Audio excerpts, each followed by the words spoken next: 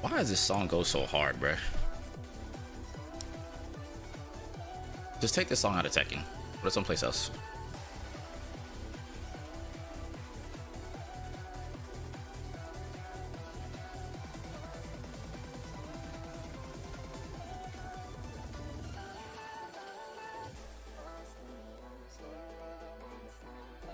What's up, Edo?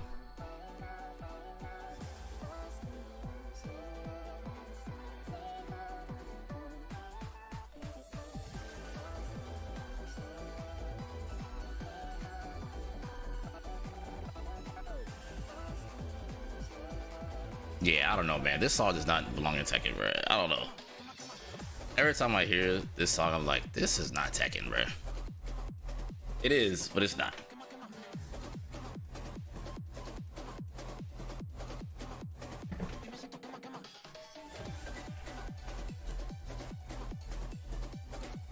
All right, we are good so far.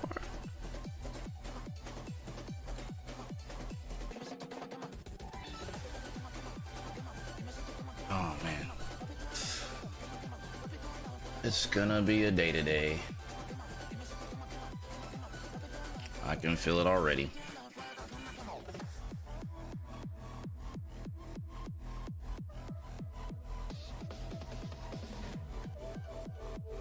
Hope y'all having a good morning so far.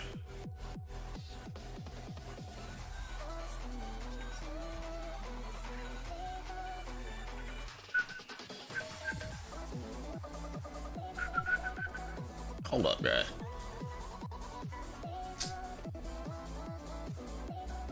Low key, if you play this in the club, I don't think anyone would know the difference, bro. I deadass don't think a single person would know the difference, and they probably wouldn't care.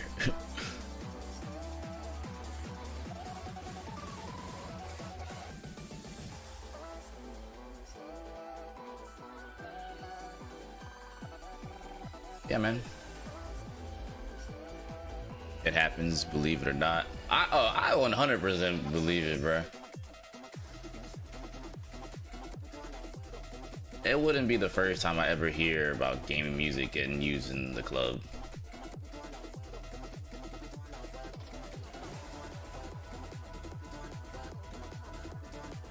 It definitely wouldn't be the first time I've heard it.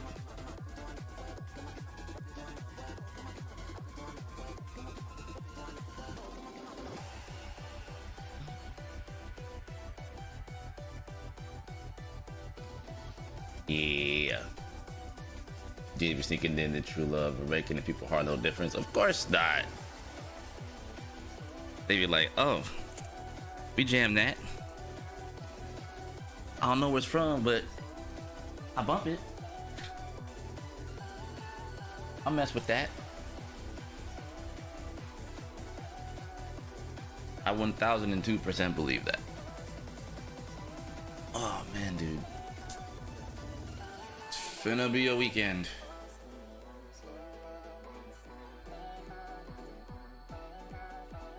Definitely finna be a weekend.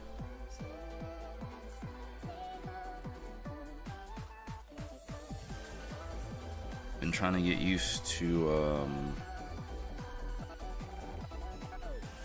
Warwick, the wolf.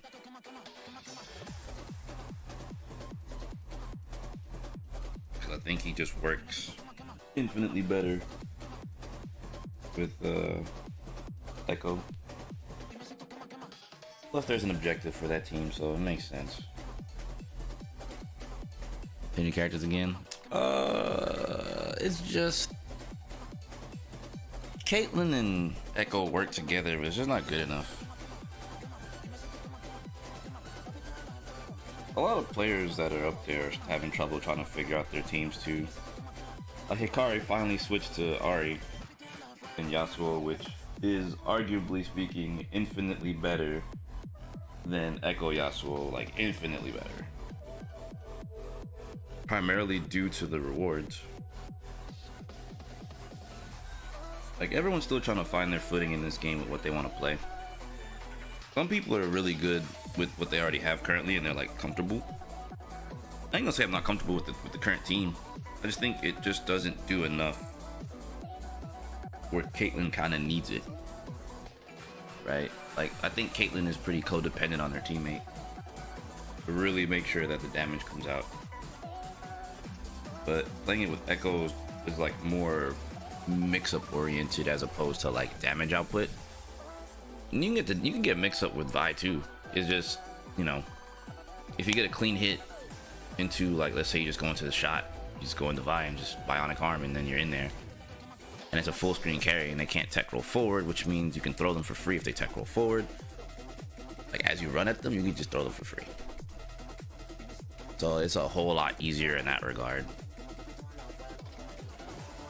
It's just being able to take advantage of your partner. That's a big part of 2xKO. It's why I wanted to have a good... Now that I'm playing a lot more, I have a better sense of how to play this game and like what's necessary and like what makes a good team. Which means incoming videos, now that I finally understand. You'd think like, oh, it's a team game, duh, you want to find synergy. But that's not like the case. Like in some, like when you have a 3v3 team fighter, it's a lot easier to be able to come up with something. When you have a 2v2 fighter, it's a lot harder because you have to think about like certain areas of coverage that the other one doesn't have.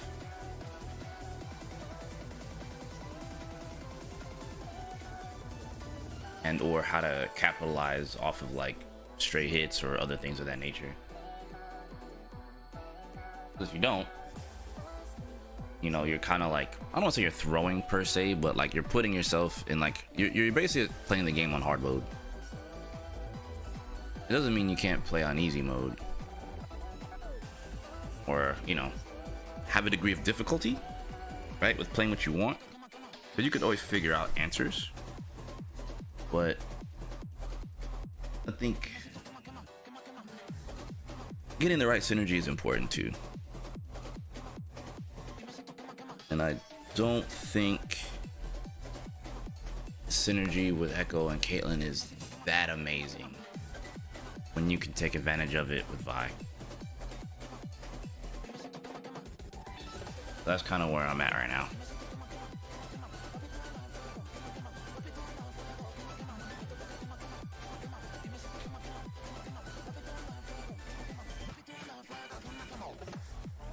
In other words, it has to make sense.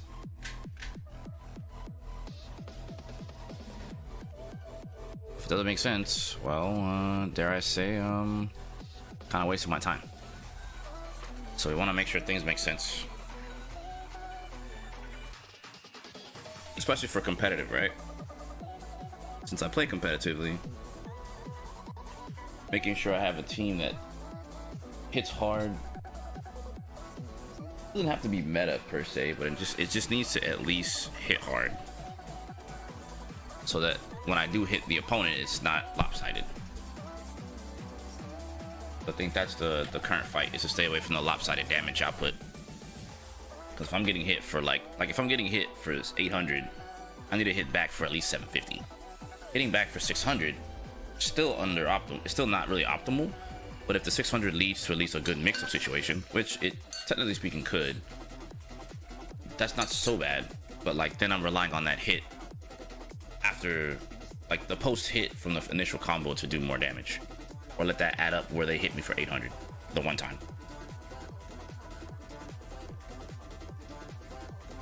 So it's simple math. You just don't want to feel like you get out damaged. I think that's the problem with Echo and Kate. They get out damaged. Even if you optimize Kate combos, it's the fact that she's already putting the opponent in a situation where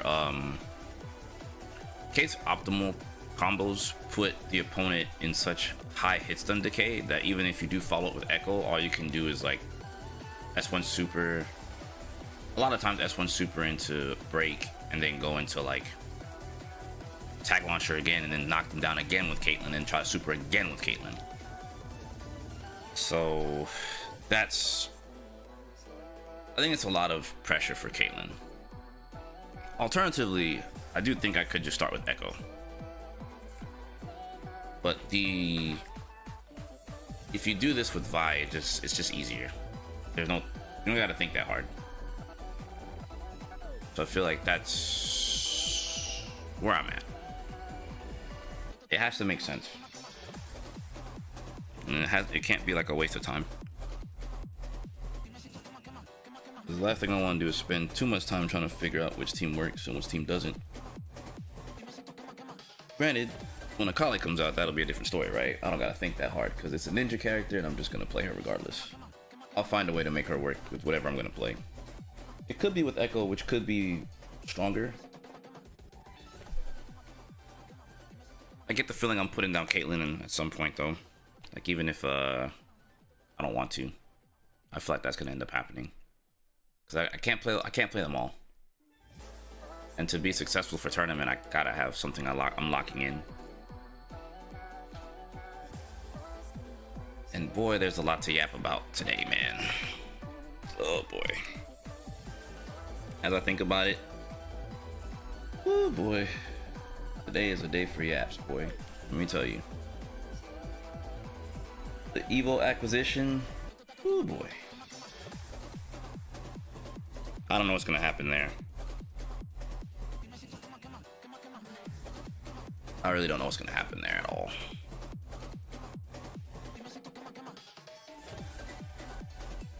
That is man, that's a talking point today. I can't deny it. Not today. Today I have to actually talk about it. I have to talk about it today.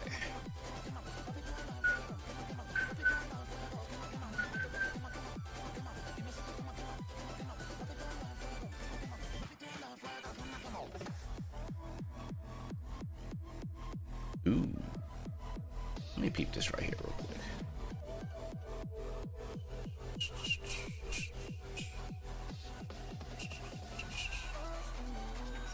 YouTube first. Yes, sir. What's up?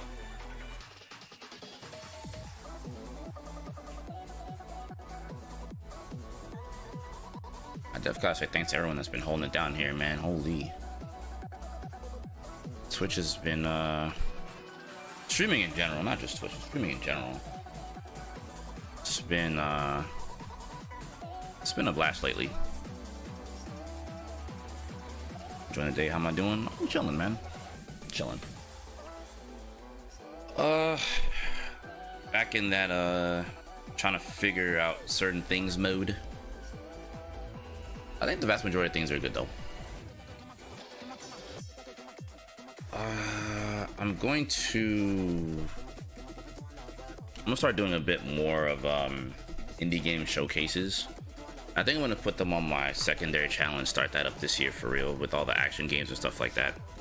This way, when I'm playing something, it doesn't go to waste. Yeah, Evo officially got sold. There's a lot to unpack there. A lot. Because now that kind of changes the landscape. And it's a conversation I've been trying to stay away from because I know it's a very sensitive one. And there are some creators that have already, creators and players in general actually, who've actually pretty much drew their line in the sand already. And I'm kind of in the middle. Bigger prize pool though. Yeah, I mean,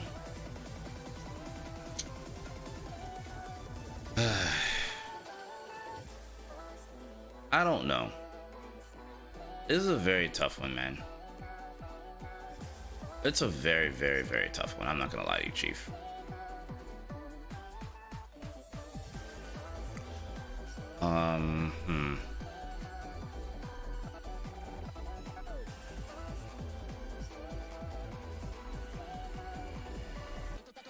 I guess. Oh man.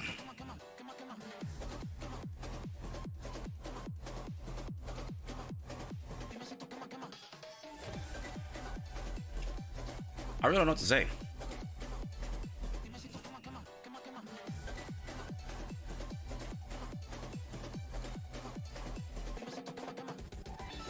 This is so tough.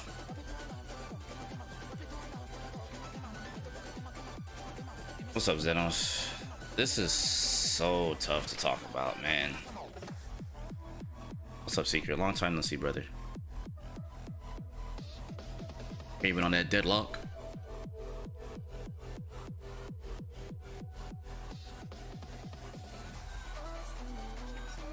Hope you've been well, brother.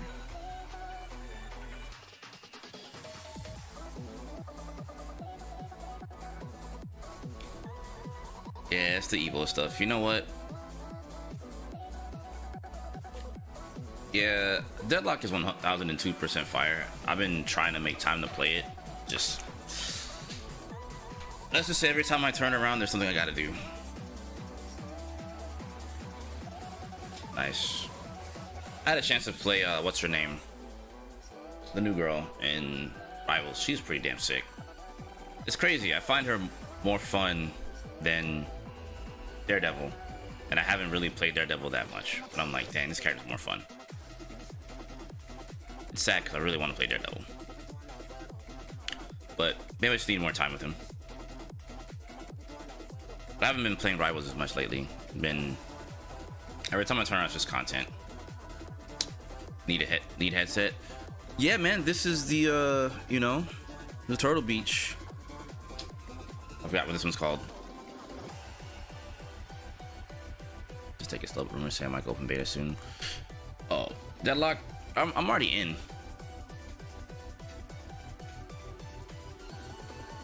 Morning at XL. Mid coffee. Yeah, Evo, man.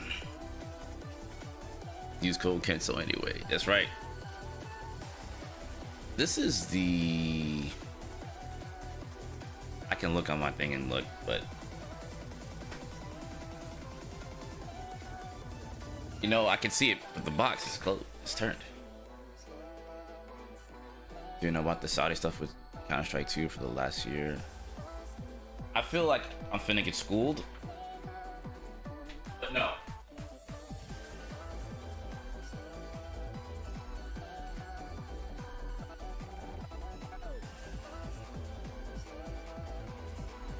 Yeah, these are the Stealth Pros. These are the Stealth Pros. Use promo code Kensu to get you a pair. Get you 10% off discount. Yeah. I'm using these because my IEMs are cooked right now. They're on my so what was it? Nutty got a video about these the AZ15 wireless, and I tried to set up the headset or my headphones for wireless for streaming, but so far my test results are short, so I'm using them for my phone now. Not to mention one of the connectors on here, one of the pin connectors kind of got messed up, so I was like, all right, whatever, I'll just leave them on here since it works just fine here. I'm gonna get a new pair of IEMs and unuse these until then. Gotta go between them. But no, I did not know about that secret. Man. That shit high key hurts, man. Evo's always been a matchup thing for me, especially during 23 and 24, but now just looking at Combo Breaker and CEO going forward. Oh man, this is such a tough conversation to have, bruh. Yeah, go ahead. Chunk it. Chunk it. Let's talk about it, man. I can't deny this is a conversation that needs to be had. I cannot deny it. It's definitely something that needs to happen. Because I feel like, do wireless IEMs have a noticeable quality drop from wired? Apparently, from what Nutty said, from these in particular, no. And there's a high latency mode for it that's actually really good. So like when you're playing on your game, since it's, you know, low latency, you'll be straight. So that's really important. Oh shit. Well, oh shit. Oh, that sucks.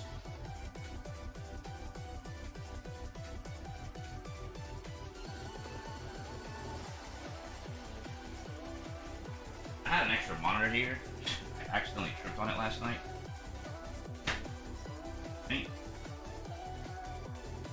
broke it per se, but definitely got messed up. It's alright.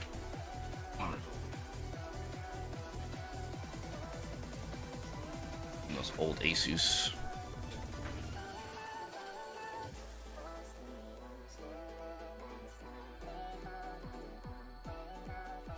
Just got to IMs, but I do love wireless headphones still.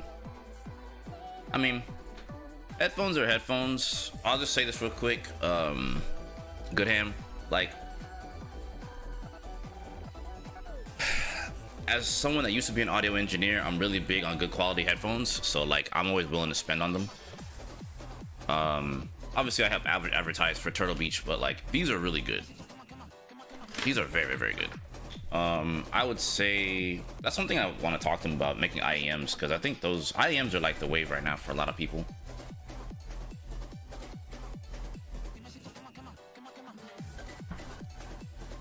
Unless you want like noise canceling with stuff like this, sure. But IEMs, they're just a lot sleeker. That's a big reason why I wanted to use these, because they're super sleek. Like, you never know I have them on. But I need to figure out something with these. I might even order another pair of these AZs. So one I can use with my phone and one I can use for my PC. Because I wanted to try it out first. And this isn't even, you know, this isn't even pricey. So this is really good. To know headphones from mixing music versus gaming. Oh, they are. They're definitely different. Audio mixing is that's the hard part for me, because like, since I do video editing, right, audio is important, so I have to make sure things sound good. Editing with IEMs took a minute, because like, sometimes you'll miss things that you don't want to miss.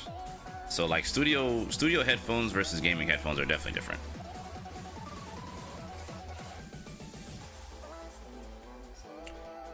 This a combo that has to happen at some point. I know. But IEMs don't have a drop in quality. They don't. Like, IEMs, much like regular headphones, like, or regular, I guess, cup headphones, I don't know, monitors. Sorry, audio head. Like, monitors, these tend to have like noise canceling attached to it, amongst other things. But like, IEMs, despite how small they are, they can pack a serious punch, especially if you're looking for like really bassy ones, or like other IEMs that focus more on, I guess I'll just say, different frequencies. It just depends on what you like to listen to. Since I like my IEMs to be bassy, I find more bassy IEMs than not. That's just a me thing. Yeah, and then open back versus closed back, that's another difference. Since these are closed back, you don't get any like airflow, which is another reason why at one point I was using what's it called? I forgot what they're called again. Shucks, man.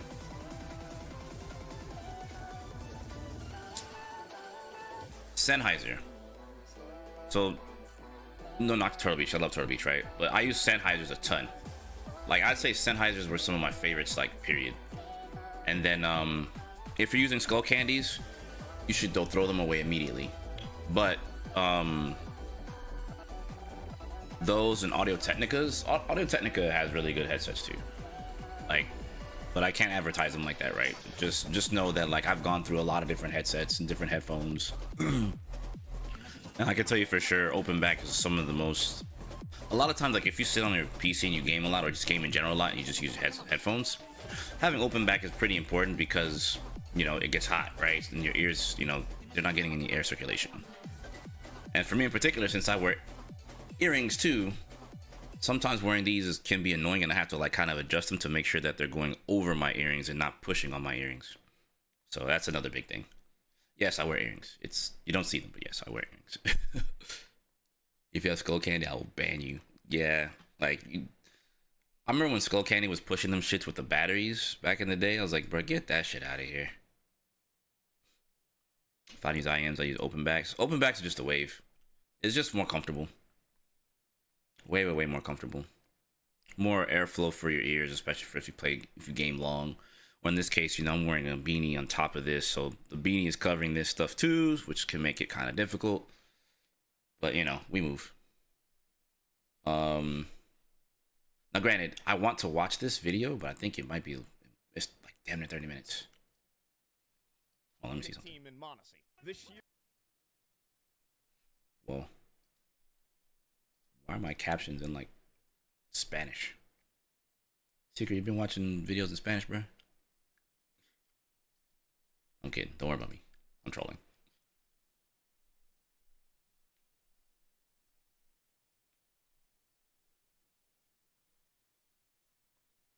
Yo, fam, my bread in there? Yo, I need that. I need that as a sound emote for the stream one day. Oh, man. So, help me understand this.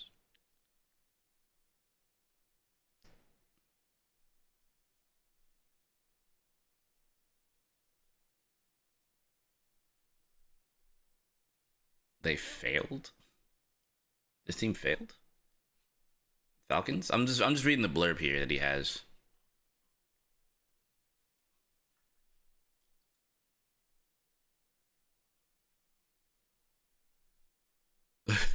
So they invested into all of this and then failed. There's the Falcons I'm seeing here. Hella Garbo. Bruh. Just on the strength of it being long, I don't know if I'll watch it here now. But like I'm just kind of like spliffing through it. Like I'm seeing a lot of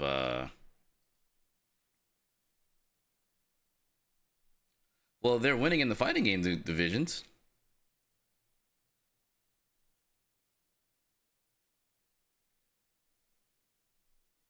It's also happening at the same time when the Mongolian teams are to pop off on the global stage.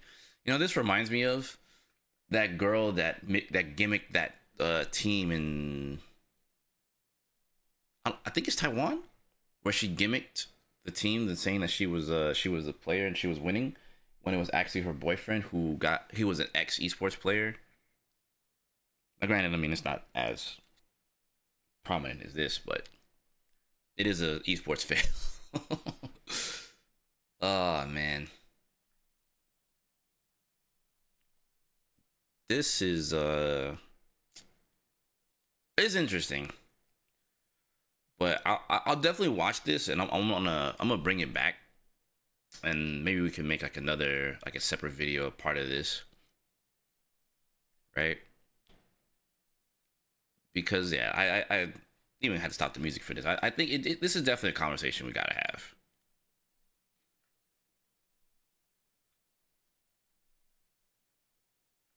Oh, I will. I just want to talk about like the initial buy in the first place, and then I'll watch this, and I'll make it towards a bigger video. This way, like I'm more informed. But if there's any other things that can be added to this, I'll trust me. I feel like at this point I can't avoid it. I try my best to avoid having to talk about Saudi and Evo. I feel like I can't avoid it at this point now. I think it's essentially unavoidable. It's definitely not something I can avoid at this point now. It is a part of our ecosystem. Oh, trust me, dude. Trust me. I'm more than well aware of where we are.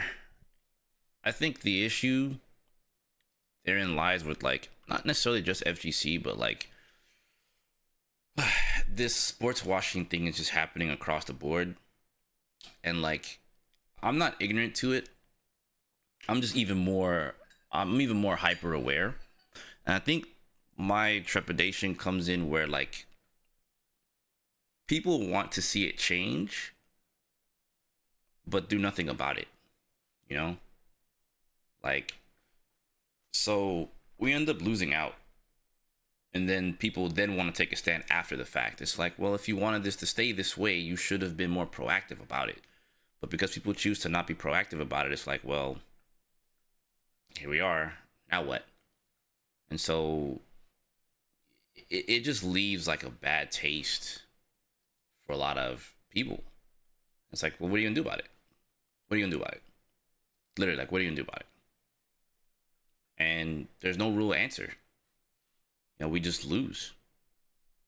And then they're like, well, I'm not gonna support Evo now. What's like, well, why didn't you? I don't want to say why didn't you support it when it was active and it was like NA owned, but more like, it's kind of sad to see that we've lost. It feels like we're losing a major, and like,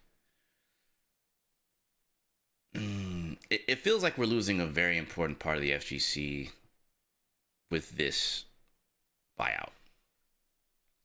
That's where I'm at. Like, I didn't want to talk about it because I understand, like it hurts for me because I still hold Evo in high regard. However, I've tried to avoid the conversation to not rile up and upset people, because I understand how people, especially LGBT, feel about the Saudi thing, especially with Esports World Cup and all of that. And in my opinion, I'm not necessarily tone deaf to what's happening, but I'm a firm believer of just get in and get out, right? Like, let's say I qualify for Esports World Cup. While I don't support that side, especially specifically the LGBTQ stuff, right? While I don't support that, I will also say I also have to consider what's best for me. Like, I'm going to get scrutinized no matter which way I go, right? I'm going to get scrutinized for not going. I'm going to get scrutinized for going, right? And for me, it's like, well, it's life-changing money. If I win this, I'm able to do something with it. Arguably speaking, I could do something else. I could make that money over time with content. I can make that money over time by streaming. True, but that's a lot to make in a single sitting. So it's not easy to ignore. But it would have been cool if it just stayed, okay, Esports World Cup ends here and Evo is still here. Now, they're just kind of, it's all one thing damn near now. Because now Kadia owns it, and it's like we were doing good when it was separate, right? Or if it's partially owned, it's frustrating, yes, but at least people were willing to give it a shot still. People were still willing to give it a go. But the full merger with all the income, like, well, what do you say that now? It's very hard, man. It's very, very, very hard now. So it's like, well, I could still go. I could still do this. I could still do that. But it's like, well,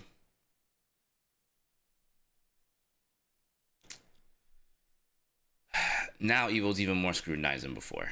I think that's really just what it boils down to. It's just way more scrutinized than it ever was.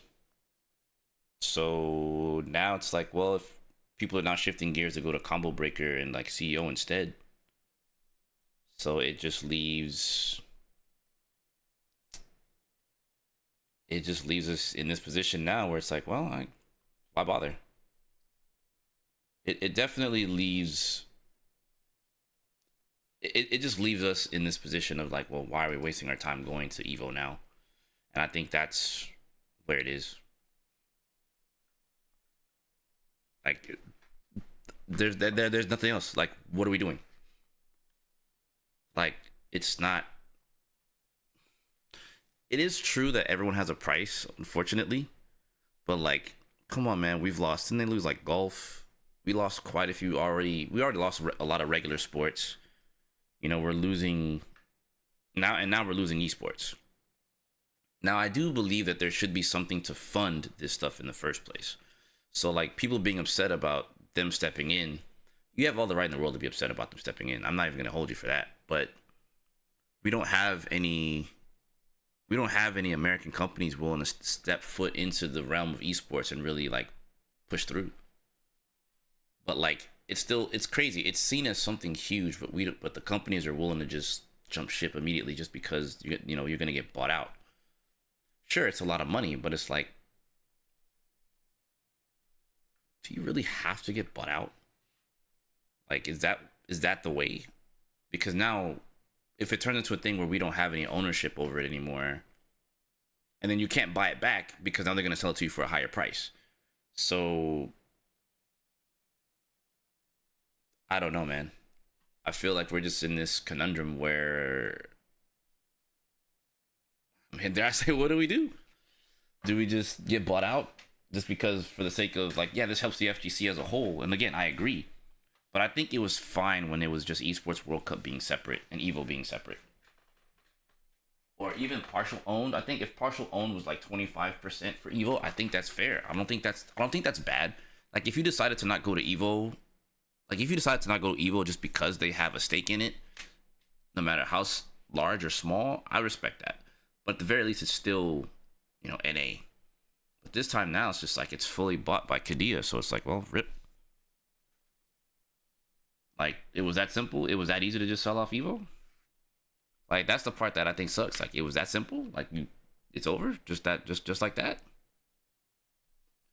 So it leaves a bad taste in a lot of people's mouths who wanted to play and wanted to compete and spend the money. But now, I don't think you're gonna get people to like do anything at this point. I don't see it. In fact, I can imagine a lot of people who were gonna go initially are just gonna like not go, and that unfortunately leans into my personal decisions about not going. And that part sucks because I want to go. I want to, because it's still a great tournament. It's still a great place for proving grounds. It's still good. That is cool. But now,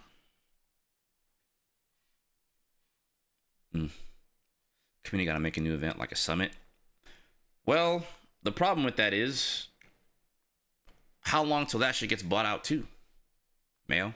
How long till that shit gets bought out? At what, like, if everyone has a price, essentially, at what point do we do this until, like, they'll just wait for it to be successful and be like, all right, cool, you got this.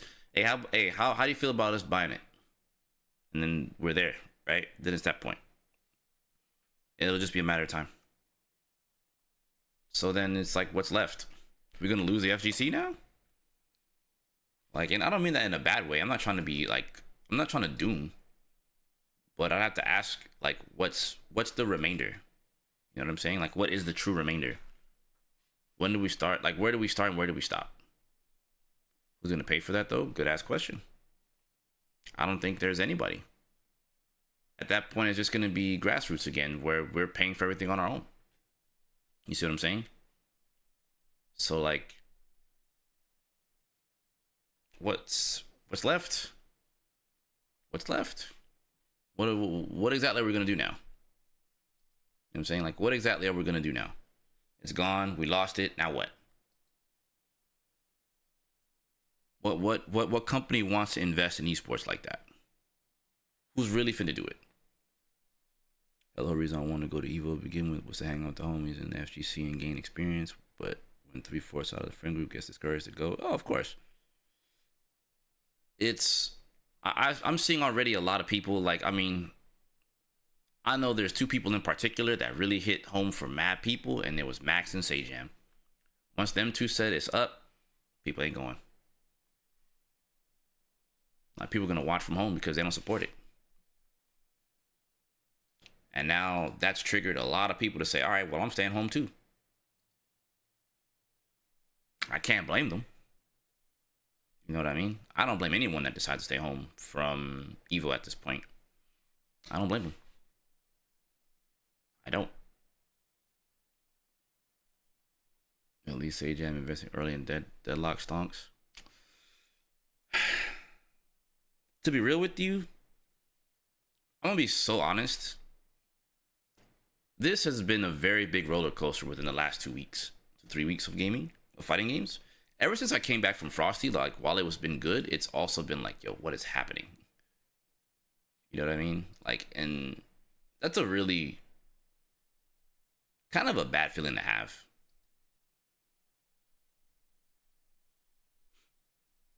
Yeah, I heard Deadlock is basically a fighting game. So I think I hear it's got movement tech and all kinds of things, so I'm excited. I just haven't made time to play it yet. I've been in the closed beta for a long time. I didn't even think I played it once. I just got in just to get in. But I feel like, man, to be completely honest, like it totally just feels like I don't want to say there's no place to go, but like if I was to pivot my fighting game channel to Deadlock, like it is what it is. Like whatever, you know. Because at this point, like the thing that I love is turning into like, why is everything the things that I love go to shit? Like that's sort of how I feel. Not entirely, but like that's the general thought. That's like the general thought process / sentiment. Right? Why does everything I love turn to shit? You know?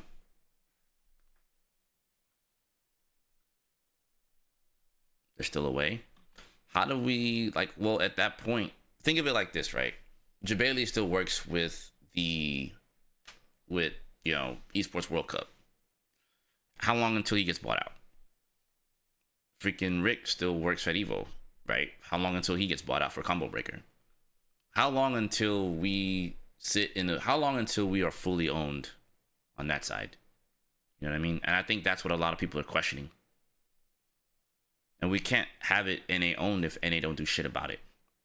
So guess what? All that's left is, you guessed it, 2XKO. Now you're probably like, nah, that doesn't make sense. What do you mean? Well, if you look at the landscape, guess who still has stocks in Esports World Cup? Capcom, Bandai Namco, SNK. So there's not just NA they're buying out, they're buying Asia too. It ain't just us. It ain't just us. This is over. Not much you can do about it. Is that chapter's been done. Yep, the president already happened. Yep. You know?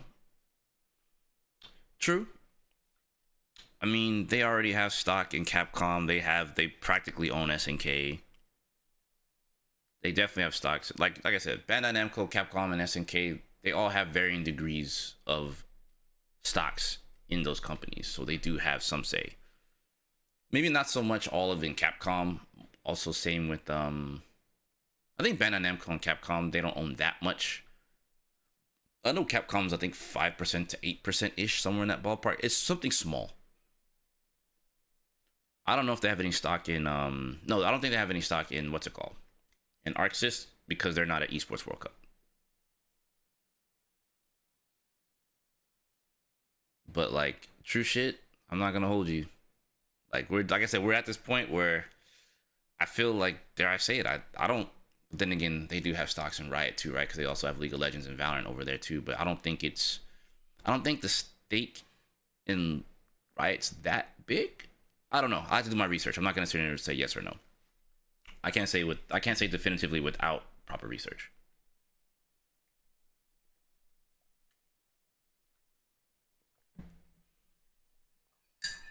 But Riot can still do their own thing with 2XKO. But I mean, man, I don't know, dude. I just think that we're in a position now where it's like, well, we've already lost a lot of fighting game players to Esports World Cup as it stands. So like, just imagine having more things, or having like the regular stuff, like bro, imagine if TNS was owned by, you know, Kadia. Oh, that's up. They're just gonna buy up all the things, and then it's like, who is going to that? Like I said, at that point, who is gonna do what now? Do we just quit fighting games now just because it's owned by Kadia now? Now what? What's next? Like, what's left? Again, I look at it like, what's left? And if like that's the case, then I think like, to me, it's like, all right, well, I guess we're going deadlock, or we just quit. I don't know.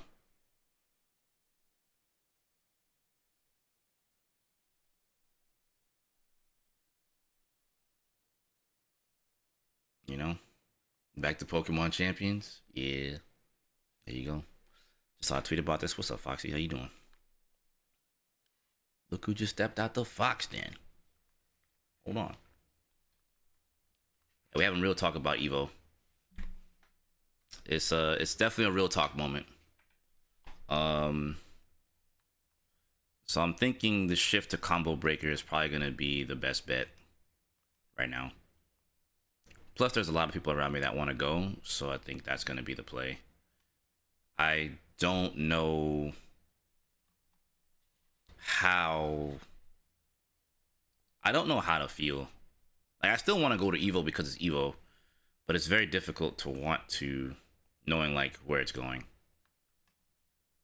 It's already expensive as shit, to be honest with you. But man, like, you know, it's still like, let's Evo, you know, I can still try to swing it, you know. But now, I don't know, man. This is a tough one.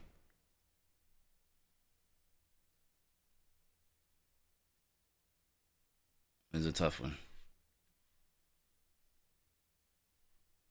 It's a tough one. It's a super duper tough one.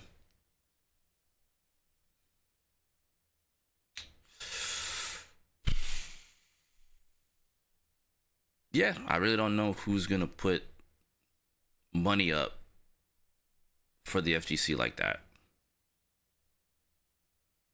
Cause I don't know, it feels like it's just putting like NA and even to some degree, well, not just NA, just fighting games and tournaments as a whole, just putting everything on blast. It's like it's literally like, so y'all just gonna let it die? So you're gonna leave it that way? Is that it? You're just gonna leave it like that? You're not gonna do anything about it? That's it? You good? That's it? You done? That's how you're rolling? Like, sucks, man. So I'm not. I don't know. It feels like, well, just go to combo breaker, skip Evo.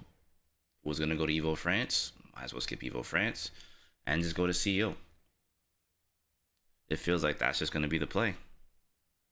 Because at this point, we only have 4 tournaments. So now that'd be Texas Showdown that's left, Frosty Faustings, Combo Breaker, and CEO. Those are the 4 majors left stateside. So yeah. Yeah.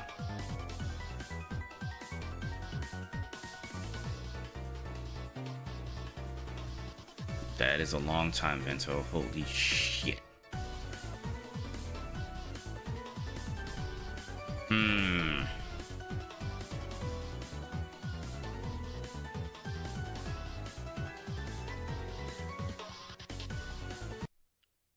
User.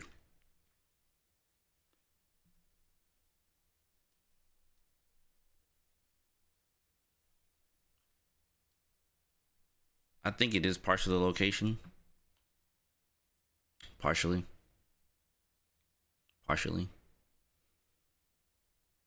Oh, I'm gonna let it be known real quick, by the way. Hey, just because we're having real talk, Foxy, I'm gonna let you know my reactions are on point today, alright? Not catch me with them jump scare mix-ups no more. I know you like to keep people guessing. I'm razor sharp today. Just want you to know. Anyway, I don't know. I think I preferred Evo at Mandalay Bay personally. I don't think they outgrew Mandalay at all. Whatsoever.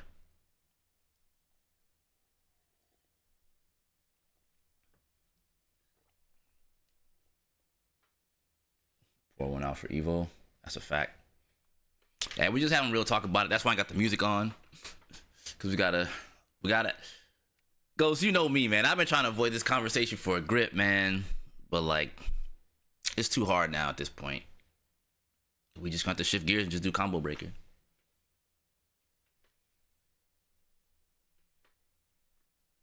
What's up, good ham? We're in the last. So that's just all right. Good ham, real shit. That's just poor organization on their behalf. To be real with you, I know what you're talking about. I was at that line. What was it like 2023? That was the last one, right? I was in that line.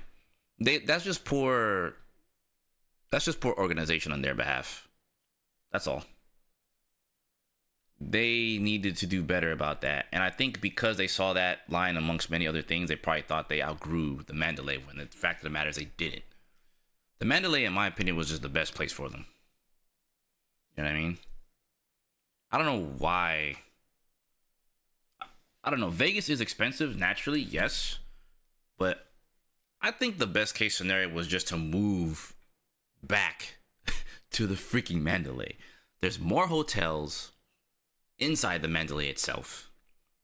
You can stay indoors. You don't have to worry about traveling from other freaking places. Just walking inside the Mandalay was fine. So why they changed it? And the space that they had in the Mandalay was huge. So to me, it's like, why would you switch? What was the purpose?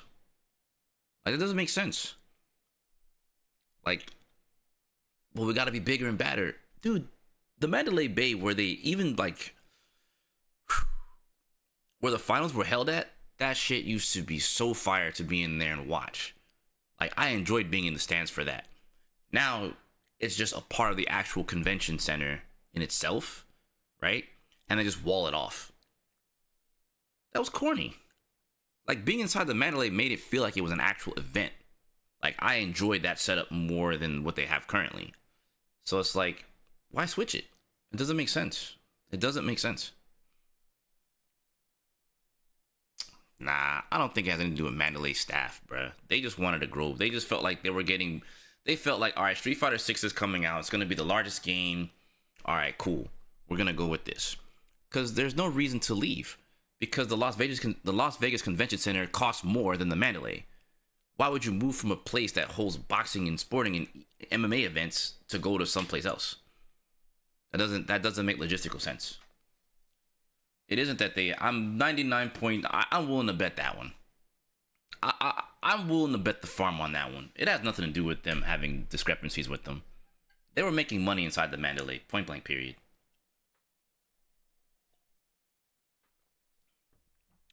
Street Fighter 6 coming out, having 7K people be at the Mandalay was like, all right, that's a lot of people for Street Fighter. All right, we could expand when the expansion wasn't necessary. Well, that's my point. For me, that's not a speculation.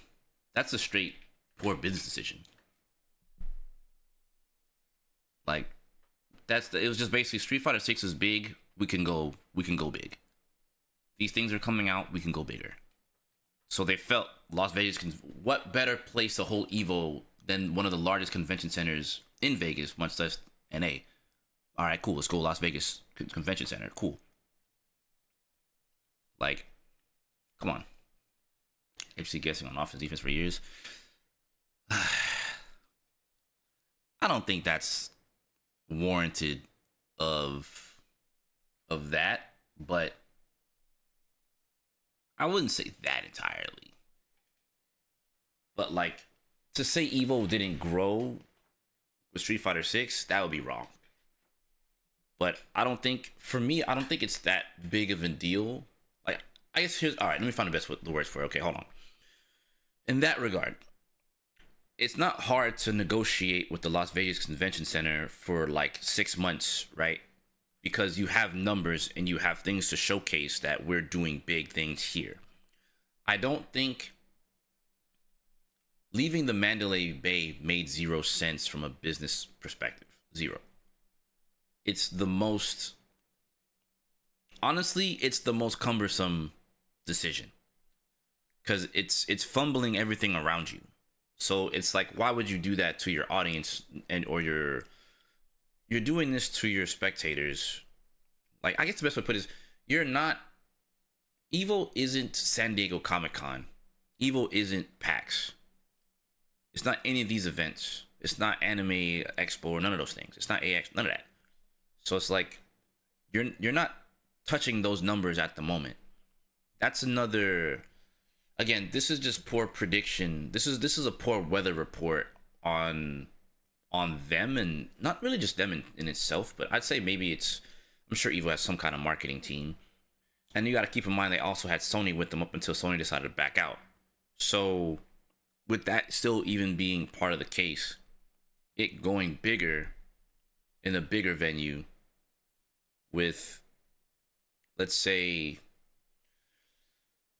with the space that they had, logistically speaking, from the Mandalay Bay, they only used up maybe 80 to, I'll use even to odd numbers that make sense, anywhere from 80 to 85% capacity.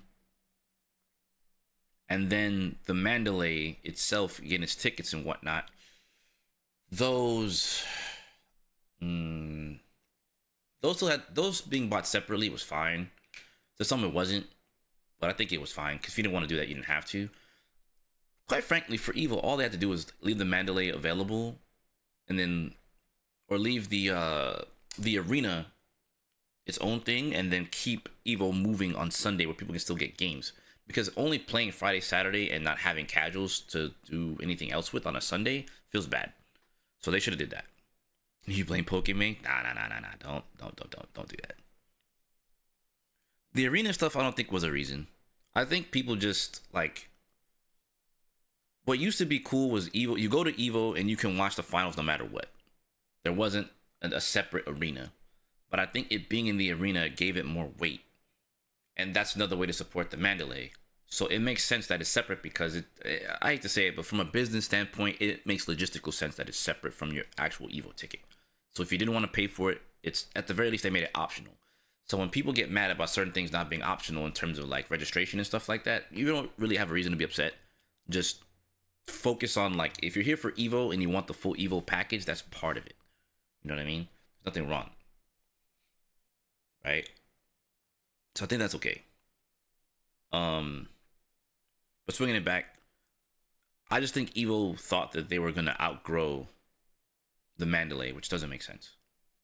I don't see for the FGC to outgrow the Mandalay Bay, we would have needed at least another 5 years.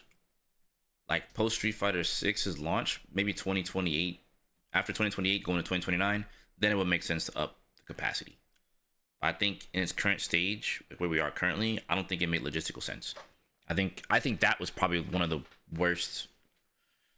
Worst is very strong, but I say that's one of the business decisions I think that was bad. And I think that one was probably, personal opinion, I think that was one of the major ones. I won't say it's the worst, but I think from a logistical standpoint, that one I think holds a lot of weight for the company. Now, yes, to hinge a lot of things on Street Fighter 6 and Tekken 8 and seeing the player bases grow and seeing like a growth spurt there, because there was a growth spurt in because I did research on this already, but there was a growth spurt from Street Fighter 6's launch into Tekken 8, and that did good for them on both fronts. But that's initial launch, spectators went up, etc., etc. But I think from 2023 to 2024, there was a bit of a decline. And then from 2024 to 2025, it kind of went back up, but not as much as it did 2023. And 2025, I think, either stabilized itself again in terms of what it is from 2024. Either it went up or went down a little bit. Like, there was a little bit of fluctuation. But, like, that's still therein lies, like, an issue in itself. Like, there's a reason why people are not sticking around. And it's not that the event itself is bad. I think it's just, at this point, the pricing of Evo has been an issue. So I feel like you can't expect growth. Like, just because you move to the bigger venue doesn't mean that it's warranted for this price hike when you could have kept it here, maintained your budget so that you can grow and then expand. But I think maybe they were just tired of being at the Mandalay. There could have been that. Or again, weather report predictions that this could have been bigger with Street Fighter 6. That could have also been a thing. Or the newer games. Like, if you think about it, MK, Street Fighter 6, MK1, Street Fighter 6, and Tekken 8, you know, these are like the three big games, with Guilty Gear now being 4, right? Guilty Gear was already doing well for Evo, but you bring in, you know, Street Fighter, MK, and what's it called, and you have all four of them as like the big four. Clearly the landscape was going to look good in that regard. So the expansion from a weather report standpoint, from weather report, when I say that, I mean prediction standpoint, made sense. But I think you would want, me personally, I feel like, if, again, I'm one of those people, and this isn't hindsight's 2020. It's because, again, I worked in this was my job. It's like, part of my job is to predict, but at the same time, I wouldn't leave something that is convenient for everybody. It's convenient for players, it's convenient for staff, it's convenient for internationals, it's convenient for spectators. It's convenient for the freaking artist alley. Like, it's just convenient. So at that point, business is supposed to like a business is supposed to make money each year. I don't think that they didn't make money, especially after the drop of Street Fighter 6, because that was probably like the biggest financial growth spurt that they probably had in a minute, right? But you should do your best to see the result first, in my honest opinion, then try to do a weather report. Weather report's always important, but like you don't want to have a forecast like that and like hate to say like this is the result of that forecast. It's kind of, I guess you could say it's like poor forecasting, right? And in business, that happens a lot. Poor forecasting does happen a lot. So for me personally, there was no uptrend. There wasn't anything that's uptrending that warranted the move. And I think even having Evos in Japan, going from Evo Japan, Evo Vegas, and then Singapore, and then France, like I would focus more on the expansion, right? Because from a business standpoint, the way it goes is you're supposed to divide and conquer. And if you're not doing divide and conquer, or you do this, for example, you divide and conquer and then like you let someone buy you out. Obviously the buyout is good in a sense, but it's bad in this regard because it's what it is, right? Evo was getting to that point of expansion to where they could get bought out, but they haven't fully expanded into Singapore. So to me, like having, for example, Kadia kind of be just a partner, that should have been that, in my opinion. Just them being a partner is enough to like kind of satisfy and quell enough skepticism surrounding the event. But coming back to business, since you were doing Japan and Japan wasn't stable, you should have been focusing more on, okay, so how do we make this stable? And then you dropped France. France was stable. Cool. They have a great place for France. Okay, now we got Singapore. So meanwhile, Evo Vegas is still like the main moneymaker, right? Give or take. And I think Evo Japan is also kind of like secondary to that, right? That's like the subsidiary that like, I don't know, think of it as like your main YouTube channel, your secondary YouTube channel. So main channel's doing work, this channel's doing work, this one's on the rise, so we got to make sure this is good logistically, and then Singapore needs to be good logistically. So when you think about it from a holistic standpoint, there's zero reason to move from the Mandalay. Zero. Moving from, I think that they wanted to move Evo Japan from the Ariake, which does make sense. So you should focus on that, right? Home base is fine. Home base doesn't need any changing, right? Even if you up the price by say $10, that's inflation, but it's not gonna harm your overall bottom line. Your bottom line is gonna move up by whatever that $10 amounts to, right? So, and to say Evo isn't profitable, I wouldn't agree. To say Evo hasn't done a lot for Vegas, I disagree, because they did win an award inside Vegas. They got like the key to the city or whatever it was that they got. It was something great, right? So that's a monumental moment, especially for not just Vegas, but for Evo inside the Mandalay. So like, I think keeping the prestige inside the Mandalay makes the most sense, because also from a business standpoint, that helps the Mandalay expand too.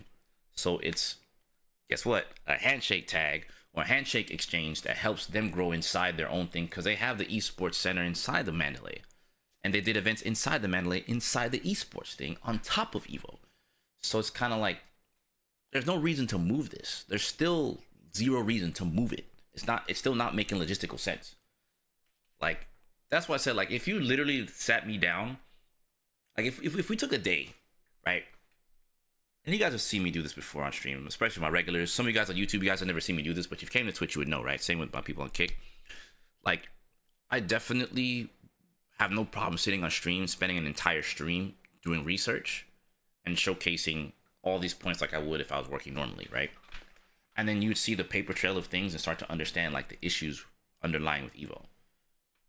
And the reality is I don't think that there was any underlying issues with the event. I think the issue is they tried to, from what's happening with the buyout, is their expansion was too quick. They tried to expand specifically Evo as the brand too quickly. Like they were already on a trajectory that was uptrending, and now they're just gonna kill it. This, unfortunately, I hate to say that it kills it, but it does. Like, or it kills it enough for the core audience to reconsider. And if you have other content creators, again, two big ones, Max and Sajam, are already like, yeah, I'm good. That leaves me in a predicament too, where it's like, well, do I follow suit? Not because of them, but because of the integrity of the event. That's the problem. So now, it was one thing when it was partially owned, and it's like, well, at least it still holds on to its roots being here. But now the integrity is questioned. So what do? You know what I mean? Now it's like, what do? Do I go or not?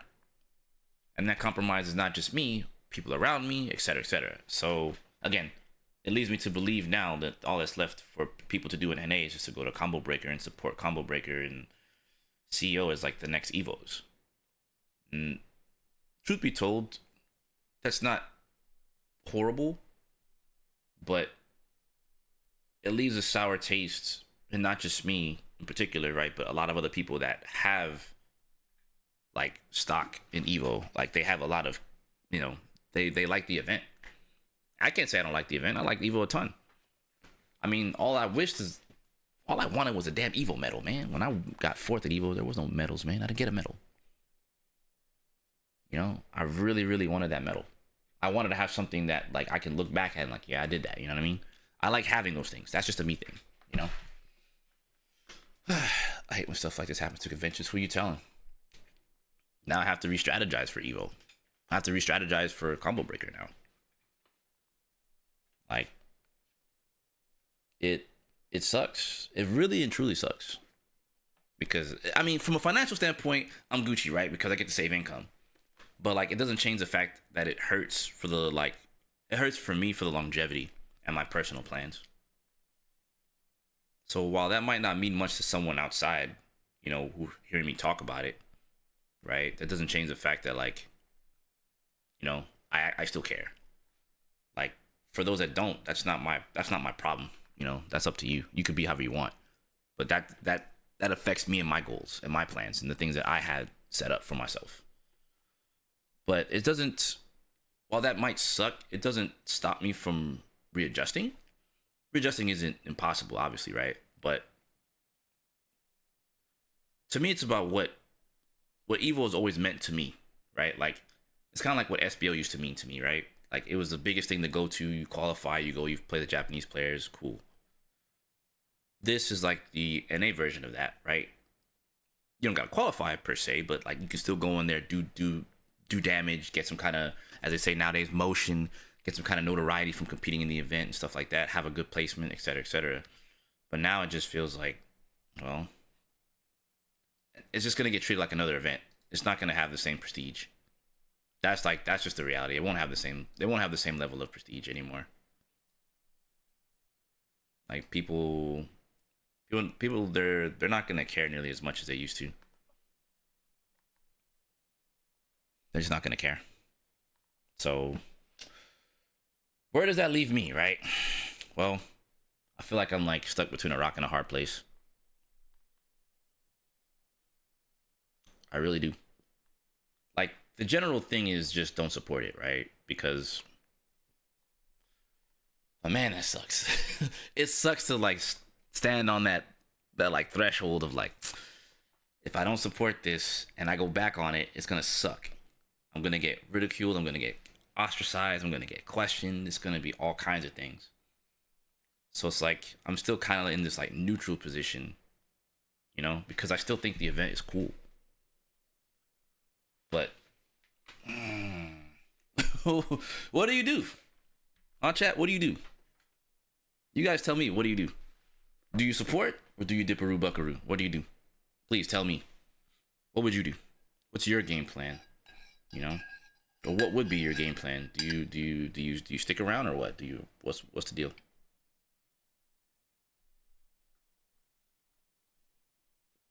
Serious inquiries only. Please don't troll.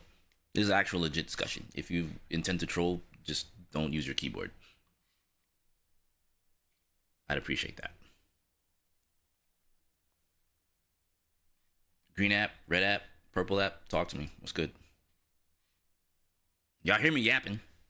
I know you have words. But like I said, just be serious.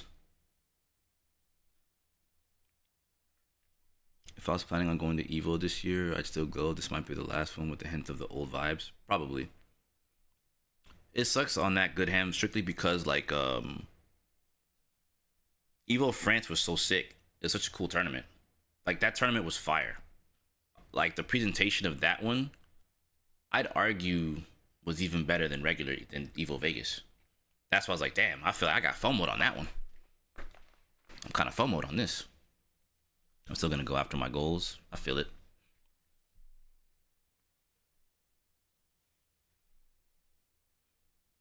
Personally, I would dip if you have passion somewhere else. True. True. What's the discussion? Evo. Evo and essentially it being bought out by Kadia. Like what's the game plan? You still going or you leaving?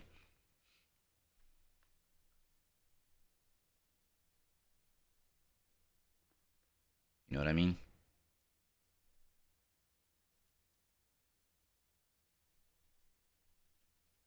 Talking about the acquisition, let them figure it out. You don't need them. Spending time on other things you want to work on. True. That's another thing. Follow me. Appreciate the follow. Ross. Do what's best for you at the end of the day. True.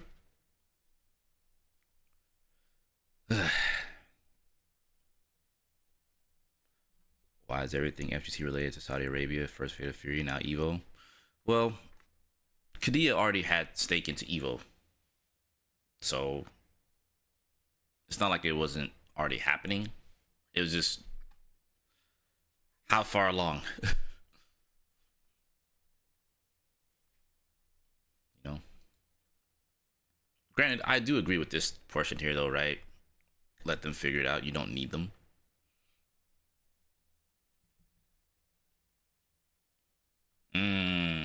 That's true. What's more important to you, the bag or your morals? You have to wake up every day to your decision. So what's more important? That's a tough one. That's what that's what I'm asking. What do you do? Right? You know what I mean? For me, I continue my passion, but put that effort into another event that's going to benefit you long term. True. I can see that. I think competition is always going to be paramount, no matter where you go. But at what cost? I guess that's where we are. But at what cost? Where's Gamora? But at what cost? It's going to cost everything? You know? I think at that point, I will say this does leave room for Texas Showdown to get bigger. Since that's going to be the only one that's one of the only ones that are left, especially in the South. I just go to a different turn at this point. Maybe. But like, is people really going to speak with their dollar? You know? Are people really going to speak with their dollar? Are we just going to let... So, it's crazy. You going to let Evo die? Isn't that shitty? That feels so shitty. Yo, Evo dies because we don't go. And then we're going to just say the FGC gets cooked. You know what I mean?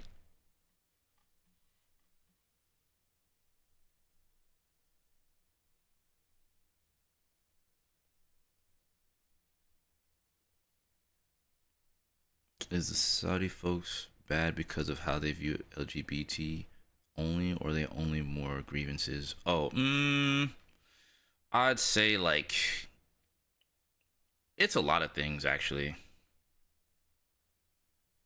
Because you have a lot of people that do play fighting games that are LGBT. So they don't support, a lot of LGBT in general just don't support like Esports World Cup. So that's what I was saying, if it was separate. Like when it was just Esports World Cup and partially ownership in Evo, I think it was fine. But not fully owned like it is now. Gotta adapt. Side effects have a bit of an issue, not just the LGBT side, but also massive slave labor. Yeah, this is the part where I'm trying to like, you know, this is the part I try to avoid. This is why I don't like this conversation because it leads into a big ass can of worms about this stuff and like personal beliefs and stuff like that. Because then it's like, well, do you believe in that? It's like, well, I don't, but they have money attached to this game that I play. I just so happen to qualify in the tournament for this, and if I'm gonna go play, just because I go play at the event doesn't mean that I support that part of what they do. I have my own morals and goals and things that I believe in. You know what I mean? You know what I mean? Like I don't like I'm gonna tell you with a straight face, I don't support none of that. You know what I'm saying? Like I support everything that's inclusive. You know what I'm saying? Like this isn't like some PC comment. It's like, nah, legit. Like there's a lot of like when you consider the world as it stands right now with a lot of LGBTQ and stuff like that, like coexisting is not an issue. They're people are people, and there isn't like these people and like that. It's people. You know what I'm saying? Like people are people. It doesn't matter LGBT, straight, gay. None of that stuff matters in terms of playing fighting games, or rather just playing video games and or just fucking existing. None of that matters. You know what I'm saying? So like to me, live your best life. But for me personally, like I support all of that, but I also support me growing as a person too. And so like this is the part that sucks. As a creator or even as a player, you get scrutinized because it's like, well, you support this, and it's like, well, I don't. I support fighting games and I support fighting game events. So like I shouldn't be held to that same scrutiny. Instead, it should be seen as, well, he's doing something for himself, but not everyone can be objective and think that way. So that's why you see some of the other people, like say Jam and some of the other players that are just like, well, I just don't support it because they have such a strong audience that I don't think it's a PC thing to try to like push the audience and sway them into like anything in particular, but they have their own personal beliefs. Like it's tough. It's really tough. We all human at the end of the day. Damn day. I mean, exactly. I don't know why. I don't know, man. Like that stuff is painful. Personally, it's a big reason why I don't talk about it. Not necessarily because like I'm afraid to talk about it, but because I just don't like open up that can of worms. Because like there's a lot of people that I know that are LGBTQ that I have zero problems with or anything like that. Like none of that, like I said, none of that has any semblance on anything to me. You know what I mean? Like people are people. You just appreciate their like, because I believe you should appreciate people's presence. It's not about LGBT, straight, gay. None of that stuff matters. Do you appreciate their presence around you and you can conversate with them? That's all that fucking matters. Everything else is everything else surrounding that is completely irrelevant. So that's why I move the way I move in that regard. See, I mean, to be honest, if I wanted to compete and that's where it is, I mean, I can't complain, but other tourneys are important. But I guess we can have a new tourney to be like Evo, but that takes away from it, doesn't it? Like trying to make a new Evo, and yeah, there's a lot of messy stuff on the side too. Sorry, no. The message is fine. Nah, be real. This is like we can have an adult conversation in chat. Listen, that's something I always long for when I'm streaming is people to just be real. Now, granted, you can be real and be facetious, which also sucks, but in a time like this is a very important topic of discussion. And again, it's something I just avoided for like months on end because I didn't want to like. It's not that I'm denying what's happening. I'm not oblivious to what's happening. I just choose to not do. I just chose not to, indulge in that conversation. But I think I have no choice now because it directly affects what I do. You know, part of me feels like if Evo is getting cooked, that means the other bigger venues are going to thrive because the way things look in this combo breaker right now, COs or even a secondary option if Evo ends up dying down. It is what it is. It is what it is. I'll try not to as well because I get deep and I could possibly get offend people. Yeah, I don't know, man. Like I think just to use that part of the conversation is like I think everyone deserves a safe space, whether it's streaming, home, friends, doesn't make a difference. Everyone deserves a safe space to like rest their head and like chill. I mean, and if I feel like if my stream and my content is a space where you feel comfortable in that regard, no matter what, I'm good. I've done my job. That's always going to be a priority for me. Period. Doesn't make a difference. I appreciate the presence of like everybody. I mean, even if you might irritate me, at the very least, you know what? You're still alive and kicking and irritating me. That's cool. I mean, it is what it is. Makes no difference. I don't switch up on that. You know? Because like you have other people who were getting scrutinized, like Justin got freaking scrutinized, and he said he's like, dude, I'm just trying to feed my family. And at that point, can you be mad at someone? Like I agree with that statement. Like when he was getting cooked up for Esports World Cup, was it last year? Like, oh man, you support this, and he's like, dude, I'm just trying to support. Like he has Harper, he's got a whole kid. You know what I mean? I'm not in that position yet, but I gotta support myself. So it's like, would you mad at him for doing his thing? And of course, that was for a minute, right? People was trying to cook Justin mad hard. It's like, for what? He can't feed his family? That's so unfair. What did Justin do? They just came after everyone's head at that point. You know what I mean? So like that. Oh man, if they're willing to cook Justin, it just goes to show people are willing to cook anybody. Get the bag. I think so too.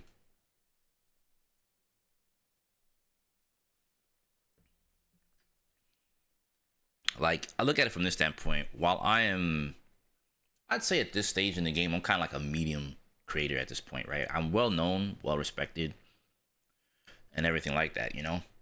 I've done a lot good for myself this entire time. I'm super proud of what I've done. I think some people just have it easier to be able to say no. If that makes sense.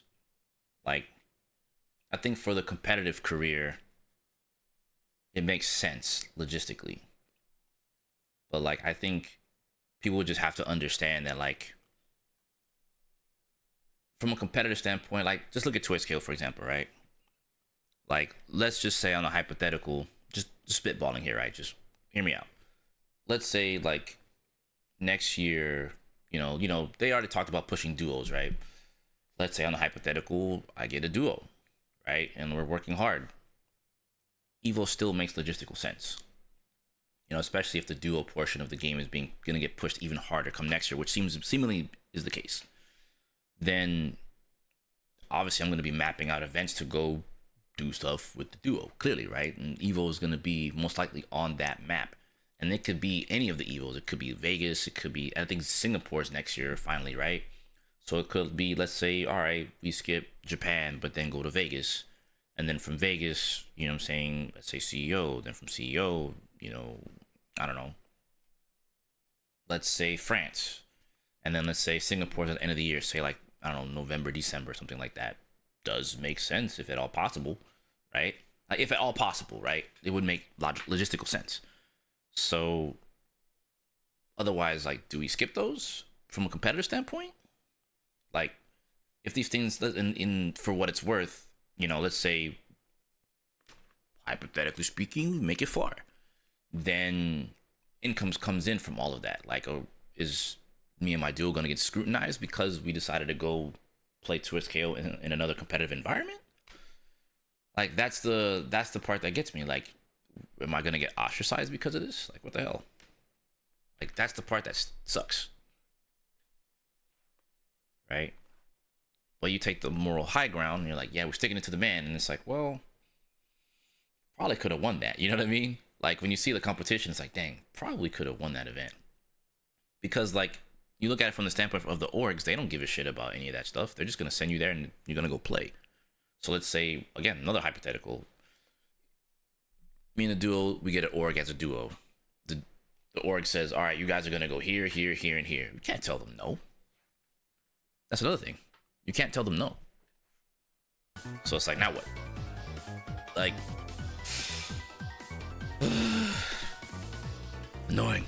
So Ranma, you doing, big fella? Having the dreaded talk, man.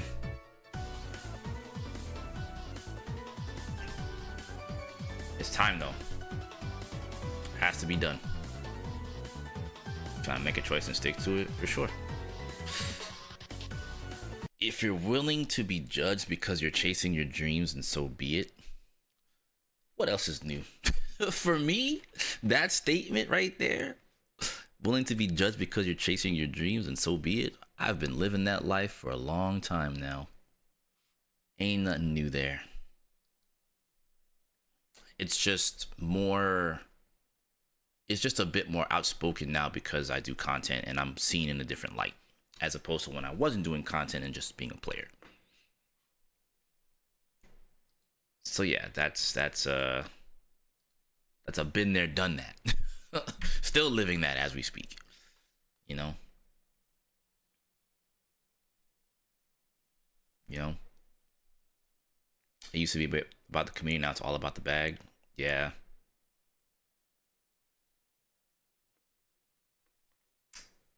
It's true. It's true. Hmm. When we made it about money, it's when the times changed. Hmm. True. The bag doesn't mean you've turned against others. Values still exist. Yeah. I think it's just one of those things where people just, they, you know how it is nowadays, man. People are super black and white about stuff. There's hardly any middle ground. It's just complicated and messy like anything else. Yeah.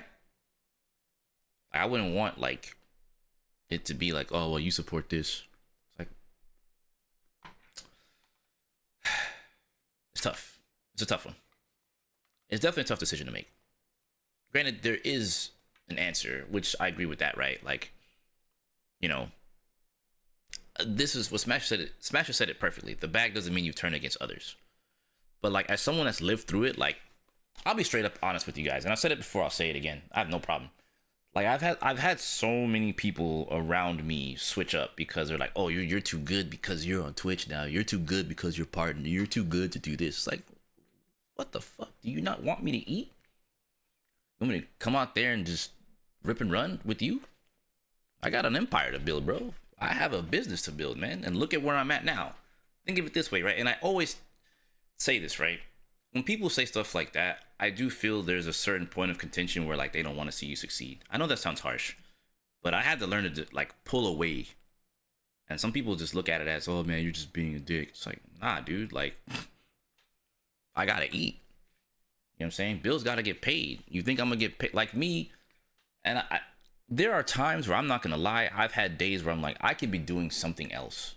Like when I'm like, there was a point in time when I was chilling with friends and I stopped streaming for a couple days or something like that. I would tell myself sometimes, bro, I could be streaming and like making income. I could be streaming and doing something else, or I could be making a video, or I could be doing this. It's like, that doesn't mean I don't appreciate the time with my friends or anything like that, right? But once you start getting into entrepreneurial stuff, you start to realize that like you really have to zero in and you don't have time to waste. Your time then eventually becomes more precious than what it was before. And like, it took a minute to get away from the guilt tripping part of like friends saying stuff like that to me. So till eventually I was just like, look, bruh, this ain't gonna work if I don't do this, period. Like whether you like it, whether you like to hear it or not, it doesn't mean I hate you. I don't, none of that. It doesn't mean I despise you, hate you, don't want to be around you guys. No. It's just this part right here requires my attention way more than you can possibly imagine. And it might seem like I hate you. It might seem like I don't want to talk to you, but that's not it. I'm just grinding. And I had to have this conversation with many people, you know? So that's why I said I'm not used to this. It sucks when people you think are your friends, but they secretly hate you. Oh, that's even worse. I've had enough people talk shit on commentary about me from this fucking place. I've had enough people talk shit about me for getting partnered. I have enough people talking shit about the opportunities that I get. I've had enough. I've heard it all at this fucking point. And all I can do now is look at people in the face and be like, yeah, okay. Because I'm not going to hold you. Just to have that real talk for a second.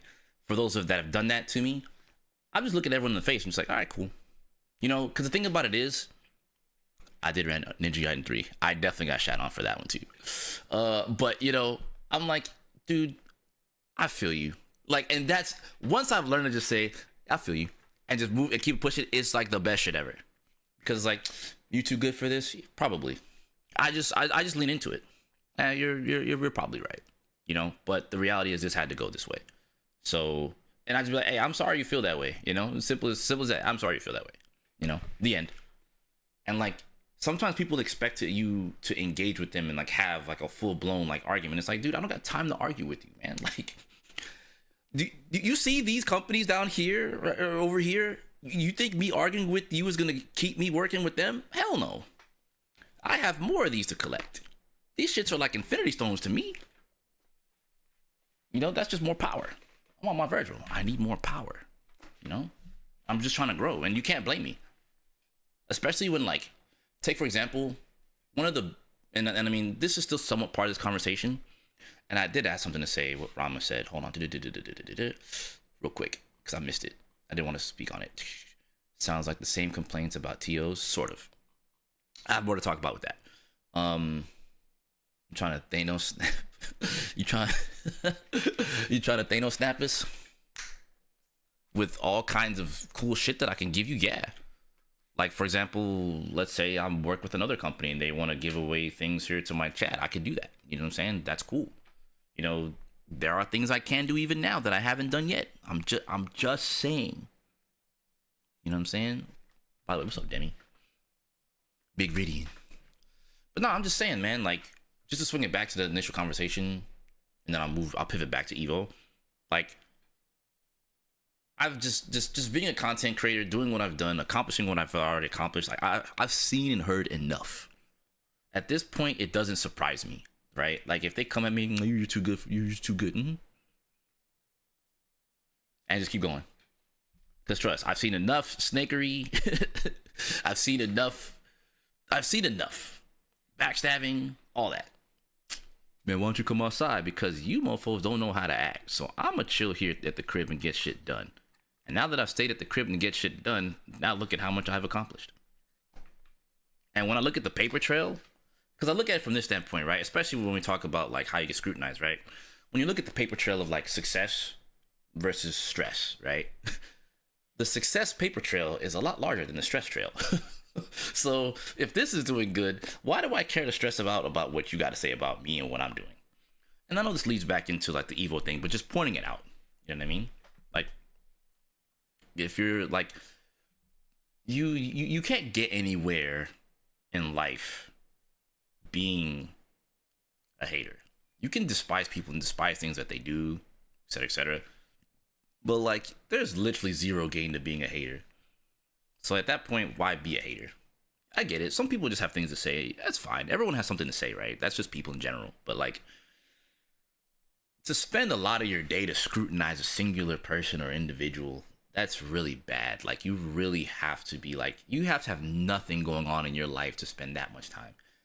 And when I learned this, it made it easier to deal with people that do that, right? It sucked even having people who were close friends kind of hit the switch button. You know, they're like, oh, you know what? You're a Nintendo Switch? Shit, I'm Nintendo Switch up. All right, bro. You do you. You know what I mean? It's because sometimes when it's happening with these types of things, you end up seeing one-sided beef.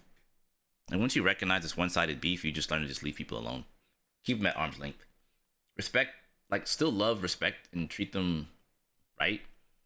But just know that, like, you can't hold them in the same regard anymore. So you just gotta just treat it for what it is. These are things you learn as a content creator. I ain't gonna hold you. Or as you learn to be an entrepreneur with all this stuff and make these kinds of decisions, it comes with all that. Sometimes it comes with heavy heart, bro. It's definitely not easy to like make these decisions. But the minute you do, it just gets easier. Because you learn what's valuable and what's not. Which goes back to what Smash just said. It's about value, you know? Like, the values don't change. Even though certain things, like, things around you might change, things around you might change. That includes people, right? But, like, the value of what you do goes up, and the value you bring to people, new and old, does change.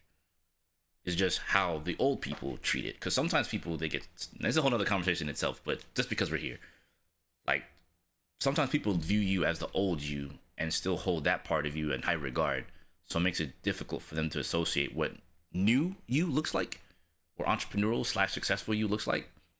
So you seem as if you're too good for them or something like that, when the reality is like, it's not that. It's just, as you get more business minded about things, you start to learn that you don't have room for half stepping.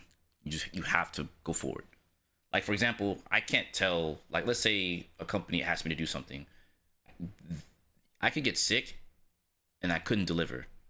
That could ruin my chances later on with something. If I'm gonna deliver, I gotta deliver whether I'm sick or not. You know what I mean? You just gotta, like, you gotta go forward. Like if they're asking, if you want to be in a position of high status, you have to do the work, sick or not. That's harsh, but these are the conditions that you play under when you start to work for yourself. You know what I mean? So like a little bit of entrepreneurial advice there. It's a little off, but it's true. Like I've had situations that are like that, where it's like, man, I'm not feeling well enough to do this, or I'm tired, or I can't, or I have that moment of, oh, I can't. But the reality is I can't. You know, it doesn't matter how big or small the project is, I'm gonna do it regardless. And you just got to. So anytime, and this is for anyone that's looking to do any kind of entrepreneurial stuff, including streaming and content, it's like you have to understand, like, as you grow, you're gonna have people who have issues with what you do. That includes this esports World Cup stuff and all this stuff with Kadia, all this. This is all sort of part of it. You just have to discern what's right and wrong for you. How people view you, that's up to them. You don't have any control over that. You have control over what's in front of you. And the sooner you learn that you have control over things in front of you, it's just, all this just becomes easier. So you have to take control of like what's in front. You can't control people. You could sway people into thinking different things, but like ultimately if they have a belief, they're going to stick to it, which is why a lot of things tend to be black and white, and it's hard to have a neutral stance in a lot of situations, because people who have neutral stances don't feel, the vast majority of people that see someone with a neutral stance can be seen in either way. Either you're pro or you're against. So like you get scrutinized because you don't have because your position is in the middle. You get scrutinized because you're in the middle. So they, like, at that point, people force you to have a choice. You're forced into having to choose when you don't really have to. So if you need more power like Virgil, you gotta rip the right hand off of your firstborn son. So be it. Come here, little rat. Taking that.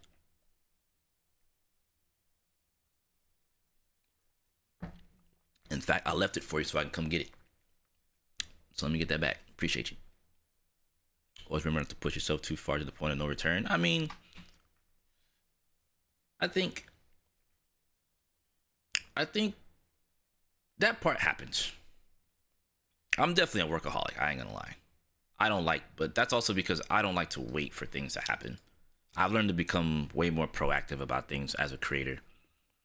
Can't wait for companies to come at you. You gotta go get that shit.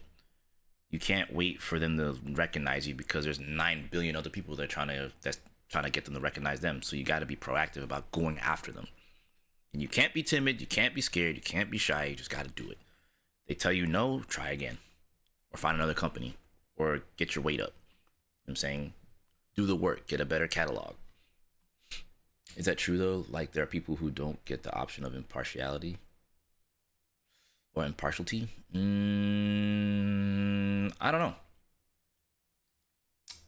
Like, think of it from this standpoint. If you're a content creator, where you draw your line in the sand is important for the vast majority of an audience. If you have nothing to say about it, then they like let's come back to the initial topic here, right? The Kadia issue, right? If you don't draw a line in the sand, people don't know where you stand, so they're gonna think you're either one or the other. If you choose where you draw your line in the sand, then since you're pro this, now you get these people on your side. If you're the opposite could be said. When you're in the middle, what now? Like if you're not a creator, then it doesn't matter, right? Because you're not, like, think of it this way: as a content creator, you're front facing. As a viewer, as an attendee, as a player. Even as a player, you have some front-facing degree, right? But if, let's say you're not like a well-known player, then it doesn't make a difference, right?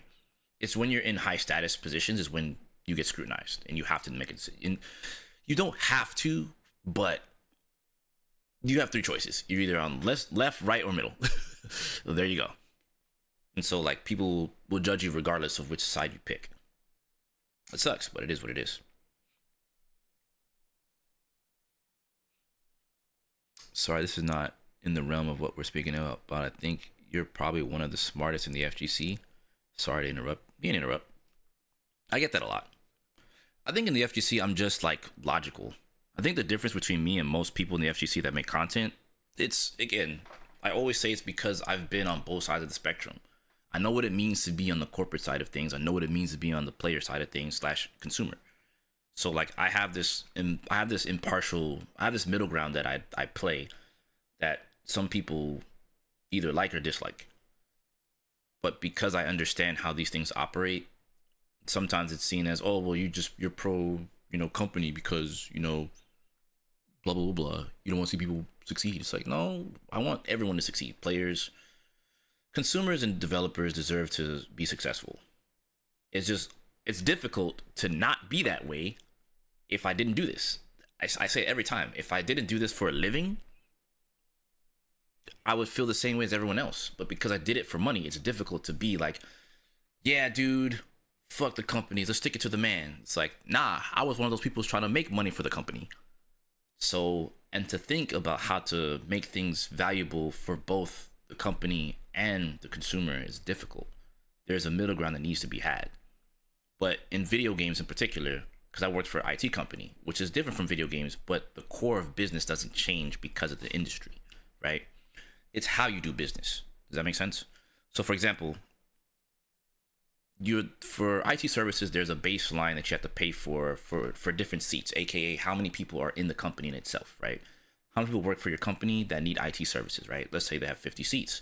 Let's say we have a package for 50 seats, but your office has 45 seats. Now, I have to find a way to bargain with you to buy the 50 seat package and then sweeten the deal for you so that you pay the 50 seat portion versus trying to put you in the 25, which is cheaper for you, but doesn't make money for the business. You see what I'm saying? So we'll give you the 50 seat package, right? But we'll also throw in these things to sweeten the deal to make sure that you stay with the 50 so that we can get you to pay this. Does that sound bad? If you think about it out loud, perhaps it does. However, that's on the consumer side. For business, it makes the most logical sense. But it's the fact that the business can barter with you to be able to make that distinction. In video games, it's a static price. That's why people get upset, because the value that they're looking for needs to be there so that the business can succeed and the consumer can be happy. But because it's not individually consumer tailored, it's difficult to get people on board at 100% all the time. If it was, okay, if I buy, for example, we'll use Street Fighter. If I buy this skin for this price, what's the value? What do I get out of this? I get just the skin and colors. Okay, that's cool. But what else can I get? And at that point, you may or may not make the purchase on the skin, right? Some people might do it begrudgingly just because they want it.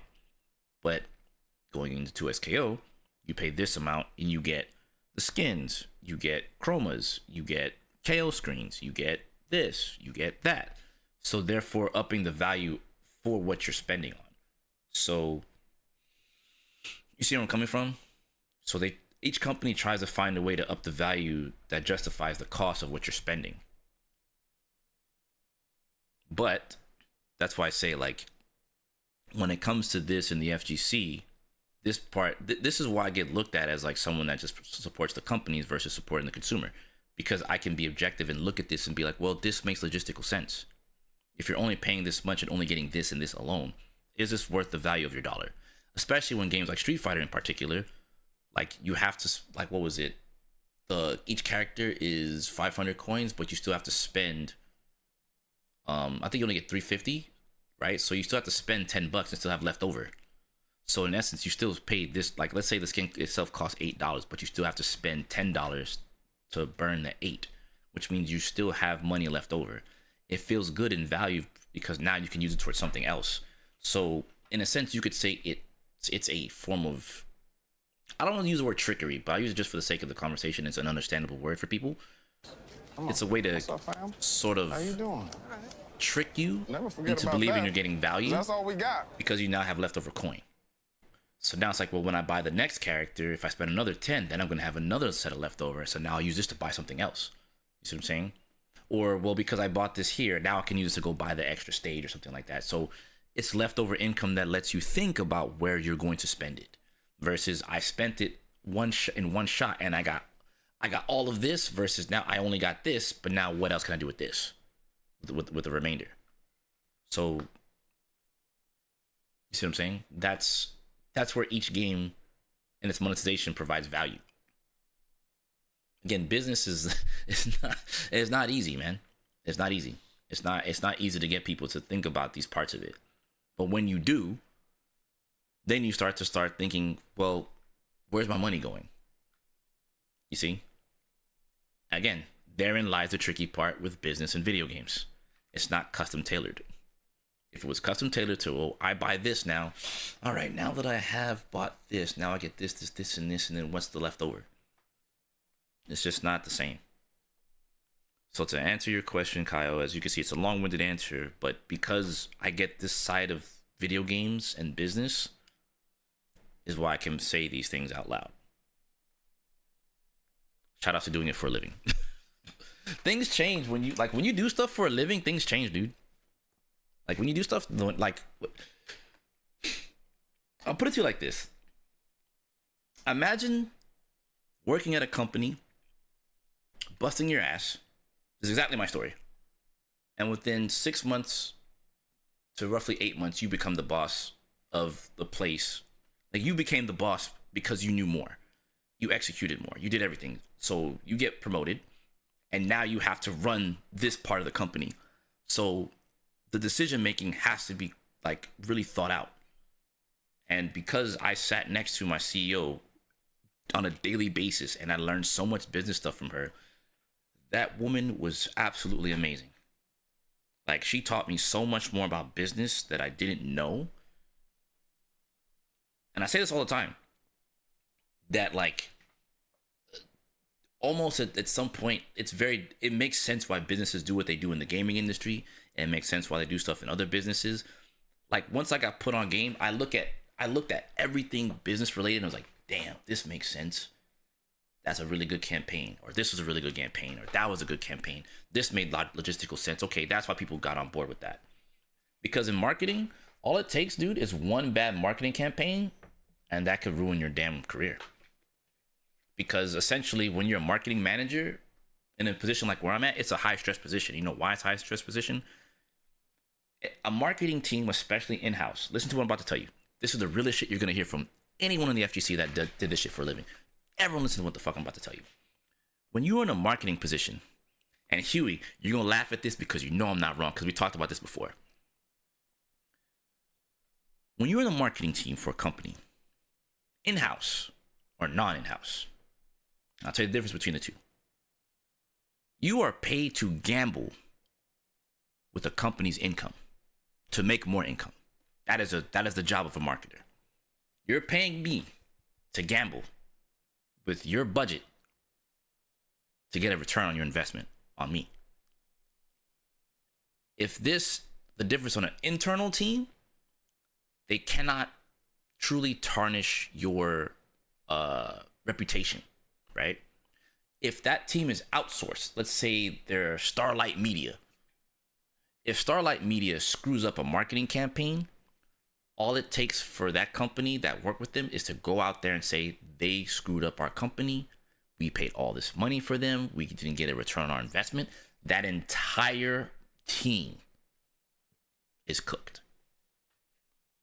Now, granted, to varying degrees, but putting Starlight Media on your resume, going back into the working world, if you got laid off, good luck. That shit is Kaputski. You're a Monica Lewinsky, that shit is Kaputski. You're done. Like, you're never working in this town ever again. Type shit, dude. I'm not even joking with you. I'm so serious. Like, and from my perspective, the marketing campaigns that I ran for my company, they all had a 90% hit rate. So as you could see, that is why I talk so confidently about business, because I've had marketing campaigns that have 90% success rate. That is my track record. That's not bullshit. That is reality. That is facts. That is why I got moved up. That's why I was the marketing lead. These are straight facts. These are undeniable. So Wiped off the place of the planet. It's cooked. I thought marketing's job was to make us change our email signatures every other quarter and justify their own existence. I mean, open the email. All you did was let me know that you opened the email and we have a marketing campaign or an email marketing schema that shows that you started the funnel. Once you get into the business funnel, things change. Straight up. It's not bullshit. Like, again, I would not talk this confidently if I did not do this for a living. Straight up. That is a straight fact. And I only talk confidence when I have experience on something. Straight up. I know this went off the rails from the initial conversation about Kadia and Evo, but just because Kyle stated that, I wanted to make sure I drove that point home. Because it's very important for you to know that. That is the difference between me and every other fighting game content creator. Straight up. I think the only other person that might have this kind of insight would be Max. But I think everyone else, not so much. Because I know Max did like trailers for like KI, so he was part of the marketing team from a video standpoint. So I do understand that he might have some kind of insight there too. So I won't say I'm the only one, but I would say at this point, thinking about it, I'm probably one of two. Everyone else, not so much. I don't think so. Or I've never heard it. I've never heard anyone ever speak on it. So I'm going to assume it's just me and Maximilian. Also with the graphic design part of marketing, and bitch when the team changes direction 200 times at the drop of a hat. Oh, man. I can't count on my hands and feet, you guys' hands. There's like, what, 50 people up in here? Let me not say, there's way more than 50 people in here at this point now. We're multi-streaming, but like, I can't count on everyone's hands and feet how many times I've had to go back and redo something. Or my personal favorite, the after work talk with the CEO where they're trying to check my performance and see how things are going with the team. Or my personal favorite, the dreaded talk about, I could lay you off and go outsource, right? You know how shitty that feels? You know how shitty it feels when you are the one pushing and then you're trying to get your team on point and then you have that talk with your boss and they're like, I could lay you off, right? I know that sounds harsh, right? But like, it is a true reality that like they could just outsource and like make it easier on themselves. Outsourcing is actually less than, would you believe outsourcing is actually in some cases cheaper than having an in-house team? Because in-house team, you got to go through other logistics. In-house team, you got to pay for freaking benefits and stuff like that. If you outsource, you don't got to do that shit. If our car at max was 1040C, technically not employed. Outsourcing started 30% of the cost. Yeah, you could save at best. We will never hire entry level ever again. Right, you understand. It's like I said, so I do apologize for the yap on that one, but it's just that, dude. I yap a lot only because I have knowledge. Before, sure, I'd yap, but like without the knowledge and information, I would probably just not say much. But it's only because I know. And I mean, business tactics, like the general business tactics haven't changed. They're still prominent. They still exist. This is being real. But that one's for you, Kyle, in general. Back to Kadia. Yeah, this sucks. This freaking sucks. But it leaves room now for what I believe is, this is what I want to see happen, personally. I think with Evo having this issue now, this leaves room for Frosty Faustings, Texas Showdown, CEO, and Combo Breaker to become the biggest tournaments in NA. The app session, let's go, Slippy Toad.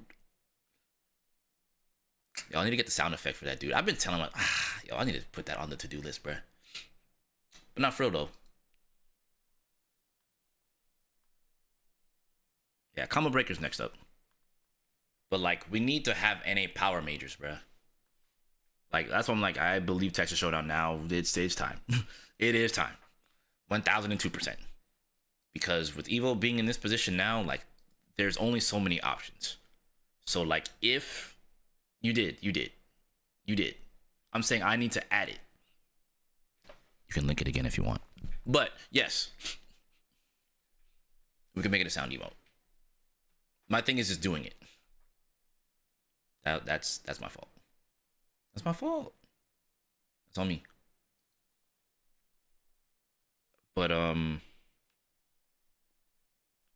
that's my hope at this point. Like I think the issue, like every tournament has its issues, but I think now Texas Showdown has, that's the one tournament right now that I believe has the ability now, since Evo's fucking up, where they're in this position. I'm gonna say they're fucking up. They're just in this position. This year's is gonna probably be good, but now the next step is I think they probably need to change the date and just say bump Evo at this point. Not because of disrespect, but because like it's time to kind of move around and get more people on board with the event and be a part of the Pro Tours. Because right now, I think what hurts that tournament right now is it not being a part of the Pro Tour series of nothing. If it was, then you'd have more people show up. But that's how things are, right? People show up because there's points involved. They show up because this is involved. They show up because that's involved.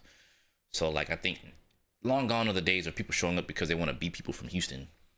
There's no one to beat. That's the reality. Whether anyone from Houston has an argument with that, they can come find me. They know where to talk to me. But the reality is there's no one to beat here. So like there's no care. Like the reality of tournaments now, it's not about who's there to beat in the local scene anymore. It's about what's happening in the tournament scene as a whole. Right? Does this event have Pro Tour points, qualifiers, yada yada yada? Is this a qualifier for Arc Revo? Is this a qualifier for TWT? Is this a qualifier for CPT? If these things are involved, they're gonna show up. Long gone are the days of I show up because I want to beat this guy from this place to prove that they're not as good as our region. That's not a thing anymore. That is a reality that we have to come to grips with. That shit's for the birds.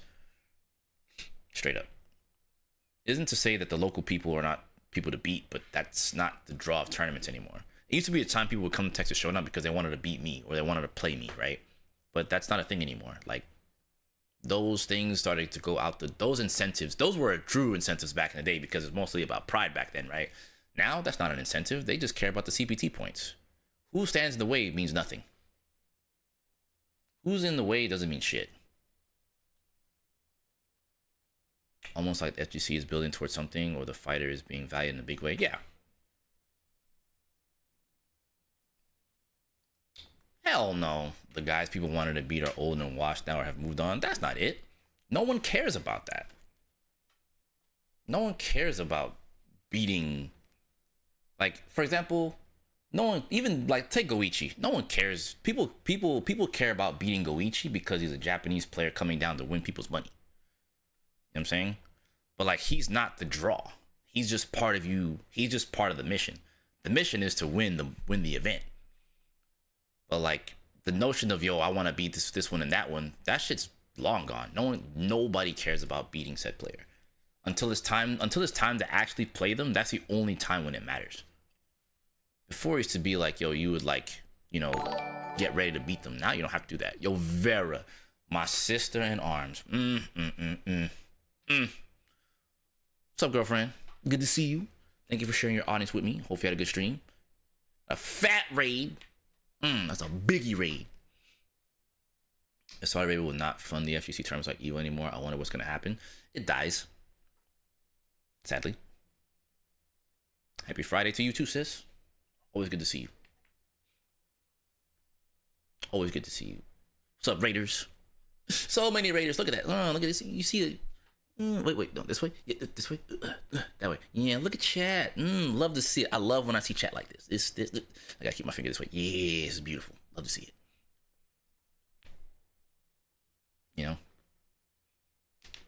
That was good. Appreciate the raid.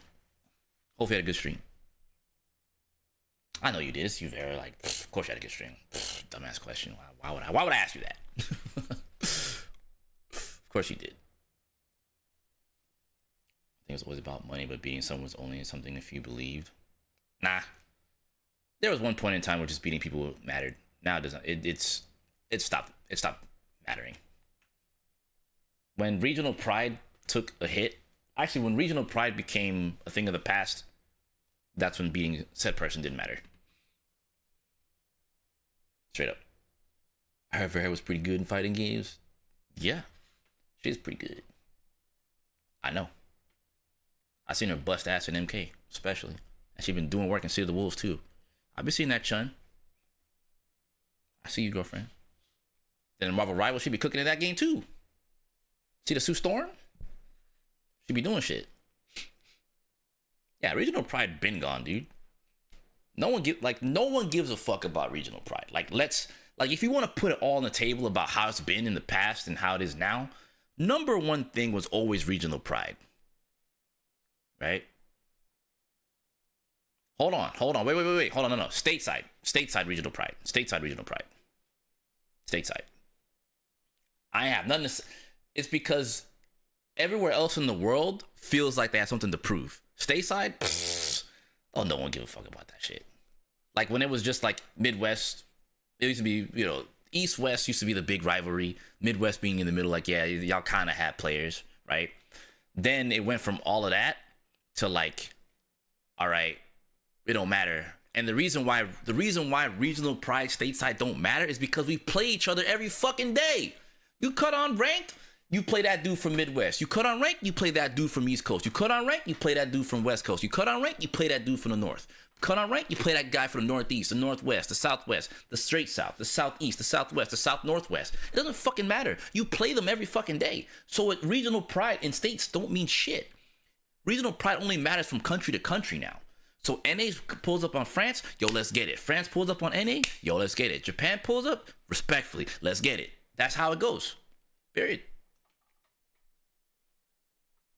That's how it is now.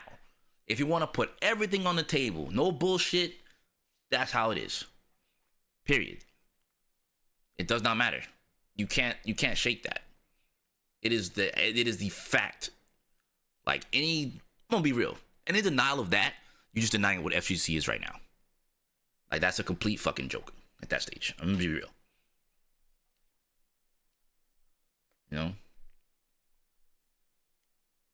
This is what it is. How do you think we can put back more respect in NA competition? Vera. Sister. Oh, my sister. My sweet summer child. Oh, my sister. The answer, Vera. The answer is to come together. But let's face facts. Right? I'm too big for my britches, therefore, piss off, I do this only with my clique. I'm moving my squad. If you're not part of my squad, I don't know about all that. Instead of rolling as a unit, we have pockets of people who are good and elite. So if that's not happening, how do we get nice, right? Then, Vera, watch me. Pete, I'm gonna tell you, listen, I've been in the game for a minute, right? Peep game, right? Watch what I'm gonna tell you. This is the typical. Let's pull Kadia out the equation. Let's go to Evo. Let's pick, I don't know. Let's pick Evo 2023. Street Fighter 6 is the biggest game. Top 8 got all these people. Top 6, right? All these people doing work. Angry Bird wins the event.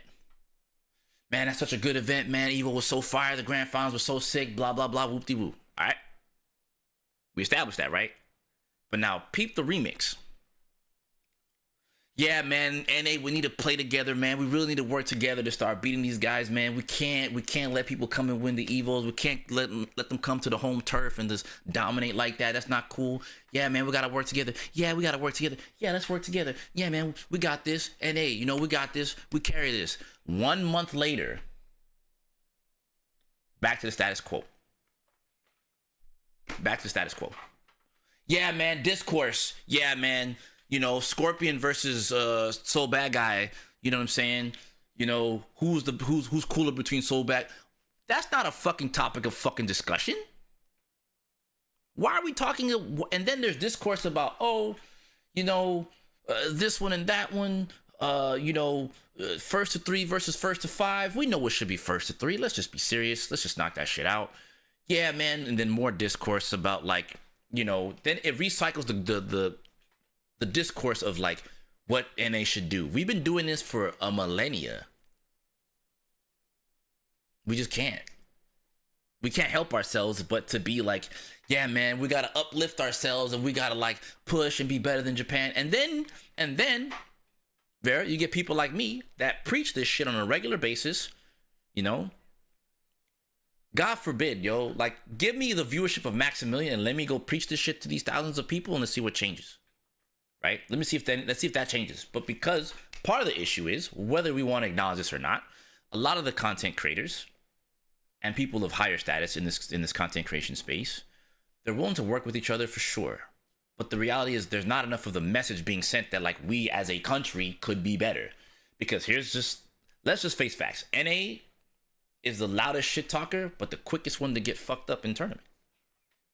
Now, that's not to say that we don't have good players, but like if you look at esports across the board, NA's never really in grand finals. NA will maybe make the playoffs. NA might make it kind of far, and we place and we're like, yeah, man, we did it. But like, think about it like this. We'll go back to League of Legends. Where did we used to send all of our players?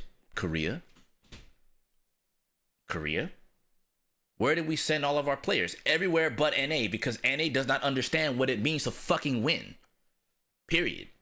It's just how it's always been. Pick a game. It doesn't make a lick of difference. Look at our Overwatch teams in NA. What did we do? We pulled people from other countries.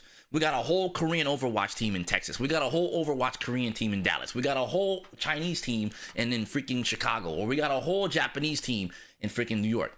So there you go. So the only way NA could be unified is if we pull other people from other areas to do the work for us. So you Sungju Woon from Korea, yeah, you and your homeboys, come on, I got you. Come over here. In fact, stay there. Don't leave. I'll pay for your stuff. So when you come here, we hold it down and you represent Houston, Texas. You got that? All right, cool. Here's your monthly stipend. Here's your boys' monthly stipend. Let's make it happen. Instead of putting support and belief into the people in our own fucking country. I can pay you for a service, though. I'll wash my hands. Done deal. I'll pay you. You, Korean guy, I'll pay you. You run it for me. You got that? Say less. It's that simple. It's that simple. And that's why we won't get past this point, dude. I've been saying for years we should work together. But yeah, who wants to do it? Nobody. I can sit here till I'm blue in the face. Like, unless, like right now, probably have maybe like 100 people here in this chat between all the platforms, right? Give me Sajam or Max's like audience, especially just them two. I will yap till you fucking get the understanding of, hey, we kind of need this. But it also stems from the people who are at the top to understand that we need to play together. You know, like if you're not giving the people who are trying to get good those sets, yeah, you could argue, well, but you could just play them in ranked. But playing them in ranked and playing them in a concentrated set is completely different. Completely different, because you get to learn and adapt. Sure, it's a long set and long sets are not tournament, but the idea is to play them consistently to be able to get good. We can, Vera, I've done this all 2024. Hey, let me show you guys what's happening in Japan with all the events that they're doing in Japan for Street Fighter 4, all the freaking cold streams they're doing in Street Fighter 6, excuse me. All the stuff that they were doing in Street Fighter 6. Look, how you think Betty came up? Betty was fucking up OGs in Street Fighter and other games left and right in OG Hunt. How the fuck you think she got nice? Not to mention she was able to talk with them and learn and pick their brain about how they got good. So how the fuck you think she got good? Sure, she might have lost to Justin, and that's her first loss. But she cooked every other Japanese OG on that side of the world. What does that tell you? It's just a matter of time before she gets to run back against Justin, and maybe she beats him. Maybe she doesn't. But she's still getting better. You see what I'm saying? It's funny how she got brought up, and she even admitted she wasn't respected at first until she started really beating people, which is the typical thing in FGC. But now, I watch her stream, she's coaching other players. What? She was just getting coached by Mago just a year and a half ago, and now you're coaching other people? She's featured in all these other things. She was featured to showcase Viper. Like, and all this because Japan's uplifting this girl who's putting fighting games on her back alongside other players over there that has also encouraged a lot of other female players to play. I mean, it's almost like they just support each other, you know? Granted, that's part of their culture, right? While NA, it's like it's very individualistic. Like I'm doing this for me. I'm doing this for me. I do this because of me. You see what I'm saying? Like it's just not the same. It's not the same. And NA, for NA to be good, you need to have more concentrated people to play together to be able to push past this point. And I say this every single time, but I get met with the same thing. You don't know what you're talking about. Okay, well, there's like if you notice, like the difference between Japan in particular and NA, right? You always hear things like, "Oh man, we don't have enough new up and comers in NA." Yeah, and then you look at Japan. In Street Fighter, there's so many new up and comers, and even points to another point of contention where we talk about buying other players out. Lashar is from freaking Korea. People don't understand, Vera, that Lashar has made history being one of the only people from another country other than Gunfight to get an esports license in Japan. What? Notice how they have not picked up a single American to go over there to go do Street Fighter League in Japan. Why? For what? Some of the players here are good enough to do it, but why would they bother with that? Why would they fly you from America to go do this over there? For what? No reason. To play in our league? Give you basically, think of it this way, right? They give you a work visa, you get your esports license, and you live in Japan and compete in Street Fighter. Why would I pay you to do that? I'm gonna get that dude from Korea. Hell no. Why am I paying you? Hell no. So even in Japan, they bought Lashar. You know what I mean? So Keto was like, oh hell nah. He's like the second coming of me? Yeah, nah, let me bring your ass. And that dude's changed Japan playing Street Fighter since he's been playing. Like this one dude from Korea really put Japan on notice. Like stop. The amount of lobbies that those players run together is insane. I don't have to lie about it. You could just go watch any of the pick one. Tell me who you want to watch and I'll show you. I can show you with their streams. Just tell me who you want to watch. I will go find it. Lickety split. Lickety split. Japan even taking care of no, of course. Like, it just is what it is. Lashar is Daru if you play Street Fighter? Yes. First to one is not something that they do anymore. They don't do first to one tournaments no more. No, they don't. They run no. No. See, I think that's another part that we have to get off of, Silent. That was back in the day. That's not anymore. May the best man win in competition, and that's how they treat it. It just is what it is. To think that like the goal is to download people, no. That those days of thinking is over with, dude. If that's still like if that's still a thought in your mind about fighting games now, you're stuck in the past. That's not a thing anymore. If that was the case, those Japanese players wouldn't play each other all the time. That is just not a thing anymore. Nah, that isn't. That's not a point of contention anymore. That's like, I'm not gonna hold you. That's just performance anxiety at that point. Like you're just scared to lose. Like either you play good or you play bad. It's just that simple. I mean, I disagree with you 10,000% because I'm watching it at the events where they're just playing people anyway. I sat there and I watched the Twins play against Sonic Fox and Enzim before the tournament. I watched the France players play against Icon and the Twins before the tournament. That shit does not matter. That's fucking thinking from like fucking Street Fighter 5 era. That shit's done. No one cares about that anymore. No one cares about that no more. If you really think people care about downloading at this point, you're just at that. Realistically speaking, if you're scared of getting downloaded, then that means you were scared to play in the first place in competition at this point. Point blank period. I'm gonna just be so real. At that point, you're just afraid that you have you have no trump card to sit on or anything like that anymore. When the goal is to figure out how to beat these people when it fucking matters.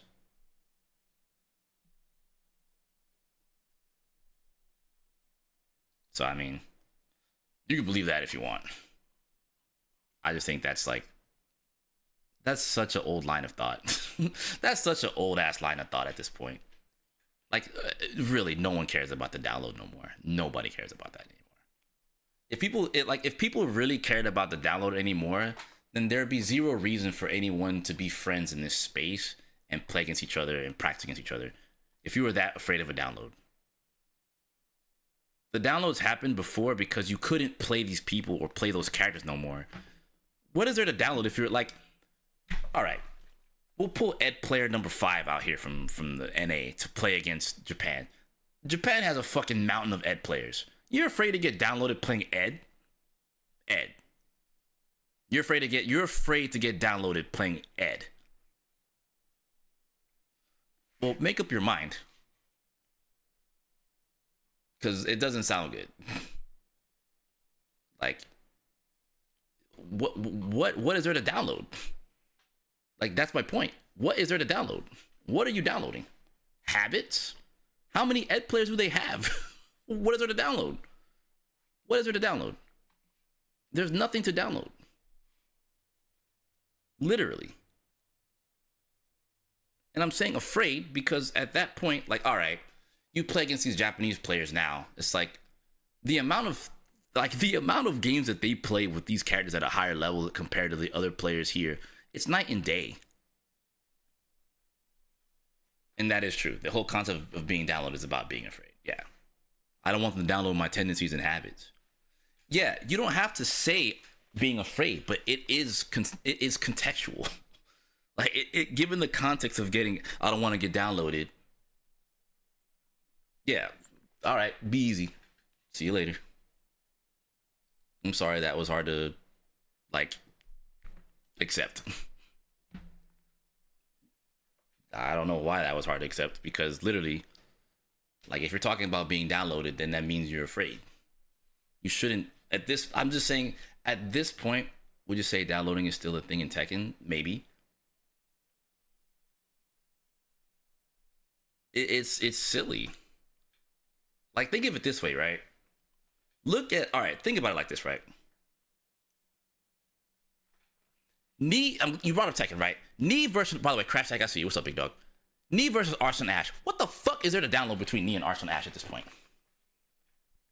What is there to download between Nioh and Arslan Ash right now? How many tournaments have they played against each other? They've played in casuals all the time. Nioh went to freaking Lohai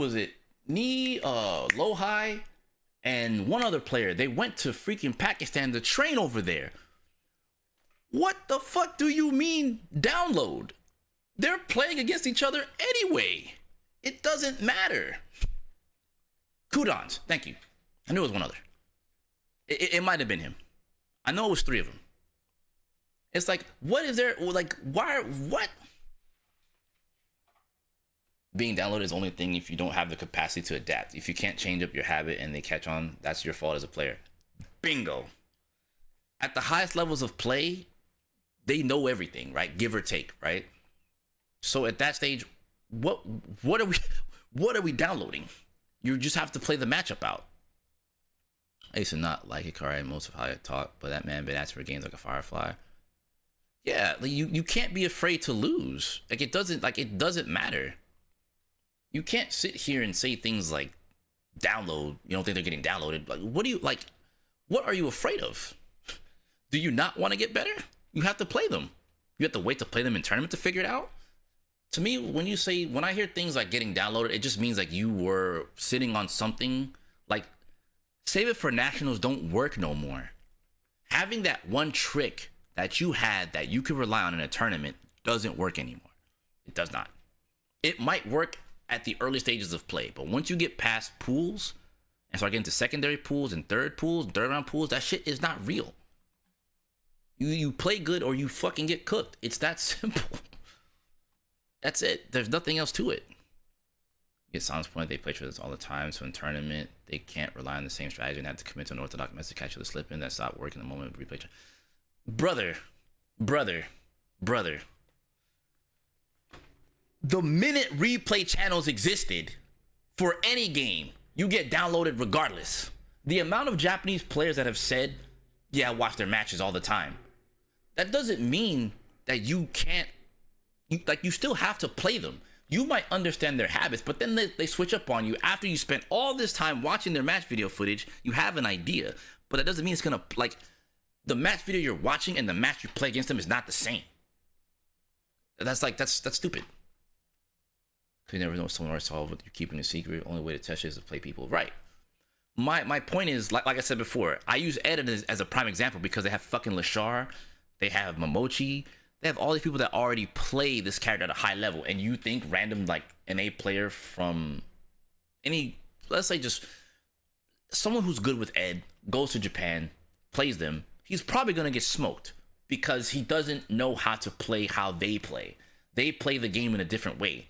And if, like, dude, I learned this from playing them myself in their own place.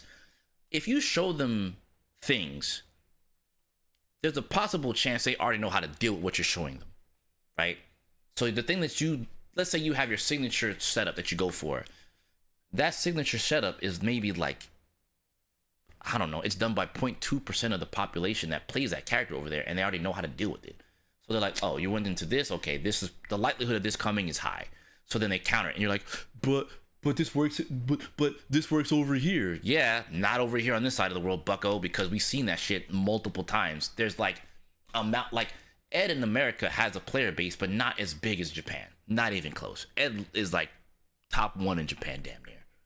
So you mean to tell me you're gonna come over there, take Ed, and show them something that they haven't already seen? They are the ones that innovated the fucking character. What are you finna show them? What are you finna show them? How sick your neutral is against how many Eds that they play on a regular basis? You still have, like, at that, what I'm trying to impart here is, like, playing at a higher level. Like, okay, there was a point in time where you had a gimmick, you sat on your gimmick, and you fucked people up with it because they didn't know how to deal with it. I can tell you from experience, because people did not know how to deal with Chip, and I had an advantage over a lot of people. That doesn't mean that, like, I won by just gimmicking them out. It just means I had an advantage because I played a character people refused to fucking play. And I still lost in tournaments too. But, like, am I gonna sit here and tell you that I did not have a bunch of different cards that I could sit on that people were not prepared for? Fucking absolutely. But, like, as that character's player base started to increase, specifically in Strive, he got increasingly harder to play because people get used to seeing what they do. So what I'm saying is, at this point in fighting games, you can't hide anything. People are so quick to showcase tech on Twitter that the shit gets patched out.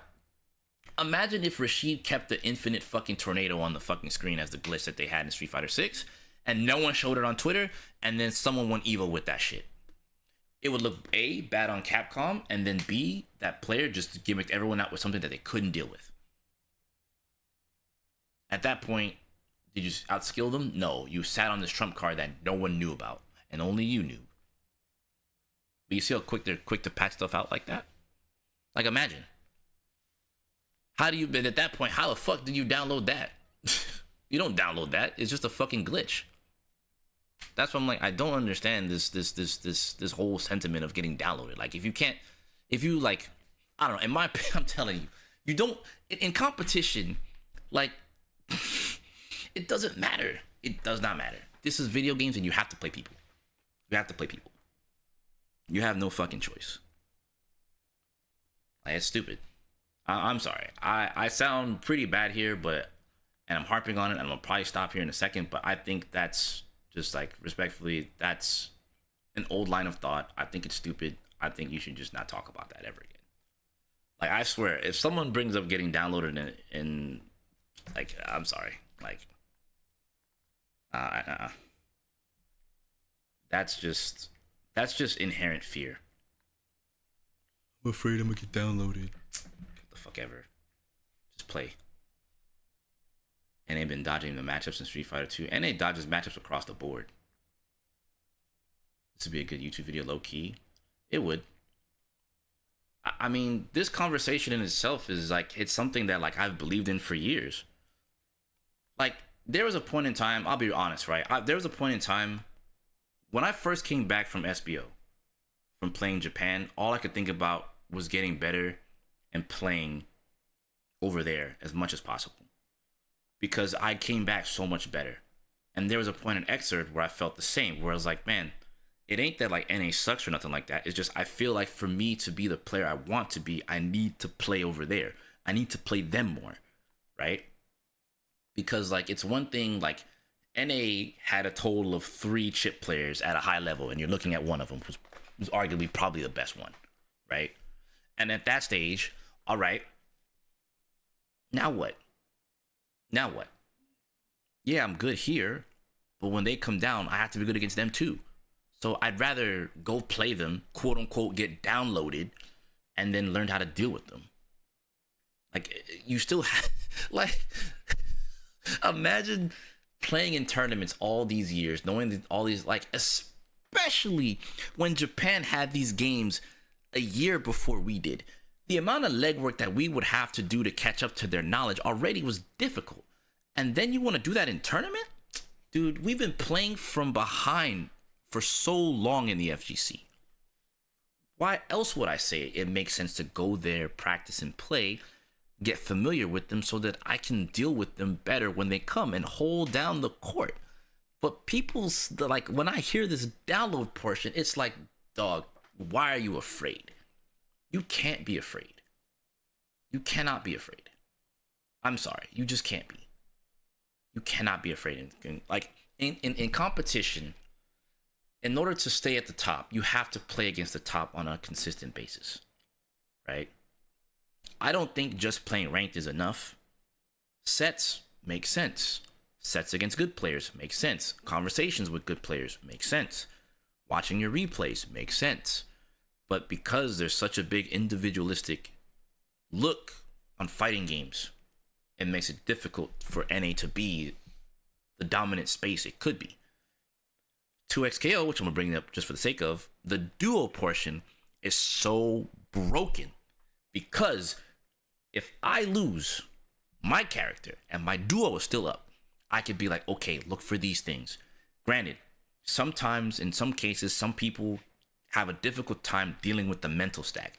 That doesn't change the fact that you have someone else in your ear objectively telling you what they lost to and what you need to look out for in those 30 seconds when your character dies and their character jumps in, and you can coach them all the way till they win. That is powerful, and that's why I support that fucking game, because the duo aspect of the game is very difficult. When you play by yourself and you have to make those decisions for yourself, it's different. But when it's you and another good fucking player, that one person that's playing by themselves have to outsmart 2 fucking people, and that is not easy. Especially when someone's in their ear telling them, hey, check out this, let's do that. Watch them do this. Hey, be careful with that. Check this out here. Okay, cool. I'm not trying to mental stack you. Look, but just keep your eyes open. It's a completely different ballgame. That, to me, again, is why I support 2XKO and why I want to see that game thrive. That is a ridiculous point of view. But again, let's say I'm the only one on my duo playing high-level people. Then my duo is behind. Now my duo has to play with me against the higher-level player so they can catch up to speed. You see what I'm saying? Like, that's how we get better. If we don't do these things, we can't improve. We can't show why NA is ridiculous. We'll just keep being, well, this guy's just good and that guy's just good. And then you watch France come down in 2XKO, and bro, when I watch them move, them dudes, they move as a unit. They don't move as individuals. They move as a freaking unit. And that, like I said, just watch. Y'all will see. Like if you know, again, on the hypothetical, next year, you know, I get the duo stuff moving, they're going to be ridiculous. Point blank, period. And I'll make sure that me and my duo are, like, up there. Like, we just kick ass, period. No questions. And, like, well, how'd y'all do it? It's called synergy, dude. You build synergy with them. You build trust. You build trust with your duo, you can win. Point blank. It does not matter. Like, it might not seem that way in the initial phases because, like, it takes time to build that trust and communication. But the minute you do, Rapskis, it's up. It's a different game. Then 2XKO becomes like one of the coldest fighting games in existence. Period. France coming back stronger. They push it for Evo. And if NA don't show up, that's free. True. That is true. Which leads me to, it goes back to the whole, you know, thing. Like, what do I do? And I think for what it's worth, like, I don't know, man. I think I'm still willing to go to Evo Maybe not this one. Just to recalibrate and just kind of see where it goes. But I don't know. I think maybe I'll wait to see how this one goes. But I ain't gonna lie, I still want to go to France bad. I want to go to France so bad. I had a good time chilling with Wade and some of the France boys that I want to kind of keep that up and kind of keep building that rapport. They're cool ass people. Evo France, October 10th to the 12th. Gotta have for work. All right, Vento, take it easy. Thanks for stopping by. I know I'm yapping, but like all this stuff matters to me, man. It really means a lot to me because I'm trying to build into like. I'm trying to build my. I'm as you can see, like I'm building my empire, bro. Like things are like moving in the way I want in terms of content, in terms of the streams, all these opportunities coming in. So these are all fire. Like if you would have asked me like 5 years ago, would I ever be here? I probably would say yes, but it might have taken me even longer. But the fact that I'm here now is like, oh, this is freaking fire. Okay, I can, I can stretch out a little bit. You know what I'm saying? I can get on my, Parappa Doom. You know what I'm saying? I love this shirt, bro. This shirt's fire as hell. Let him know. Let him know. Let him know. Let him know. Let him know. Parappa Doom go crazy. But yeah, man. Like, I think at the end of the day, like with all this, to kind of reel it in about myself just for a second again, like, shirt is fire. Listen, Bahamut, they had this up on the Yeti. I said I had to do it. I'm a big MF Doom fan. I gotta do it. And Parappa the Rapper, hey, you gotta believe. I like that statement. It's a meme in a sense, right? But truth be told, that statement means a lot when you think about it in the grand scheme of things. You do have to believe. And I say this all the time, dude. Like when it comes to like content, entrepreneurship, you have to be honest with you, you have to be a little delusional to get to the point where you want to be. Because people, not everyone believes in the vision, dog. You have to be the one to believe in it. And you can get to where you want to be. It's hard to do that without, you got to gas yourself up. You got to believe. But real quick, random sidebar comment, bro. The shampoo that I use, yo, my hair is still smelling phenomenal. I'm sorry, it's it's just my hair's in front of my face, so it's like you can always smell it. It's like, man, it's just nice. It's nice. That new shampoo go crazy too. But anyway, let me jump off of that. Every now and again, I low key when I say this, I'm understanding why those the whole Fabios where they be like, ugh. I understand it now. When I get the locks on point, I'm like, Vidal Sassoon. You know what I'm saying? I know that might have thrown some people off, but I have my moments of being silly when it comes to that. You're dead. Hey, listen, look, listen, Fan. Is it Fanny? Faniel? Listen. I have my moments, all right? There's moments when I get up and I like, I put the beanie on, I'm like, fix the locks. I'm like, damn, that's a sexy motherfucker right there. God damn, I'll do you. What the fuck? I'll do me. Free. No questions. No question. But I feel you gotta be that way sometimes. You know what I'm saying? I feel like you gotta be that self. Daniel with the Neff. Sorry, I didn't know how to pronounce it. You know what I'm saying? Like, I feel that I just feel like you should feel good about yourself. That's why I'm saying that. Watch me do me. Hey, figuratively, literally and figuratively. Correct. You do for real sometimes. You do it. You're good. You're right. I don't know how to pronounce it. You tell me. Yeah, hey, listen, good vibes is where it's at, man. You gotta be positive. If you're not positive, I feel like it's man. Yeah. Bro, they do themselves sometimes. Hey, you gotta be your own Corthos, you get it. Sometimes you gotta be your own hype man. It is what it is. If you don't believe in yourself, who gonna believe? You know what I'm saying? Like, you don't believe shit. I do shit.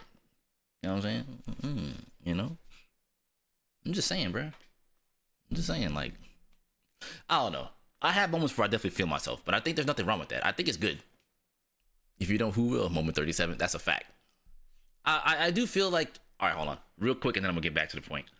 I do feel like there's moments where feeling yourself is 10,000% okay. Not just when you do something cool, but just if you just have good vibes and you're just feeling good about what's happening within the day. Shit. I finished that video like, damn, I did that, didn't I? That was pretty good. Hold on. I cooked on that.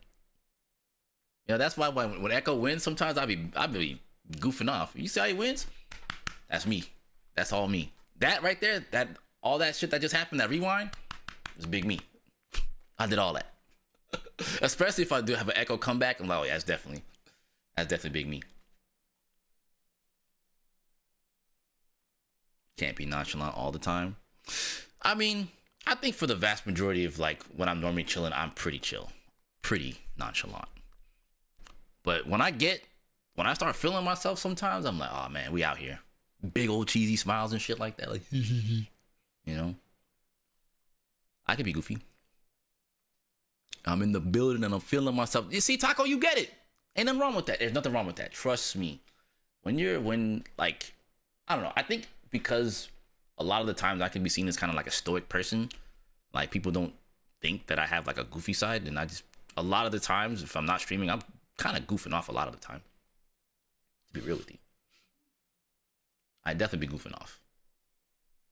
Like probably 99.9% of the time. To be honest. That's why sometimes when I do like cool shit or like you hear me talk, I'm like, yo, what the fuck? You see what I just did? That shit was clean as hell. You think you can do that? You think you can do that? I don't know. I try to make fun of things because it lightens the mood.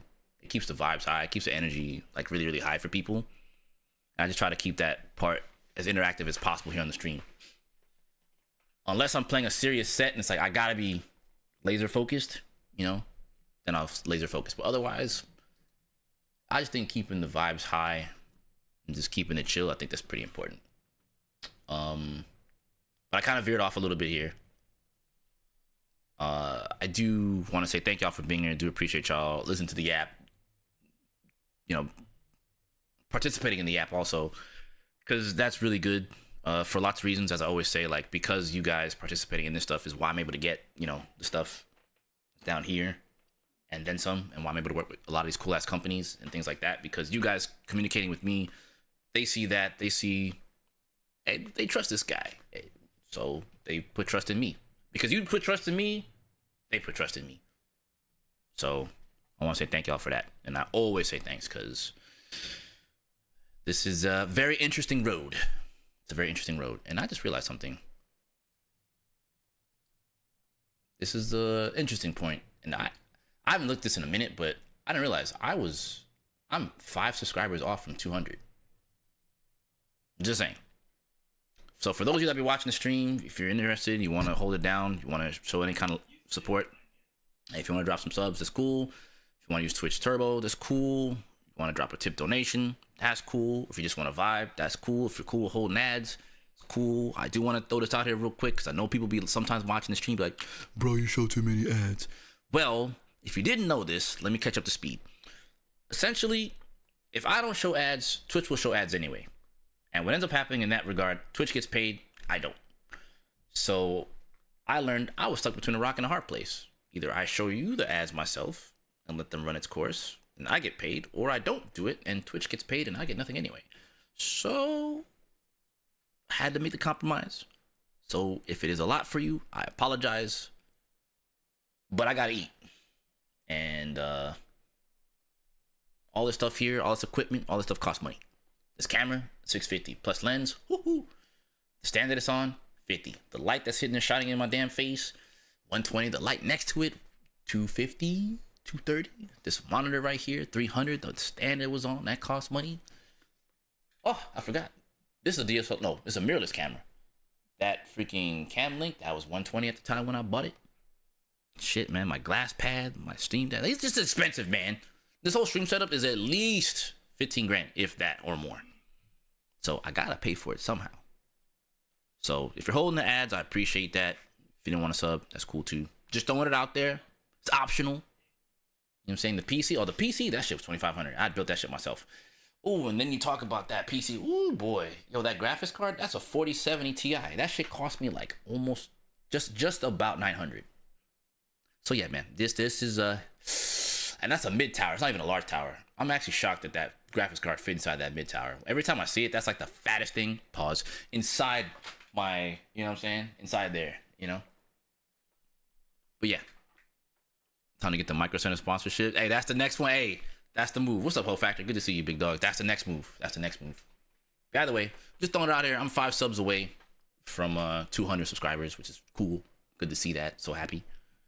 Funny enough too, just there's things that Twitch has. There's also incentives. You guys didn't know this. I'll just throw it out here real quick, and then I'm gonna get into other things real fast. Just to talk about Twitch for a second. Twitch actually has it where I think it's if you get. This was a real tricky thing, and I think it still exists. If you had like 300 subs that were new or something along those lines, they put you in a higher pay bracket. So like, or the split is a lot higher. But I've been doing fine despite that, just throwing it out there. But it is something that it's another incentive thing that they push. I normally don't always push for people to subscribe because I understand some people just want to lurk, watch, big chill. But just being open and honest about it, because I know sometimes people be like, bro, you show too many ads. It's like, well, I gotta eat.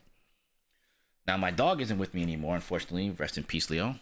But shoot, those ads were up to help buy him dog food, man. My dog ate better than me. Can you believe that? My dog legit ate better than I did. 100%. He always had food. Me? Shit. Ramen. Maybe a bowl of cereal every now and again. But this is my main source of income. This is how I do things. This is me. This is big me. Just letting y'all know. Just being honest. Ramen go hard. Just listen. Foxy, that shit be in the clutch, let me tell you.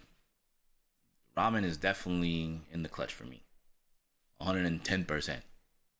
That shit be saving my ass. I ain't gonna hold you. Get some ramen, crack an egg in there, get some protein. All right. It's carbs, but I'll live. Cream ramyun is god tier. Dude, the spicy Korean noodles. Oh. Dude. Yo, I should do another subathon. I was thinking about this. I do another subathon. And this time, instead of... Okay, hold on.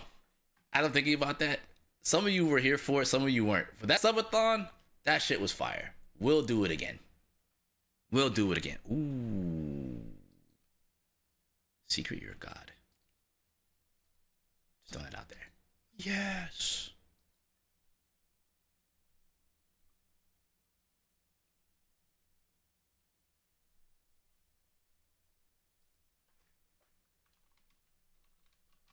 Let me see here. Let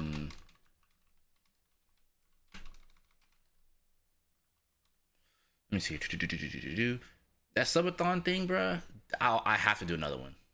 I wanted to do it last year, but just it didn't work out the way I wanted it to. Let me see. I still have it. Yo, it was 2023. Yo, this shit was fire. I want to do this again. I 1010% want to do this again. The sub incentives were fire, but I just gotta adjust the time that gets added for the subs.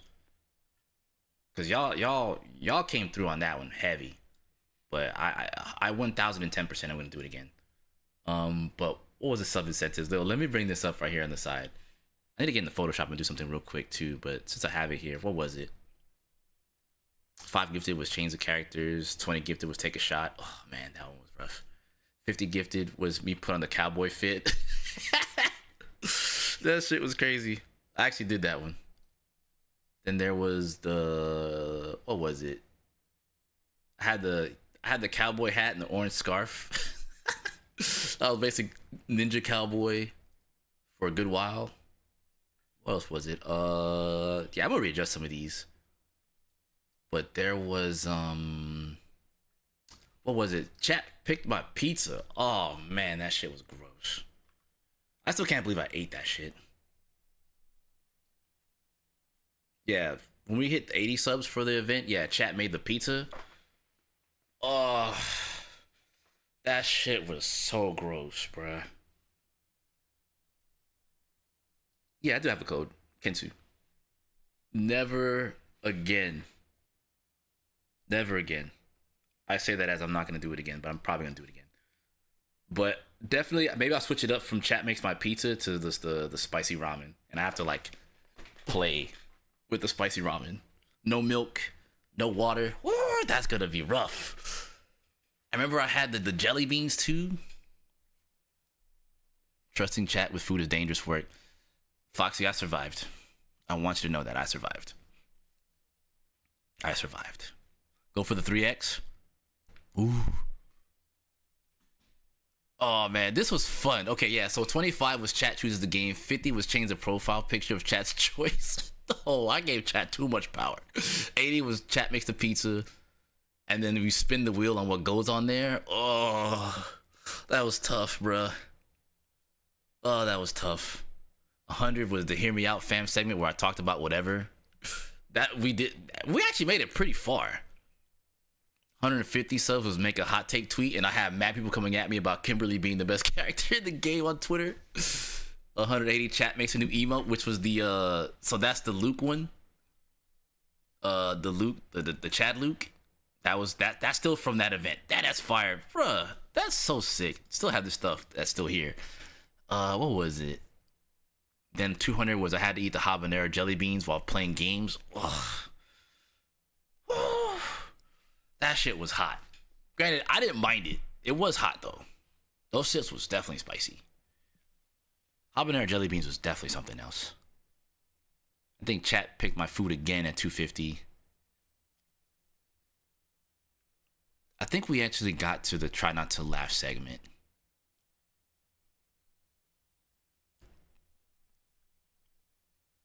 Yeah, I think we just made it to like 300 or so.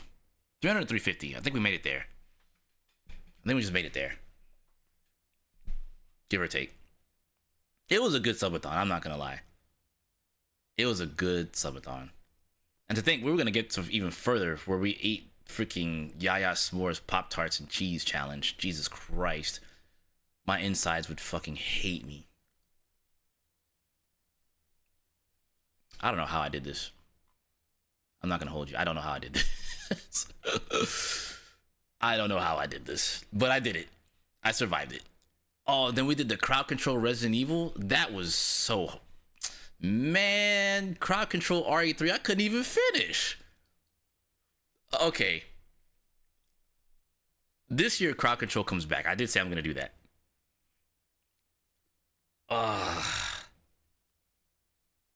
Man, that was hard. I remember I got up to use the bathroom and then like someone like swapped out my freaking shotgun for grenades. I was like, yo, what? That was, man, yo, chat had so much power on crowd control. That shit, Am I playing RE9 day one? Hopefully. I wouldn't play for long because I have like an engagement to do that day because it is my birthday. It comes out. Later that night, I have something to do. So I'll probably play during the day. And maybe when I come back, maybe, depends. But I definitely want to play it throughout that weekend. But then there's also, like, that weekend's loaded, dude. Like, RE9 comes out, Avatar beta hits. Hopefully I get in so I can play some TOF. Man. I need that TOF in my life. 1002%. But yeah. I apologize. I'm going in. There's so much stuff. But at the end of the day, crowd control RE9. No. Not till after I beat it. Pineapple on pizza, that's fine. I don't dislike pineapple on pizza. That shit is good. The hell? I love pineapple on my pizza. That shit is delicious.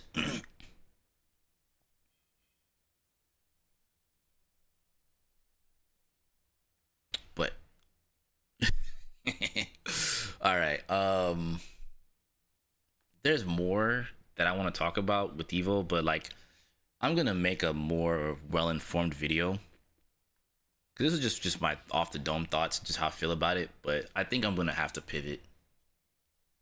I do think I might have to pivot this year, which might suck for a multitude of reasons, but I'm trying to weigh out the pros and cons right now. The biggest con is just how much it costs, because the hotels are not cheap over there. Just to get the one that me and Trap Lord Huey stayed at, again,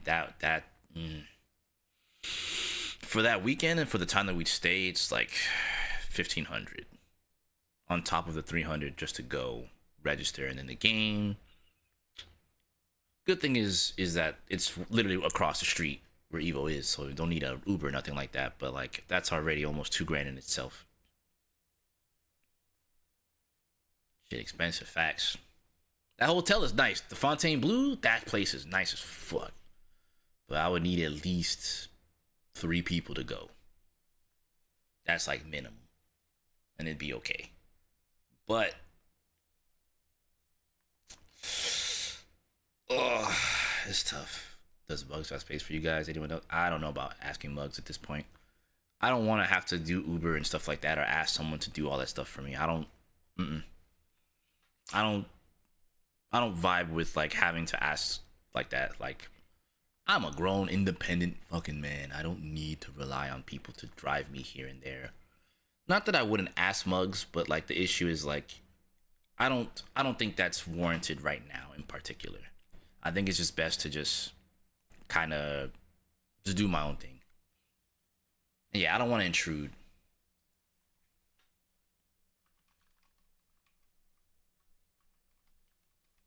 You know? I don't think so.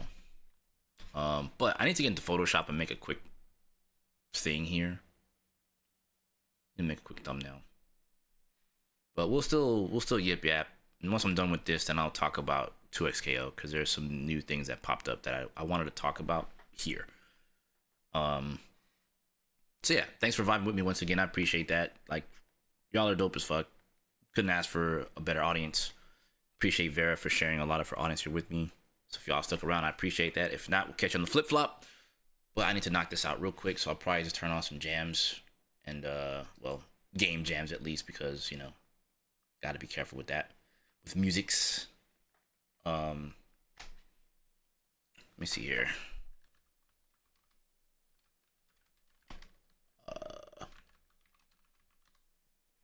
DOA 6 been climbing in viewership. Yeah, it has been, to be real.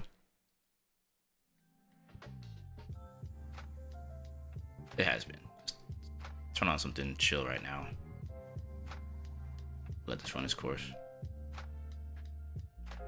Gotta tear up this barbecue. Sounds like a plan.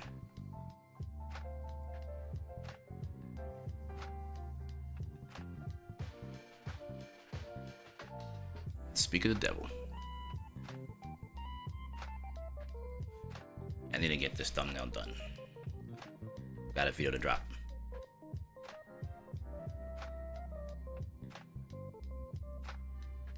Let's see. DOA 6 lobby music? No, sir. Negativo.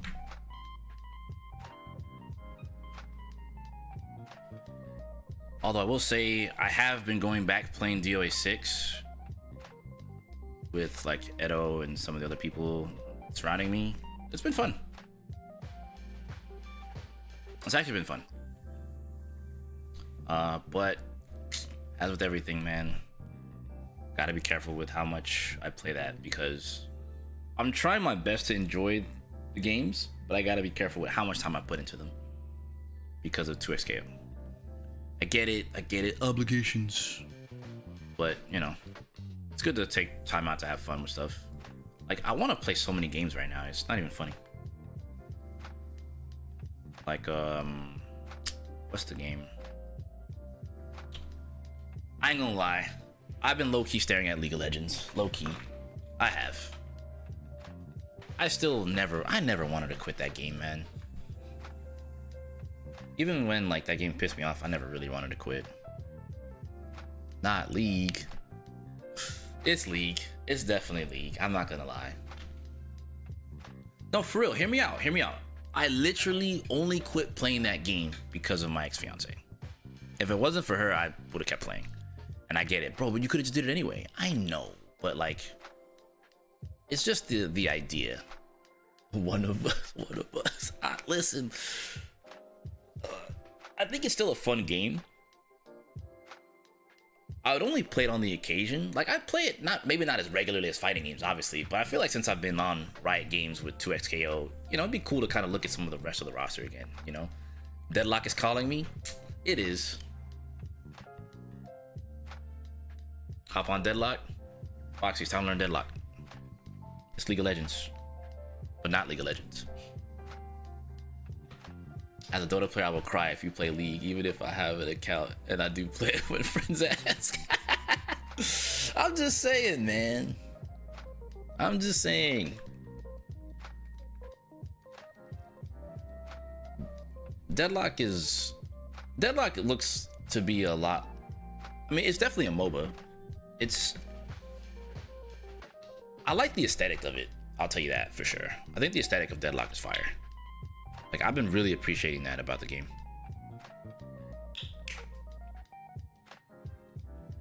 And I do want to get into it.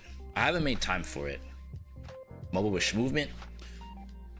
Like, the fact that, like, a lot of people have been telling me it's a lot like a fighting game, I'm like, ugh. Sounds like sex. I might have to do it. Sounds like Smex. Sounds smexy. I mean, they right. Damn it, man. I might have to do it. ID is an actual movement tech.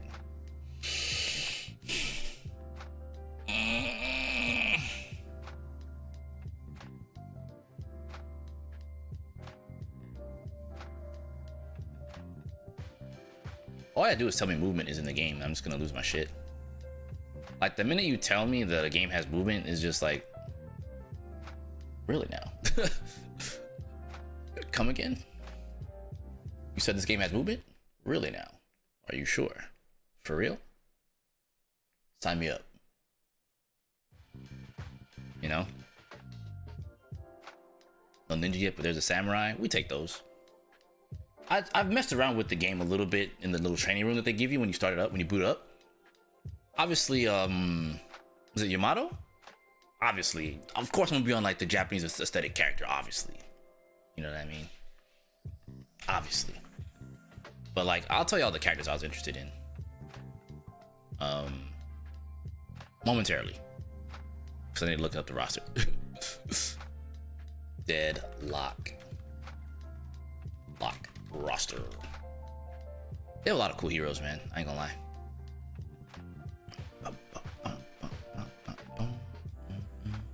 So yeah, Yamato is definitely one of them. Wraith was another one. I thought Wraith was cool as hell. Who else is cool? McGinnis just reminds me of that, like, you know, was it the woman thing? We can do it. She just reeks of that, which is, I think that's still cool too, right? But she look cool. 7 gives me Yoshimitsu vibes, but I kind of tried 7. It's all right. But Yamato and Wraith are like top 2 for me right now, I'd say. Deadlock is Fuego. Haze. Hold on. I'm looking at the roster right now. Hold on, let's talk about it.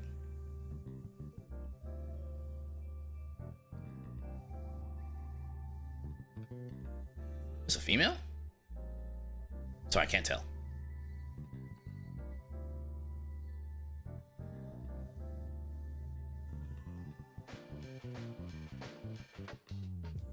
It looks like a female, I guess.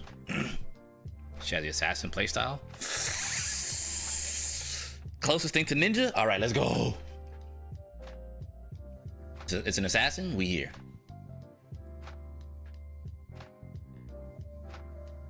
Okay. I just gotta look into it. I already know. I already know. I already know.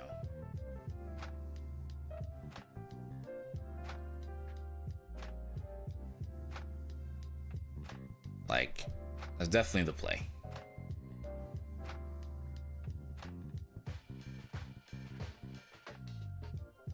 Ooh. I use this.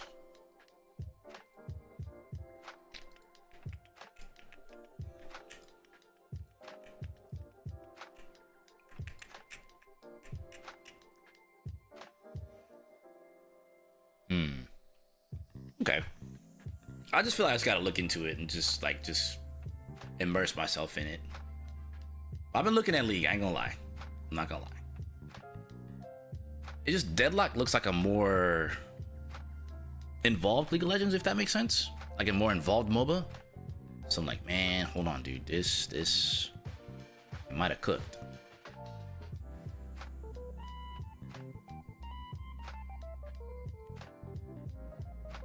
It might have cooked on this.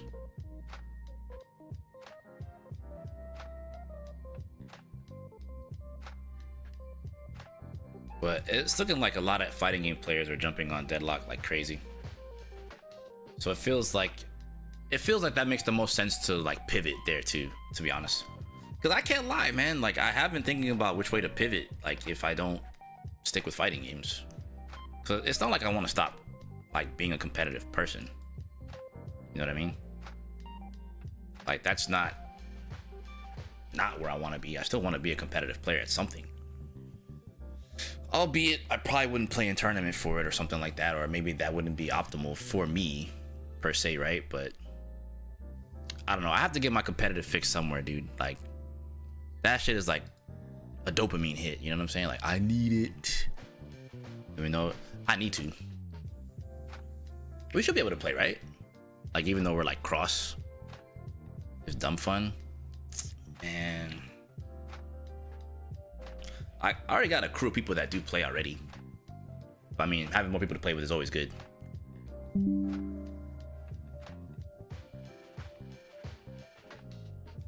Oh, no shit.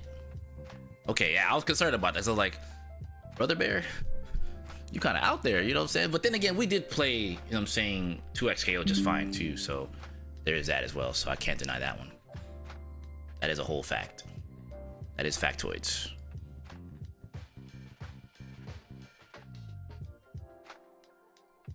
Oh, this is gonna be fire. Hold up. This is gonna look good.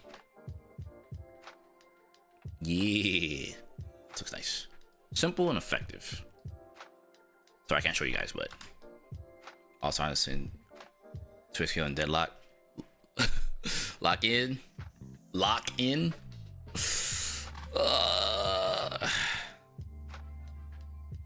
Can I play a little bit of League on the side, bro? It's a wee bit. So I'm not cheeks. You know, so I can at least hold my own again. I still miss playing Aphelios, dog. That's my dude. Philly the Kid? Yo, that was my nickname for Aphelios, man. Philly the Kid. I love that character. That is... Honestly... Aphelios is like one of my favorite League of Legends champions of all time. You get League. You get League. You get League. You get League, the people get deadlocked. All right, that's fair. I see. All right. Fair. Fair game. I peeped the vision. Yo, I wish I had my freaking. I need to make that as an emo here. That's on me. I see what you're putting down. Try to it multiple times in training mode, something not clicking. I don't know what it is. Well, brother, I don't know what to tell you, but I love that game. 2xKO is my favorite fighting game right now. I don't know what to tell you, brother. But that game, brother, oh yeah, that game is fire. I tell you what, Showbiz 54. You can't do the combos in the game. I don't know what to tell you, brother. Oh yeah. It's not that hard of a game to play. Just give it a try, brother. Oh yeah. You gotta play people sometimes, brother. Oh yeah. Cause the macho man. I'm sorry. I'm having a good day today, dude. I'm sorry. Actually, let me not apologize. I'm just feeling myself right now. Point blank. Movement is fire. Hey, that's what's up.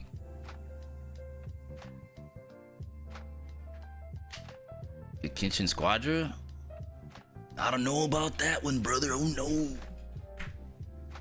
Dragon Ball MOBA? I'm not sure about that one, brother. The macho man doesn't have time for every game. Oh yeah. I'm sorry. I'm sorry. Let me chill. I'm losing my shit. Let me stop.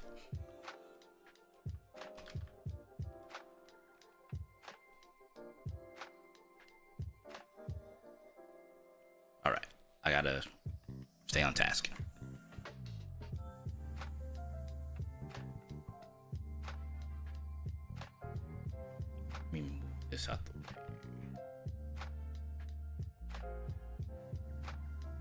This works, but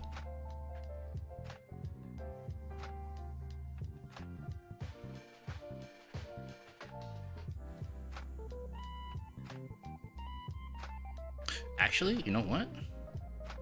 Let me try this.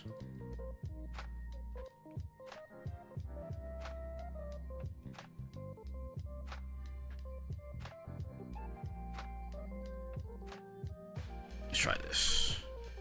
There we go. I'm afraid to leave training wheel until I get everything down. You sound like me, except for you're not me.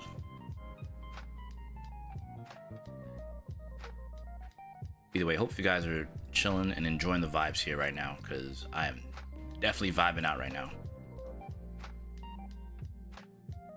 Kind of, I might be on well, this coffee doesn't have caffeine in it, but mushroom coffee go crazy, man.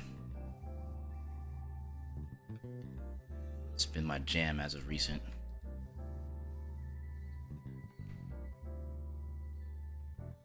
All right, there. All right, cool.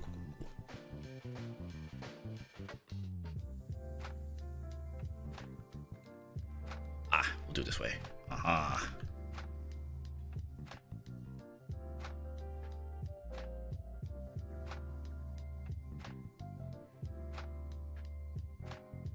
This works, but something is off.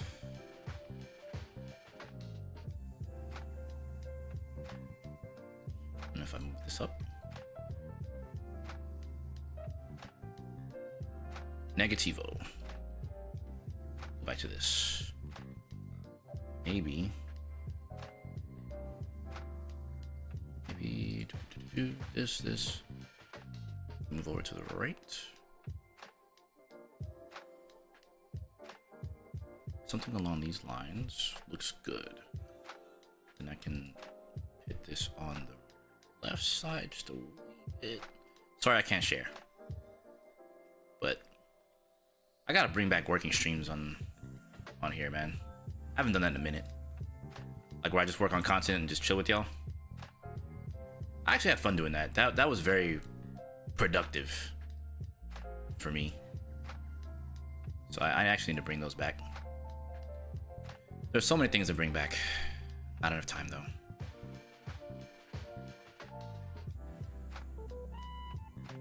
Always feels like a battle for time.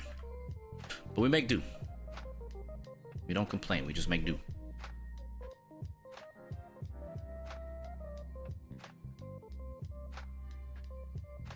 Okay, I think this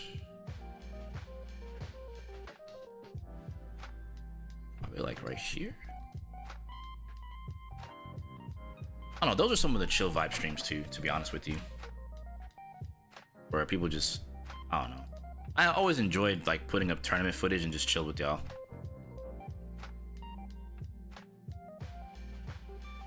You said you like movement? I do like movement. A Dragon Ball?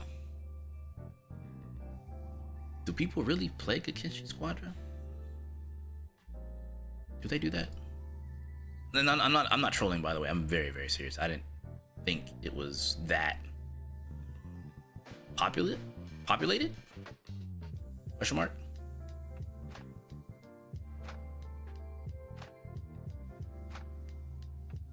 Okay. I think this is, as I'm looking at this, you know, oh, I need a vignette. Let me vignette this real quick. Actually, hold on, wait. If I do this, combine, Control G, and then from here to here, Control G, boom. Yeah, one of these days I'm gonna bring it back and do like creative stuff on stream again. Cause I feel like I got a lot done. Cause that's the only reason why I don't stream on the Wednesday, well, the Thursdays and Sundays. It's just to give myself a mental reset day, or mental reset days. So I think that was kind of bugging me out and not getting enough rest and always being on. It's one of their biggest games. Yeah, I don't think it's a bad game or anything like that. Just I didn't know Boys was like on it like that, like on it, you know what I'm saying? But like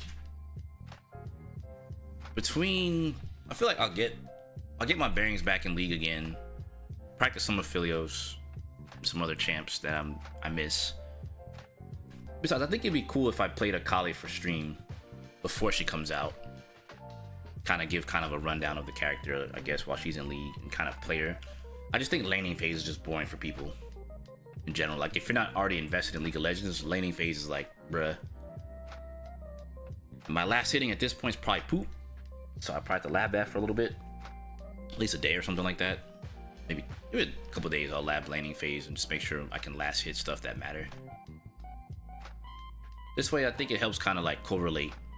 Because I think that's another thing that would be kind of good for 2xKO is to have some kind of correlation to like one of these games. Maybe TFT. I don't know, maybe TFT might be even a better choice than League itself, but I can't say I don't have fun playing League of Legends, or I did not have fun playing the game.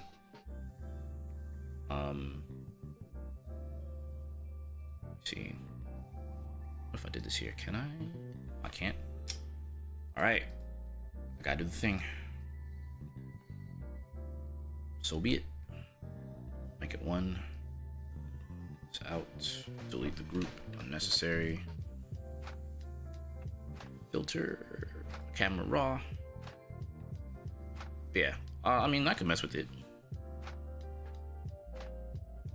Like, I feel like this year just should be just have as much fun with video games as possible. Still gonna be a competitive person / player, but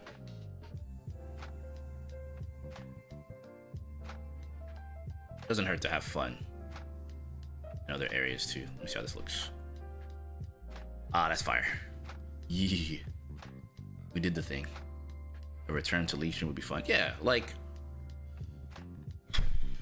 I think definitely the showcase Akali, because she has hella combos in that game. League of Legends Akali is like extremely fun. Okay, yeah. This thumbnail, it's simple and it cooks. Alright, bet. Put this out. This looks fire. I'm content. I swear, that's one of the few things that I've learned about like YouTube creation of like thumbnails and things like that. A lot of times simple is just the way to go. Especially if you could like convey what you're putting out there.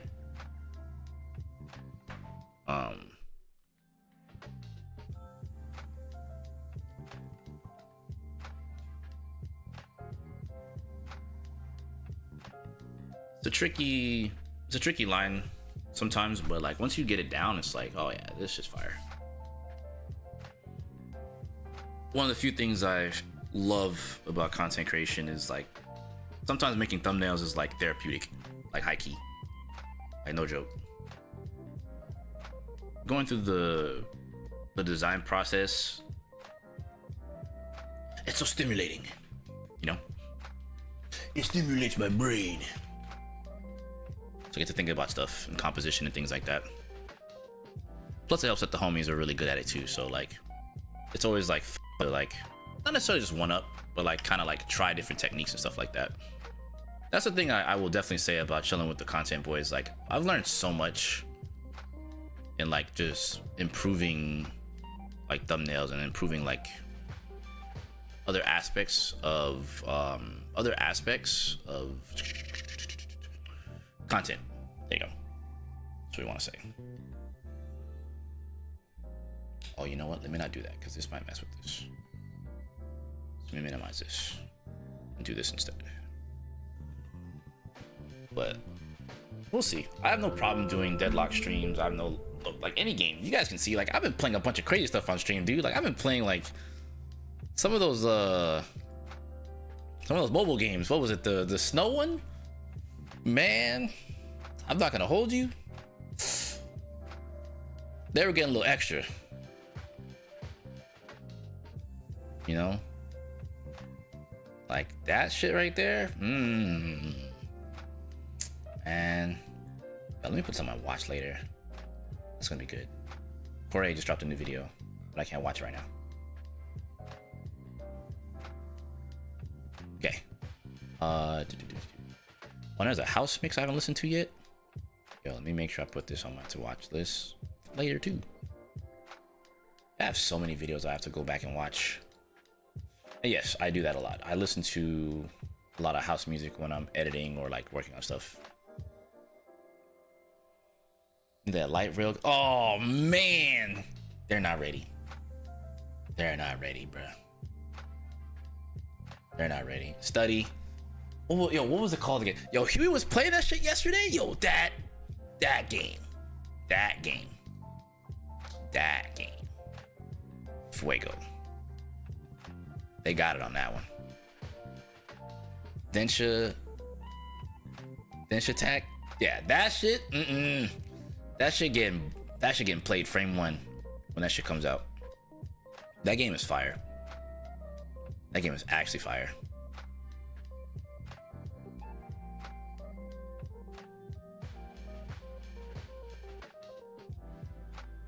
Let me try something here. It was fun watching you play.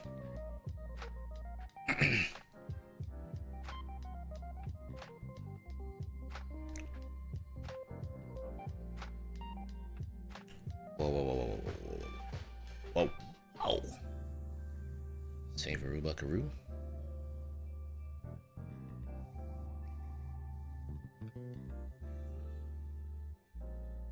No.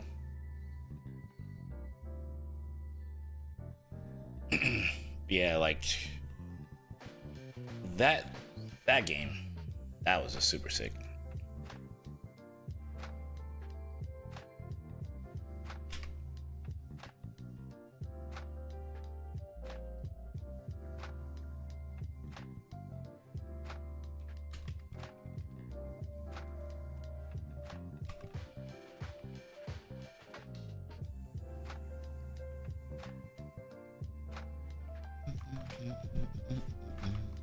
Oh shit. No. Let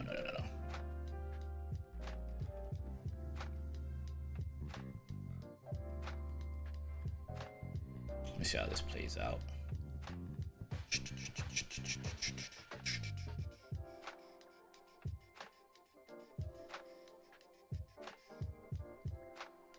Let me see here.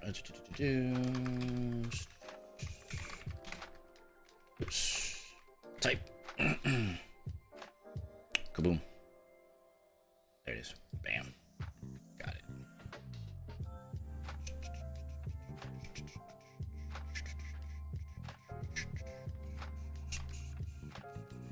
Oh, shoot.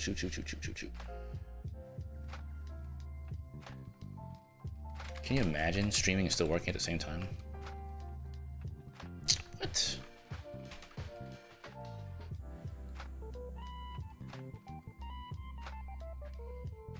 Imagine. Just imagine.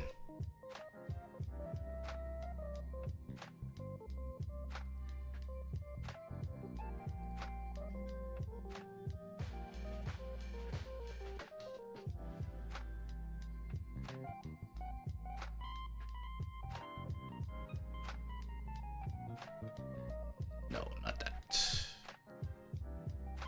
We're good here. Okay, bet. Might be a little barren. I should move over to the right a little bit more. Let's try this.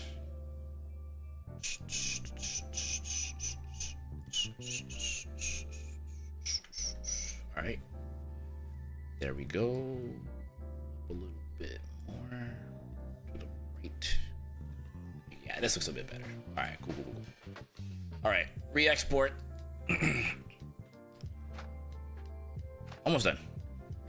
And we talk about 2x scale. Like, ETA 8 minutes. ETA 8 minutes, give or take. I might run it back on some coffee though. I think I might. I know it's not caffeine induced.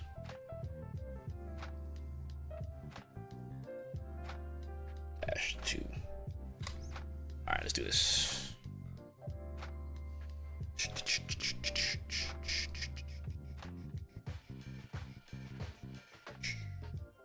And appreciate y'all's patience.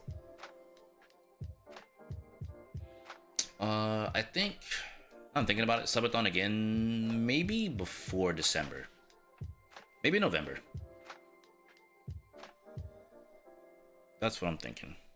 So I think December might be a tall ask since it's Christmas time and people are going to be doing a lot of different things.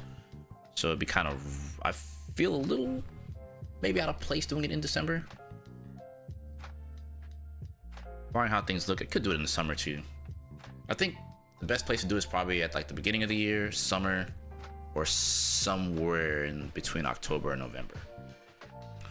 I think December is too tall of an ask for people to support that kind of event.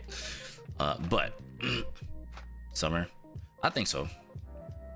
I think July would be a pretty good spot to do it. I want to introduce some more fun things to do with it. Personally. Change it with this one.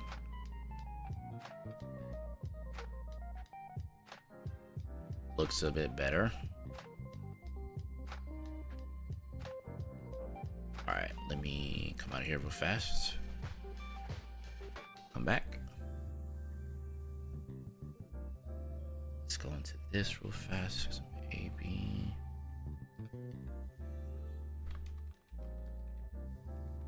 Okay.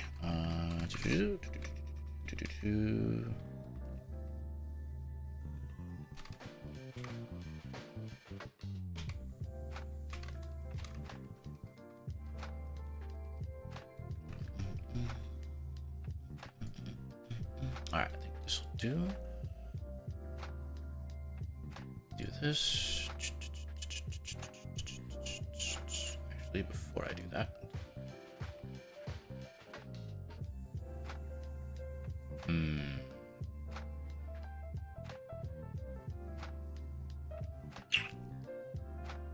This. All right, cool. It looks good. All right, I think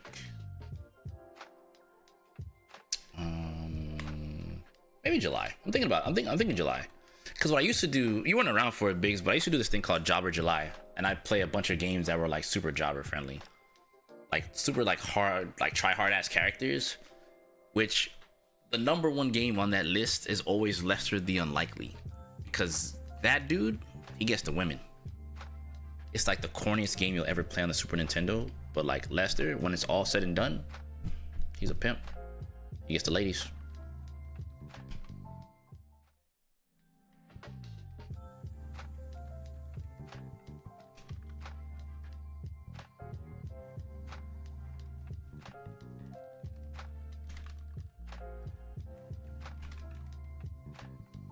What's up, Ricky?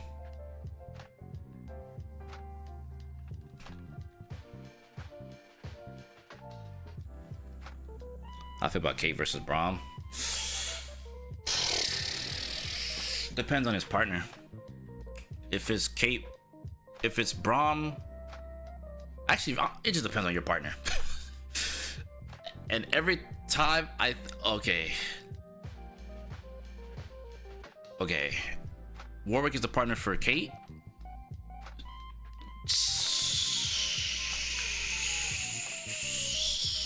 Tough.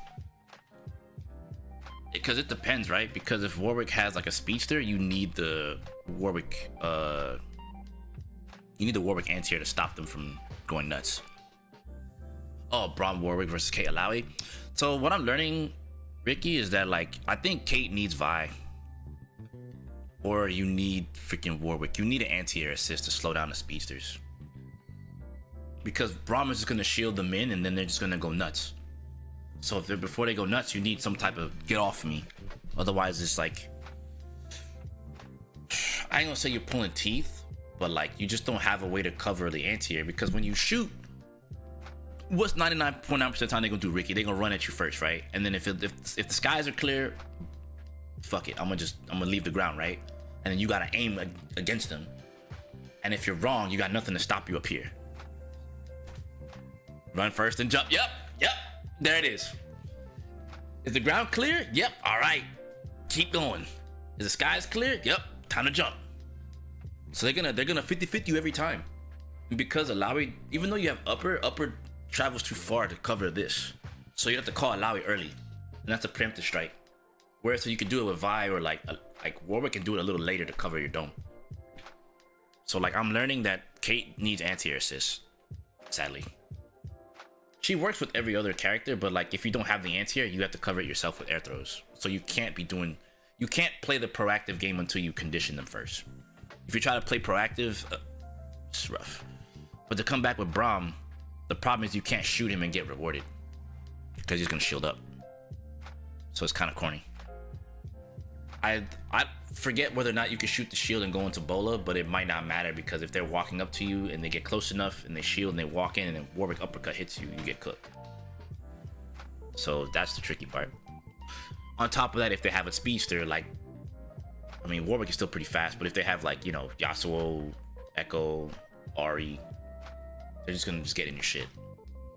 They're gonna, or even for what it's worth, even Darius. Like, I think him and Darius is annoying too, but in this specific instance that you're talking about, Warwick, yeah, he could just walk you down, get closer, and anti-air assist you for jumping, shield whatever you're gonna do in terms of shooting, and then like Warwick just comes behind you, it's like, oh, you got tackled, tight, active switch, handshake tag, party time. You're dealing with, I hate to say it like this, but you just can't be wrong. Like if you're wrong at just one time, you know, it's Kate is critical. So now you got to deal with the bullshit. I'm trying. Alright, I guess you convinced me for Yasuo. Alright, I told you that shit's cheap.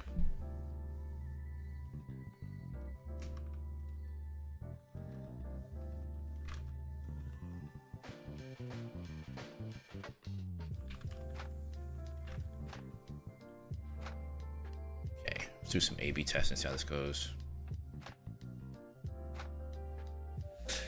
Trust me, I feel the same way. Like, that's the thing. Kate offers so much good mix-up potential with the trap because of the restand, but like, it's how much you gotta scrutinize to play her with said partner. I feel like unless they add more anti-air assist characters, it's gonna be a pain in the ass. Because you have to play, like, you have to cover the air as Kate, and the other character has to cover the ground. So you can, but it might not be advised to shoot too much on the ground, unless you have like minimum 3-4 screen. Half screen, that's almost a death sentence against like Echo or Ahri in particular, because they're gonna dash in your face, 100%. Or Ahri might spirit rush, gonna shoot on the ground. Yeah, you got it. Yeah, you're right. And even then, you might stick to Bola just because, you know, when you shoot Bola, you know, she retracts, right? So you don't like go in. So it's like, all right, I can Bola, cover the air and cover the ground, but I gotta wait. But then I gotta make sure my teammate does their thing. So against like fast characters, essentially you gotta Bola a ton. You can't sniper shot, or what's it called? I guess double tap, if you will, just whatever, S1. You just can't shoot them like that. You have to Bola a shit. You have no choice. Jump shot plus upper assist. Yep, Bola. Yeah, that's the thing. That's so I mean, you got it. It's just, you know, Braum can just shield you. Like, he can just shield all that shit out the way and just be like, yeah, whatever. That's the tricky part. So you're not wrong. I might just make a new account and do Juggernaut Ahri for a bit, although I'm just gonna die and try. Nah. Just run it. Don't. You're thinking too hard. Kate Teemo feels like trash. Maybe. I'm not 100% sure. At the moment, I can't stress it. I think Caitlyn just does too good with anyone that can capitalize off of her super and double down. That's the sentiment that I have so far. Because if you pop with double tap and you get a free headshot, you might as well DHC. So it feels to me like Kate is more of a DHC character than not. Everything else can feel strong, but there's the thing that I'm starting to understand more and more now. She's so well put together with an anti-air assist that, like, Warwick has an untechable anti-air assist. If Vi pops him up in his counter hit, they spin in the air forever. So you get combos there. Like, it helps kind of stabilize certain aspects of her game, which is really good. That's the beauty part. It's just stabilizing your game as Kate. Because if you're not stabilizing it, you don't want it to get too chaotic where you can't control it. You need to be able to control the neutral game.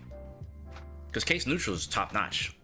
It's one of the best in the game, no questions.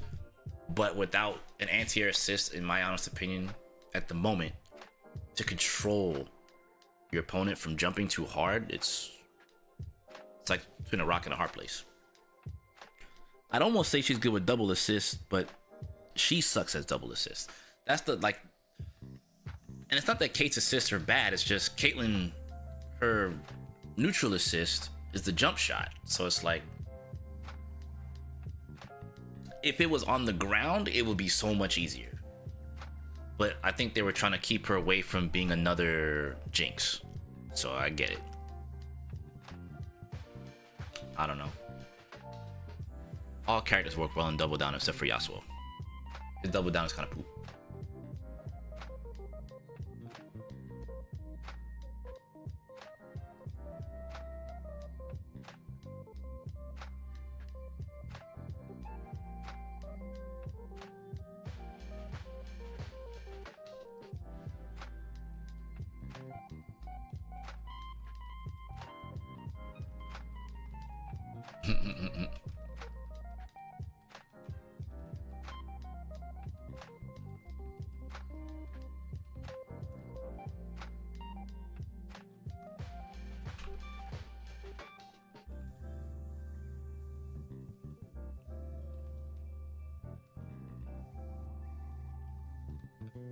Okay. But I think her versus Braum in general is pretty even. Like, I think I had that in Cupcake. I didn't think that was a tough match. Because he's still slow. If on the flip side, if Caitlyn, alright, if the Braum player, if their secondary character dies and it's just Braum, then I think it's even. Additionally, if you toss Reflector, he can do his pillar super, and it doesn't take out the super entirely. It just takes out the first two, so the top, the middle one and the bottom shield. So you still have that one to work with. So if he ducks, he has to stand up. If he doesn't stand up, he gets free overhead. You know.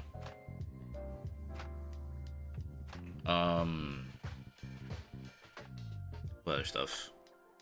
It's kind of also who has meter advantage. Like, meter advantage is pretty big there. It sucks that he can completely shield your whole freaking, like, if the player playing him is smart, they'll just shield your reflector, but if he shields your reflector, you can run up and throw him. So, like, you kind of have to play this give and take game with meter. Like, pretty important. It's the fact that he can shield supers is still nuts. And just being able to just armor through all your stuff, but just, I'm gonna walk you down. What are you gonna do about it? Like, that's tough. But if you have, even if you have super assist, it can be annoying. Warwick's super assist is good, but only if he makes contact. Like him just throwing out Warwick, you just pop him with anything you want, damn near, because it's Kate. You put a trap on the ground, runs into the trap, it's cooked. I think it's just hard for him in general. But you just don't. Braum is a character you just don't play into.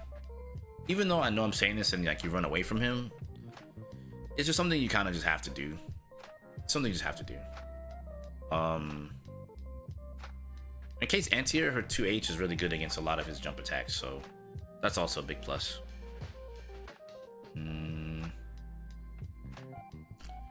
It's just Braum teams thrive when you play into Braum. So if you try to like rush him down, it's not a bad thing, but it's not advised, right? Or do it sparingly. It doesn't mean you didn't show that. Like, if you have cards to show, like, that could be a card you show, but like you don't show it all the time. Like, one round you can start off like being passive aggressive, and then throughout that round you can play more defensive, and then once the opportunity shows itself, you could play aggressive, and then play aggressive from that point.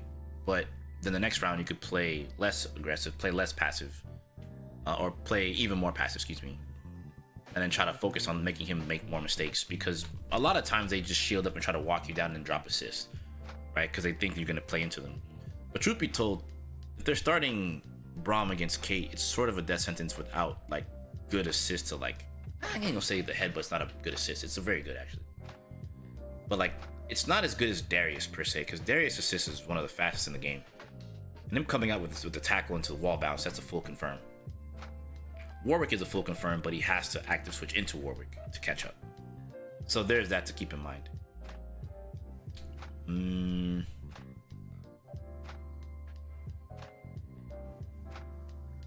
Unbreakable. Him without Unbreakable isn't as potent because it just feels like it's him just trying to walk you down.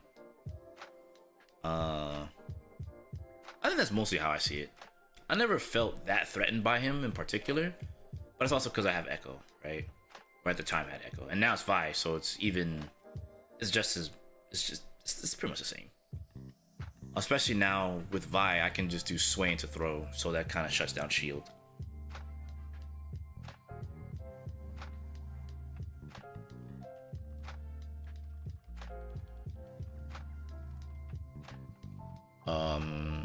Let me see here. Use.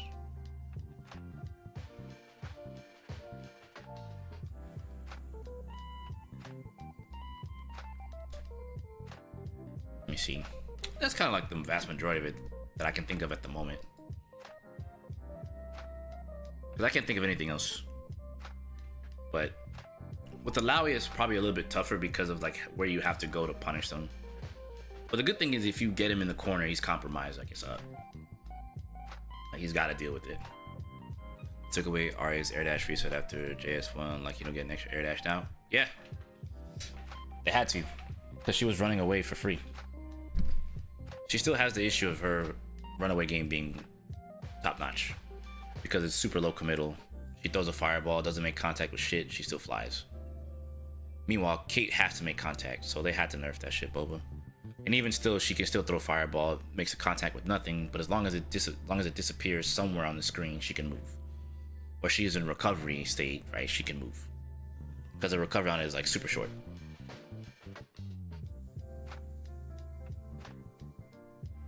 Huey tried Damon and his son. But Damon and Baby got a demo?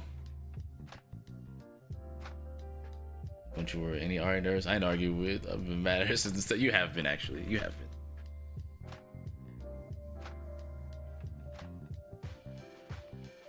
Damon and Baby's cheeks? Yo, the demo's out? Is it time? Damon and Baby. Wait. Oh, it comes out in March? I might have to give it a try. Download the demo now.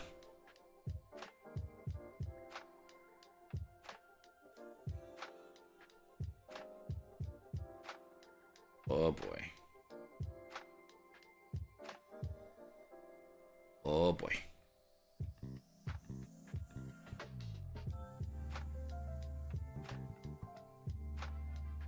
Daisuke said, I'm tired of doing Guilty Gear, bruh. We got on this Damon and Baby.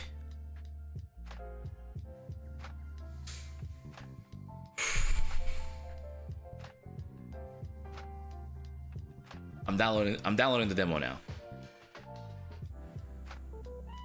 Go listen to the haters. Damon and Baby first to fives. Y'all are not ready.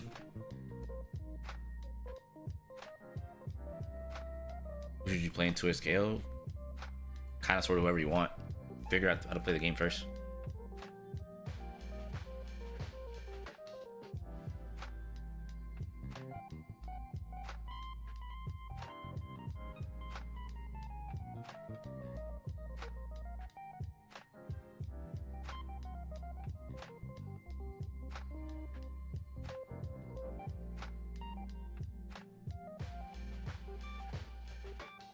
I'm looking at the gameplay now.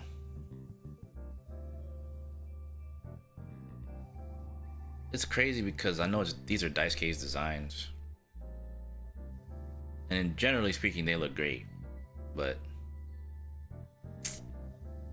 man, now you say that I'm concerned, bruh. Oh shit, they put Tomba 2 on freaking Steam? What the my childhood. Yo, this came out in December? Yo, my childhood. I already have Tomba 1. Bro. Ino's in it, it's canon.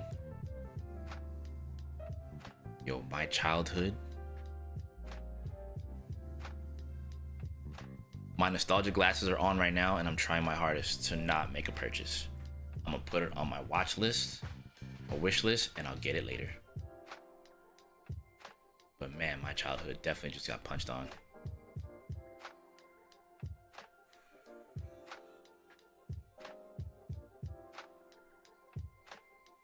I'm gonna have to go back and play Tomba 1 again, man. Hold on. Alright, let me stop. Let me not get hit with the nostalgia bait. Alright, back to it. Alright. I'm done in Photoshop. It's time. Now we can talk about Toy Scale. Don't sleep on the Damon and Baby lore. Listen. Damon and Baby. That's a baby. That's a Damon and that's my baby. Tell you what. You don't get to Damon without my baby. Fighters Nova? Yes. I did see this. I believe so.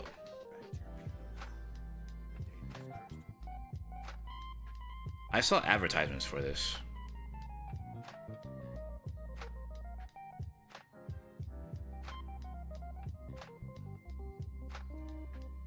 This looks a whole lot fighting game RPG? Whoa.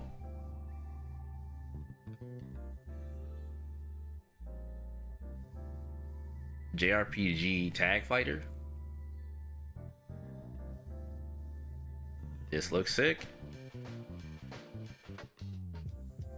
I like the character designs. Yeah, we're gonna throw it on, I'm gonna throw it on the wish list. That is yeah. That is going on the wish list. That looks sick. That looks real sick. I'm not gonna hold you. That looks extremely freaking cool. Hold on. Can always rely on Viola. Pass me the most ridiculous things. I definitely like the character designs.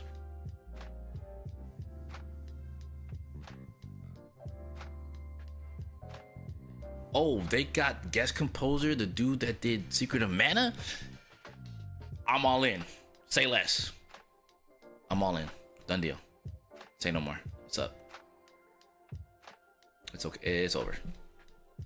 It's up. Pre-ordered. I'm finna work with the devs, bro.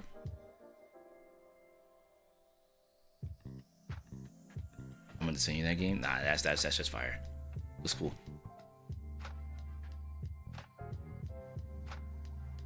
Alright, we good. Let me find RPG. Oh. We on it. I saw advertisements for it. I saw like the artwork for it, but I didn't know like what it was. Okay. Altered Alma still not out yet. They've been pushing this for a grip. I still get emails about that one. Altered Alma. That looks really cool. I'm looking at this right now. There's so many cool games on this thing. That's why I gotta get my secondary channel up and moving and start covering a lot of these games. I don't want to cover it on my fighting game channel. Excuse me, I don't mind streaming them, but I think making videos on them and stuff like that, maybe showcasing the playthrough, etc., put that on the secondary channel. Time to bring back Kensou off the books, man. I'm gonna repurpose the Marvel Rivals channels and just bring back off the books and put it there.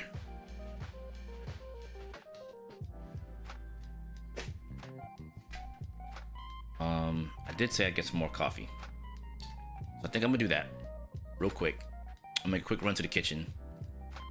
We've been talking about so many different things. Yo, Deadlock in this roster, so many cool things. So I think we talked about the Saudi stuff. Still makes me want to cry just a little bit. Back from bleaching your hair. One day I'll do that, and I'll be just as cool as you. Until then, I gotta be a lame. I gotta be kind of just straightforward, and not be as cool as you. One day I will be.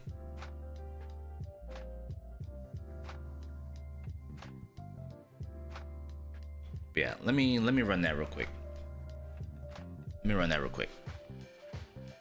I'm going to quickly run to the kitchen, make a cup of coffee, and I shall return.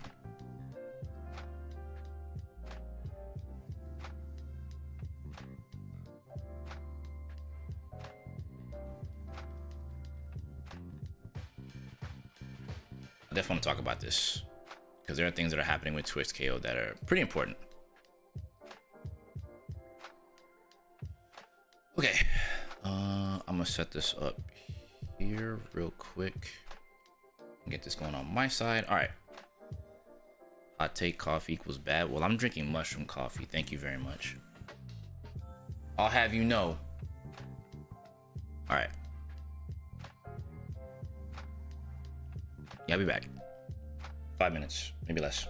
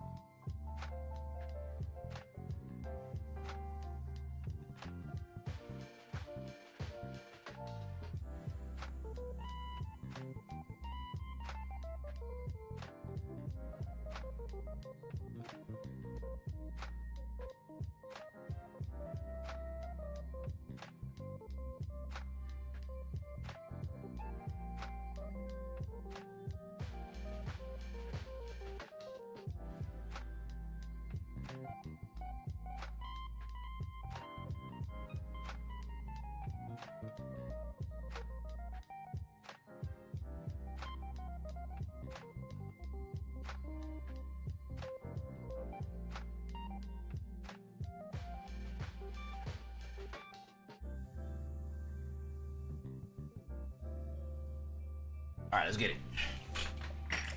All right. You hate the smell? Hey, listen. I have mushroom coffee. It's definitely different.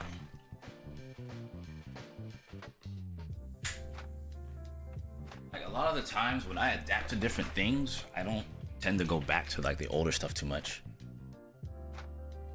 So like this new style of coffee I'm drinking, it's different, and I appreciate the taste a lot, for a lot of reasons.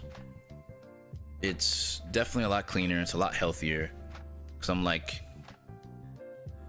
this year I'm just trying different things out in terms of like health and making sure that I keep myself healthy as much as possible. There's no telling what's gonna happen in life, so might as well live as healthy as can be. And for what it's worth, you know, gotta be healthy for the future queen, man. Can't be out here being sluggish. You know, gotta be on point. Because I think I think health is very important, man. You definitely want to keep yourself healthy as possible. And I say that, but you know, how do you want some creatine? Man, they do a lot of things. one thing I need to start doing, I need to stop being a bum, and I say a bum very loosely. I need to get on those corded, I need to get on the cords for chest press more, and chest exercises. I keep telling myself I need to do that. And when I go to do it, like, my gym has mad people on that thing, and I'm like, bruh, can I get on here? Sorry, dog.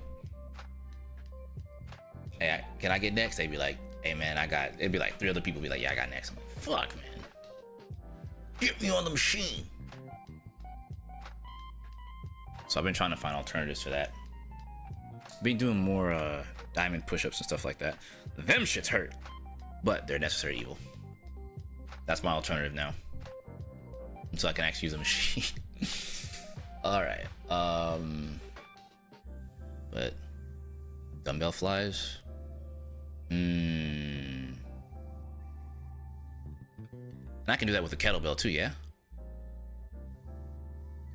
Cause I've been thinking about getting I have resistance bands. Only beef is like my closet door that I would do that on, it's nice and wide because there's area for me to do it. The issue is, I don't know, I have to fix the door because the handle where it would rest, it's too weak for me to do that.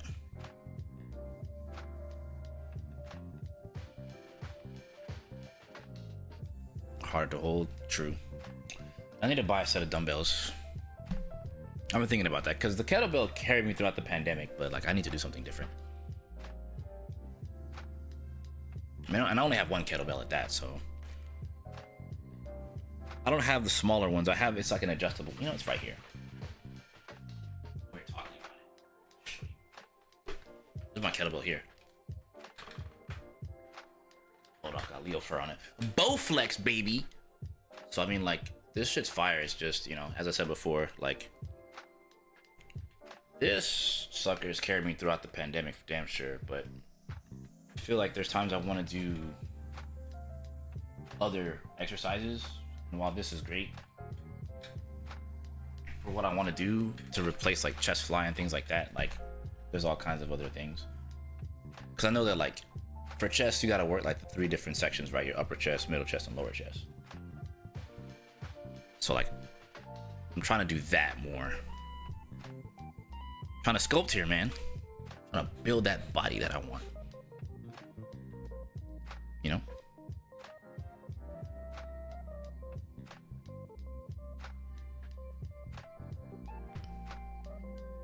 Remember when a video showed me putting resistance bands on the door? Let me tell you the feeling in my chest when that shit slipped loose and whacked me smack dab. Yeah, that's... So this door over here, the main door that leads into this room, I could do it on there, but the problem there is like, it's like a little mini corridor, so I don't have enough room to like expand out and then boom. So I have to work on other things. So I've been trying to get into the cord machine at the gym a bit more, but like I said, that machine gets cooked. People get on that machine ASAP when they get there. I'm like, bro, can I? They're like, you thought, brother. So it is a tricky state of affairs, but we smooth.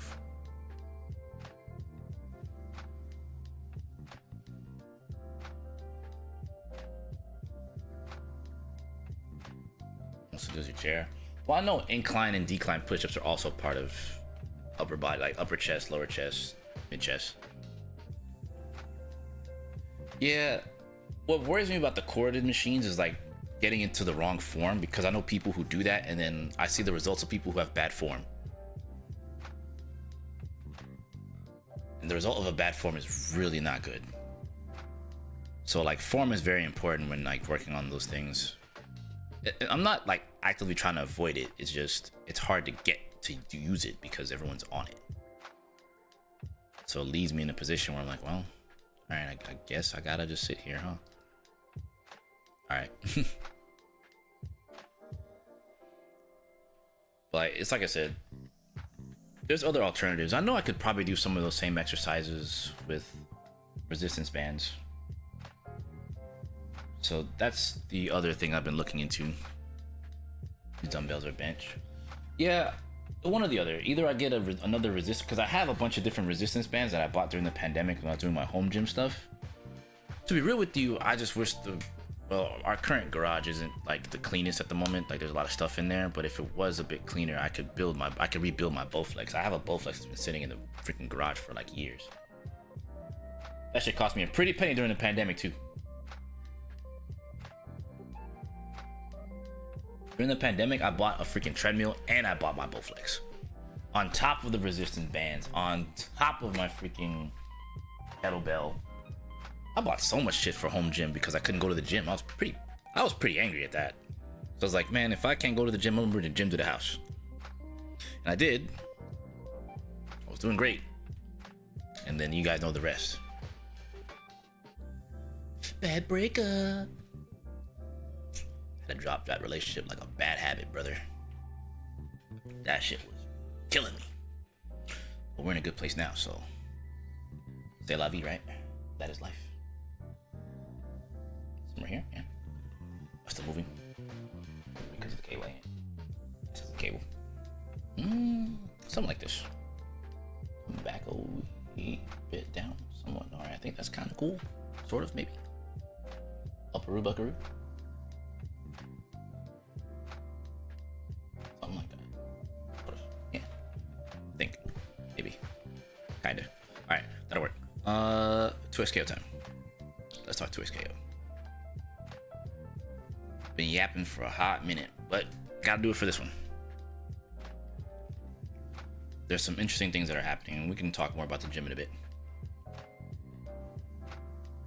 Ab exercises. Russian twist. It's like the main go-to. Russian twist and crunches. Pretty much my go-tos. Those are my go-tos. Was fine originally. It's not that, it's where it lies right now for my other shot, which is cool. We can go to it now. You can see what I mean. So from here like this, then it's cool, right? But the way it was out here like this. Maybe this was fine. Whatever. But like when I lean in, it's, you know what I'm saying? It's not doing me no justice. So I kind of have to stay like this. You know what I'm saying? So it means I kind of move, you know what I'm saying? I have to fandangle my way, you know? And I don't know how I feel about that at the moment. Because if I lean in and try to read, I'm cooked. So that's why I was kind of like, oh, maybe I gotta kind of come this way a wee bit, you know what I'm saying? Somewhere around this ballpark. Damn right I got it. This is my show. My shit. Man, I promise. I would encourage people to get on mushroom coffee because it's super clean. I have not touched normal coffee since I started drinking this, and this is like this is going on like month 2 now. Almost month 3 actually. But that's just me. That's a me thing. All right, let's get into this here because I want to. Okay. And before I get, this is fine. I can leave this like this. I'm gonna grab this from the other VOD. Get you Rise. Quick advertisement, get Rise. That's the one I'm drinking right now. It's among the top 5. I think it's like top 1 depending on who you talk to. It is a little pricey, but it's really good because you don't need that much. And it's just clean. Like, it's really potent because it mixes a bunch of different mushrooms inside of your dose, or how much you take. I say dose, size, if whatever. Point is, it's a lot of different mushrooms that are in there, and it's like really good for your system. Mushrooms in general are just good for your system regardless. But if instead of just having just one, just mashing up like 6 different ones that are really good and really good for a lot of different aspects of your body. So, and your just general health. So essentially, it's like mixing a bunch of superfoods together. It's kind of like I forgot what they're called. Something seeds. It's another superfood. But I know I've had that stuff before when I was in Toronto, and I had it. Though those seeds are ridiculous. You mix it with your water, and it's like it's so good. Flax? I'll tell you what Rise has in it, and then we'll do this. I got you.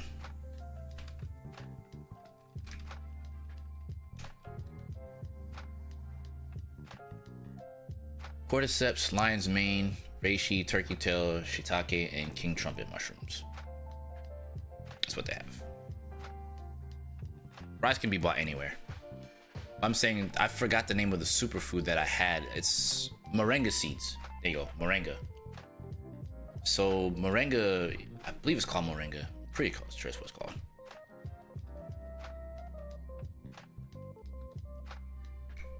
Like I had one of those and like water, and like the taste that you get from that, it like lingers heavily. So like if you're drinking water, you'll still taste it, and it's a superfood. So like it has a lot of like nutritional value. It's really good.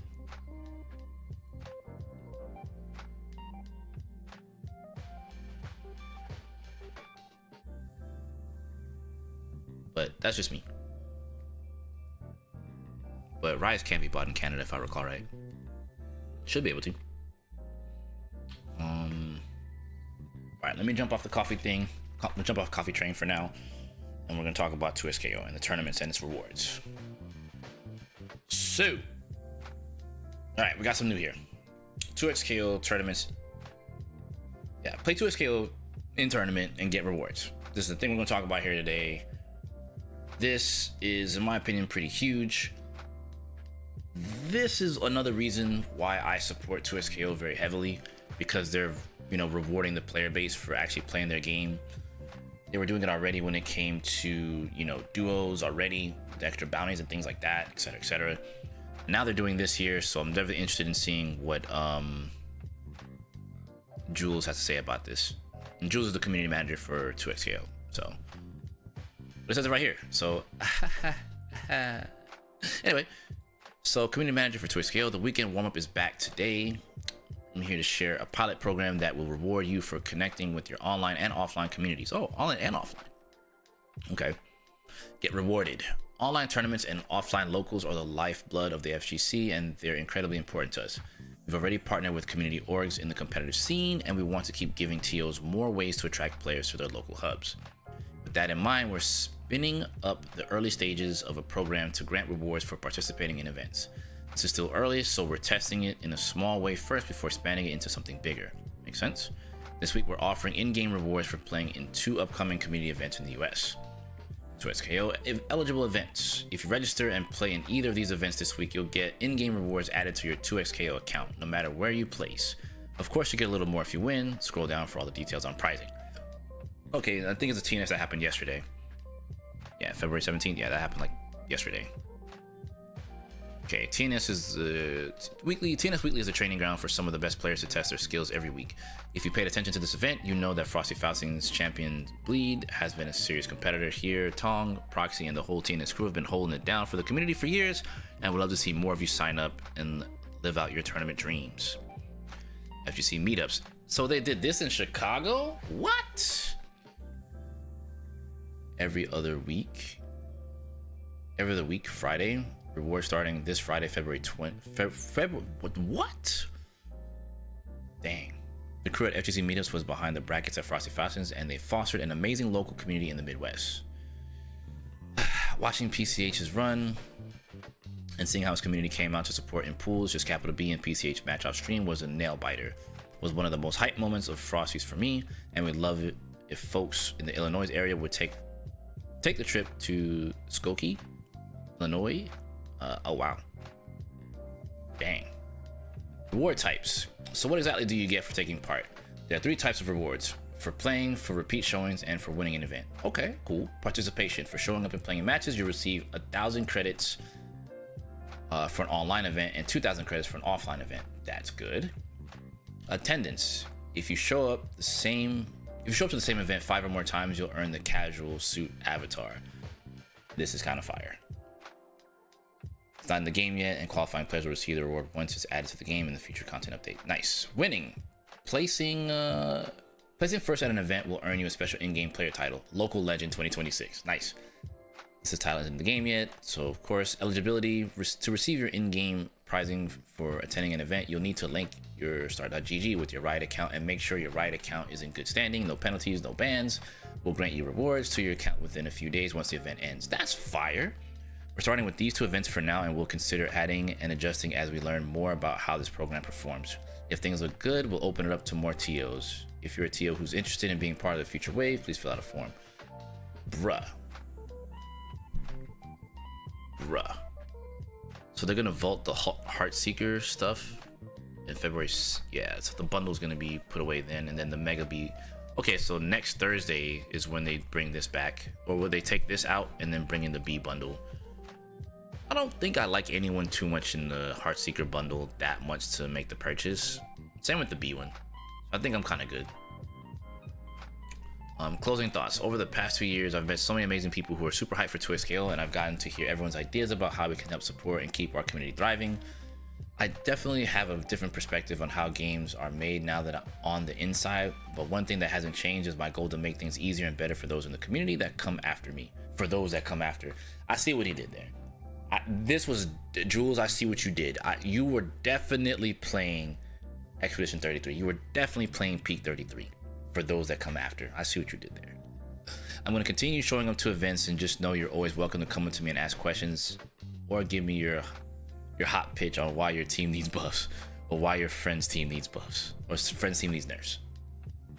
I think this is cool. We need this. This is the kind of stuff I always say, and this is why I'm going to support 2Scale till the end. I might seem like I'm being a quote-unquote blind follower, just following without any with reckless abandon, but that's actually BS. I like the idea of them supporting the FGC, and I think we don't get enough of that, and people do not recognize this whatsoever. They just look at and it's no knock to Capcom and the other companies, they're all doing great things. I just think that boots on the ground, being able to talk to these people means so much more than just you releasing a game that I enjoy and I can't communicate with you about it. You know what I mean?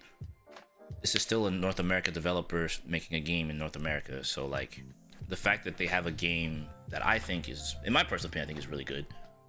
I'm here. Got me. I wonder when they're gonna break their NDA, whatever that's supposed to mean. I'm just saying I'm here regardless.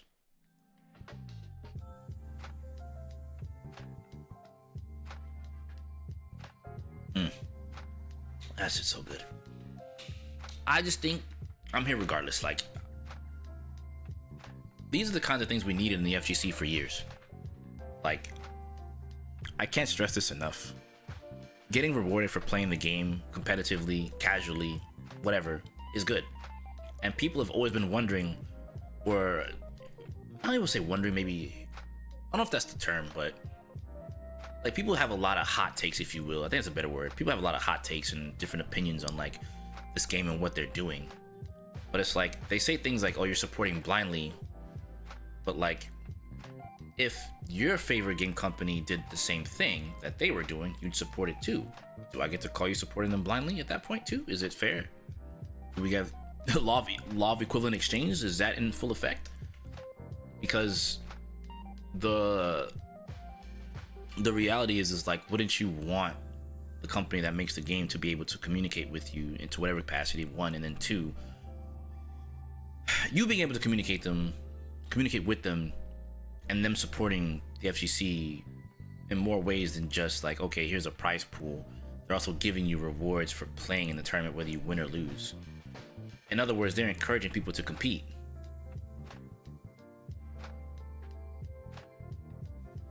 What? It's the landscape is changing. And that, I'm here for it. I'm here to support it because I wanted to see this for myself, and while I'm still playing, I'ma see it through. You know what I mean? So big ups to Jules and people here and the rest of the the team on the marketing side of things that are doing these things for the community. We need this. There's no two ways about it. We just need it. There's no, oh, we don't need this. We don't need them doing this. No, we do. Otherwise, we're just not going to get the kind of support that we need, and we're just going to play the games. At that point, we're just playing the games blindly with no kind of semblance on anything. So I'd rather have this the way it is right now with what they're trying to do, and like, dare I say, give them back for supporting us. Because initially, no matter what, even with the layoffs, like, it was made by people from the FGC for the FGC and beyond. So why should I not support this? You know what I mean? It helps, and don't get me wrong, I know, like, if you don't like this game, then obviously supporting it is going to be difficult for you to do, right? But because I like the game and I enjoy playing it, I'm going to support it. So, and I also want to see certain things come into fruition. Like, what does the competitive scene look like with all duos? You know, what if they do, and I say duos here because that's part of the game, right? Like, imagine they do a duo circuit, you know what I mean? Like, again, why would I not want to get a duo partner to go compete in that or participate? And then, even though we don't win, we still get rewarded. And then if we win, we get even more rewards. So it's a win-win. Like, you don't have to feel bad for losing. No way, shape, or form. And I think that's another thing I do want to say. Like, Riot is trying their hardest to find ways to make people feel good about playing the game despite losing. And that's something that's not being taken into account. There's a lot of scrutiny surrounding the game, but not about like what they're actually trying to do for the audience in more ways than one. But that's okay. That's what I'm here for, to help provide perspective, and you can kind of see these things. You know, I'm not bringing you like rage bait and stuff like that. Like, I'm here to give you like a different perspective and understanding of like what's happening and what people are like overlooking. Now, is it to the degree of like what you may want it to be, quote unquote? That depends on you and how you feel about it, right? But the one thing I'm gonna be hard pressed to say at 100% is like, I'm waiting to see these kinds of things get offered from the other companies, because everyone's looking at each other. And the real question is, who's gonna be the trendsetter this time, right? Normally we wait for Capcom, right? But does Riot have room to be a trendsetter? They do. 1002% do. It's just, are people gonna accept it? And if you can't accept it despite them doing great things, that's just a fault on you. At that point, I think if you're watching this, if you think that, then you're doing more harm than good to the FGC.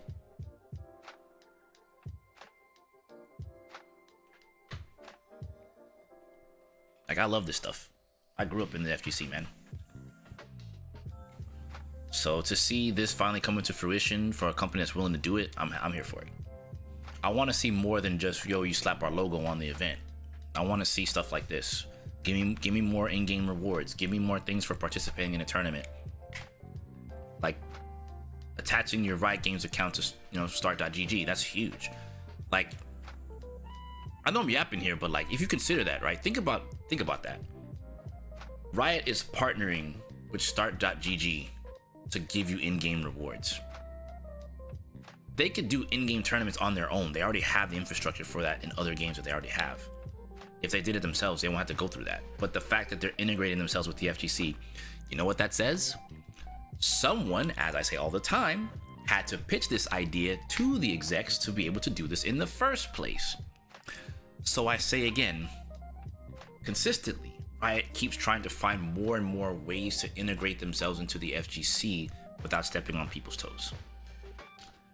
And if you can't see this for yourself, you're purposely turning a blind eye. You're being willfully ignorant towards it.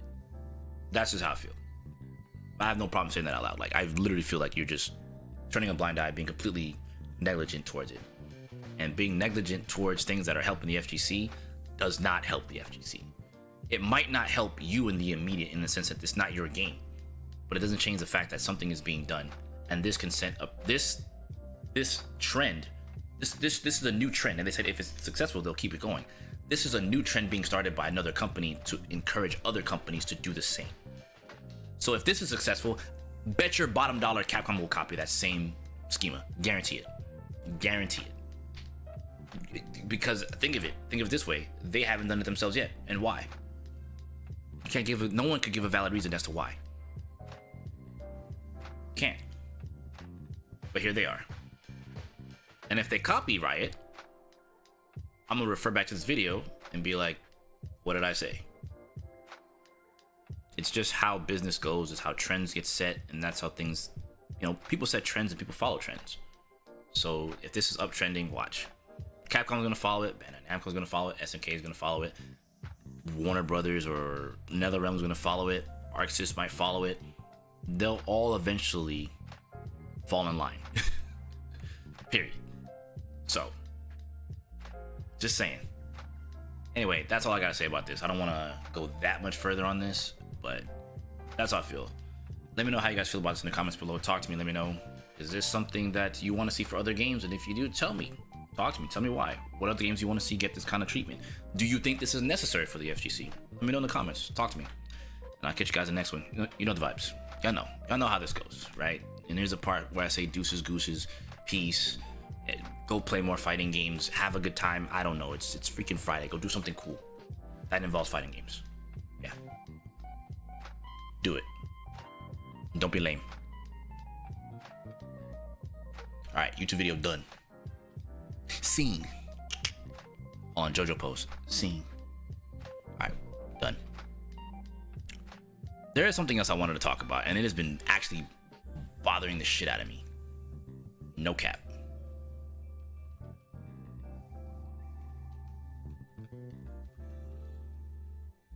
This one. This,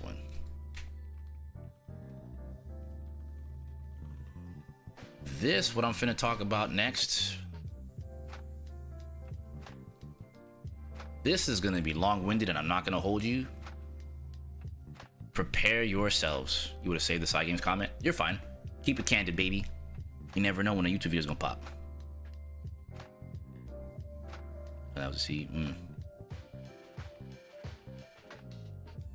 Sammy Bennis, mess with the content. I'm an editor. I do long form YouTube videos, clip streams, and shorts if you need. Got you, bro. I am a solo dolo as of right now.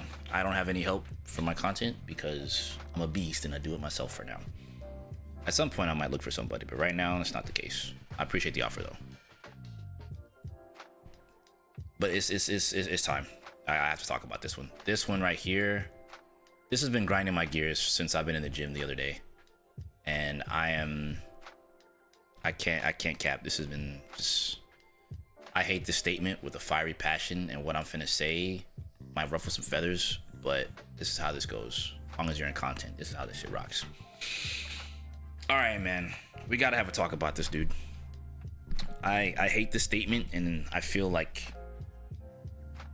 hearing this statement, what I'm about to say, you hear it all the time, you see it all the time. And this has kind of led us into a predicament that we're in right now because I think the meme has gone too far. And it is the saving the FGC comment. If there's any other phrase that grinds my gears, it's definitely that one.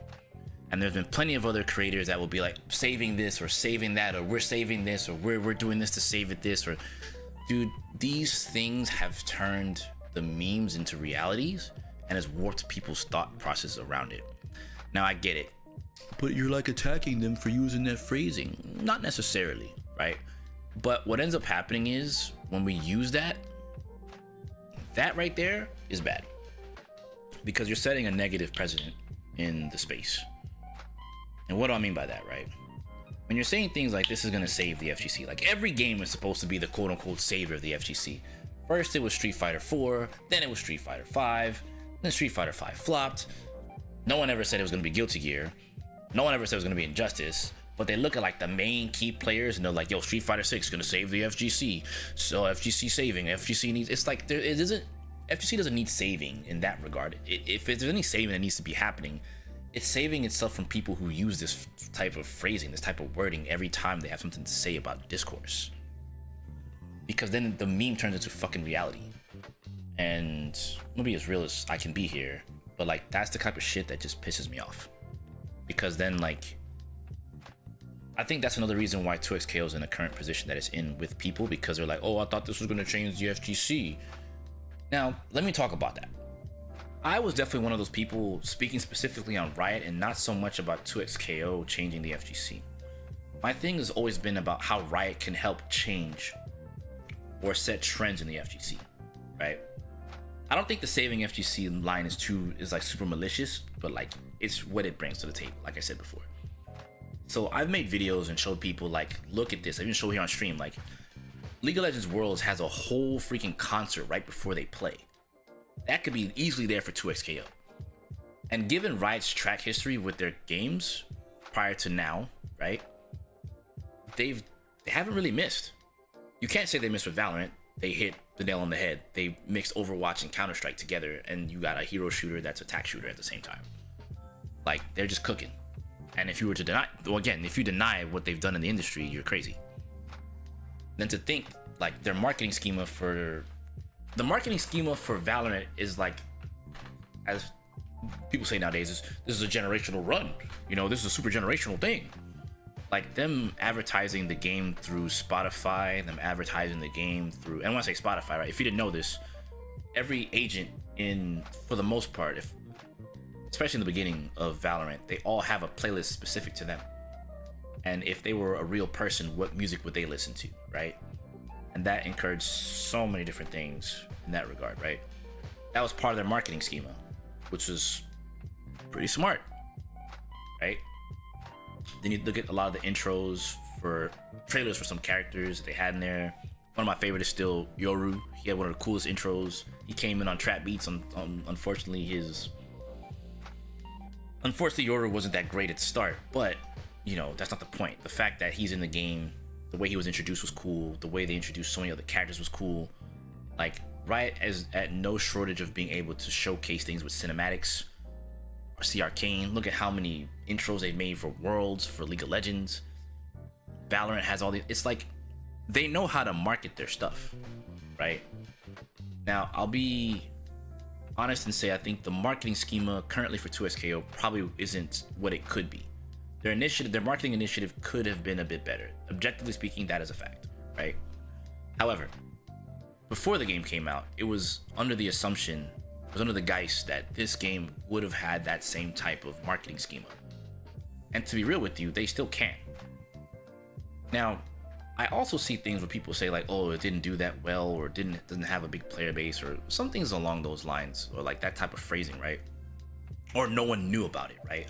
But then like you say no one knew about it, yet Caitlyn's trailer had like, what, 7.8 million views after the Game Awards? You mean to tell me only that many people saw it, and you're trying to tell me that these guys didn't know about it? That doesn't add up to me, right? The console launch hella increased the player base. It grew in numbers drastically, and it's like, but people say things like, well, no one knew about it. When I hear that statement, that leads me to believe that people, in my honest opinion, live under a freaking rock, right? Not the people that don't know, but the people that act like these other people should know, right?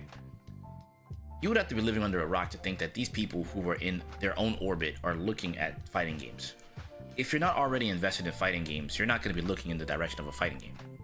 For example, I heard people saying, yo, Tyler 1 or some other big league people didn't know about 2xKO coming out. Yeah, they're too busy playing TFT, they're too busy playing Valorant, they're too busy doing other things that don't involve fighting games. So if you're not already invested in fighting games, you're not going to care. It's like if you were telling me a new Madden came out today, I would say, for real? And you could look at, dude, you didn't know Madden comes out yearly. I don't play sports games, so why would I look in that direction?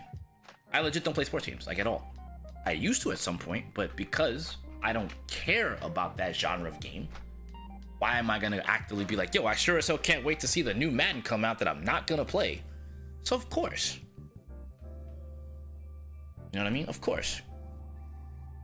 And then if you think about it, there also were people who don't know what League of Legends is, or they didn't know what Dota was, despite those games still being large. If you don't care, the end game here is, if you don't care about said genre, you're not going to worry about what's coming out. You know? You're not going to care. It could be anything. You don't like watching chick flicks, you're not going to care about the next, you know what I'm saying, Megan Fox movie. You don't care about big explosions, you're not going to give a shit about the next Michael Bay movie. You don't care about samurai swords and yellow jumpsuits, you're not going to care about Kill Bill 3. Even if people tell you about it, what's Kill Bill? You know? And to think there are some people that don't know what Kill Bill is, right? But like, that just goes to show that like not everyone is in tune with everything. Like pop culture is so large that like you not knowing about something isn't a bad thing. You learning about it and being exposed to it is always a good thing. You know? I don't think it's weird there's no overlap because I've seen League players tap into Valorant when it came out, which leads me to the thing I was going to mention about the marketing schema. I do think still that if there was some kind of overlap with, say, Tyler 1 or this one or that one that plays League of Legends to play 2SKO with another League player, that would have done better for the advertisement for the game. That doesn't mean that they still can't do that. But I think things like the Sage Jam Slam was supposed to introduce that, you know? I think the issue is a lot of League players don't care about fighting games. So Riot would have to really come out of their pocket to shell money in their faces to do the overlap. So was it a missed opportunity? Yes and no. It's still there, you know? I mean, you have a lot of people from the League community that do play fighting games, you know? I think Lily, Pichu, and Scarra would have been a great starting point because they're already ingrained in fighting games as it is right now, right? So I think those two would have been good choices. Here is really good to utilize talent that's already popular to help boost and regulate numbers. This point makes sense. So I'm cool with that. I think, and mixing and matching them with other fighting game streamers would have been smart. But I say again, like there's a lot of things that don't make sense here. But to reel it back in a little bit here, I do think that part is really annoying to me. Like, if you watch the Game Awards, you had to have known about 2XKO. And the amount of people that watch the Game Awards is vast. So to say you didn't know about 2XKO just sounds kind of unbecoming. You know? Especially when it's crazy, right? Because Caitlyn is the most popular League of Legends character to date right now. So her being shown off at the Game Awards with well over 7.8 or whatever it was million views within the first 24 to 78 hours, or the first 24 72 hours of Caitlyn's announcement and the console launch announcement. What do you mean? How does the player base magically grow if no one knew about 2XKO? That doesn't make sense. People just move for anything that's free.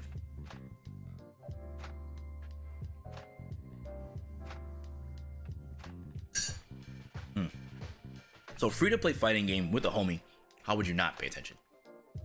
Especially at the Game Awards. It doesn't make sense. But again, maybe you didn't pay attention because it's a fighting game. It's a fighting game. No one plays those shits. You know? But let's roast High Guard. Anyway, that's a meme. I mean, not to buy it. But going back to the track record of Riot, at the time they had a good track record, especially with Arcane coming out. Like, how could they lose? You know? So it's perceived that because they've dropped, technically speaking, no misses. Even Legends of Runeterra, when it came out, it was doing well at first, and then obviously it took a dip, right? But they still support it to whatever capacity. Teamfight Tactics was a hit. You know what I'm saying? And to say that they won't have misses per se, but maybe some just didn't hit as hard as others. So I feel like Runeterra and maybe 2XKO are kind of in that boat of like, they maybe didn't hit as hard as they wanted it to. And that's okay for a company to feel that way, right? But like, I think because of that stigma of like, this is going to change the FGC, it's going to save the FGC, or rather, it's going to save the FGC. Like, this line is just, it's so bad because what ends up happening a lot of the times for every game that they thought was going to quote unquote save the FGC, that includes Dragon Ball, it got shat on for not doing the thing that they thought it was going to do.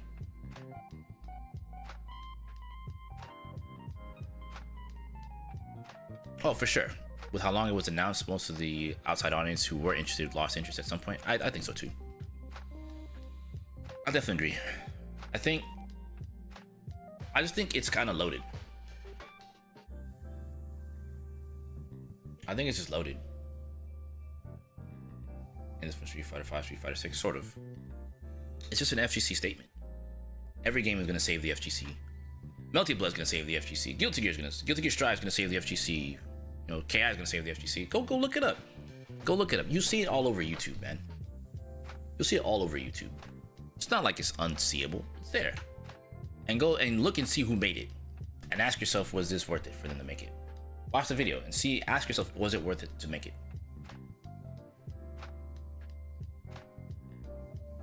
in the moment, people don't think about the long-term ramifications of statements like that. That's the reality. Phrases like that do damage to people. Like, that's the truth.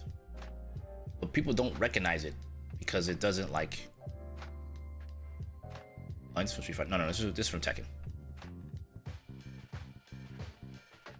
Just gotta keep a chill beat on, you know. But like, where was I at? Yeah, like DBFZ got shat on because, oh, this was supposed to unite the FGC, and then Suecia came through and was like, oh, y'all wanted to compete in tournaments? This is just supposed to be a toy. Get this shit out of here. I remember that whole stink with Suecia. I do. And what happened before Dragon Ball came out? Yo, DBFZ is gonna save the FGC, man. It's gonna unite everyone together, and we're all gonna play the game because it's a Dragon Ball IP, and Dragon Ball IPs are big, and blah blah blah blah blah blah blah blah blah blah blah. And look what happened. Look what happened. Suecia came in there and said, did I catch y'all having fun? That's cool, dog. I'm gonna take my ball, and that's that. Remember when you couldn't make money off Dragon Ball Fighters? And how the big push to get away from that was gonna be a thing? And what do people still do? Complain and still Kamehameha! You were still pissed, but you still dropped Key Blast. Don't say. Don't say.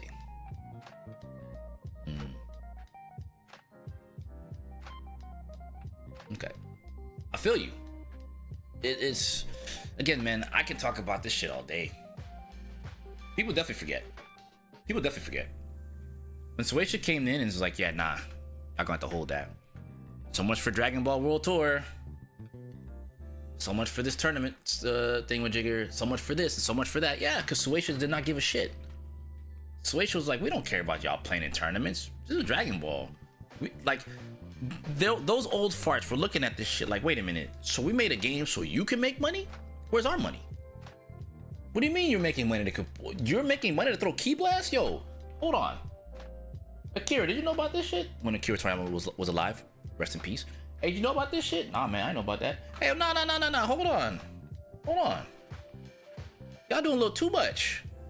How much you say you giving these kids? This much? Nah, that's too much money. Pack that shit up. I need y'all to spend money. I'm not making money off y'all to give money back to you. Think about it, right? Their thought process was, we make money, we take your money to give it back to you? What are we doing here? How are we making money? Pro Tour series. Man, if you don't, cut that shit out, man. Cut this Pro Tour, man. Tear this shit down. Like, they literally just walked into the office, see all these people celebrating the Pro Tour stuff. Man, take this shit down, bro. Celebrating shit. Why y'all giving them money? What about our money? What do you mean? You're already making money. Not enough. Yo, what do you mean you're not making enough money? Look, man, my pockets are not laced well enough. You know what I'm saying? Look, rent is due tomorrow. You already paid rent. Listen, I didn't ask you whether or not rent was due tomorrow. I'm telling you rent is due tomorrow. Hey, yo? Excuse me? I'm telling you, dog.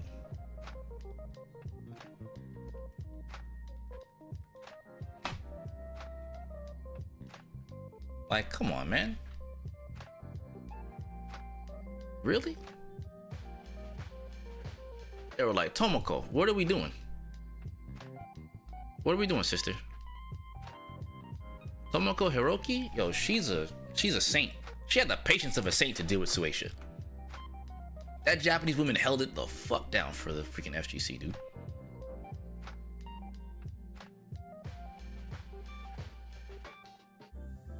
She held it down. Like, she was basically, in my opinion, Tomoko Hiroki, she was what people wanted Ono to be when he was on Street Fighter. She's a way better Ono. And there were things that she had to say and do, and you could see it in her face. She did not want to say things. When Bandai Namco gave her resistance against what she wanted with the project for DBFZ, you could tell. Every time she got on camera, you could tell she was like, I gotta say this somehow, somewhere without pissing these people off.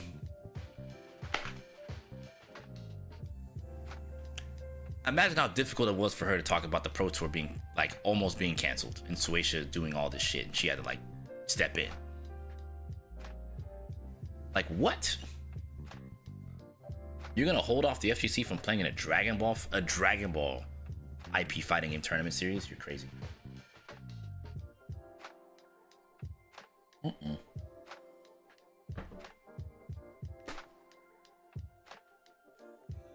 Yeah, she did stand 10 toes down. She's a saint, man. She did so much. Like, I don't know what to say. She just held it down. She's literally, in my honest opinion, better Ono. And I think the FGC owes that lady, like, or at least the Dragon Ball Fighters community, they owe her like an immense like thank you. She kept trying to get all kinds of things pushed into that game. But let me get off Dragon Ball and just point out, like, the point of the matter is, like, this whole saving of the FGC stuff is just corny. It scrutinizes the games, it scrutinizes situations for people, it scrutinizes the community as a whole. It just doesn't make sense why we have to do this.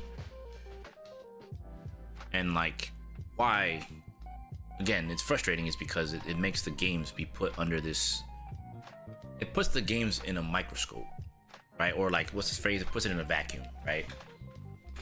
And like, all eyes are on this game. This game does bad. See, I told you it wasn't gonna be the FGC. I knew it.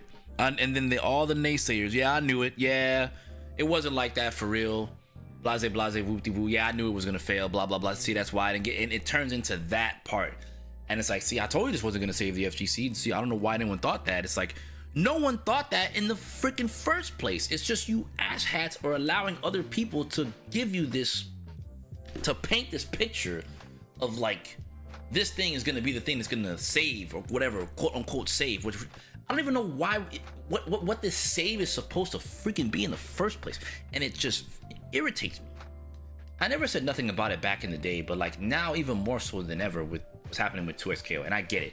You're just saying that because you play the game. Yes and no. It's a beef I've had for millennia. I've chosen just to be quiet about it. Now, nah, we gotta talk about it. Because this saving the FGC stuff is corny.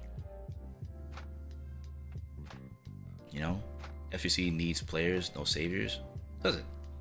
FGC needs, yeah, it's kind of like you need more boots on the ground, right? You need more soldiers. That's what you need. You need more soldiers. Straight up. Nothing's gonna save the FGC but the players saving the FGC. Oh, for sure. That's what I'm saying. Like, it requires the players to step up to the plate. Not like the developers make the game.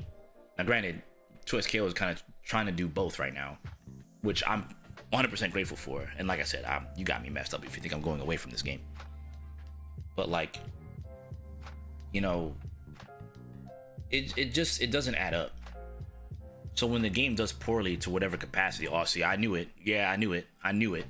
It's like, you didn't know anything. You just assumed. You assumed you knew, because sometimes when it's like what's happened is each fighting game has gotten scrutinized in the sense that, oh, this is gonna be the savior. It's like, and then you get the content creators that ride that shit to the fucking wheels fall off, and it's like, it hurts. It's more damaging than it's good. You know what I mean? And then I know what's gonna happen if any of them see this. They'll just be like, oh, well, you see, he's just saying that because insert some excuse here or some whatever, some nonsensical thing that I think is nonsensical, right? But like, don't realize the irreparable damage that's been done because of the statement. It's like, oh, well, people shouldn't say that. Well, you shouldn't insinuate it. You shouldn't push the idea. You shouldn't be making videos that push the idea of saving the FGC. Like, I think it's the idea of something saving the FGC is just a joke. It's like the FGC can only save itself. The games are one thing, but the community has to come together to keep it alive. You know what I'm saying? Like, and I say this from someone who played like Guilty Gear in the States, right? Where the game got shat on, but the community ran strong. I will never forget the tournament that I didn't go to. It was at this dude Tad. I think his name was Tad's house. And they didn't hold Guilty Gear at one tournament, so Tad said, screw it, I'll do it myself. And like well over like 200 people showed up for Guilty Gear at some dude's house to play in a damn tournament at someone's house. Like, who does that? Like, that's how strong a community can be.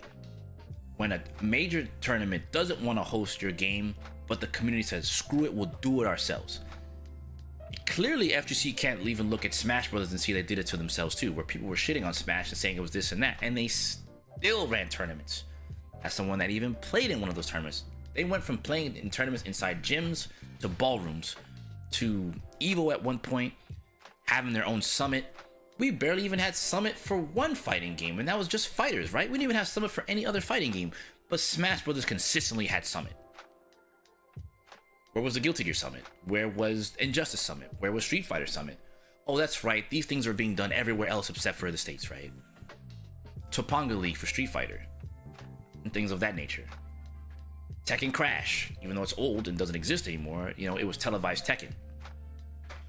Still waiting for televised Street Fighter in the States.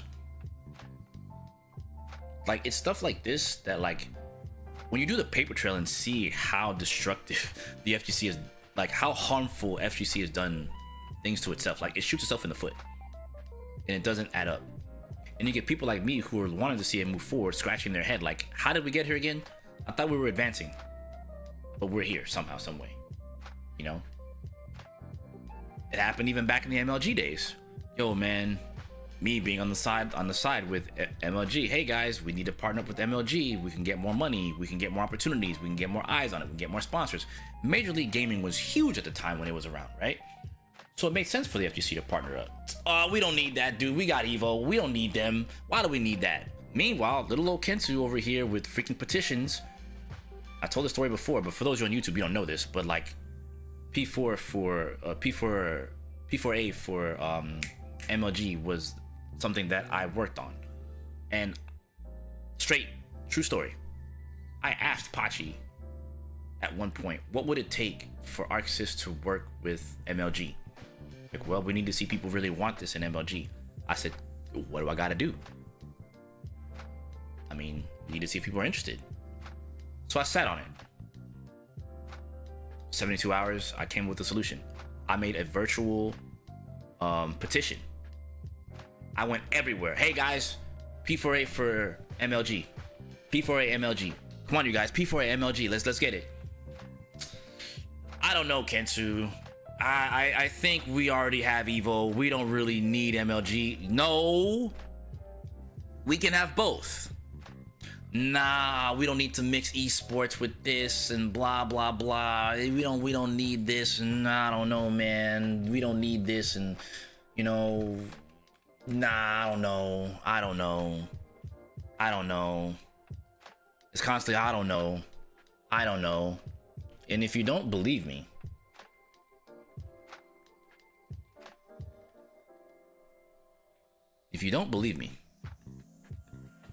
I have the receipts.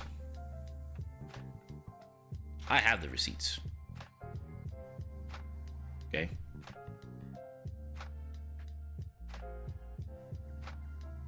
I 100% have the receipts. Let me see if I can find the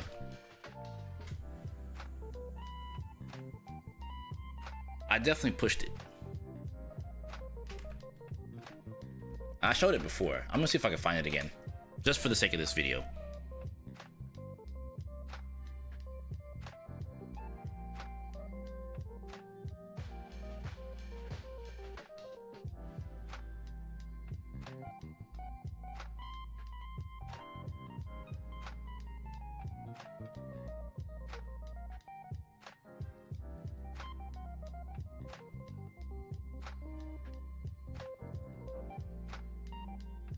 Ooh, hold on.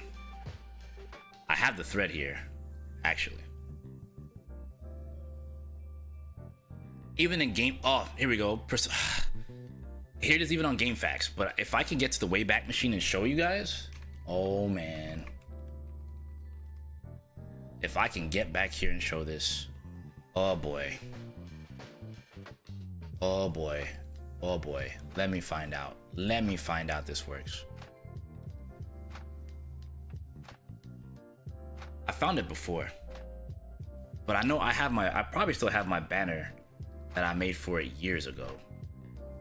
I might still have it. There's a possible chance. Let me see if I find it. If I find it, oh boy, no one can tell me shit. I'm so sorry. You cannot tell me jack shit. I've tried so hard. Oh, there it is. I do have it. It's still here. Yep. Mm-hmm. All right. I'm gonna bring this up on screen for a second. Hold on. I knew I'd find it. I'll never forget this, dude. Let me go to this main scene. Minimize this. Yep. I tell no lies, man. Go to my desktop. Wait. Hold on. Can I show this? Wait, which scene are we on right now? Okay, we're on this one, right? Main scene. Desktop.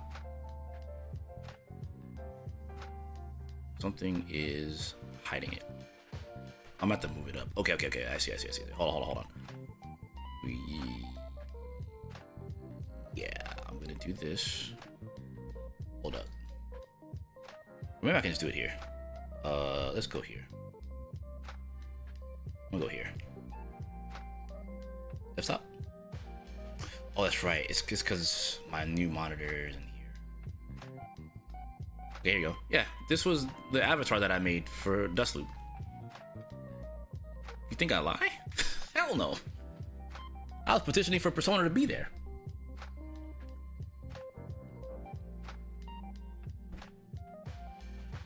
When I tell you guys I was active in FGC trying to get things to go a different way, where everyone else was just playing, I was being active and trying to get people on and get companies on board to get their games inside MLG. Because it was the bigger thing at the time. Not that Evo wasn't big, but, you know, as my boy Coda would say, two bad bitches can exist at the same time, right? Why would we not want it? Huey, I'm telling you, dog, like, they don't understand. I'm like the original super soldier, you know what I'm saying? Like, they think it's just, oh, you weren't trying, bro. You weren't doing this, or you weren't doing that. No. I was here front and center, dog.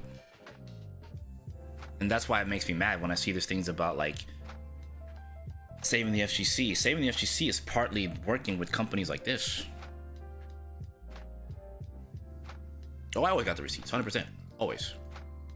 100%. And if you think I wasn't kidding, right?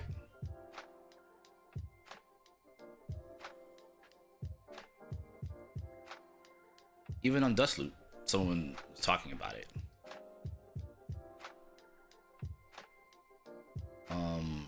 I'm trying to see if I find it.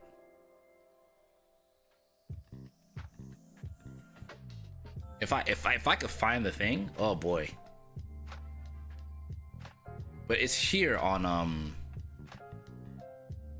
what's it called? It's definitely here on as a GameFAQs thread, which I'll just show real quick so you can see I'm very serious about it.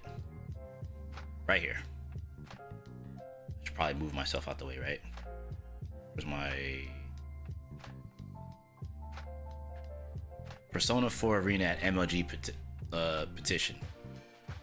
Seems like one of the more prominent players from Blades, but I think it's a well-known Lychee who places really high in tournaments. Evo has made a made a thread regarding the title of this topic, and I read it and thought it was worth checking out.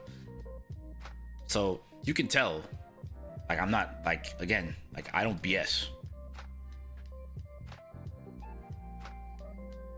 Like, you see what I'm saying? Like, I was here fighting for the FGC to get these kinds of opportunities. Like, make it make sense, dude. Like, I'm not someone that just wasn't trying for the FGC. I was fighting tooth and nail to get people to kind of understand that, like, we kind of need these things. You know, people don't want it. Like, if I could show you some of the, if I could show you guys some of the responses for this, dude, it's actually insane. the stuff that's stated. It's definitely a whole lot of we don't need them. Oh, here we go. Oh, Huey, you're godlike. Here we go. Here's another case in point. Oh, here's another case in point about saving the FGC. Oh, beautiful. I'm so glad you showed this. I'm so glad you got this here. Hold on, brother. We gonna definitely talk about this one. Here's a case in point about that. About games saving the FGC. This is exactly what I'm talking about. Hold on. Let me switch this off because I need to come out of here. Cool. So right here. Prominent player, content creator, Brian F. DBFZ could have been that game to unite the entire FGC and make the genre explode, but it had to have garbage netcode and wonky esports implementation. Not Riot is here to eat everyone's lunch. And this was back in fucking 2019. This is what I'm talking about, dude. And then look at the next thing. The immediate comment. DBFC wasn't going to unite the FGC regardless.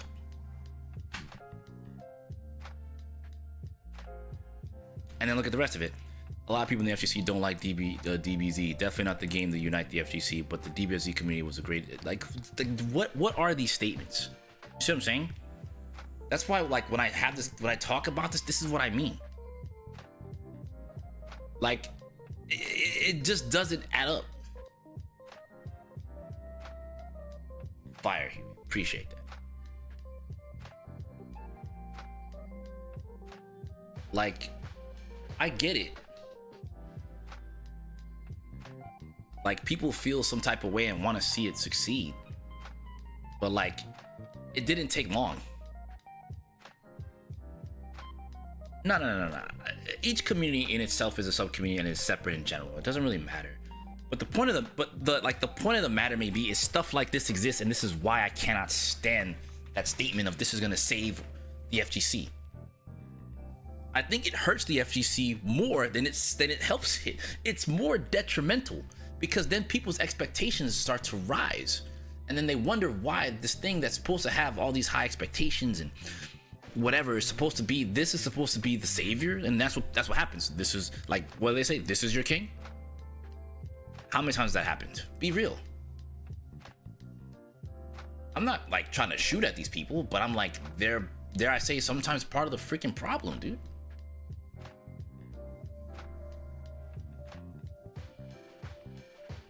You're being mean, kids. Nah, fuck that. Being real.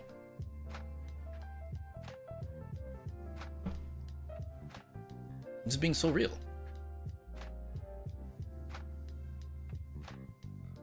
Like, and no one chooses to question this? No disrespect to Brian, but like, statements like these is just not good. And this is always made with every game. Every new big release, this is the same shit. It's the same shit. This could have been the game to unite the game. This, or the unite the FGC. This is the one that could have saved it. This is the one that could have did it. Like, what the fuck? No! Just let the games come out. Like, it used to be a time where a fighting game comes out, yo, that shit was fire. You don't get that no more. There's no, oh, this shit was fire. It's just, this is supposed to... It doesn't matter. It doesn't matter if this game doesn't, quote unquote, save anything. It doesn't need to save a damn thing. It just needs an audience and a player base, and just y'all have fun and play a game.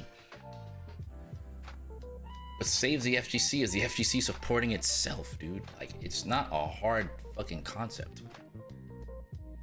That's why I say, like, other content creators, when they make these statements and make videos about it, like, I shit you not, like, don't let me go on YouTube and go search. It's gonna be very polarizing. I promise you, it'll be very polarizing. If I go back and I see that shit, you're gonna see. Like, if I just go into YouTube right now and save the FGC, right? This is gonna be bad. This is gonna be bad. Oh, this is gonna be bad. Well, we're here. Let's do it. Just for a case study, dog. Just for a case study. Just for a case study. Y'all ready? Are you ready for a case study of this? You want to see it in real time? I got you. Say less. We can look at this shit in real time. Peep. And tell me if I'm going crazy. Ask me how much harm this does versus good. Let's talk about it. All right, here we go. I typed in save the FGC. Roofamonger. I believe Aang can save the FGC, the Avatar fighting game. All right. Fighting games are terrible products. Why the FGC is accusing maximum of toxic positivity. Whatever. How grapplers save the FGC. How Street Fighter 4 saved 2D fighting games. How to save the FGC in 2021. Let's keep going. We don't care about this. We don't care about this. We don't care about this. So, the FGC versus modern fighting games. Why complaining won't save us? Falls in the same fucking category. What is the FGC? How hype, sweat, and tears saved gaming's oldest scene? Huh? Another save the FGC video. Can one fighting game save the FGC? Damn. Notice the trend here. Oh, look at the next video. How to save the FGC. Damn. Just didn't take long. Damn. Oh, look. Is this game gonna save the FGC? Like, how many fucking times do you have to fucking read this shit when you go to the fucking YouTube?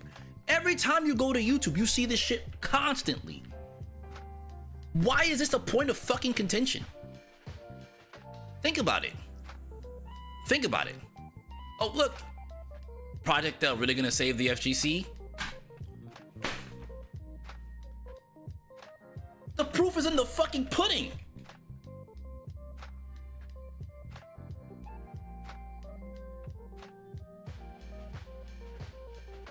Like, get out of here. Like, will Street Fighter 6 save the FGC?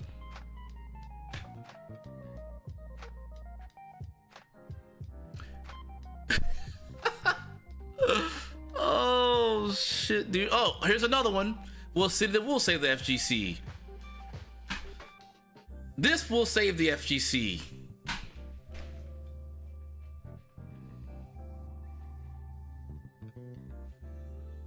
Can this game save the FGC in 2025? I told you guys Pokemon is saving the FGC. Project L reaction. Will Riot Games save the FGC? Oh look, Beast Coast. Riot saves the FGC.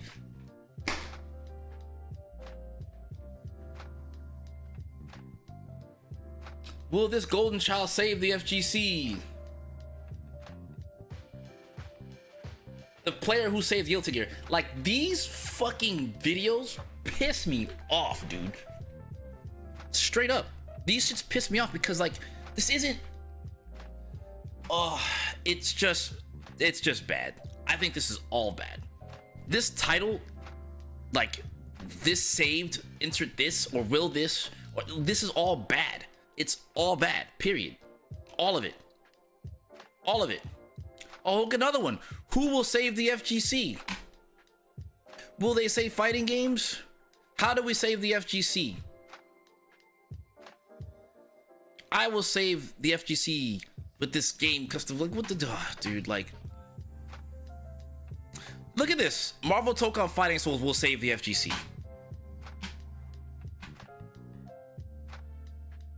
So, when you have creators, right? When you have creators setting this expectation, right? Because it looks cool to them, and they play the fucking YouTube game, and they use this goofy ass freaking title, it then tricks people into believing that this thing is gonna be the savior, right? Like, this has done more irreparable damage than it's done good to the FGC as a fucking whole. Like, think about it. It's insane. It's actually insane. It's stupid. It's actually stupid. Like, it's corny. It's actually corny. It's 1010% corny. And it's not something, it's something that could be easily avoidable. I'm looking at another one. We Save the FGC podcast. Like, World Tour will save the FGC. I'm still reading more crap here. It's like, this is so corny. Like, I'm tight because this is setting a problem. Like, this is a problem. Like, this is actually a problem. But I'll be seen as a radical for calling it out. At that point, just go ahead and say Madden's gonna save the FGC. Or let's just say freaking, yeah, Damon and Baby's gonna save the FGC. You know, Deadlock will save the FGC. Like, this is so stupid. So it just sends such a bad message. What needs to be saved? Thought the FGC been saved for a long ass time. Like, the shit never died to begin with. They're killing, like, do you guys see the problem here? Do you guys see the problem here? This is why I've been real quiet about this stuff. But now I can't help but want to say something, because like I grow tired of this stuff. I'm actually tired of it. I'm actually fed up. It's stupid. The only way the FGC saves anything is it has to save itself from within. And you have to stop acting as if like the FGC has problems, right? I'm not saying, and when I say this, that doesn't mean FGC does not have problems in itself. What I'm saying is the notion that it needs to be saved by a game or some company. That's not the case. The FGC was built off people enjoying the fighting games in the first place. It starts with making a good game that people enjoy. And then at that point, people surround themselves and you know, they immerse themselves in the community. You save the FGC by saving the community has to save itself first. And that's really the only thing that needs to be done, is the community saves itself. So the community needs to learn how to sustain itself and keep itself afloat, because clearly Smash Brothers can do it. Clearly Smash Brothers can do it. As you can see, I'm getting passionate and tight about it because like I care. You know, I care that much. It's stupid. It's actually stupid. And like, I don't care if one person, you know, here's another one. KOF 15 is here to save the FGC.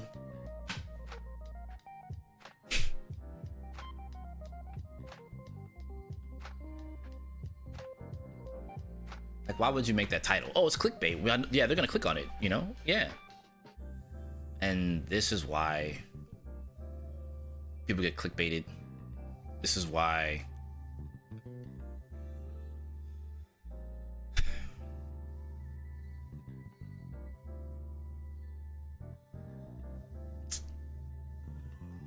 it's just corny, dude. It's actually just corny.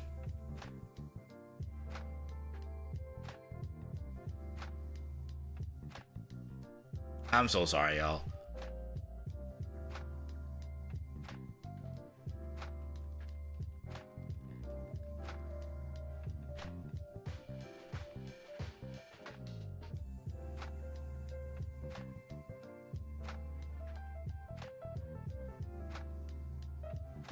I typed in saved first person shooters just to see if it exists. And look, dude, not even long. Someone made a video saying Halo saved first person shooters. And they like, someone responded to them. And the response got more views than the actual video itself. How Doom saved first person shooters 4 years ago. Bro, you hardly see this, man. And anyone typing that, look at that. Battlefield 6 just saved FPS games, 26k views. Battlefield 6 saves first person shooters, 9 views. Hardly anyone makes these videos in this space because people know that these videos are objectively wrong. I'm legit searching right now. Like, here, we can look at it together. Right? I'm gonna go back to the top. Look at this.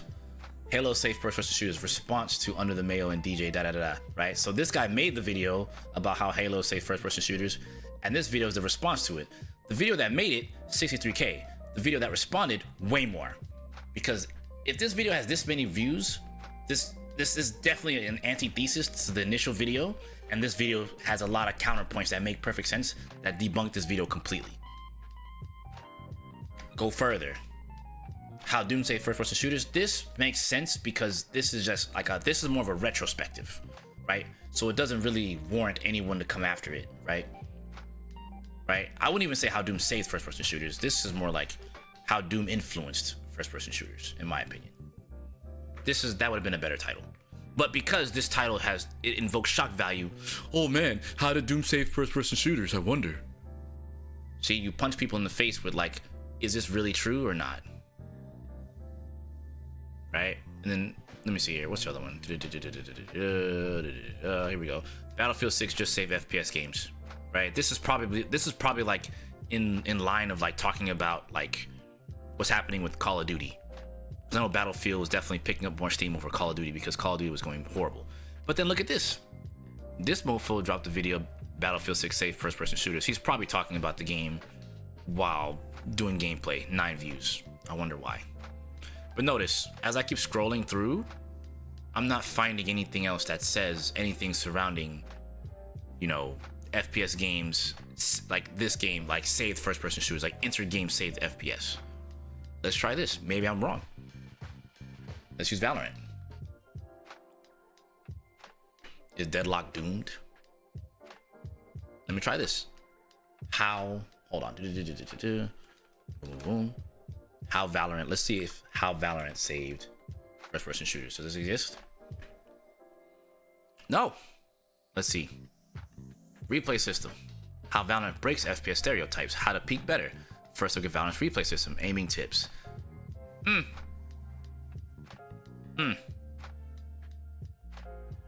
The man who almost saved Valorant. Okay, we got something that happened within the scene, so this is drama, right? But still not how this game in itself saved FPS games. Still looking.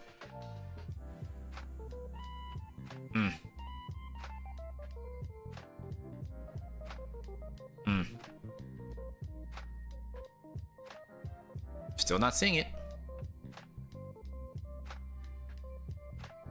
Best way to save in Valorant, probably save your items. I can see YouTube comments. Sorry, I'm just going in between stuff. I apologize. What's up? I did respond to you. Let's see here. We had some low points in here, like 2020 COVID slowed things down. We've been thriving. I think if anything, the only thing that holds the FGC is people who have these narrow-minded thoughts towards the games in the community, of course.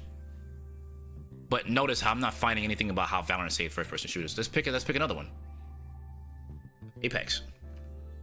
Do we see that? Let's see here. Apex is saved, probably because it's a better patch. Aiming in FPS games. Grenades will save your life in Apex. How to get good in the FPS game. I'm still waiting to see when we look at how Apex saved first-person shooters. We're still not there. Nothing. Nothing related to one singular game saving the FPS genre. This is what I mean. This is exactly what I'm talking about. But yet we have all these other videos in the FGC about how this singular game is supposed to save the community.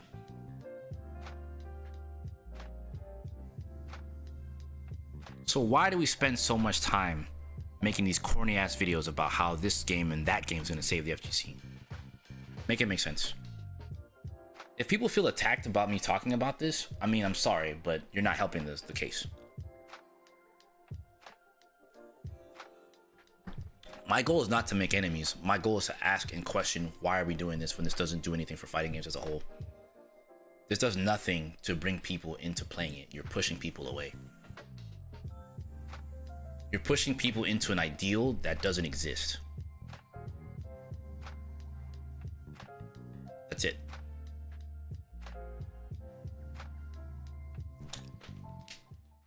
Again, it's really not to piss off anybody. You know? And like I said, I know people are gonna get upset when I show this off. Well, he's talking about me, he's talking about me. It's like, I'm not, this isn't about like disrespecting any one creator. The creator isn't the issue. It's using the ideal as a means to create a vehicle. Does that make sense? Like, you're creating a vehicle of a notion that doesn't exist. And then you get people who ride that notion, and it just goes on to game after game after game after game. How Melty Blood would save the FGC. How Intergame is going to save the FGC. How long did we ride the coattails of that type of video? It's corny. It's just corny.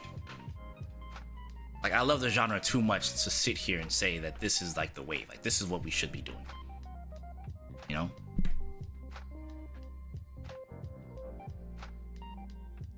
I don't even know if I can say that, Ghost.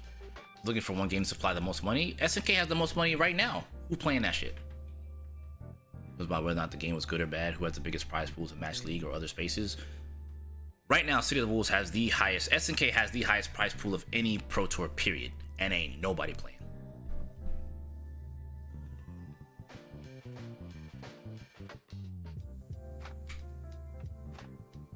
Because even Tekken's prize pool is lower than freaking City of the Wolves. Tekken's prize pool, I think, is even lower than Arc Tour. Arc Tour actually has more money than Tekken. Again. So I'm still sitting here thinking to myself, all right, I'll wait. And it's not a knock to you, Ghost, right? But like, it's goofy. You know? Because the prize pool as well. TwistK was gonna save the FGC because Riot equals money, but who wound up being the biggest prize pool? Right. Right. I see what you put down. I'm just saying, I'm at this point, like from this Yap session here, is just I'm just pointing out my grievances with the insert game is gonna save the FGC for clicks. Because if I'm not seeing it in the other spaces, then that goes to show that this isn't a necessary. This is not a necessary path we need to take any further past this point. And I feel straight up and down like I don't give a shit what anyone says. I feel like if you're making those kinds of videos about how this is gonna save this, that, and the other, then I think you need to think about retitling it. But I get it. You want the clicks, you want the impressions, you want the polarizing titles to get people to pay attention to you. I think you can facilitate that way better than just saying this is gonna save this or this is gonna save that. It's one thing if you say like, yo, this is cooked or something like that. Okay, cool. Like this, or like this is bad. Okay, cool. Well, let's talk about why it's bad. But like, if you want to show some kind of genuine excitement, saying a game is gonna save an entire community is overstating your boundaries. And at that point, you're just doing it because it's the thing to do. And that, I think, is hurting fighting games more than it should. I'm not gonna sit here and say like, oh, TwistK doesn't have its fair share of issues in that regard, right? But like, it didn't need the stigma. Like, it didn't need the no fighting game, not just TwistK. No fighting game needs the stigma of this is gonna save the FGC. None of them. None of them. FGC has finally become all-inclusive in terms of the games, and it's because they've had to. Because there was a point in time where Capcom was not releasing shit, and no one was gonna sit there and play CVS2 Third Strike and CVS2 Third Strike, and CVS2 Third Strike and Marvel 2 for like a millennia until they released the next Street Fighter. No one was gonna do that. The FGC was gonna move on, and if they did not include games like Guilty Gear, Tekken, you know what I'm saying? EVO was a primarily Capcom-centered event. How many King of Fighters games existed? You mean the only thing close to King of Fighters you're ever gonna put in is CVS2? Please. Spare me the bullshit. SBO has put in way more games over the course of its lifespan than EVO did over the course of its lifespan up until recently. It's jokes. And no one at that time was looking at any one game in particular to save the FGC. So, I don't know. I think at this point where we look at like devaluing a game, I think that's where I get upset. I might not play every game competitively or want to compete in every game competitively, but I'm not gonna sit here and be like, yo, this is trash, or something along those lines. Like, if you like it, you love it. As Traveler Huey would tell me, hey, you like it, you love it. You know what I'm saying? And you know what? You like it, you love it. Hey, I love that for you. At that point, I love that for you. I love that you get this for you. Right now, I'm gonna sit here and wait for my game to give me what I want, so I can also be happy alongside with you. See what I'm saying? Not, oh, you need to stop playing that game and play my game. If you want to do that, that's up to you. But that's not a requirement for you to play. That's not a requirement. But because, again, content creators still push, this is going to save the SGC. It's like, you're killing. In my opinion, those videos just kill the vibe of the FGC. It kills a lot of stuff. It kills an immense amount of things. And if you think that it's okay to just play the YouTube game just for clicks in that regard when you're not recognizing like how it's hurting as a whole, okay, do it your way, but just don't be surprised.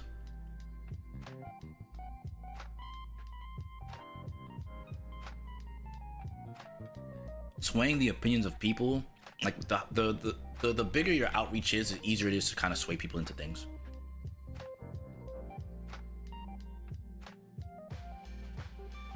If said people are woke to the situation, or they're just woke to the ideal and pay attention, they're not easily swayed. They're gonna go towards the people that are not doing that.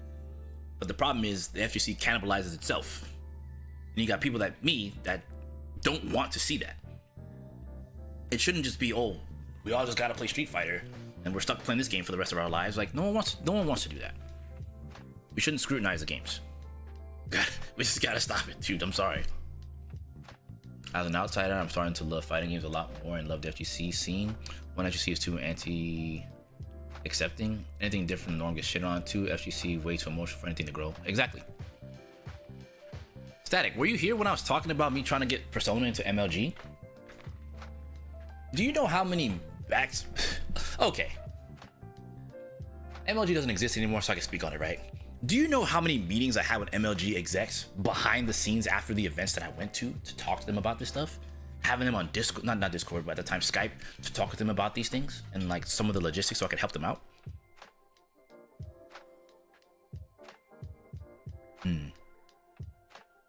Little old me. Just me. And maybe a few others. Maybe a few. But not very many. Behind the scenes. Trying to get things going. Just for the FGC to shit on it. So it's like all that hard work I did behind the scenes just for y'all to shit on it anyway. Okay, cool.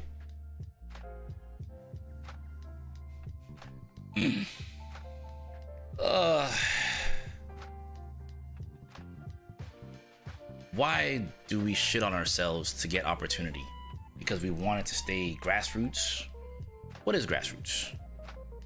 The raw, gritty feeling of get fucked? Is that enough? Is that all we need to be grassroots? You can do that without. No one's saying you can't be rowdy and do FGC stuff, but like, or do whatever you think old FGC was, right? It's weird because people say they want the FGC to stay grassroots. Well, then we got to go back to the arcades that don't exist anymore. So what do?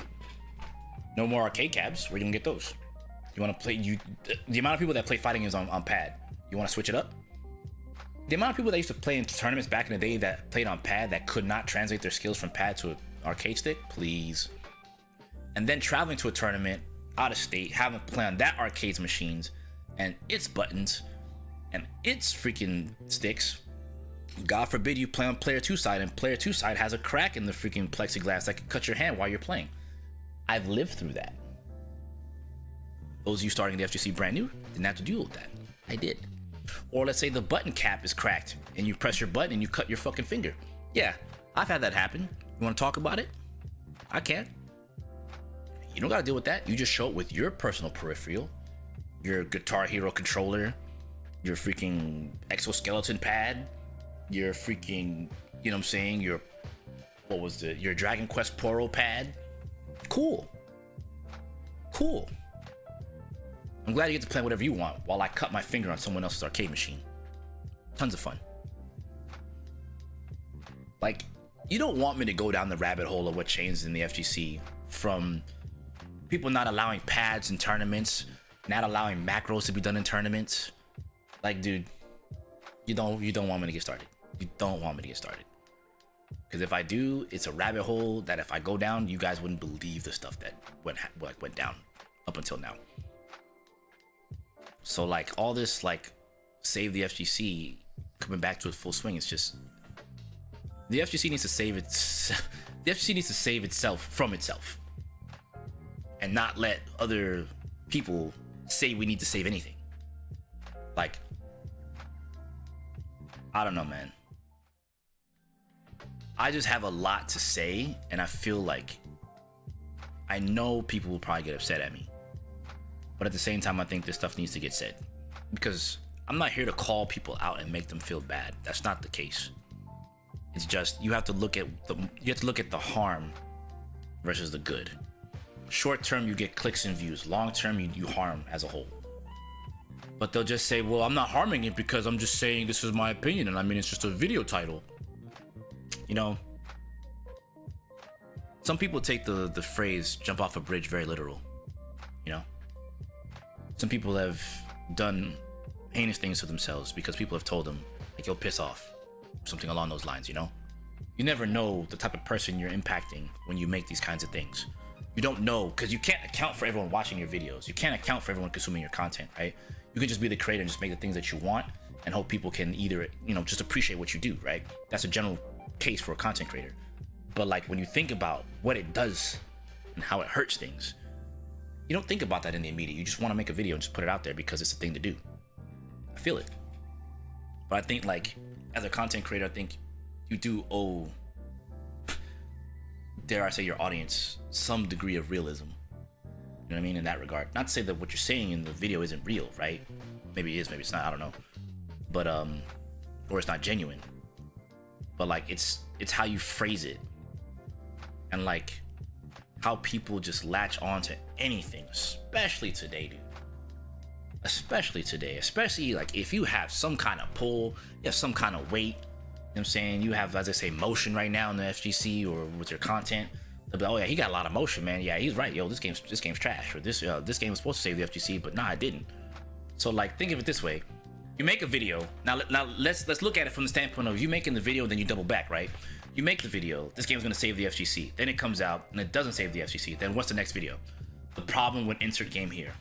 Or the problem with this game here. Well, this game could be good if, and I'm not gonna sit here and say I haven't made those kinds of videos too, like, or the problem with this thing, right? Or something along those lines. I might not title it that way, but it's in some of the similar vein, right? But like,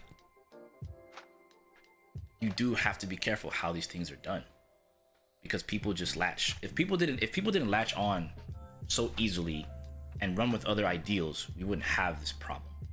But because some people have a difficult time thinking for themselves, sometimes when a creator says something, they treat it as law, and that isn't the right way to go about it. And again, like I said before, you can't account for the people watching your content who think that way. You can't. But you can shape how you present and package your content in that regard. So again, saving the FGC stuff, that's just for the birds. I can go on and on and on, man. Trust. I can go on and on and on about how it's corny. But, you know, they'll all just feel attacked and just be like, oh, this dude's just being a freaking asshat because, you know, this, that, the other. When the reality is, like, I care about the FGC so much, and I care about its growth. I'm only one man, and I can't invest all my money and time into, like, let's say, actually I can. Let me rephrase that. Let me phrase it this way. There's things that I can and cannot do. Clearly, I could just get my numbers up. That's the one thing I have in my immediate control, right? And how I go about that is up to me, right? I don't go about it by way of shitting on other people or shitting on other games. I go about it by trying to show the positivity in things and why you should play something. If I have a cause for concern, I'll definitely raise a point of concern.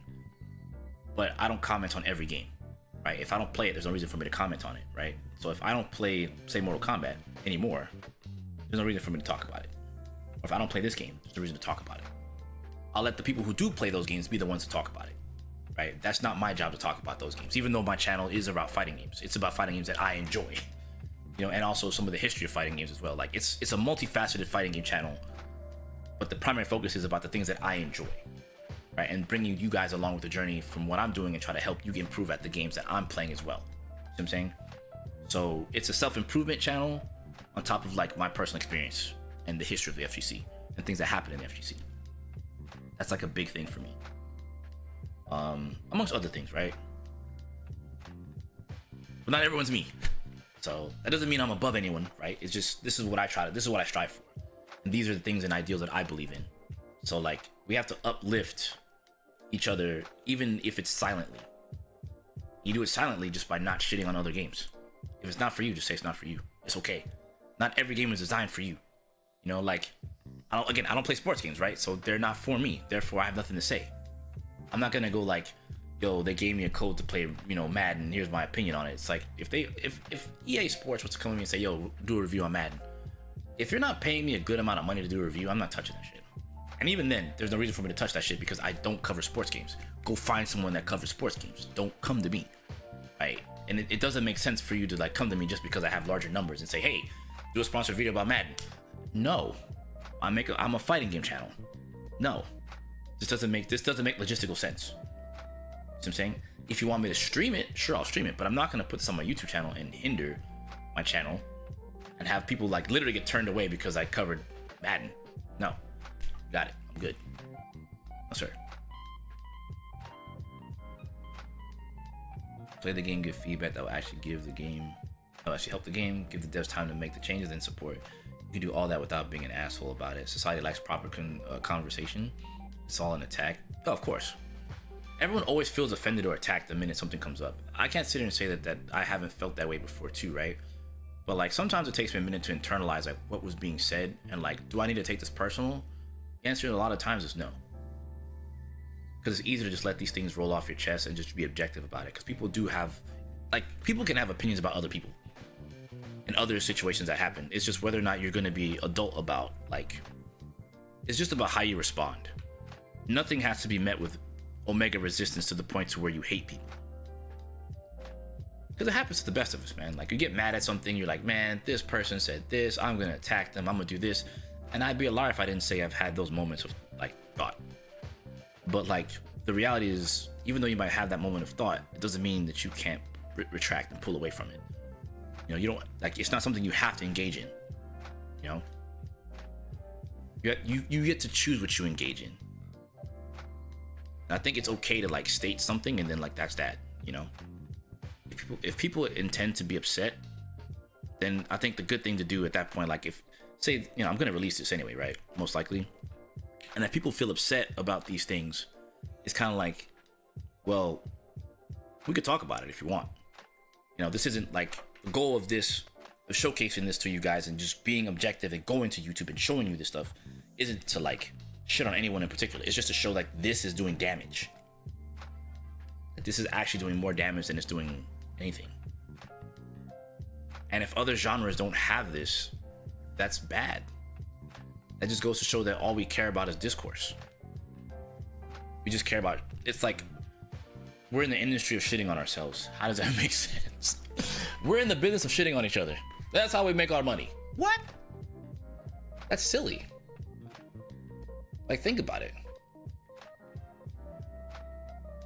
That's super silly.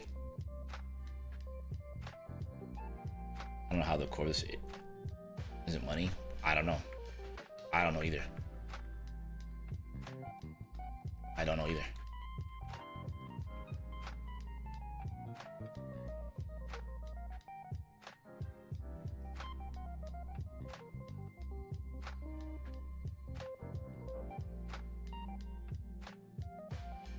Maybe if we had the bread.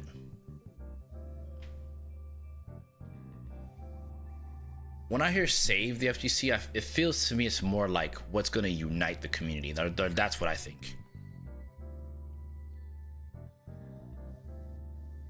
Now I'm looking at other games. I typed in how DMC saved action games, and like it's mostly about how DMC3 saved the franchise, which isn't untrue.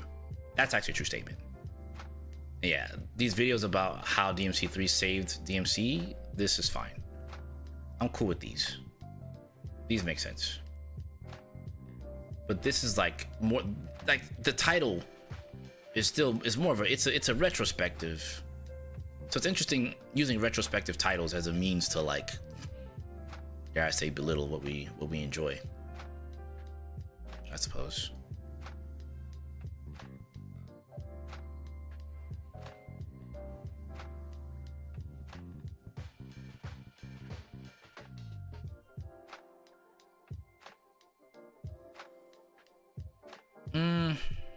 I don't know, Ghost. It's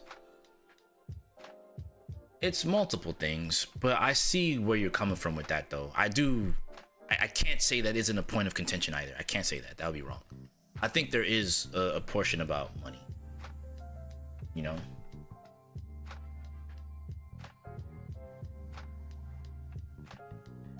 Everyone loves the rage bait and the discourse. That's where it's at, man. It's just about discourse. We're mad about this. Discourse this, discourse that. Like, okay, cool. Cool. I definitely feel like this era of rage bait is just so bad. It makes it difficult to talk about what's positive. It's just, it has to be like a contrarian thing, right? Like, you have to be like You have to always be in a position of like why you dislike something, and then when you switch up, you have to find a way to switch up without getting cooked. I think that's kind of silly.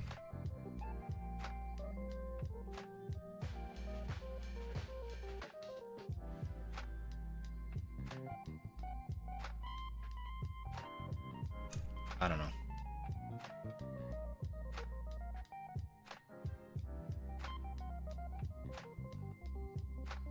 Yeah, I'm not sure. And I always apologize for the yaps, but it's just like, ah, man, it's just so difficult. It's just so difficult to like look at this.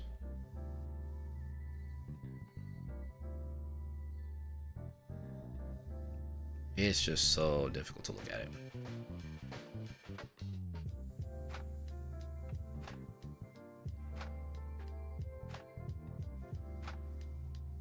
I don't disagree with that. Smash brings up a good point. Shock factor, anticipation. Yep. SF6 saved Japan FGC. I agree. It's good in America because of Street Fighter, right? But saved or did anything? I would say perhaps maybe it did save somewhat of the FGC in Japan. Or rather, I would say, I won't even use the word save, right? I'll say it cultivated a new era of fighting game players in Japan, for Street Fighter in particular. That's what I'll say.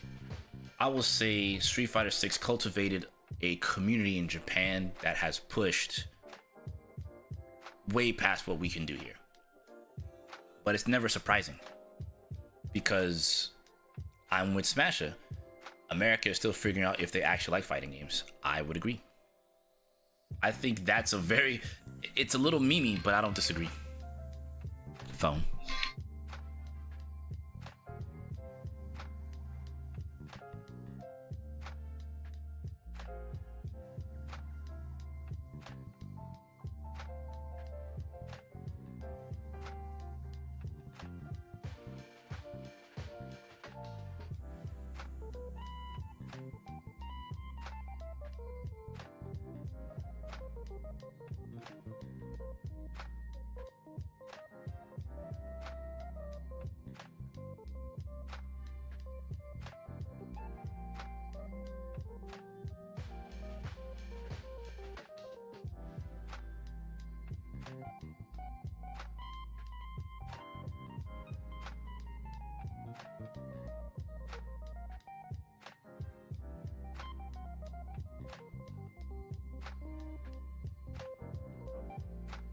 Okay.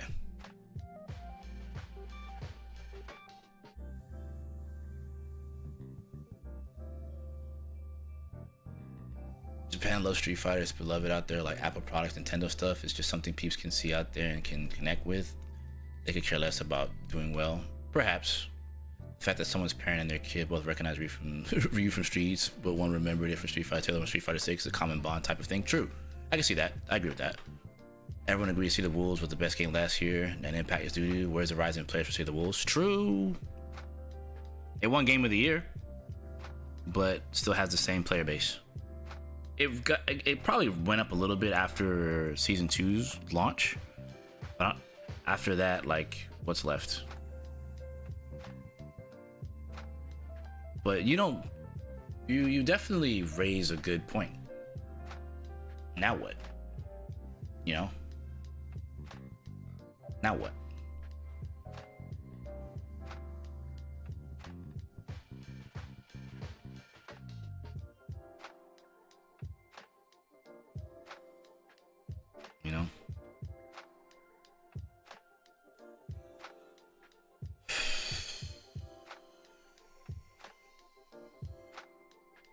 Yeah, I mean, money is a factor, but I think it's also the IP, man.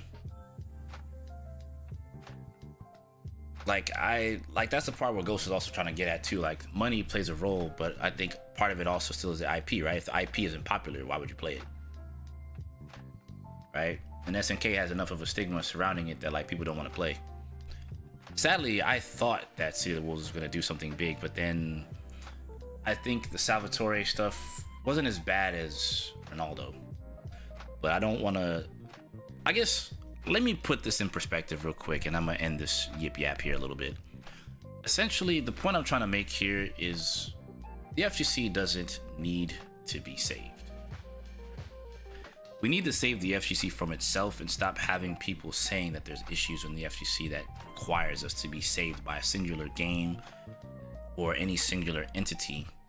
It takes a group effort, because I say again, Smash Brothers did it all this time with Melee, and they saved themselves while getting opportunities in other areas to keep pushing their community.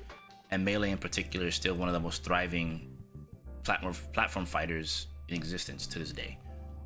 So if they can do it and uplift their community, and I'm not gonna sit here and say it's perfect, that's not the point I'm trying to make. So in before, like, yo, Technicals made this video about this, it's cool, I understand it's not perfect, I feel you, trust me, it's nothing to do with that. The point of the matter is they still upheld their community and still kept doing things to support it from a grassroots perspective, as good if not better than the FGC in its current state.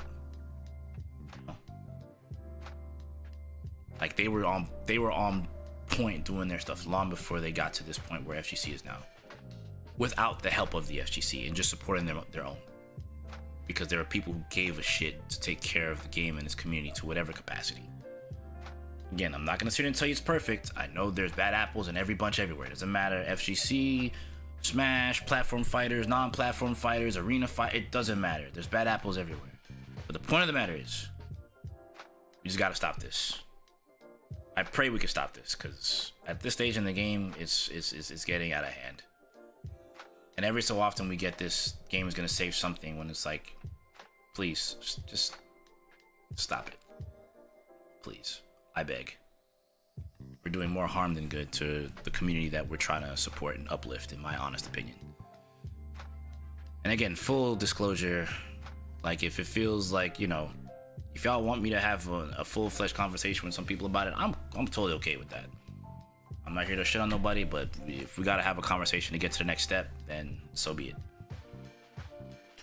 Anyhow, that'll do it. That yip yap for this video is Dunsky. That'll do it. Had a lot to say. There's still more I want to say, but I'm gonna just be quiet. This is already long as it is. So, all right, let me stop there. Let me know how you guys feel about it in the comments below. How you guys feel about this whole FGC saved nonsense? Let me know. Talk to me in the comments. And I'm gonna get up out of here. Y'all be easy. Deuces gooses. Scene.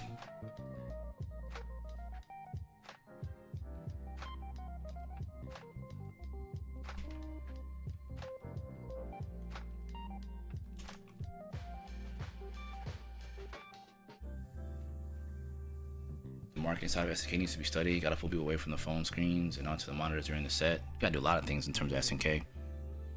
There's a lot of things you gotta do, man. A lot of things you gotta do. I'm just be so real.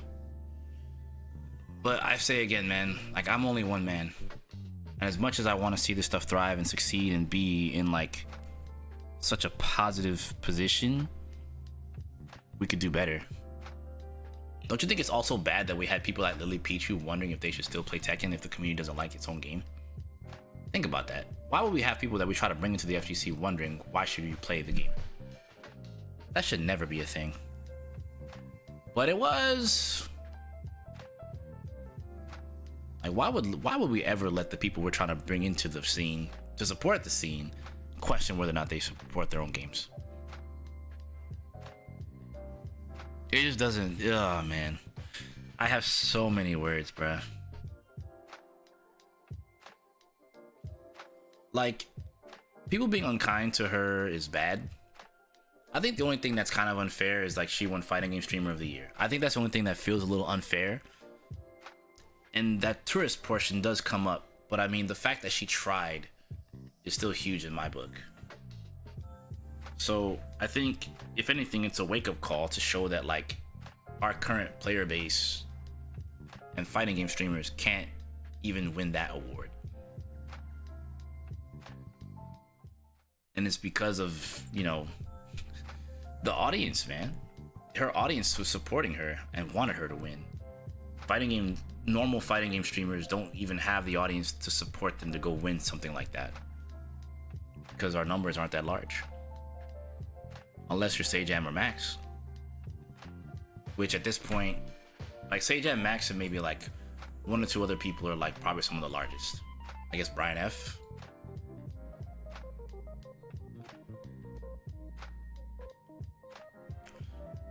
I do.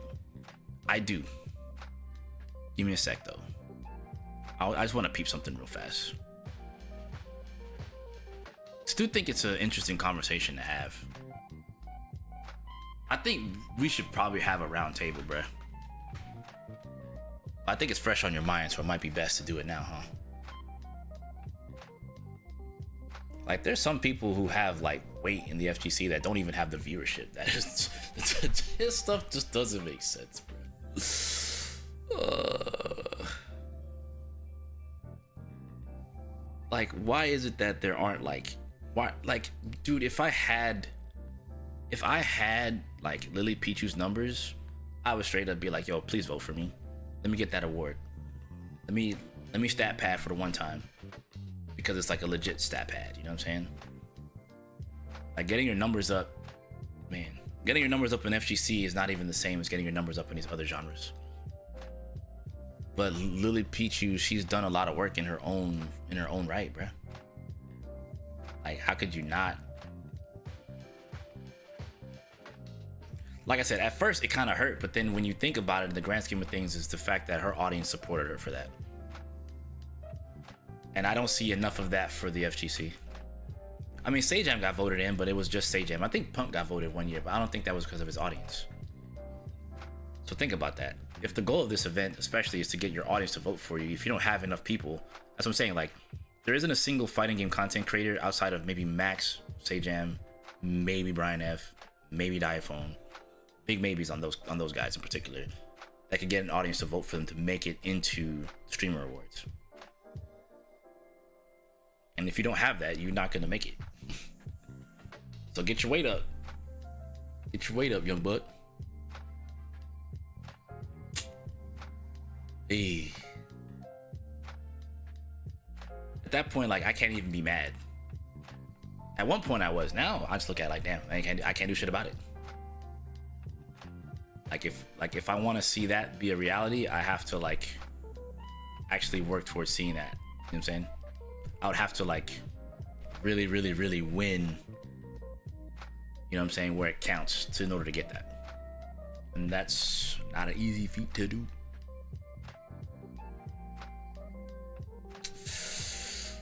All right, bro, let me jump in BC right quick, see what you're talking about. Let me see what you're talking about, bro.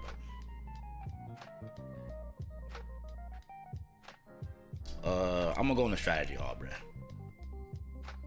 You beat me to it.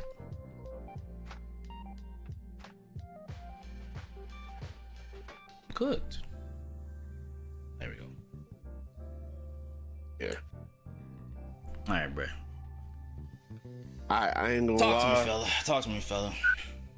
I definitely think the core of this is money, man.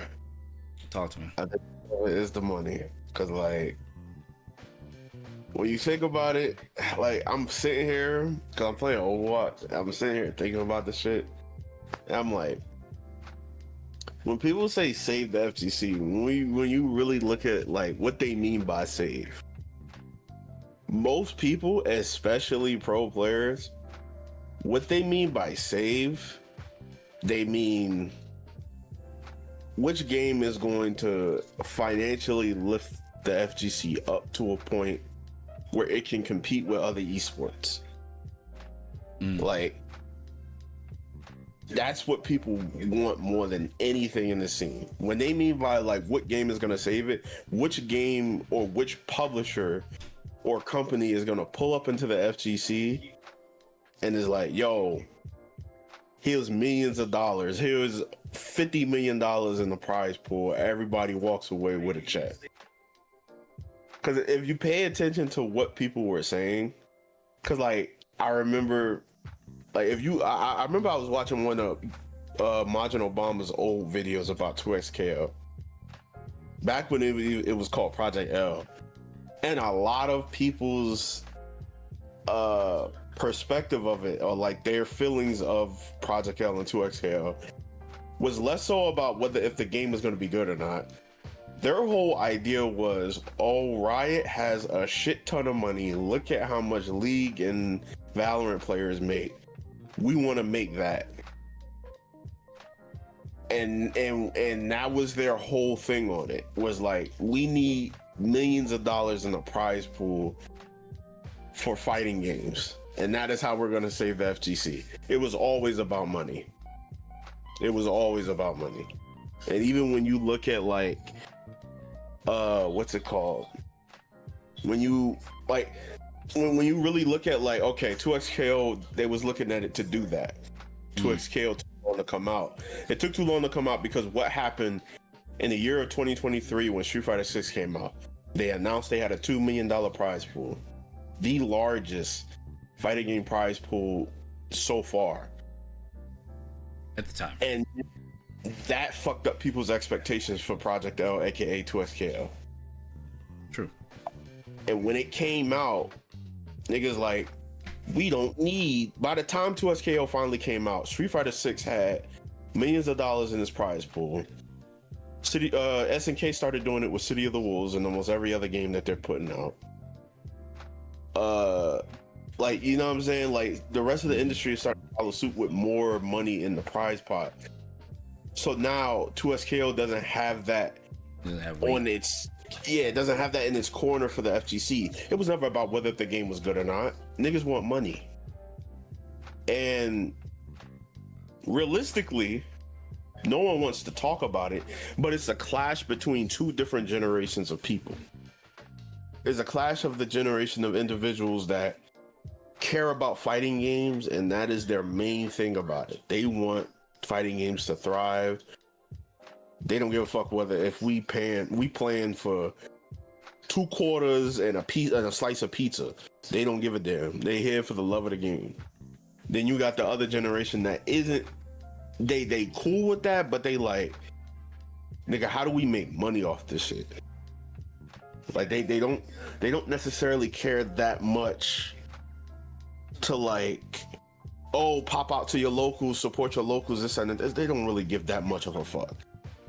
It's more so, yo, where's the money? And the only new people of the new generation that don't fall into that category is the people that kind of follow behind what the old heads set in terms of, you know, what you should fuck with or love or hate in the FGC. Right. But there's also a limit to it. The FGC is willing to hop on anything that's willing to put bread up, as long as their moral compass aligns with, you know, the FGC. As long as that's the case. I can see that. Saudi Arabia combining with EVO will probably bring so much more money into the FGC is crazy, but niggas is not willing to go that far for it. And the unfortunate reality is the FGC is currently at a crossroads where if you want to make money, you have to lay in bed with these horrible people. If you don't want to make money, then we're gonna have to go back to what the FGC was, which most people are not gonna really jive with at all. Because I'm gonna be real, most of the people that's playing fighting games now, they don't love it that much to the point where they just gonna play it for the love of the game. Most of them would just get 9 to 5s and leave fighting game. Like, that's why whenever like there's talks about losing majors and this, that, and the third, it was never about the love for fighting games. It's about, I want to make a career out of this shit, whether it be content or competing or whatever it may be. And if they can't do that, I will leave fighting games to go play something else. Like, they're finally at that point where we're getting people that don't want to stick around no more.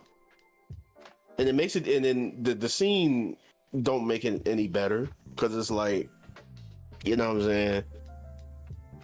Like, it's just, people are perfectly fine with just up and But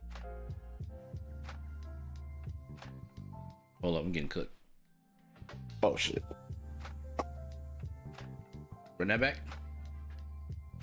But I was saying, like, most people, they're more than willing to leave fighting games behind if it means they can't turn it into something profitable or something that gives them clout. They can't do that. They're just not gonna deal with it. That's why you get more fighting game heads that aren't just stuck on fighting games. They're doing other stuff, like Max holding it down for the FGC for years. But Max ain't stupid either. He also indulged in other things that weren't fighting games. So if this shit went up in flames, he can always just fall on. Yeah, he could pivot. He could pivot on Final Fantasy. He could pivot on Monster Hunter. He could pivot on variety. Yeah. Max was never trying to go pro though, but the point, this isn't just tied to pro. It's This is tied to. It just ties to it's tied to whoever looked at fighting games as a financial gain. Like people that aren't just looking at fighting games for the sake of, oh, I can probably make money out of this. Because that's where the cutoff is. Like the generation of people that just love it for what it is. Did Max have that mindset of like making money off of fighting games? No, he just likes fighting games. But the thing is, even though he loves fighting games, he's not stupid. At some point, this shit will blow up. I won't say it will. Let me scratch that. It won't. I won't say will. At some point, it will go into a direction that people don't like. Yeah. It's either we go on the side of shit where we are shaking hands with some dirty people to make bread, or it's gonna go into a direction where people are not gonna be financially stable with fighting games again. And you know, some people are gonna you're gonna start seeing people come and go. And like I said, like even though Max loves fighting games, he's not stupid. If this shit was to blow up today, he does not have to stick with fighting games. He does not. His career does not live and die with fighting games. Nope. And he made sure of that years in advance. Years ago. So yeah, like yeah, it's like you're right. It's a bunch of people that wind up like they just don't. They either don't jive with the direction of fighting it, because even Mike Ross saw it years ago of the direction fighting games would have to go if people want to make bread. The issue with that one, and the thing is, I know more about that, but oh yeah, shit goes. It goes deep. It goes deep. It goes deep. But I'll just say a good chunk of that is a big fat yes. Like. But I know Capcom at that time did play a role in that in particular. But yes, it definitely leaves a sour taste. And that's why I constantly keep saying, like, if for whatever reason fighting games go into a direction that a lot of people don't agree with, and let's say we have to pivot, I want to make sure my last times in this stuff was something that I enjoyed and not just like me spending time doing discourse related things. Like, it's not about the discourse, man. Like, just play the games and enjoy them before they die or before they go away. Because if this shit all ups and leaves tomorrow, it's like, what can you say? Because what always happens, right, y'all? The reminiscing of, man, I remember back in the day, this shit was so cool, man. How many times have you reminisced about something back in the day that you, technically speaking, had control over, but it's died? You know? Like, venues closing down. Freaking sometimes venues closing down, you can't really help that, right? But just losing something that you kind of sort of had just you contributing just a little bit could have kept it alive. You never know. And I think and the thing is, I was gonna say like it about the like nobody's happy in the community. Most of the community is happy. Here's the harsh reality of discourse in the FGC every day. Fighting games, or ever since 2020, people have been chronically online, whether if you're online by force or because you just ain't got shit else to do. But people are chronically online. Yep. The people that were chronically online before 2020, the real toxic individuals in the FGC space, are combining or colliding with the people that go offline, the normal individuals that aren't, weird about certain things.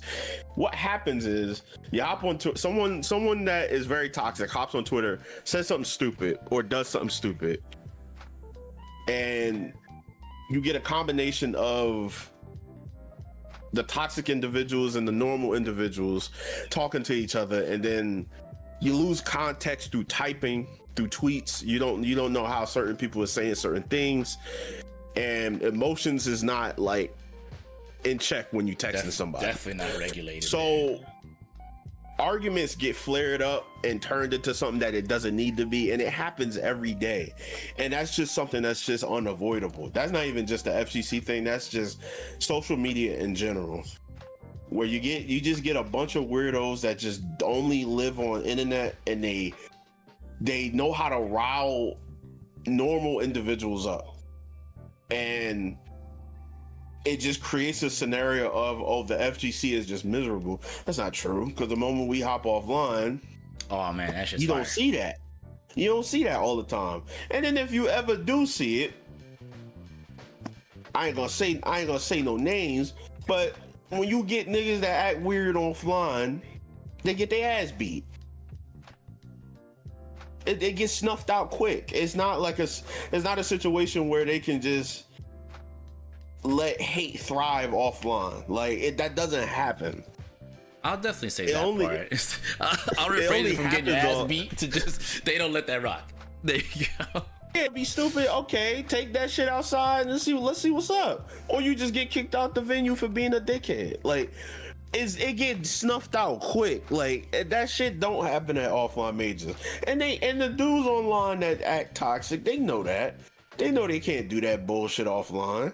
True. So they keep it online. They know where their home is at. They know that Twitter is their home, where they can just do that shit. Yeah, just do that shit and just let it rock. Like, so, but overall, for like, is this game gonna save the FGC? It was always about financial gain. Because fighting games started off of passion, while everything else started off with, how do we make money off this? See, like Counter-Strike, how do we make money off this? Halo, how do we make money off this? COD, how do we make money off this? Chess, how do we make money off this? Fighting games is one of the only like esports in the world that started off with just passion. And it went from passion to, okay, we want to make money off this like these guys. How do we do it? Now, unfortunately, we're at a point where there is some dirty ass individuals on the side where the money's at. And the harsh reality is, if we really want to take that jump and make bread, you're gonna have to shake hands with some dirty individuals. And also, there ain't a lot of people talk online about supporting fellas, and some of these boys really ain't supporting their locals and stuff like that. Like, some boys ain't really holding their community down like they supposed to. However it may be, some people just talking. There's a lot of talkers. A lot of boys either ain't, if you ain't putting money up, a lot of boys ain't making content. A lot of people ain't spreading awareness for fighting games, and fighting games like this, that, and the third, getting people into the scene, bridging the gap between casuals and like, you know what I'm saying? Like, a lot of boys just talking. They ain't really supporting the scene. They just virtual signaling. So you also got that. Yep. So it's like, if we being real, is in comparison to how many people that really claim they fuck with fighting games, there's a small percentage of people that's genuinely trying to push the needle for fighting games. It's just not realistically, it's not enough people. It's just not enough. There it is. So that's why I say, like, I mean, it might seem like I'm calling out those creators about the saving the FGC stuff, but it's like, I can't help but feel how much negative, like how much harm it's done. But people just won't see it that way, and like outright, it's like, it was just a video. It's like, it's just a video. It's like, they just want money. It just my thing is, I mean, I understand the money part, but like, you have other things talking about how this saved this, and it's like, no, like, oh, they got to, because the thing is, they got to prop this game up. How else are you going to prop this game up to do what it's going to do? And then when you prop, when the content creators, and I'm not gonna say I fall into that category, but like, as content creators, realistically, you prop this game up for it to do financially well for you, so that people look at it. Of course. Because at the end, you get paid for this game popping off and doing as well as it could do. That is content. But it's like, it's a case of, okay, will this game save the FGC?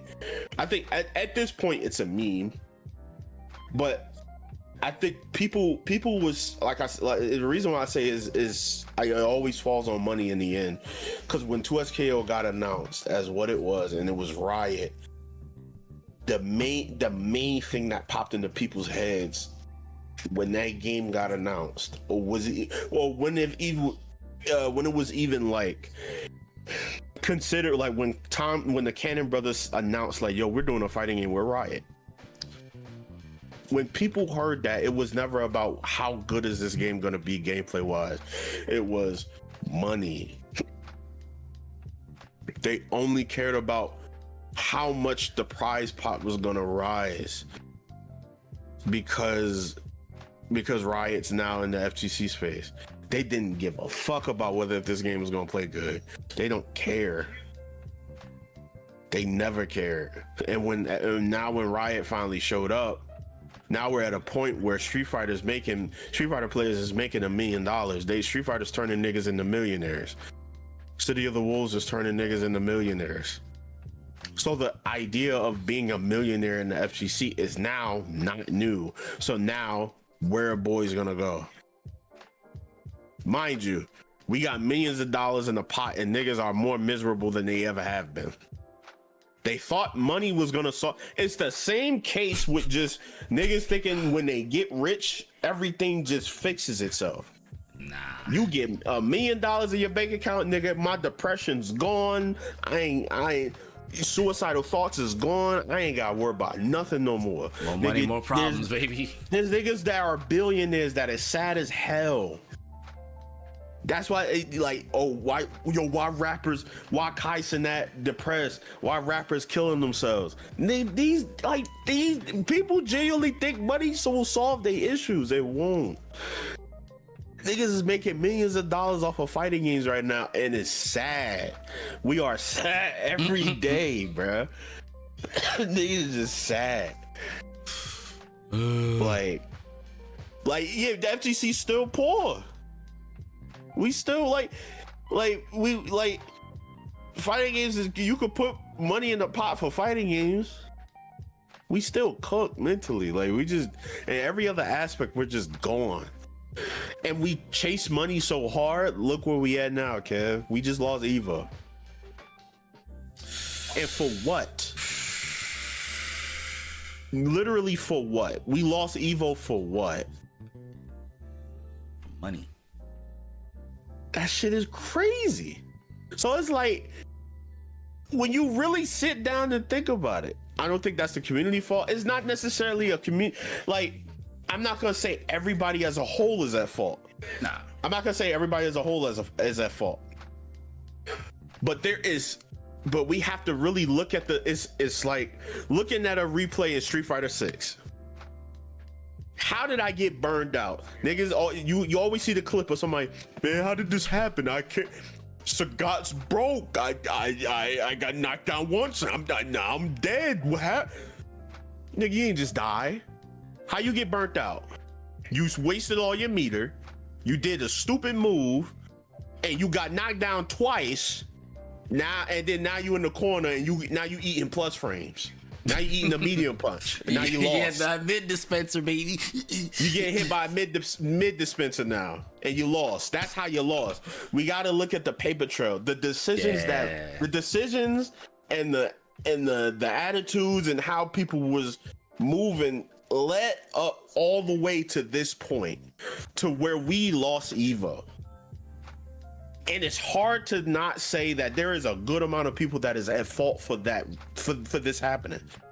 There is a lot of people that was so fixated on growing the FGC through money that it got to a point where now Evo's gone. Like it's like we gotta really look at it. Boys made a lot of real boys at the higher echelon of the FGC, if we want to be real, like the fellas with clout, the commentators, the TOs, the people that can make shit happen behind closed doors, the less than 1% made a bunch of shitty ass decisions over the course of the last 15, 20 years, give or take. Yeah. And now look where we at. Back for picking up the kiddos in the group chat. Yes, ma'am. What happened to Evo again? It got picked up by Saudi fully, entirely. Saudi owns it. Kadia bought it out. Kadia bought them out. That shit is gone. Cook. And I don't want to directly point fingers, but I could tell you what the led up to that. It originally was owned by the Cannons, and Rick was the general manager. It went from that to Sony owning it. Then Sony said, we don't want to deal with this shit no more, and sold it off to who? Yeah. To Saudi.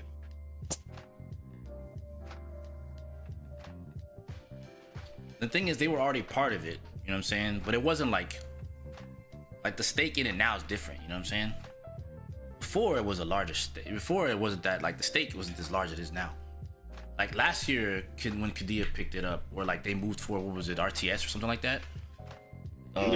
They were like, they picked up Sony's portion.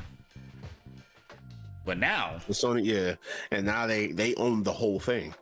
Now they're like, all right, well, that's us.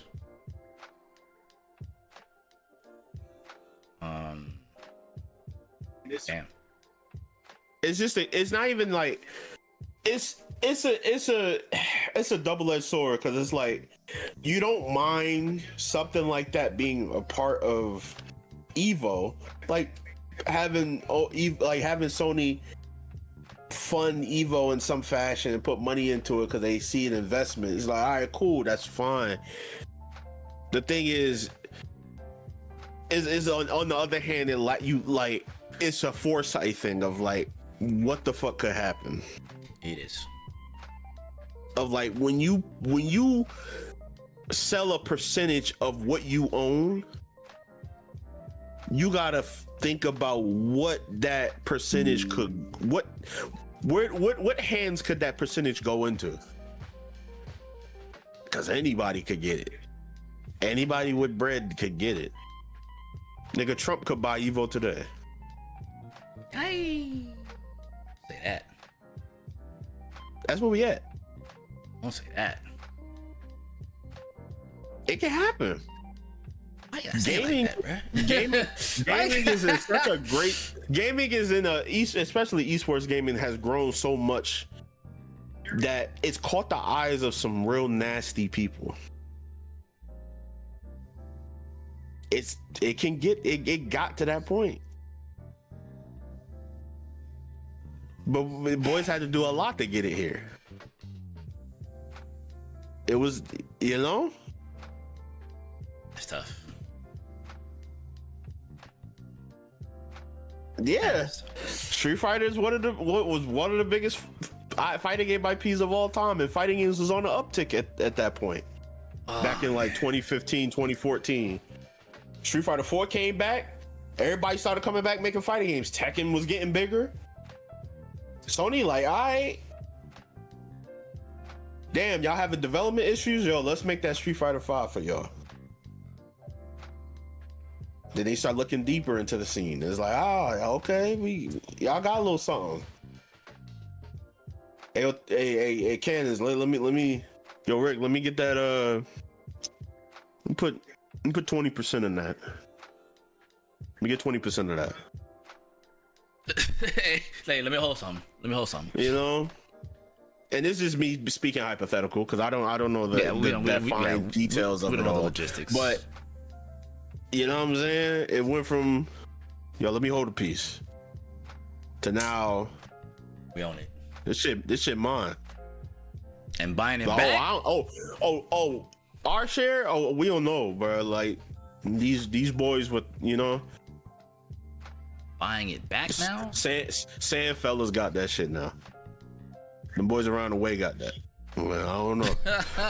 The boys around the way got that. Yeah, they. Oh, brother bear. That's like the hood getting the percentage share on your bike. Now you find out the next day you don't own your bike no more. You don't own your bike no more. Absolutely not. Yeah, let me hold that. Your bike? Them essays around the corner own your shit now. They got that. They got 100% share on that. 100%. Hey, your bike? Shit, my bike. It's not your bike no more. Now you gotta ask them to ride your bike. Insane. And can I get my bike back? I mean, you can. But you have to run this now. Run it for double the price. Bruh. Shit gets scary, bro. Shit gets spooky fast when you really don't think about where your shit going potentially 5 to 10 years from now. That's why, and I don't want to point. I really don't want to be that guy to point fingers at people, but it's a reason why in the music industry, especially now, niggas tell you do not sell your masters. If you're gonna make a deal, make sure you got 100% of your royalties. Make sure you own your music. Do not take a percentage of anything, nigga. Like, make sure you own your shit, because if you ain't got your masters by the time shit is done with, you gonna look at the music industry like, man, they hold me. Yep. That's what happened to Mace, no? Yeah. And it happened. And then he did that shit to Mace. Then he did it to Maverick. Then he did it to Biggie. They almost did it to Old Dirty Bastard, but RZA said no. Yeah. Old Dirty Bastard wanted to go to Def Jam. Def Jam was not gonna give him his royalties. They was not trying to give him his masters. That nigga RZA said no. Insane. You're not going to Def Jam. And ODB was mad at RZA for that shit when they was younger. Yeah, but he held because he signed him to a completely different label. That nigga was mad at him. He was not happy with RZA for that shit. So how you make that decision for me? But RZA was looking out for him. Yeah. Because if you don't own the masters, you don't own your music at that point, and they just gonna keep making money off you regardless. And yeah, now you don't own your shit now. Long after you retire, you not making money off of what you've been doing for years. But it's like, it's in the same case of like, you gotta look at where your shit going, where your shit could potentially go if you do sell it, or sell a percentage of it. Like, it's fine having investors, but you need to own your shit. You need to own your shit. As you said, the music industry, it hit different because I'm like, damn. Because my first instinct was Mace and how Diddy did Mace. Diddy did Mace dirty. That shit crazy. He did Mace all kinds of dirt. You ain't not wrong about Biggie. I mean, and Biggie was like the first one, you know what I'm saying? And then yeah. And FTC looking like Mace now. Yay! Damn. We did a lot to make bread, and now we in a situation where we ain't owning shit. It's getting bad. It's getting bad. We starting to look like Mace. We ain't. It's getting to it. We just lost one. Look, that's like if Soulja Boy just talked about this shit. Yeah. Is what it says. What a lot of y'all don't know about the industry.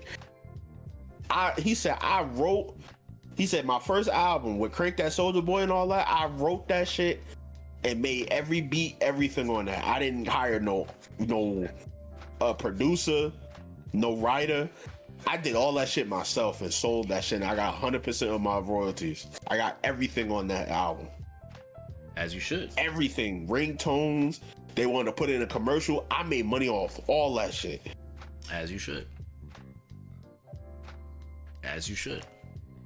That's Like, where, I mean, it's entertainment, right? So like, if you don't own your shit, who does? Oh, clearly just not you. So if you just don't, if you have no intention of holding on to your income, and yeah, the music industry is awesome. I ain't gonna say nothing. People can talk crazy. People talk crazy about Soulja Boy, but Soulja Boy own his shit. Yeah, he own his shit. That's one thing you can never say about Soulja Boy. He not stupid when it comes to him making his money. But the thing is, like, we chased the bag so hard. Now we're at a point where some of our leaders in the FTC got to answer to somebody. Damn. The FBS space, they was cool with that, and the thing is, it's like, and it's not even necessarily they got to answer to somebody either, because some of the niggas that is at a level of where they at now, like some of the people that started off with shooters and building it up to where it is now, some of them that was there back then is in spaces they ahead now. They still ahead. They working at Microsoft, trying to get Halo into some shit. They on the esports side of Halo, the esports side of COD, and a lot of them dudes that's the head was pro players at some point. It's true. So like they try to make moves where they're like, you know, trying to keep, you know, the core of the community in power and trying to maintain that power as much as they possibly can. But fighting games, that ain't necessarily the case all the time. Case in point, Eva. That's why I said, all right, we here. I'm gonna just riot boy it up. It is what it is. And support, like, it's crazy because, like I said earlier, it's like, what do now, right? If you want to compete, it makes logistical sense. But your moral compass says this. You know what I mean? So it's like, damn, do you follow the moral compass or you go for the bag? I'll tell you one thing for sure. If you got a jersey, you want to hold on to that jersey, you want to go to that event. You have to evo it up. Because now, like, integrity, moral compasses start coming into play. At that stage in the game, what do? Do you just let it go? Yeah. It's like, as a pro, that's like, you ain't trying to let that shit go. It's hard because it's like, that's your job. That's like you having a job with $100,000 salary, and niggas talking about, oh, you know, I don't know if we rocking with this, man. I think you should walk away from it. You see what they doing? And it's like, it's hard. It's hard to tell somebody to walk away from a bag like that. Especially that kind of bag. Like, I guess for me, I just can't fathom why I gotta be 100% owned, bro. Just a half. All right, bro. I get it, man. That's still gonna be tough, but all right, bro. We can hold that. Yeah, and that's another reality of it. A lot of these niggas ain't got enough. They ain't got other skills. Hey, Punk himself said, "Yo, I dropped out of school to do this shit." These ain't got nothing else. The other thing they probably got is content creation. That's it. They ain't got nothing else. Some of them ain't go to college. Like, I got my major in this. I got my degree sitting on the wall. So if this shit fall apart, I can always go be a dentist. Then I always be a dentist assistant or a nurse or a lawyer. You know what I'm saying? Or a detective or whatever it may be. A lot of niggas ain't do that. Yeah, they asking for niggas in their late 20s, mid 30s talking about, yo, go, nah, this is my job. This is my job, That's bro. my bread right there, bro. That's why, like, I get it. It's a double-edged sword. I get, like, yo, stand for something. Like, if you're not gonna stand for something, then come on, son. But then again, but on the other hand, it's like some of these niggas are in their 30s, 40s, 50s.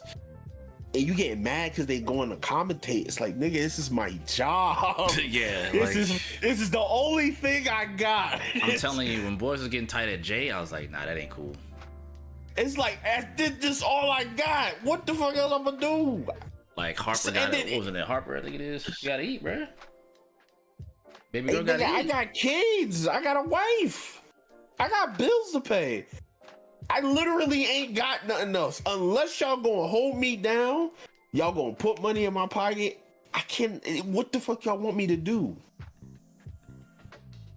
Yeah, everybody ain't Max and Sajam. And even Sajam himself said, yo, I'ma stand for something. But man, I'm taking a hit. Yeah, he said he finna take a hit. Like he said that shit outright. I'm pretty sure he lost Chipotle. He lost a few sponsors in the means of standing for something. And that's perfectly fine. And he's accepted that. He's accepted that that's what's gonna happen. And I respect that 1000%. But not everybody can do that. Not everyone got that luxury, dog. Not everyone got it like that. That's why I say, like, it's a tough one. In Sajam's case, he had to do that for his audience. I think Sajam just did it because he believed in it. Yeah, I don't think Sajam gave two fucks on whether or not if his audience fucked with it or not. Sajam did the decision because of what Sajam thought was right. Yeah, he did what he thought was right. Straight up. But I think it's cool, right? You stand for something. No matter how you slice the pie, he stood for something. That's why I say, like, for me, I'm in the middle ground where it's like, well, it's a missed opportunity, but where one opportunity goes, another one can come. How long it's gonna take? That's depending. But, like, I don't disagree. Not everyone's Sajam or Max, bro. Like, yeah. And if you do go right, then you have to understand, like, the integrity. Like, your integrity can get questioned, but the reality is, like what Smasher said earlier about the same thing. It's just about, just because you do this doesn't mean you devalue other things. You know what I'm saying? Like, or you don't have any values or any morals. It's just, okay, I'm here for this reason, right? Just, like, respect the reason. The other things that surround this, like the things that surround this thing, I don't support that ideal. I support myself and the things around me, and, like, I support me and the things around me. This is just part of it. I'm taking what I make and I'm putting it back into places that I think it should go. Right. But, like, them boys ain't got, like, you can't fault some of these dudes for doing it because it's like they ain't got nothing else. It's either this or, you know, what they said, Kev. What Thug Difference said. This rap shit don't work. We run it up in niggas' houses. It's like they ain't got nothing else, man. It's like it's either this or we doing some shit. We doing some heinous stuff. We on Law and Order. Like, go ahead and get the shiesty. You know, not gonna lie. Let's go. It's one way or the other. Like, shiesty the ski mask. And then, the FTC ain't got no transferable skills. What's your transferable skill? Yo, I know how to talk on the mic and convey the things that is happening on screen very well. All right, we're gonna put you on customer service. Okay, like, bro, come on, son. It's like customer service. It's like, fucking go. At that point, fucking go ahead and get the shicey. Let's get busy. You know what I'm saying? It's like, okay, get the bro. shicey. Let's get busy, dog. Like, damn. Oh shit. Like, fuck. That's where we at. Get this shicey, bro. It's really like it's rough. So it's. You really, and then the thing is like about, like, cause Sajam, I see, cause somebody brought it up. Sajam is doing some deadlock stuff, and that's a case of mostly, like, not wanting to. You never want your shit to be in one basket, and that's something that, cause I learned that early, and that's something, like, with content creation that I'm like, I learned from watching, just watching Max, learning that shit of, like, you never want to just be stuck to one thing, and some creators made that mistake. Shit. Cav Dome, Flats in Overwatch. Flax made the grave mistake of staying with Overwatch and doing nothing else. And he himself has said that I've been stuck on Overwatch for longer than I wanted to. And when Rivals got announced, that was his chance to get out. He was about it ASAP. That was his chance, and he got out. But then also he realized when he was playing Rivals, he you know what I'm saying, said in the chat, I don't want to just be stuck to hero shooters. Yep. So what Flash do? He made the new channel. Started doing like, you know, diving in other shit. Just diving in variety. And now Flax is at a point where some of his variety stuff is competing with his Rivals content, his Overwatch content. Like, of course, those are gonna do very well. But if it was at a point where it's like, yo, I don't feel like dealing with this shit, I'm gonna go play God of War. Like, you know, he could do that. And so it's like, and the thing is, it's not just fighting games. You never want to just stay with one thing. Like, you want to do other shit. Yep. So like, I mean, I know at some point I'm not gonna just stick to fighting games, because I love fighting games, I do. But man, if I could just say, yo, fuck this discourse for the week and go play Devil May Cry 6 and make a bag. Oh, we're about hell yeah. Oh yeah. Hell yeah. Yeah, I've already, you know, I'm repurposing the Rivals channel. I decided that like earlier this year. Well, late last year I was gonna repurpose the Rivals channels and start pushing more action games and stuff like that on there, since there's so many things to play. I didn't get a chance to do much with Ninja Gaiden 4 like I wanted to, so it's like, nah, fuck that. We can run that back on another channel. And I understand also like the notion of putting these things on the main channel, but I think like you do got to be careful how you know, we've had this talk countless times, goes like where to put content sometimes, but like I don't see the harm in making a secondary channel. It really just depends on you. Yeah, it depends. You gotta like test the waters, test different things, see how it go. Yeah. Like, I think it just depends on the person. Cause I think I kind of want to make my channel the one-stop shop of things. Like, slowly but surely introduce my interests outside of fighting games. Of like, yo, like I like fighting games, but you know, Wolverine dropping. I like superheroes. I like the Wolverine game.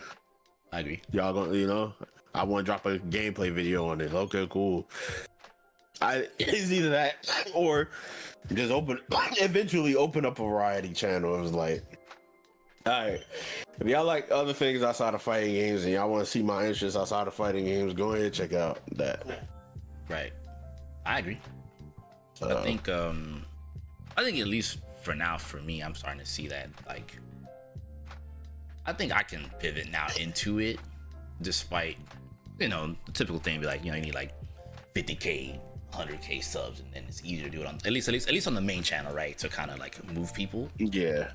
But I think because there's so much peak coming out, it just makes sense to just kind of, at least for me in particular, just fuck it, let's just get in there, just get the secondary channel going. I already did it with Rivals, so it's just, I already have subscribers there, so getting it up to be like what I want it to be, it'll take time, obviously, but like I think it will feel so much better to know that like when I'm not playing fighting games and I go into my other interests, I can go do something off of my other interests, as opposed, and you know, at least I'll be building into it, you know what I'm saying? So it won't feel like nothing's being done. It's just, yeah, I'm playing the game on stream, but like I want to talk about it, you know? Yeah. But I agree. To swing it back to the whole saving FGC thing, man, I don't know. As I'm talking with you now, I might go back and re-edit that stuff, but I'm still thinking to myself, like, I just cannot stand those videos. Yeah, I can't. I hate them. People gotta stop. Like, people gotta stop thinking that, like, it's hard to say. Like, how do I put it into words? It's just people. It's overstating the like it's a statement that's a meme that's taken seriously. Yeah. Like, will this game save the FGC? Like, at this point, it's an inside joke. But people that don't see it as an inside joke and is not in on that joke, they see it as like, oh shit, 2SKL is gonna save the FGC. Marvel Toton is gonna save the FGC. You know the sad part is we're gonna see it when Capcom versus SNK get announced. If they Capcom and SNK save the FGC? You know, bro. And so it's like so good off that. Like I get the joke behind it, but it's like it does more harm than good, not just to the scene, but to fighting games to that particular fighting game, where it sets it up as it puts it up on its pedestal to like do something it was never meant to do. Agreed. Like we definitely, it definitely like we gotta. What exactly needs to be saved? The pockets of the individuals saying it. But that's just it. But that's just it. It's even coming from people who are not like. I mean, if you saw the content creators I pulled up, it doesn't benefit their pockets per se. It do. Peep it. It do. Because guess what? Even though they making a bag, we could be making more. It's not just. It's like they got a bag, sure, but we not making Rivals money. We not making Valorant money. We not making COD money, because them boys are making money. Too much money, actually. Because the funny thing is about the esports over there is that they're actually in shambles because they're giving their players and content creators too much fucking money. But it's neither here nor there. That's a whole nother topic. But I don't think, and the funny thing is about that part, I don't even think fighting games is niche. I don't think fighting games is a whole lot bigger now than it ever was. It's just a case of money is on a financial level. I don't think fighting games will ever really reach a point where people wanted to make like Valorant money and shit like that, FPS levels money and MOBA money. The only way fighting games will ever make that amount of money is if niggas is just, yo, my soul right here, take it. Now about that Marvel Token pot. That's the only way fighting games will ever make that amount of money.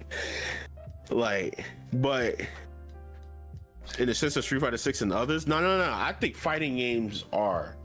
Fighting games are way bigger. Fighting games haven't been niche in years. There's people. I've realized fighting games aren't niche because there are people out there that know who the fuck Neko Arc is and Bridget. It is crazy that Bridget is the biggest fighting game character, is the biggest Guilty Gear character of all time. Bigger than Soul. Yeah. Like, fighting games aren't niche anymore. They haven't been niche for years.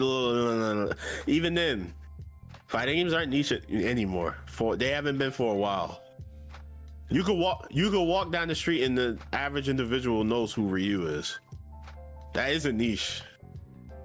Do we lack the finances? Sure. Could fighting games financially be bigger?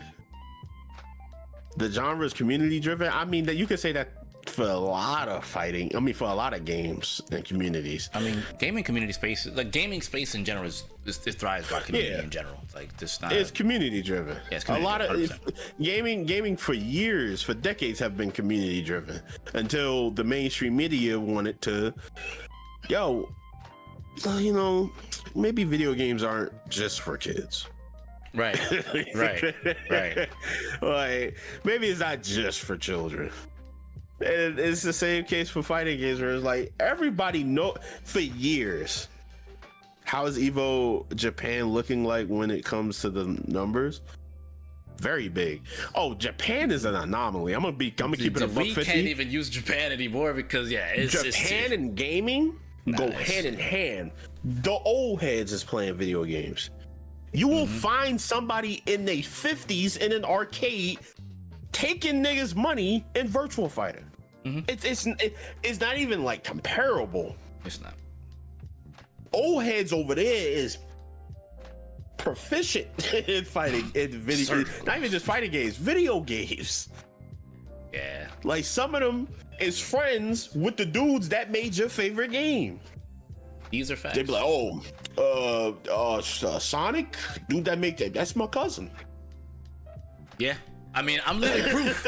I'm living proof. Pachi. I'm living proof. I'm right here. Yeah, like he's like, oh yeah, dude that made Marvel Tokar. Yeah, it's my man's. Yeah, that's my man's.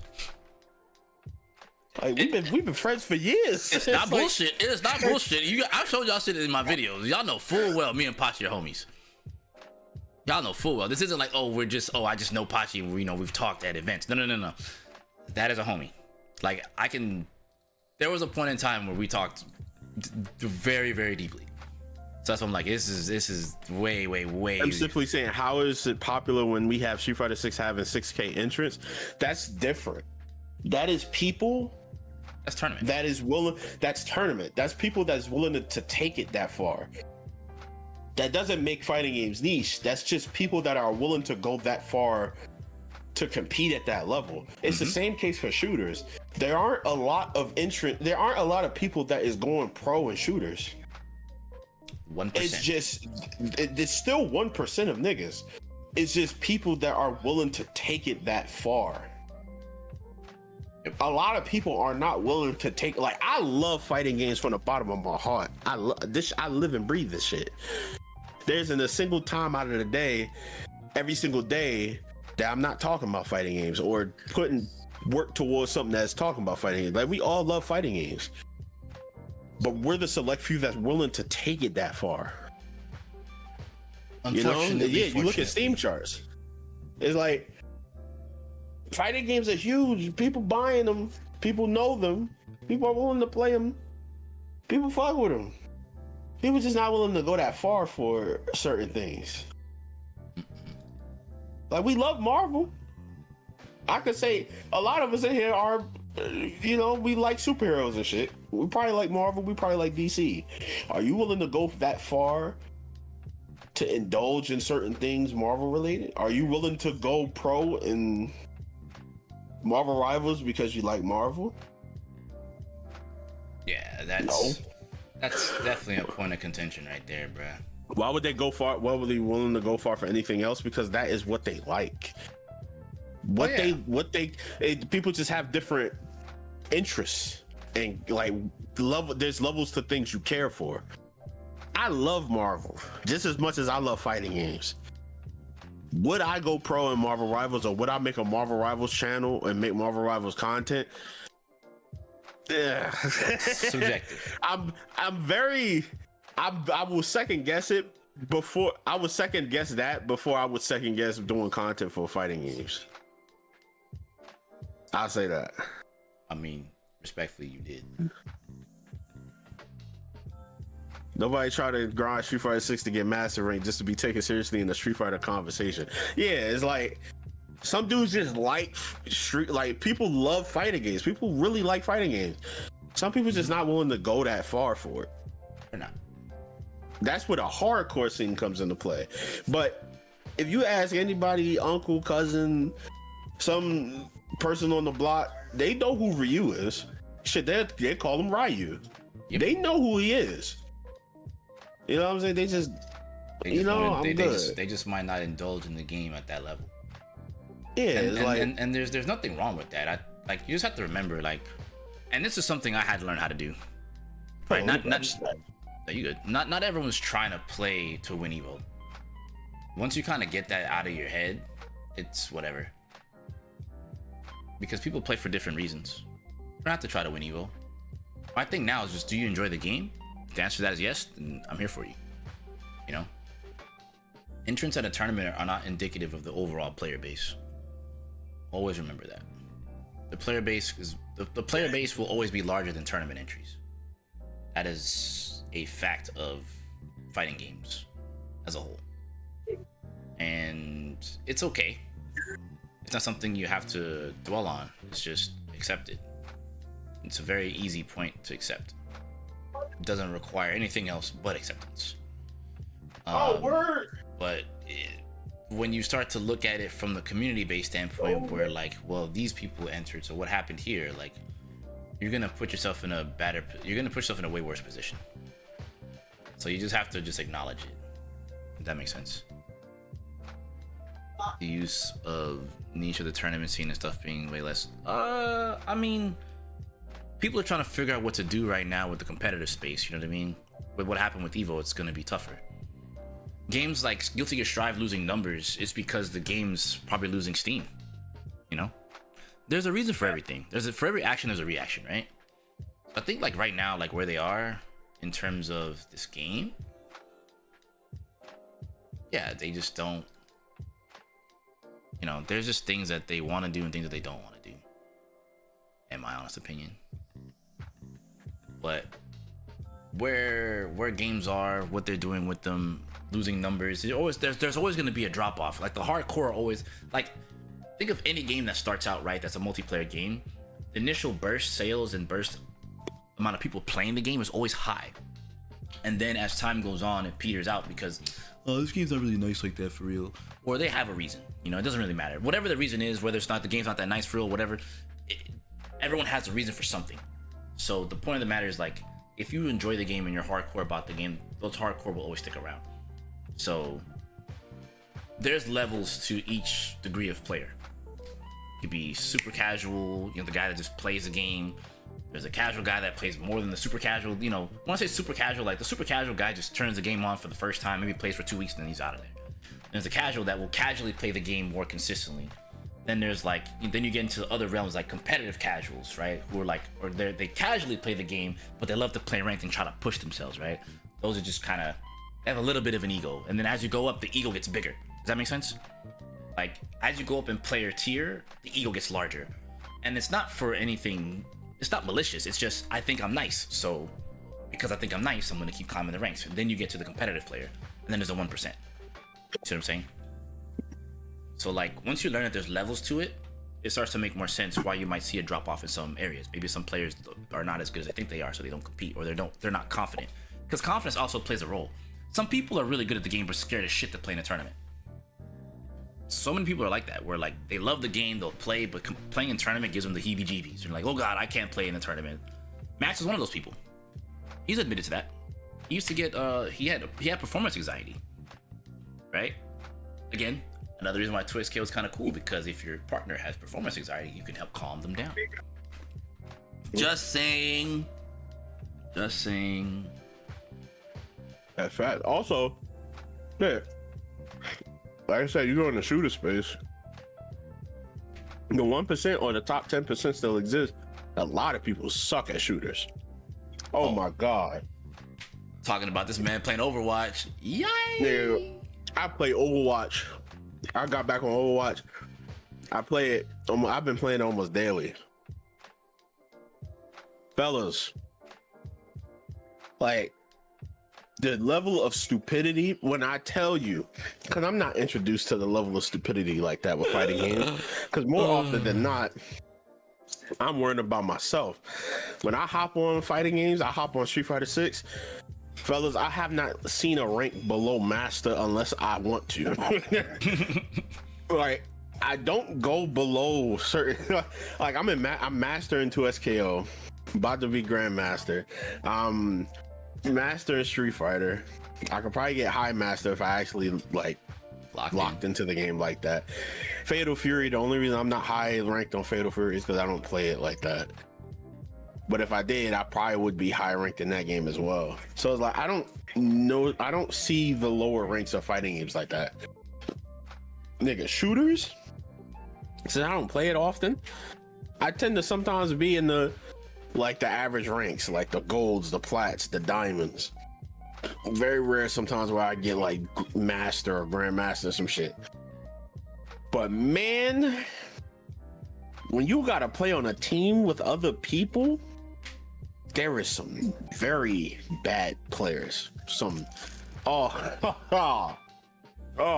Let me tell you, Oh my god, yo! As you said that, yo, y'all remember when I was on my Apex kick, right? I was like, it was maybe a week. I was stuck right outside of Platt, bro. That shit was sending me to the fucking moon, bro. I saw, yo, Storm Point, yo, shout out to Storm Point, right? And Valp being, y'all know the Apex Valk main era, right? For those that remember, bro. 3 points. 3 points. I'm like, yo, 3 points, and I'm Platt. For real, dog? I was like, hey, look, listen. And I would tell them on comms, hey, yo, listen to me, dog. I'm literally 3 points away from getting this freaking Plat rank. Look, I'm gonna need y'all to lock in just a wee bit, man. Look, and what rank are you? I'm gold this. Yo, I'm gold 1. All right, bet. Hear me out. All right, we're gonna do this on dropping. We drop. Dead. So I have to rat the rest of the freaking game just to get to this point. How often can I rat? Yo, I wanted to push this building, bro. Why you ain't help me? I wanted a limit test. Bruh. I thought you was with me. That was a week straight. Nigga, what you mean? That was a week straight of people limit testing until I was like, you know what? Fuck it, I'm playing Wraith. I'ma fucking hide. These guys do dumb shit. I'm gonna get my loadout. I'm gonna do what I gotta do. I'm gonna get my KP, and whatever happens, happens. That game, I'll never forget that game. It went down to the wire, and I was a rat, and my teammates left on the thing. I was like, all right, whatever, dog. It's cool. And I got to, it was me versus an enemy team, and I was like, all right, bruh. I got my points most likely, but if I'm going out with a bang. I dropped 2 people and then still died to the last. I was like, all right, whatever. And when I hit that Plat rank, bro, the biggest sigh of relief was like, what? Like, what's that? Like, what's the thing? A post nut clarity? I was like, oh. I was like, oh. I did finally. And I did it mostly by myself.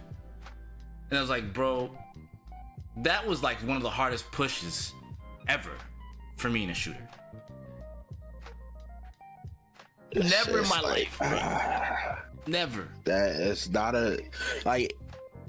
You play it because you enjoy it, but it's like it definitely be suffering sometimes. It's one thing, and that's why we find like when we get into fighting games, it's really like the small stuff don't like the big stuff don't really get to us. It's like, all right, this shit flashy as hell. After a while, but like it's flashy and cool looking, but you like, yo, not with a frame data, but like, is this plus? Okay, if like what really gets us, like, and this is for everybody, most people in the chat, and like we talking, like it's like, all right, okay, we tested some shit, okay, how we do something, like we just in the lab and we'll do something on block, we like, ooh.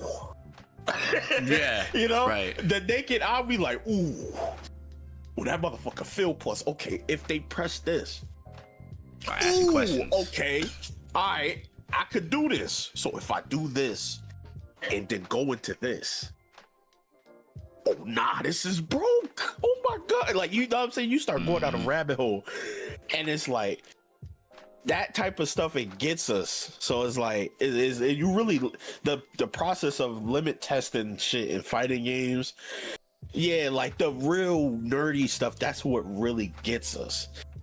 Like we aren't sold by the big flashy shit. Like the flashy shit, cool, sure, but when you really get in that lab, you know what I'm saying? Like boys wasn't trying to give Avatar a shot before. But when they touched Avatar and they start, you know, I remember watching Max when Max was like, yo, Tokon about to be lit, you know, Tokon about to be gas. Booted up Avatar, he's like, yeah, I don't know about okay, let's you know, I don't know, let's see what this shit doing. Picked up Zuko, he said, wait, I could cancel that? Wait, hold on. Okay, so if I could do, he could do shit backwards? Hold on. Okay, so wait, this is in this fuse. Okay, so wait, he has another variation he got. All right, let me test this variation. Nigga, he could do that? Wait, yeah. Why is he so fast? Like, you know what I'm saying? Is like, damn. it's just the discovery phase of a fighting game is some of the most fun because you learn what works and you learn what doesn't, and then it's a battle for consistency on what works and what doesn't. Yeah, so it's like we like shit based off like off our own skill and discoverability of what we can do, and then when you're taken out of that and you're forced into an environment of what I do here isn't like me getting this W isn't solely off of what I can do. I could play like a god, and if my other DPS is like, yo, I ain't winning this 1v1, I can't do nothing for you. Yeah, that is a thing. Sometimes it's just that one person that's just not performing. I get how LeBron feels, I tell you.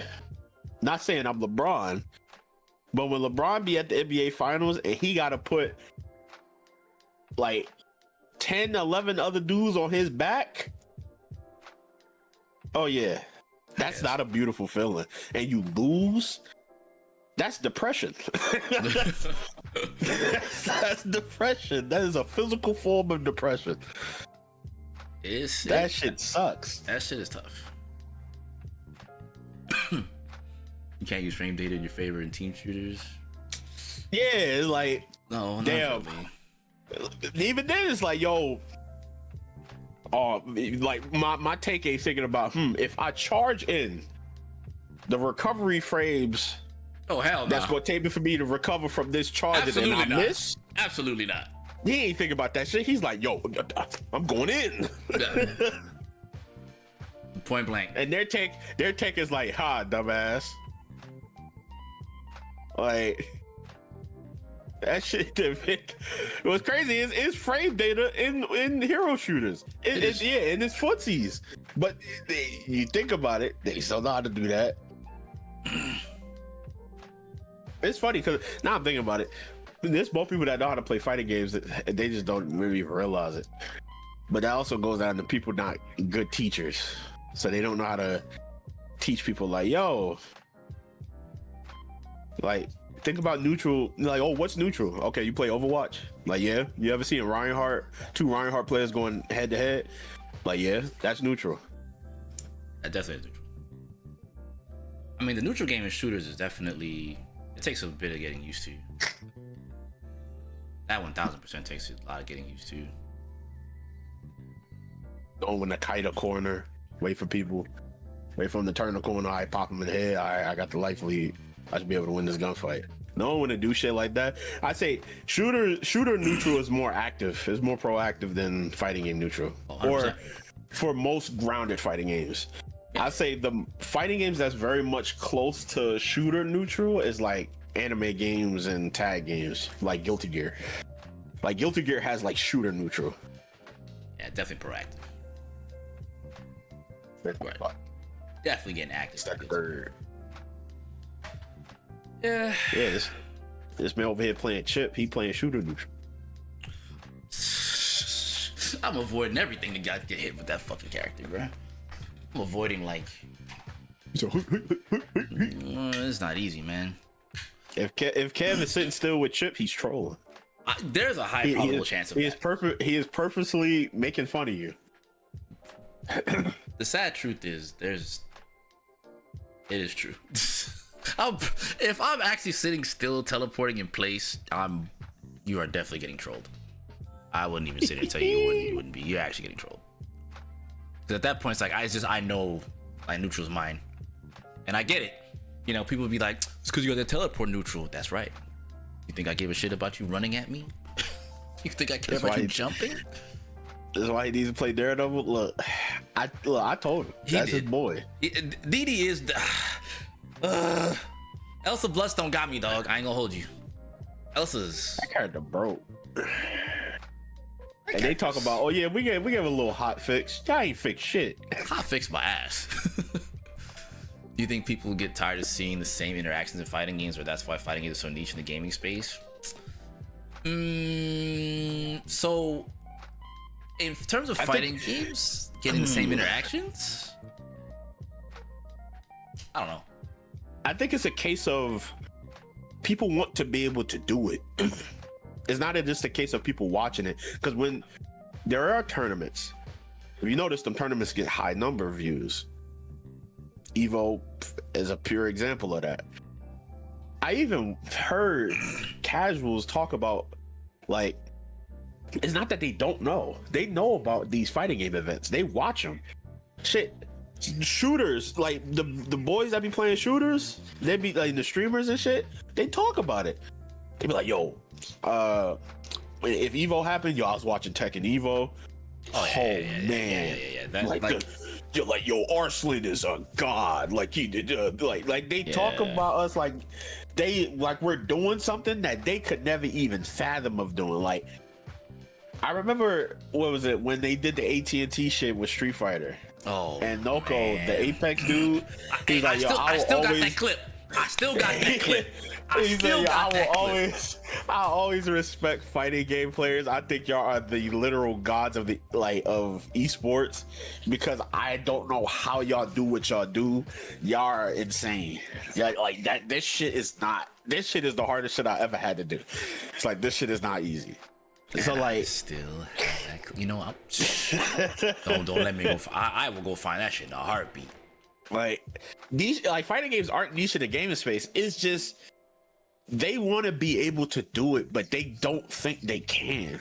Like, they will look at Street Fighter 6 and look at it. It's like, this shit is so cool, but they like, bro, I could never do this. They look at Street Fighter, they look at Melee, they look at Guilty Gear, they look at what else? 2SKO. They look at all these other Mortal Kombat even. They look at this stuff and it's like, this shit looks so fire, but I know I can't do it. They don't believe that they can. The difference is we believe that we could potentially do some shit like that. Like, we'll look at a tournament and be like, oh, that was gas. Oh, I yeah. pull that shit off, though. Kevin saying 100%. Tyler won. He definitely went nuts trying to play Street Fighter. He was like, yo, what the fuck? I remember that shit. So many clips. Like, hey, look. But that's the thing. That's also a case of skill as well. Was like, you play Fortnite for 30 minutes and you was confused. That's also a case where it's the same case, just a different angle. We don't think what we're doing is that difficult until we see people that can't do it, and it looks at us as literal gods at it. We do the same way, where we look at Fortnite and look how people build as fast as they do, and it's like, how do you have a reaction time to just build that fucking fast? But they don't see that as, like, they see that as how we see what we do in fighting games. Like, we look at a mix, you'll do a mix up in a fighting game. It's like, oh, that shit wasn't nothing. Or you do Magneto ROM loops. Yeah, that's cool. Oh, like, but yeah, it's cool. This like this, whatever. Like, what do you mean? You just, what the fuck was that? What was that? Yep. Like, it's different perspectives of like what you think is difficult and what you think isn't. Like, it's just. You know what I'm saying? But both sides see it as, I could never be able to do that. And then people got like a math anxiety situation, just were introduced to fighting games in a bad way early on. It's a bit of that. It's a case of, the reality is you don't need frame data to be God like in a fighting game. You don't? And then it's also a case, and like I said, it's not just a fighting game thing, because both communities have horrible teachers. There's people that are really good at the game, but in terms of teaching skills, can't teach people how to play a game for shit. So it's like, it's people in the FPS space that is really good at those games, but when you check those tutorials, they fucking oh, they are atrocious. A lot of the tutorials are really bad. They're like fighting game tutorials. The difference is more people want to watch it. Yeah.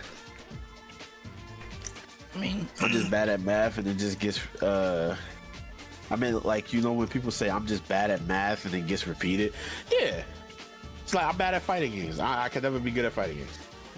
They've accepted that reality. I think people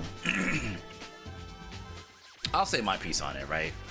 So this thing about getting tired of seeing the same thing, I think it's a fallacy of people getting fatigued out from seeing the same stuff, because they'll sit there and the same people saying that they're tired of watching the same thing, they'll watch the top 8 and not really see the same thing. I think some games definitely have that problem, not all. But I agree with Ghost on the part about them being niche. That's not a thing anymore. You can kind of do away with that. But I just don't think for any shooter games have a lot of the same things that happen again too, right? Because you'll see the same comp versus the same comp. So it's really silly when I hear things like, oh man, fighting games are boring because you always see the same thing.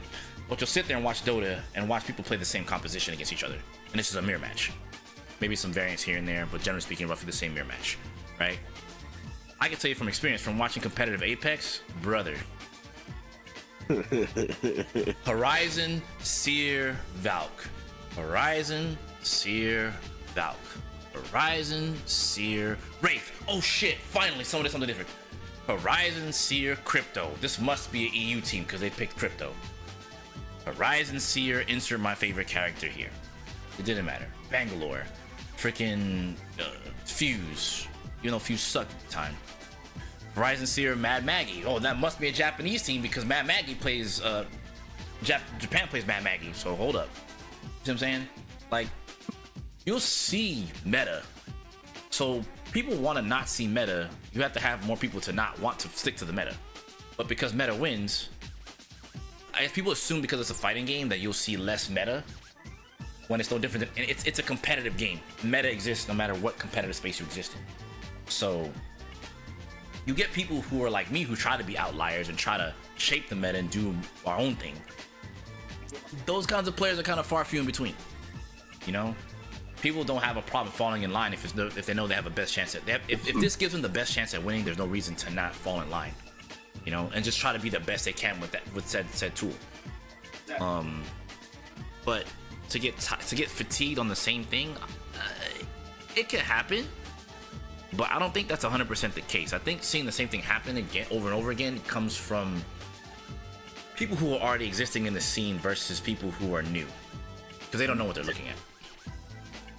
Yeah, I also think it's a case of people have issues with the same thing being shown off, especially like in the FPS space, like a meta, like taking over.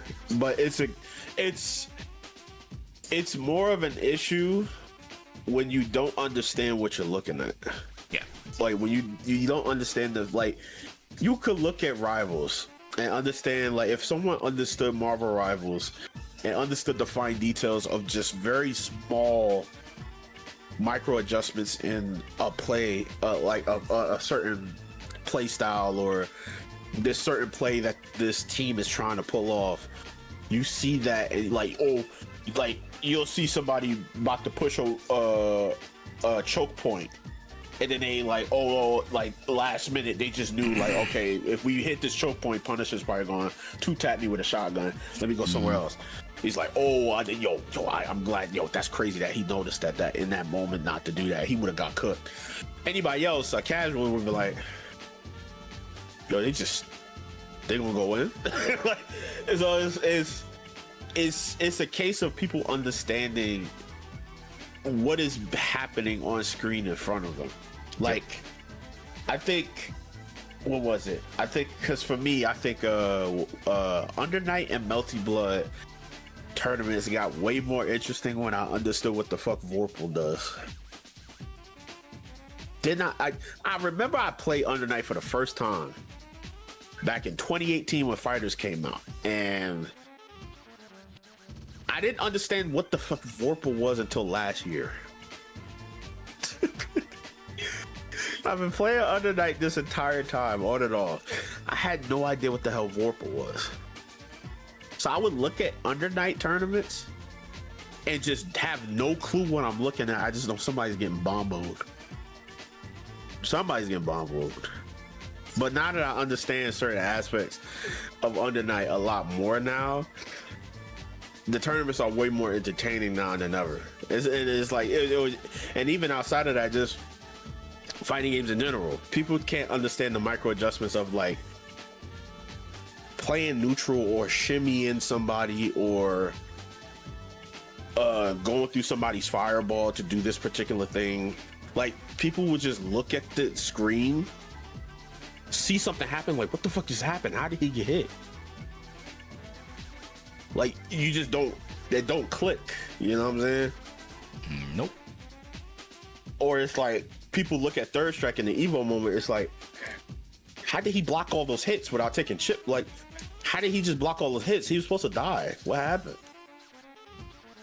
It's like it's something that, like, once you understand certain things, it's like, okay, it starts to click a little bit more, and it gets more entertaining the more you watch it.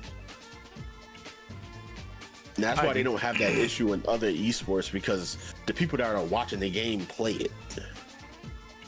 They actively indulge in it. So when small things happen, those small things are very entertaining, and when the big stuff happens, it's far more entertaining than it would be if they didn't play it. Yeah, because then it becomes a feat, because it's like, damn, I didn't think he would do that. Yeah, like you think you know how something's gonna go, and then it doesn't go that way. It's like, wait, what? Like,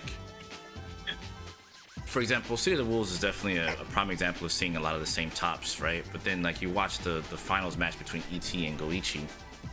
There was stuff that was happening there that I didn't think that was gonna get JD like that, and it looked like, you know, it looked like at one point ET was gonna win the whole thing, and then Goichi just turned it around so quickly, and then it's like, oh well, I guess we're good to go. You know what I mean? Like, yeah. Even in situations in fighting game where, like, say you're fighting, like, I'm just using City of the Wolves, you fight Kind knocks you down, sets up orb, you have the option to JD. You know what I mean? Like, the situation that he puts you in might be difficult to deal with, but you still have options around it. Although they're not easy to do, trust me, they're definitely hard. Or they were hard at one point, right? Because it's different now. But the options that exist, and you see players defy the odds with said options, it then becomes a feat, because it's like, damn, I didn't think they would JD this and do that and punish it this way. Or, like, even if you didn't know, when you don't know what's happening, it's fun to watch, because you don't know how dastardly the situation, you don't know how dire the situation could be. It's like, well, this guy has less HP than this guy, and he's put in this situation. I don't know what's happening, but I want this guy to win because maybe his life bar is longer. You know what I mean? Like, some people look at it from that standpoint, and they might be rooting for the wrong character, but they don't realize it. So it is what it is. Like, but like Soko said, the more you indulge in it, the more you start to understand, and then the more the micro decisions become more grand. They make more sense. They become like, damn, this was sick. Like, Justin Wong parry, Daigo parry, like, yeah, he has no HP, yeah, he parried it. So that situation is very simple to understand. But when you put it in the context of a different game, it starts to look like, that feat starts to look different. Like, for example, Bleed versus Super Noon at Frosty's. He was making solo character comebacks with just Alawi. You know what I mean? If you don't play, like, from a general standpoint, if you watch the game and you see that, oh, well, they lost Echo, well, that sucks, and then start running it back with Alawi, it starts to look really cool. And then imagine when you know even more about the game, right? They get knocked down, they get taken to SeaWorld, and you gotta deal with the Kraken. It's like, dang, hold up, he really doing the damn thing. And that's the neat part about the games. Like, that's the neat part about fighting games being from a spectator's perspective. Like, certain aspects of the game can look very dire, and then the feat that comes after that during a dire situation really determines your emotional state about watching and or playing the game. So if you thought that was cool, you'll pick up the game. And that's the general thought process around fighting games and just gaming as a whole. Which is why I don't know why people act like watching the cool things happen in fighting games is the reason why you pick it up. Do you know how many Akali montages I've watched to try to do some of that cool stuff just to realize I ain't Korean? I still tried it though.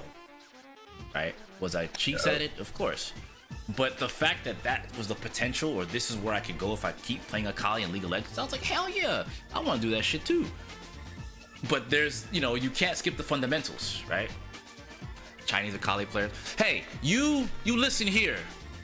All right, I'll have you know, I watched some Korean ones too. Okay, all right, okay, sir. But thank you very much. He definitely was the one that put me on a lot of the Akali cool shit, to be honest. But like, just knowing the potential of what could be done was like, that was fire. You know what I mean? It's like, hell yeah. China super server. All right, bro, it's time. I'm gonna learn Mandarin. It's up. Fuck it. I'm gonna become the Akali player I was supposed to be in League of Legends. It's over. Is there an Akali equivalent in freaking Deadlock? Fuck it. That I do not know. You gotta indulge with the, what is it called? The fucking the lockers. The lockers. The dead lockers. The dead lockers. The Discord. Yeah, the dead lockers. Like, you gotta indulge with them boys. But yeah, it's just a simple fact that people are just even interested in fighting games in general. To look at it is like, in itself is a feat. It's like, here, Voice Critical of all people and all these other people, like, yo, I was watching Evo. Yo, that shit was amazing. Yeah, watching. So I don't know what the fuck is going on, but man, them boys get hyped. That definitely sounds like Charlie. Like, I did a little video on him, dude, because he was like, yeah, man, FGC is so hype. And I mean, you think about it, look at who he picked up. He picked up Hotashi, picked up, from Moist Critical, was it Hotashi and, like, Jack? Mm-hmm. So it's like, dude, and they knew that they were pissing money away. He made a video with freaking Ludwig talking about it. Yeah. He Like, picked up Smash players, too. They knew they were pissing money away, but they enjoy what it is. You know, they really like that stuff. Like, I shit you not, bro. Let freaking Moist Critical put. Oh my god. If he would have gave me a jersey, we finna make some videos. We finna do some. You know what I'm saying? We finna frolic around. Pause. Like, we finna go do some shit. Like, we finna get active. We finna start going out here, like, doing all kinds of crazy stuff. Trying to, like, I don't know. That's still a missed opportunity I don't want to talk about. I'm gonna be quiet because that's gonna make me a little sad. But, you know, Avengers Endgame.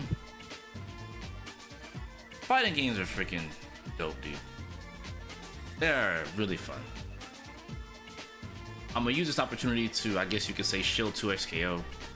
But again, it's the only fighting game that lets you play with a homie. And you're not fighting against each other, you're playing with them. And that in itself is still warrant for people's attention. You could argue about the marketing this, the marketing that, the balance this, the balance that. All these things can be remedied. The idea is just playing a game with your homie and being able to fucking shit on your opponents. Like, there's nothing more joyous for me in particular. Like, it's cool. Like, don't get me wrong. We play team games. We dumpster on some of these boys. Like, man, that's crazy. We kind of locked in. That was kind of that might have been kind of free. Let's go next. But in a fighting game, like by actual realm, like, again, hypothetical duo. I'm gonna tell y'all straight. Me and that duo, we finna talk some shit. I'm gonna be honest with you. I'm not gonna hold you. Like it don't matter. Like, we finna. Did you see what you did there? That was kind of fire. You know, nothing too crazy. Something like, you know, there, you know, every now and again I do. Every little now and then, you know what I'm saying? I do a little something crazy, you know. Take it easy. You know, say less. Like, what the nah, bro. Nah. And like Rip Multiverse, right? But I feel like that kind of shit to me is cool, dude. Like, people like FGC is like, not even just FGC, just competitive gaming. There's always gonna be a degree of shit talk, you know what I'm saying? And I think there's nothing wrong with that, especially when, like, you know, when it's genuine, I suppose, and it's not seen as like general bitching. That's how I feel about a lot of the FGC streamers when they play. It's just general bitching about their opponent and not really like acknowledging that maybe they're actually trying to be good. Now, granted, I can say the same for like when I play Marvel Rivals, when I'm playing with my teammates and they do dumb stuff. Like, what is wrong with you? Don't worry, I'll let you know every time you mess up. Demi, look, I've always been better than you, whether you like to believe it or not. All right, I don't know what else to tell you, but you know, maybe one day when we go back to Marvel Rivals, you can get your numbers as high as mine. Maybe. You know? But until that time, I'm gonna need you to take that L, take it to the chest, and hold it there, and just grip it as tightly as you can. Okay? Because one day, you could probably do that. But that day, not today. Hate to break it to you. I still love you though. but not today. But yeah, I mean, you know, like, it just is what it is, man. I don't know. Fighting games are dope.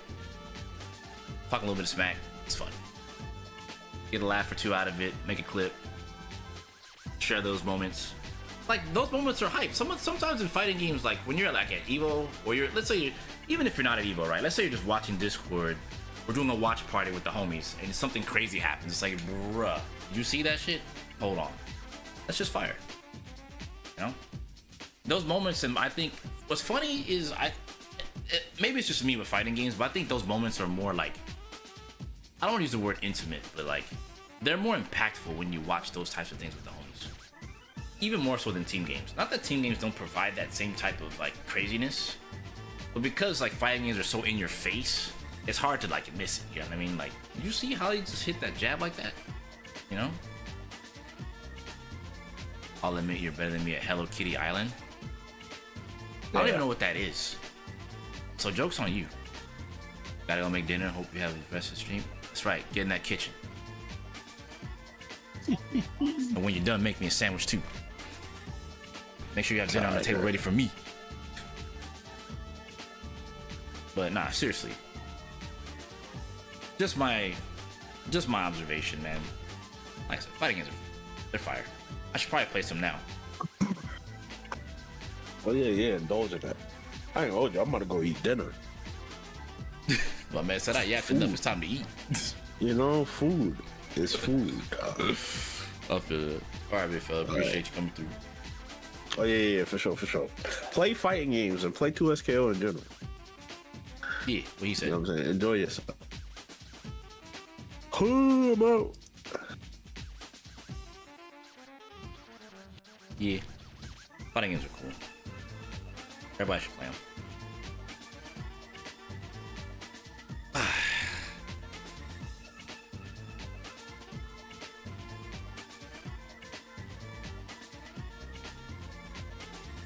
Other genre, yeah, I feel like I'm always gonna be here, but I'm not gonna lie, I'm definitely gonna get my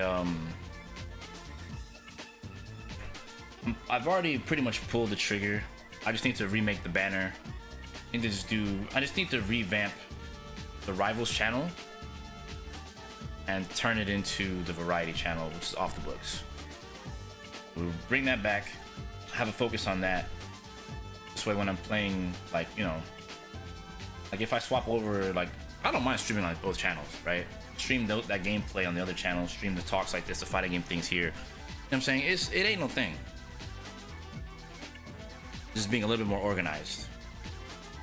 And that leads me to believe now, not believe, well, I need to get back into using my Notion. I mean, I've been using it anyway, but like kind of reorganizing some things for this year. I have a few more things I gotta do in terms of reorganizing. And then I'll be 100% on track. I need to also get me a whiteboard. I keep telling myself I'd hang it here on this wall so I can always look at it. But don't know yet. I need to have a place where I can always see my whiteboard. So I know to always go look, either look at it all the time or go right on it. That and or I have Notion on my phone already, but I need to get more alarms. So I feel like I work better with alarms. That are like more so reminders for me to do certain things. Like that's another thing I've been doing, more cognitive things to help me like remember to do certain things, even though I don't really forget too much. Like it's a reminder, like, okay, you might be doing this too much, focus on this, or get to this point next, you know what I mean? But you got it for real. How do you manage to handle all these systems? Honestly, it's really working on being organized, man. Like, it's organized chaos. Alfino. It's really it. It's just organized chaos. I've gotten a lot better about it in recent times because of how much stuff I have to deal with. Like, I tell you, like, just quick story time. Because it's still Yap session, I suppose. I'm gonna game this weekend anyway, doesn't matter. This is just kind of me just chilling today, I guess. Like, as I started coming into my own as a content creator, having to deal with more companies, getting all these people here, working with them and all this stuff like that, like I had to get more organized. I had to get more things in place to like more systems in place to make sure I'm delivering everything I'm asked to do. And that in itself is difficult. You would think it's easy because like, bro, just make a schedule for yourself. Yeah, but then life happens, you know what I mean? You have to make contingency plans. Like, just because you have a schedule doesn't mean everything goes according to plan. But as long as you have a baseline schedule and you can account for variables, which is the kind of person I am, I'm just a very big, like, I'm very big on planning and making sure I have some kind of order within the chaos, because, man, there are times where it's like, bro, this shit can get overwhelming. And that's just me being human, right? Just sometimes it gets overwhelming, but like when I sit down and iron it out, I like knock stuff out pretty quick. So like when a company asks me to do something, it's like I just plan around whatever I have. So as I tackle more, like, trust me, you don't even want to know what's on my plate right now. But you know, having a day off from streaming, right now I have 2 days off from streaming. But having those days off to be able to focus on other things and like recalibrate is important. Because one thing I was doing before was I was always nose to the grindstone. And so like now I take it a bit easier on myself now. Because like I already overload myself with a lot of different things. And like if you consider that I also learn other skills at the same time. So like learning other skills being like, be it learning skills in the game, learning skills to use my notes, learning faster ways to be more efficient with what I do in terms of editing. Like editing a video now doesn't take me no time. It's just going to get the resources takes time. So what I do, especially now in terms of video editing, I get the resources and stuff like that as I'm editing. So I prep my timelines in advance, and any other concepts, I build them at the same time as I'm making the video, so it makes it easier when it comes to finishing. If I was to like, and even then I can do it either way, right? Where like, okay, let's say the deadline is like 24 hours. I can make a video in 24 hours, lickety split, and make it look good. Will it be as good as the time as if I spent it?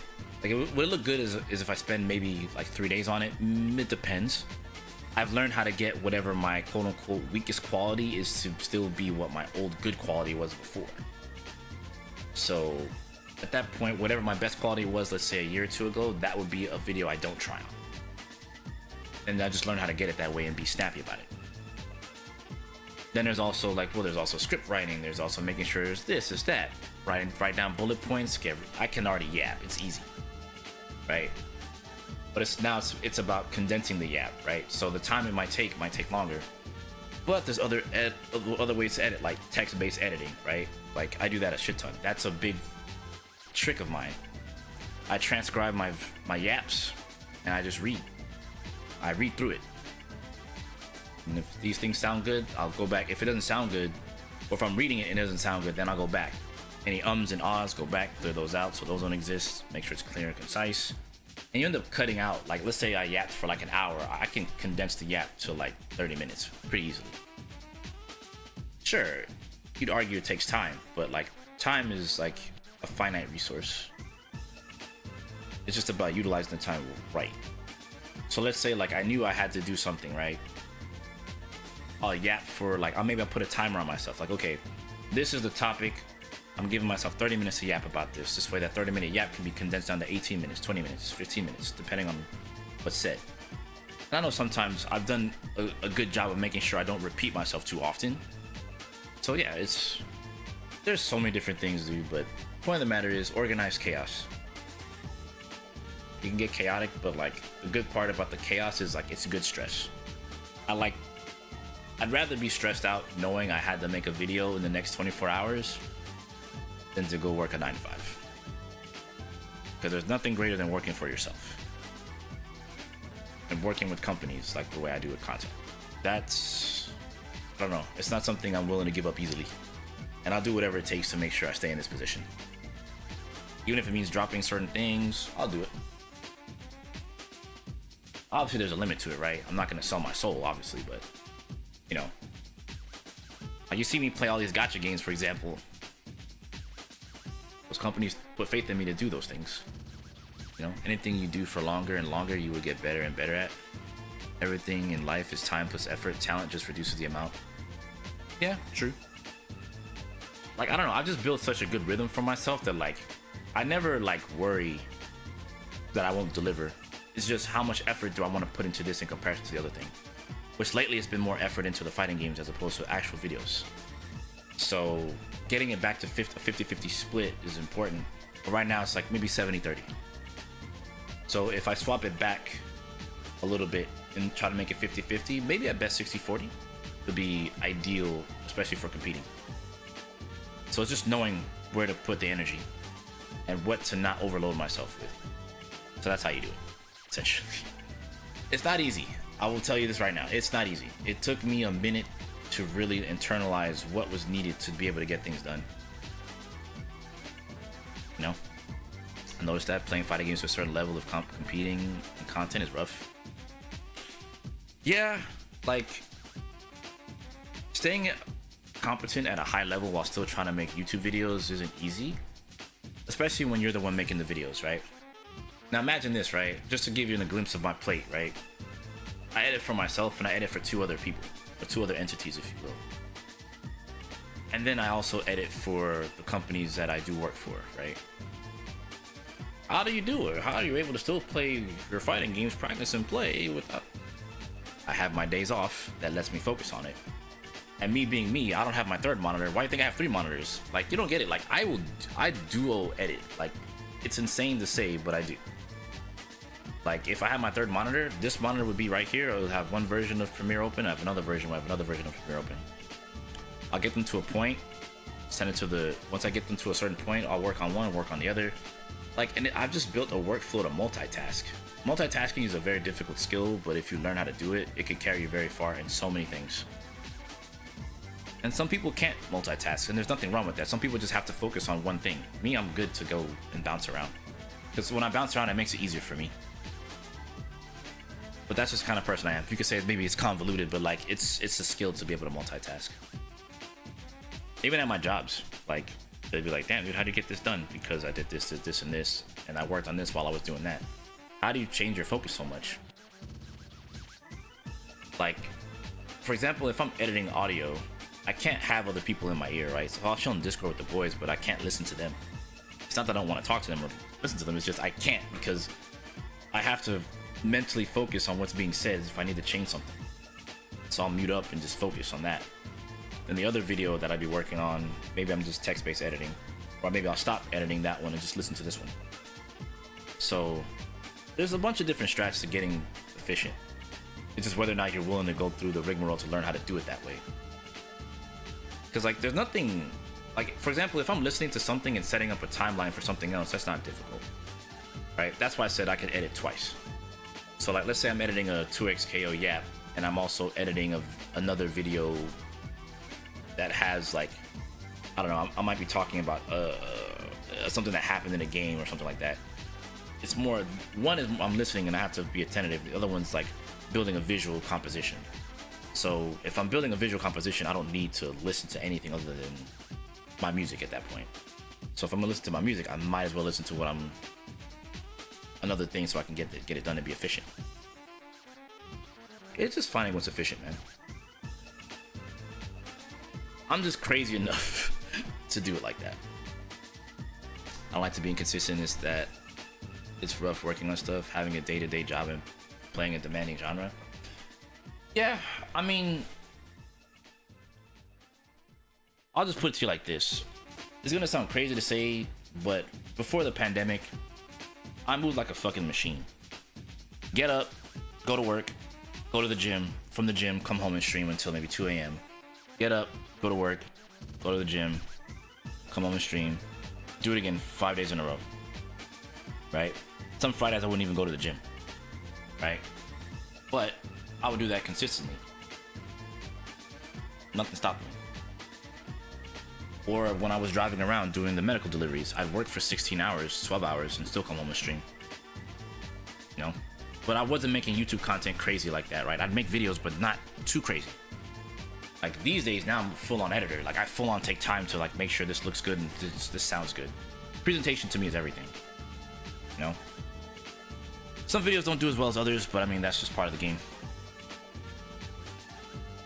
So I mean, it just depends on you. and like what you put into it. But for every video you make, you're trying to learn a new skill. For everything you're doing in terms of content, you don't want to overload yourself and trying to learn. Like, you can learn a new skill, but try to zero in on that skill. And even if people call you out, like, you keep doing this in your videos, it doesn't matter. Like, you have to work on making sure that's a consistent strat in your videos. Don't build the Mona Lisa every time you make a new video. Focus in on those skills that you're trying to learn and refine that shit so that when you do make videos, this is the style of video you could make and be consistent at it. Like, all my character, for example, all my character DLC videos I did for Fatal Fury, right? They all follow this like game review style, right? And I put the chapters in the lower left hand corner because that's the one thing that makes my video stand out from everyone else's. You could say you don't need to do that, but I don't care what you think, that's what I'm gonna do anyway. You know? Because I think people sometimes they get lost in the sauce when they're watching videos. Like, they'll watch a video, don't know what section that they're on. Like, they're talking about this, but they really mean to talk about the, like, they're probably talking about like the visuals of the game, but then they go into music. So at that point, why not just put chapter, visuals, and audio and keep it there so the people who are watching, if they're visually looking at it, they can know where they always are. Because I like to make more material. Issue I have is, do I need to be into the genre of things? Let me make sure I got this right. I like to make more material. Issue I have is, do I need to be into one genre of things? When you say like one genre, like, okay, I got you. I think I got you. So let's say you're into fighting games. You don't, but you're putting more work on yourself, right? So let's say like you're a one-man army like me, right? You edit for yourself and stuff like that, right? If you're into fighting games, it's sort of best to stay on point with that, because if you want to grow the channel, a lot of the times it's best to focus down and niche down on whatever the topic is. So if the topic is fighting games, the good part about fighting games is you could touch multiple fighting games. You don't have to just stick to one if you don't want to. But if you have other interests, it might be difficult to introduce those interests to those people who are just here for fighting games. Because keep in mind, when you're starting out, a lot of times in content, people are not here for you first. They're here for the game first. They're not here for you first. Does that make sense? It's a harsh reality, but it is true. You don't start out, people think they start out as a personality when you're building for nobody at first. You have to build for yourself to build into for people. That makes sense. So once you provide that, and when I say you build for people, you're providing value. So once you build that, then you start to realize what your content should go towards and what it should be and who your audience is. And then you'll have to do that again if you go into another genre. But if you already have motion, you can make a secondary channel, or you can introduce those things to your main channel little by little. But the issue with that remains is that, like, it gets tricky, because if you do more if you make the channel just about you, then the growth will be there, but it depends on how you go about it. Which, what I mean by that is, like, if this channel is just supposed to be about you, then you have to sell yourself, not the game. The games or the topic is the catalyst to get people to watch you in the first place. You see what I'm saying? So let's say you really like Marvel Rivals. Sure, you're one of many people doing Marvel Rivals content, but the trick now is, what is the value that you provide that other creators are not giving other people? So if you're providing that value, then they have a reason to watch you. Now, from them watching you just for Marvel Rivals, you need to find a way to eventually use Marvel Rivals as the catalyst to get people to the channel, but then you also need to put yourself into the fray so that if Marvel Rivals is not on the screen, they're here for you, right? So that's where you have to learn to be entertaining or what have you, to try to get people to watch you despite Marvel Rivals. So that's why people always tell you to find a niche and niche down first, and then show your other interests. You can use your other interests as one-off videos to see the temperature, check the temperature of how people are like receiving your newer content that's surrounding this thing versus what they normally know you for. If you start as a fighting game channel and then go all, you know what I'm saying, Dark Souls, they're gonna be like, well, what the hell? I came here for this. And then you look at your analytics and see that people are unsubscribing. And that sucks. Even now, I'm going through a loss of subscribers right now. I think some people are more so looking for me to make more shorts, more fighting and educational shorts, which I intend to, but also once you start something, you do want to make sure you kind of stick with it too, right? So that's where, like, your scheduling comes into play, etc., etc. As for said skills that you learn, like, let's say you have an editing style that you're trying to like accomplish, right? Or like, let's say there's something or transition that you overuse, right? But it's because you like it, you're trying to figure out ways to make this transition work for you. There's nothing wrong with like learning how to use that transition or learning new different ways to put your videos in a different composition, you know? I guess one thing to yap with B-roll footage, that's free. Anyone can do that, right? But at that point, if you're yapping with footage behind it, then you need to make sure that the message or your delivery is good. Because the B-roll isn't selling video, it's what you have to say is selling the video. So the title plus your message is important. But if you want to do the whole package, then it's going to be your title, your message, and your video editing. You know, what you're conveying to the people. If the people can rock with it, then they're going to be around. Like, you know what, this dude right here, he's spitting. All right, we here. You know, and then they support you. Right? But it gets trickier. So you have to do a lot of different things to keep people on board with your content.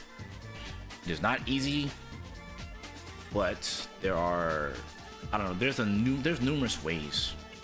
You can post every day, you can post every other day. Like, the consistency of your posting plays a role. Like, but to swing it back, just to that this question here is still like, do you have to just make fighting game content? No, you don't. But you want to use that as a means to catapult yourself into a position to where you can get people to start watching you for you as you carry on. But you need the numbers to do that. Many people get into it and think that, okay, I'm going to be entertaining off rip. It's like, you can be, but you still need a foundation. Without the foundation, it's very difficult. You just kind of like, it's like a shot in the dark, you know what I mean? And ain't that it won't work, but let's say you went viral for that one-off, then you have to produce another video that hits that viralness. And that's not easy to do. And if you try to recreate it too heavily, then it's going to be forced. It's going to seem forced. And people are just going to recognize it and be like, this dude just tried to capitalize off that same shit he did. And it's... content is just... It's rigid, man. Sometimes you're doing good and other times you're not.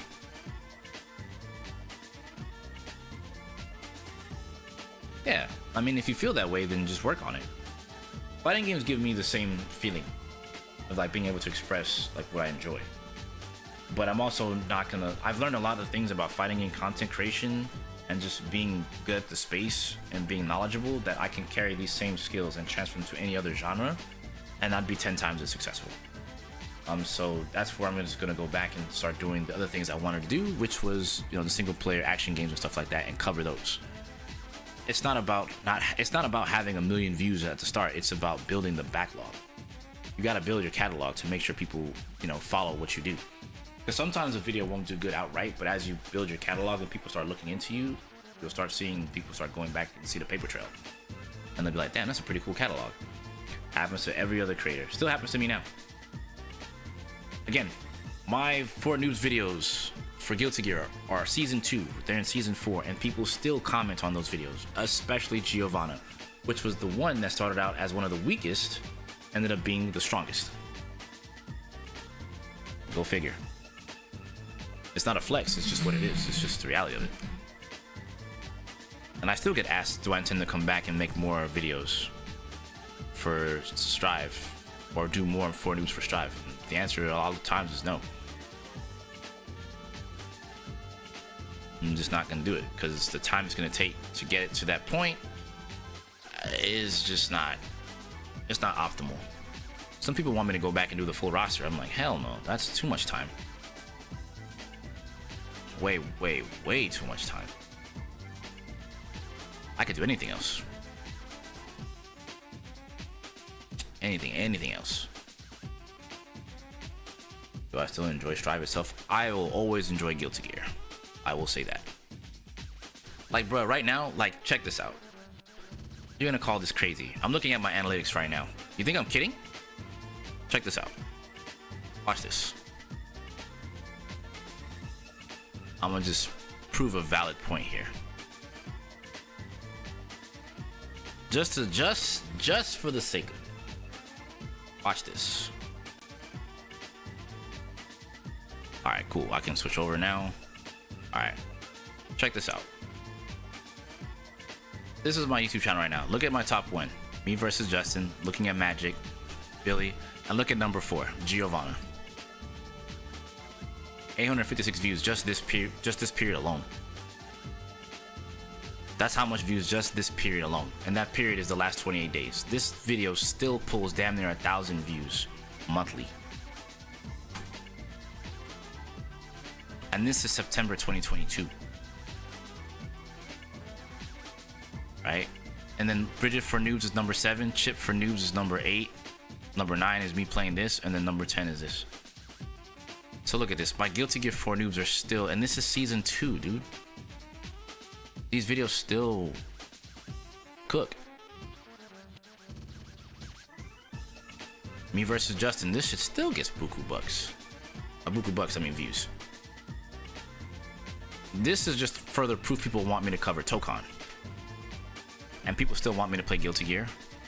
So the channels, for the channels, realistically speaking, what people want me to play and cover is Marvel Tokon,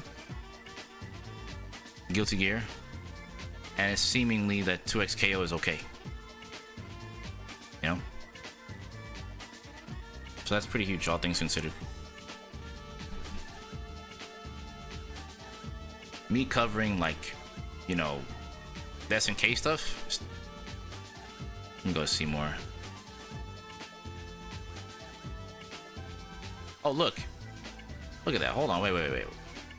This is like top 5. And then Marion. And then look, Marvel Tokon's team intros are so fire. And then after that is Soul Bad Guy for Noobs. So number 12 is still Guilty Gear. The Yeast video was cool. I mean, of course. But it's still not in the top 10. Like, I just dropped a video about Goose. And it's not here. That should tell you something. My streams are doing okay. But like, look, even when once you get past Soul, look at the last thing here. It's still Testament for Noobs. So no matter what, all my 4 Noobs videos, they just cook. So that's what I'm telling you. Like, you have to learn to build the catalog. That's why I don't trip. You build the catalog and you cook. That's how it goes. Like, I would tell you my favorite video that I've made in years is freaking Terry Bogard for Noobs, man. I put so much heart and soul into that video. And it's one of the unfortunately underviewed videos, and I put my whole ass into that video. My whole ass went into that video, dude. Let me tell you. And it is the least viewed. But, you know, companies still love that video. And they like that I edited it. Like, the editing style, they like that.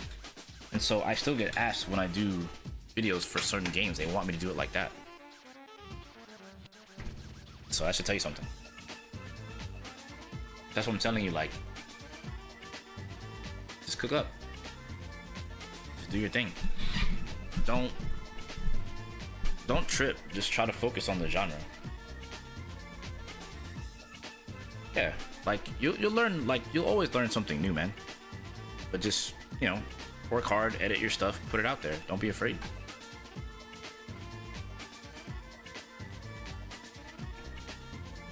Call It for News is gonna slap. Yeah, no problem. There's definitely a silver lining. I don't get discouraged. I got dialogue for years, of course.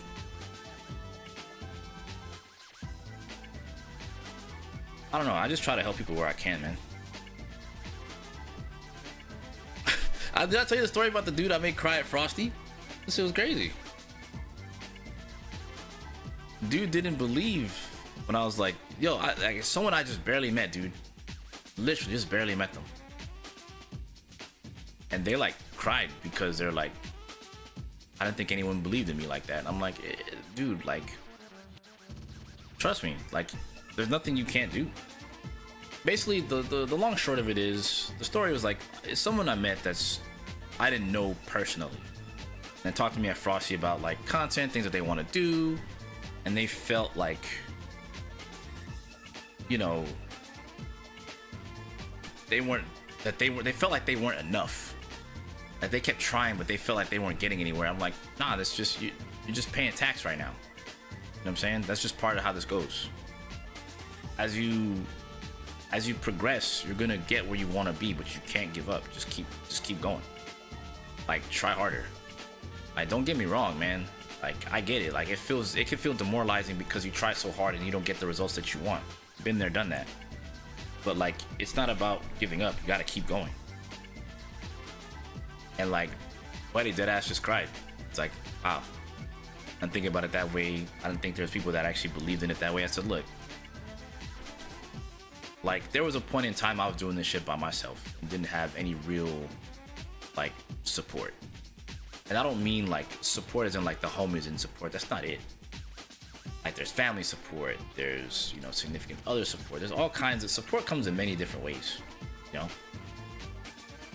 And they were like, it was that bad for you? I said, yeah, man. Like, me pursuing fighting games as a whole was a solo journey, man. Like, my folks did not agree with this shit at all. Like, they thought it was cool that I played video games, but they didn't like the idea of what I was doing initially. But they acknowledged that it was okay because I was just traveling to play video games. They didn't think about, you know, it was like the lesser two evils. Like, my son could be out here drinking and ripping the streets, or he could be playing video games, or he could be doing both. And I didn't do both. I did one or the other. You know, there were times where I would drink, obviously, right? But still, the point of the matter is, like, as I started talking more about what my experience was, he started to relate. And it's like, I didn't think that, you know, people like you went through it. I thought you were some kind. I'm like, dude, I'm not a celebrity, man. I tell people that shit all the time. I said, dude, I eat, sleep, and breathe just like you do. You know? I asked him straight up, yo, did you have McDonald's at any time soon? Like, yeah, not that long ago. I say, yeah, me too. You know, that same cheeseburger that you eat, I'ma eat. You know? It is what it is. Like, don't put me on a pedestal. I don't need to be there. I eat, sleep, breathe shit the same way you do. For him, it was like, man, that was so real. I didn't expect you to. I'm like, dude, you know, that's just not the kind of person I am. And it happens all the time. I say the same thing every single time. Like, just you don't have to put me there. I appreciate your support, but like, I don't need to be put higher than what I am. I don't view myself like that, and I don't want you to view me like that either. Just show me some respect and we're good, you know what I'm saying? That's how I feel. But to swing back to the full-on conversation, it was just basically like, he just didn't think that like people like me had to go through stuff. You know, people don't, a lot of times people see your success but don't see the paper trail.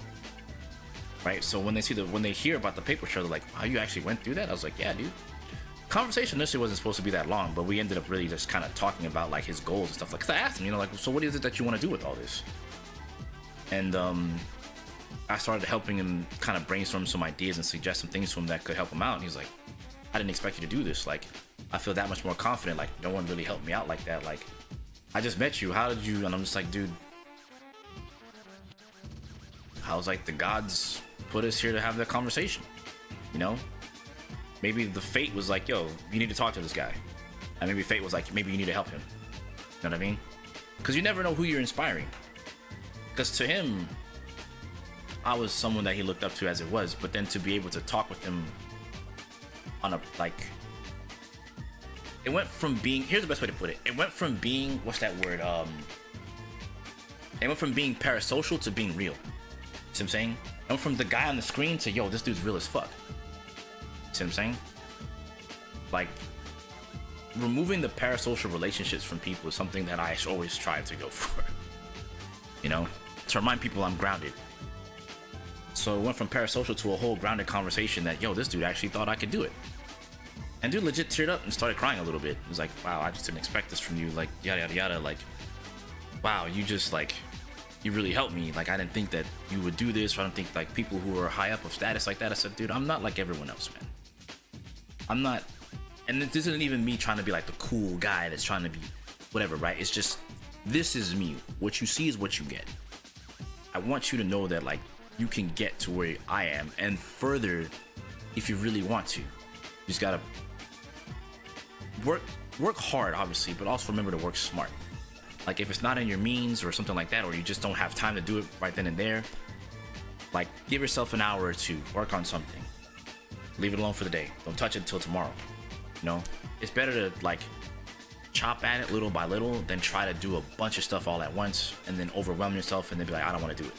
You know, because he was asking for like things, ideas about his commentary reel. I said, dude, go get match videos, go get tournament videos, and just watch and try to like break it down. Take notes for yourself. You know, look at like the better people who are doing it and try to see what they're doing that you could pick up. I was like, number one thing, don't be Yaps, but it doesn't mean you can't learn from them and try to use like create your own style. You know, you can commentate what's on the screen, but try to like be a little bit more if you can. Try to encompass yourself and like really just absorb yourself into the moment and try to like express who you are as a commentator. And people will appreciate you more for that because you're being you and you're being genuine, and people can't replicate that. And I think that's when it really hit him, because he didn't think that he had it. I'm like, nah, you can. Like, I'm like, if I can, you can. You know, like there's no reason why you can't. You want to be Ice and understand that someone from his right, for sure.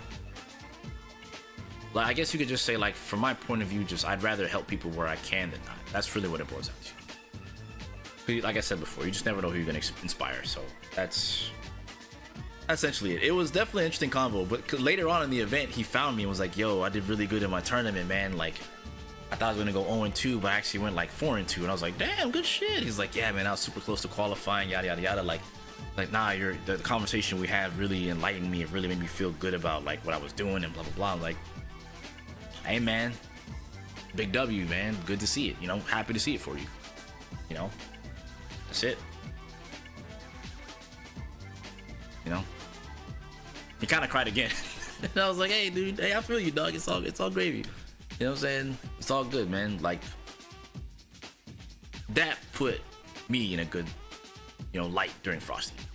I was like, hey man, go get him, dude. I was like, nah man, thanks man, I really appreciate it. Like, it really means a lot.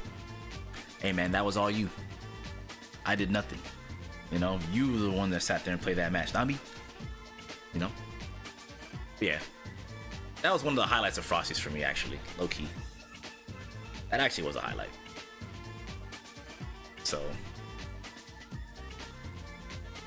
just try to be a good person where you can, man. But to swing it back to your health, you know, that's essentially it, right? Just work on your backlog, keep busting your ass with your content, and just keep moving forward. Because there's no time like now. Shit, I'll say it again. You know, my best friend's getting into content for action figures, I think he told me. He has a ton of action figures and statues and stuff like that. He's a big collector of those things. And I was like, bro, jump on it. And he's like, I thought about it. And I was like, nah, dude, just do it. Like, don't wait. The worst thing you can do in the content space, the worst thing you can do is wait.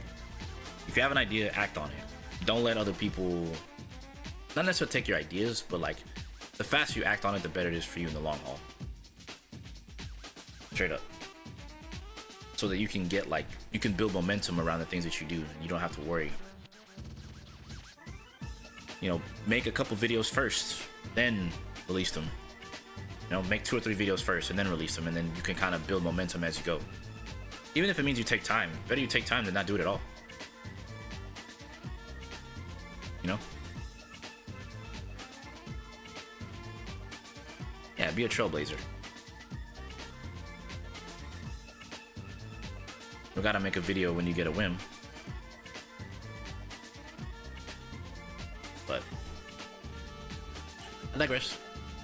Point is, I yapped for 8 hours. Insane. Had a lot to talk about. How many people would just stop? But shit, now I just want to chill. Shit. I feel like I should just be a just chatting streamer, straight up. A lot of times I feel like I should just be a just chatting streamer. I'm not gonna hold you. Straight up. Fighting games on, I'll just play them on the side. Wanna make content this year? Do it. Don't wait. It's gonna get hard. The longer you wait, the harder it gets, bruh. And that's not to scare you. It's just you have to understand. You know? At the power of Yap. Now I need the numbers. so it can sway the people. Provide some damn perspective, dog.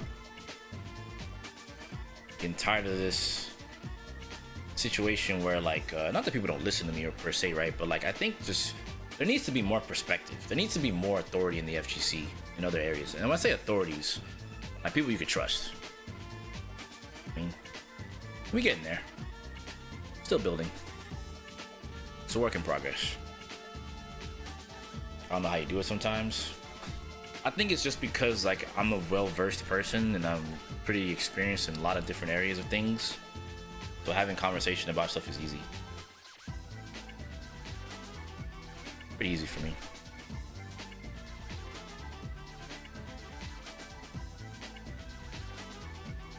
I guess I'm a people person. I like to talk to people. That's a big reason why I picked up streaming. I just like to talk to people. It's not like I'm shy or anything like that. Some people, sometimes it's hard to talk to some people because they might have RBF, resting bitch face, or like it's them, but you don't really want to be weird and, hey, are you, you know? That happens to me sometimes. Shit, more people know me than I know them, which is crazy. I thought it was the other way around. I'm kidding. But there are definitely way more people that know me than I know them. Gotta get them to convert into YouTube numbers. And Twitch numbers too. And soon to be Kick. And all the apps. That'll be nice. You have like infinite social battery? Yeah, pretty much. Infinite social battery glitch. Damn, I want to play something now. I was supposed to play 2x Kill like a grip ago. But I don't know. Like I said, I just like talking. There's some of that battery. I think my next love interest will probably be like, alright bro, I'm gonna need you to be quiet. I think that's coming. I think that's incoming. Like, hey bro, shut up. Alright, you got it. Hey, be quiet, bro. Yeah, I'm done. I don't want to talk no more. But I had that. We'll talk about it tomorrow. Yikes. Shit, man. But I appreciate y'all listening to the Yaps. Nah, I'm just being real. I'm being goofy. It's just people have different perspectives, and I like hearing people's perspective on things. Sometimes, like, if it's like I ain't gonna hold you, like, if their perspective is like super fucking jaded, it's just like, then I don't really care to listen to you. I tend to just like tune it out, or I'll listen and be like, okay, that's cool, and just leave it there, you know? Because I feel like there's nothing to be had. At that point, it's not an exchange. It's not an exchange within a conversation. It's just a meter dump of something, and then alright, that's it. Alright, I get it. You know, it's cool. I hear you. I try to leave it at that, because I also don't want to like upset people, but like I know sometimes it's just be like, alright bro, you got it. There are definitely those moments where I'm like, alright bro, you got it. Alright, yep, cool, I feel you. I just leave it at that. Because man, the last thing I want to do is just have people just kind of like upset any further about certain aspects in the conversation. I try to understand and get people talking their opinion, and that's it. Yeah. It's like sometimes wording plays such a big role in so many things, dude, and some people don't recognize sometimes their wording is just outright bad.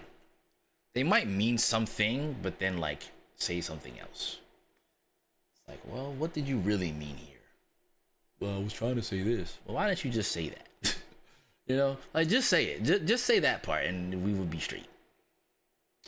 But doesn't always happen that way. I'm for it. Doesn't always happen that way. But, you know. Yeah, you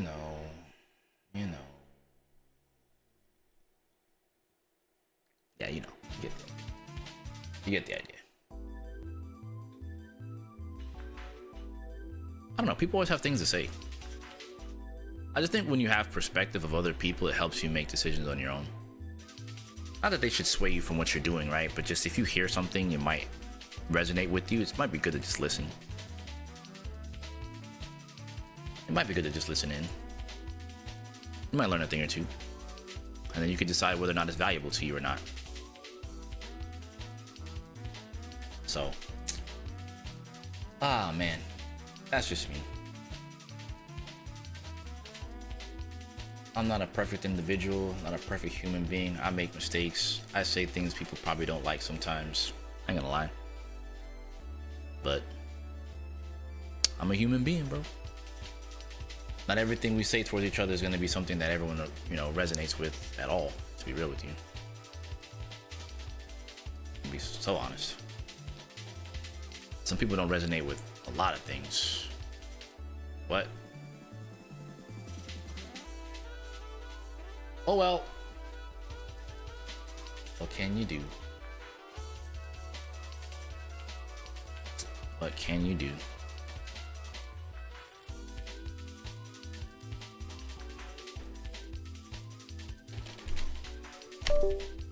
Alright.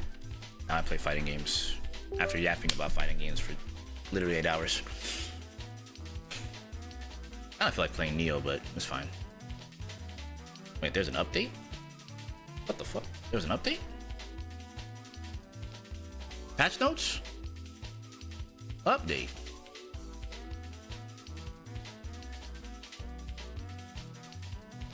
What?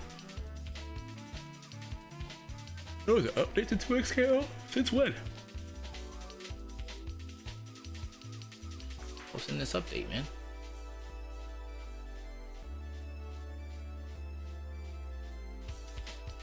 Is this just the shop? Oh, it might have just been the shop. Yesterday was Thursday. It's probably that.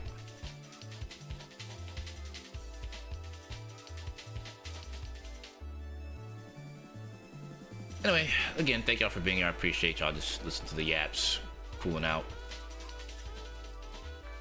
Definitely appreciate it. Means a lot. Means the world to me.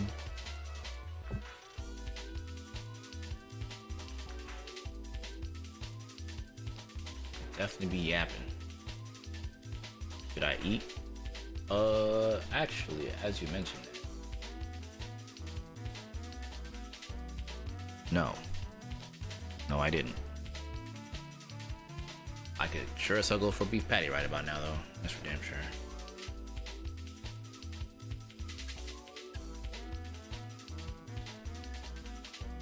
You don't eat? You're right. I should probably eat before it gets late. That is for sure.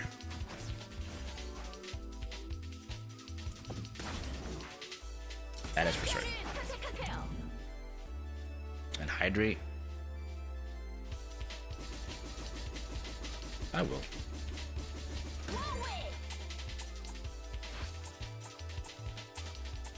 Don't worry. I got that on Smash Lock.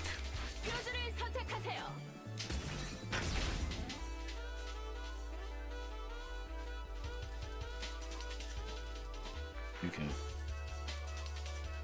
I can't survive off photosynthesis. Probably not. Probably not.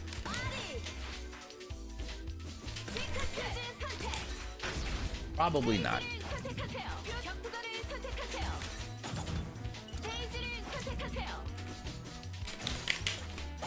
Yeah, I'm gonna run to the kitchen. Definitely hungry. BRB.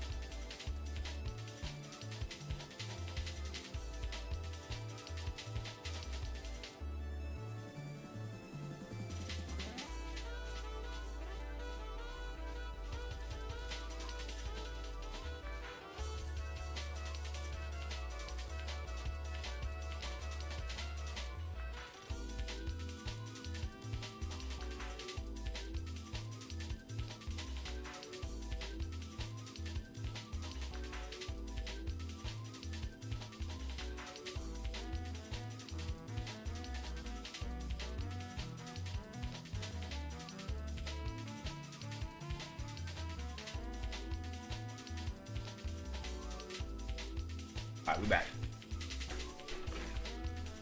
Oh man. And I got food.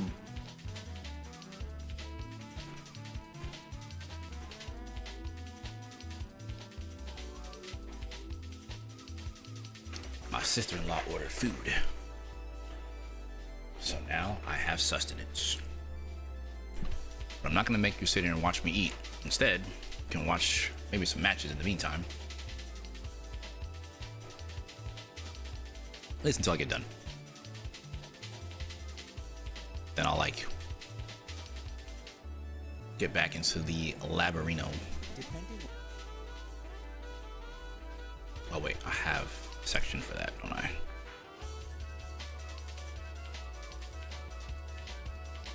We can watch some 2xKO matches in the meantime.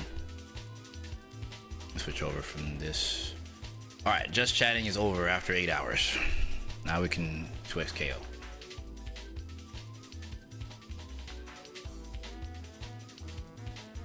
And everyone's talking about this freaking fighting games as a product shit. I swear.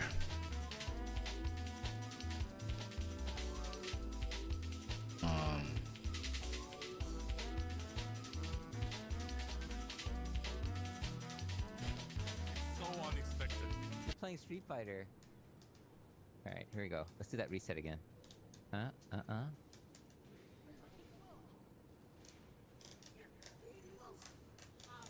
Hopefully the next 2xKO update will have shorter combo and more single player content. Oh yeah, I wouldn't mind that. Whoa. But having a shorter combo in a tag fighter is very ironic. You cannot really have a short combo. Well, so I actually think you can. It's just we're not used to that, right? Because you can have If you want short combo, you know what's gonna happen? It's gonna be Marvel 2. It's gonna have so many resets. Yeah. It'll do maybe 12 hits max. Yeah. And then now you have to still block the mix. But I don't know. Resets are pretty hype though. I like that too. Resets are fun. But I think that's worse presentation for the newcomers. Yeah. Oh, getting reset. Yeah, I mean, but it does give them you can get out of resets, right? You cannot get out of a combo. It's impossible to get out of, unless you have break or whatever, right? But that's gonna make good players even good, which is I like that.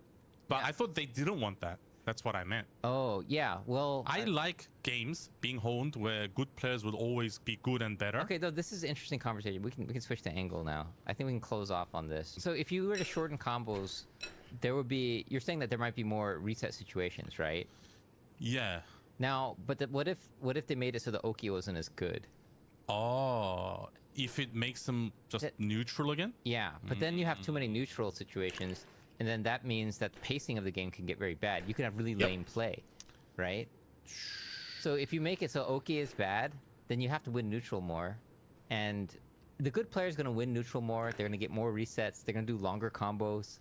Good players, as long as they exist, they're going to push the game's boundaries, right? Regardless of what it becomes, I always stand by the fact that if you get hit, it's your fault and you're bad, right? Yeah. It sounds harsh, but that's how the games work. In an FPS game, you got shot, you're bad. You exposed yourself too long. Yeah. In an action game, you rolled at the wrong moment and the boss killed you, you're bad. You rolled at the wrong moment, right? In a fighting game, you didn't block, oh, you're bad. That's why you deserve to get hit, right? Yeah. So in ways to punish your bad behavior because you either didn't learn or sometimes you innocently is your first time. Long combos is one way. It's the most common way of punishing the not so good of a player in comparison in that situation. Long combos is one. Short combos, however, if you get hit by short combos, does it guarantee that you will not be angry compared to what Ido's script said? I think you'll be less angry. So You'll be less angry? I actually think so because I play ST, right? I played a lot of matches. I played probably thousands and thousands of ST matches, right? Those combos are extremely short. What makes a long combo hype, I think, is when it's not common. Is when Sako was doing a long combo with Evil Ryu, or when Daigo was doing it against Momochi, I think. Yeah, the long combo's hype because it's not common, right? You don't see it. And it was hard to do. And it's hard to do. So I think the problem comes from, okay, we're going to let everyone be able to do long combos. and then people are doing long combos to each other, and it's not like something special. You'll see it, and it's actually more special if people start dropping those combos, right? Just to make short combos, that might alleviate some of the patience. People don't have as much patience anymore with so many games and so many things to switch to, right? If you don't like this game, you can play a million other games. Right? There's so many games now. Look, Long Lay says combos should still exist. I just want to win-lose faster.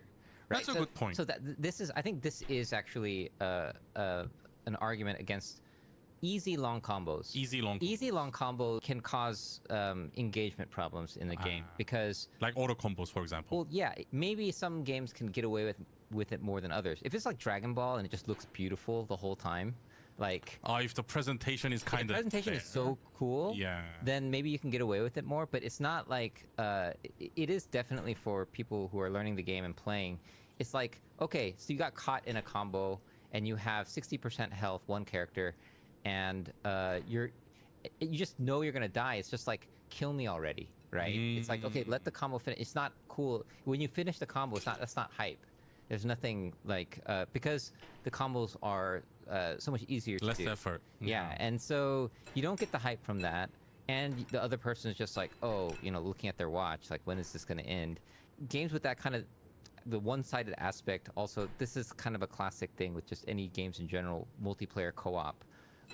Is that you're not really getting to interact. You can't do anything, right? It's the hit stun thing, and I think that's kind of if we want to keep that in fighting games, I think this is definitely like. Wait, so does that mean long combos to, I guess, the not so veteran players? It already feels like a teabag. Yeah, well, it's like long combos have tea bags included. Yeah, but I mean, even if it's not, that's why they feel bad. Yeah, you'll feel bad because now you're getting beaten up because you got hit that one time, right? This is the thing about combos. If you look at like Valorant or whatever, like you said, if you get exposed, I think everyone knows. Okay, if you get hit, okay, you made a mistake or maybe you did something wrong, right? But like in Valorant, if you expose yourself, you die very fast. Instantly. You die like instantly. Yeah. Like, it's very like it's not. It's like, oh, I hate this situation, but whatever. Yeah. That's how. Yeah, this is an interesting topic, right? Okay, so let's do a thought experiment. Yeah. Imagine if in Valorant, when you shot someone, they'd have combos. Oh, right? hit stuns. So there's no headshot that kills. Right. So the way everybody dies in Valorant is they get shot like it's like some gangster movie where they're getting shot like in the Home Alone. 20 times. Remember that Home Alone? Yeah. Was it Angels, Filthy Souls or something? That movie that Kevin was watching. Yeah. You know, where they're shooting like a guy up and like for like 10 seconds. Yeah, and he has a dialogue too. Yeah. He talks while he's shooting. Talking while That's BM. That's dialogue. Yeah. That's BM when you're shooting guns. That's very BM, right? If Valorant had that would affect the retention of the game dramatically. I feel. And so, like, us fighting game people, we're used to that kind of thing, right? We're used to seeing these long combos, especially in like anime games or tag games. So the thing is, like, I don't think like the problem is these are big decisions that you can't make lightly. So if you release a game, you can't just be like, okay, well, people don't like long combos, I guess. Let's just like go to short combos, and then all the shit that we learned is gone now. Like it's like all your combos are now changed. Only times that's acceptable is if the game was still early access. Yes, but now the game is out, so the people who invested all their time is now they like the game. I like the game the way it is. I don't mind it. Yeah, and but the thing is, like, okay, so now they have the core base of people, and if you suddenly change all that to cater to an audience that may or may not come and play your game, then you might alienate the few people that you have left that are enjoying your game. That is right? the sacrifice that they can consider if they can bring in more people, though. Yeah, but that's the risk, right? That is so like, and the thing is, you can only change the game so many times until people are like, okay, I don't know, like, can I even get good at this game anymore, right? So, well, yeah. Back to what I was saying before. You know the classic games we deem. Yeah. For the the big threes in the FGC is always the Street Fighter, KOF, and Tekken. Sure. They were always kind of the big three. They're the long-lasting franchises that we have. Currently today. Yeah. Well, there's I guess Marvel is not. Yeah, you're right. Yeah. Well, I mean, if you go to the arcade days, right? Arcade days. So That is true.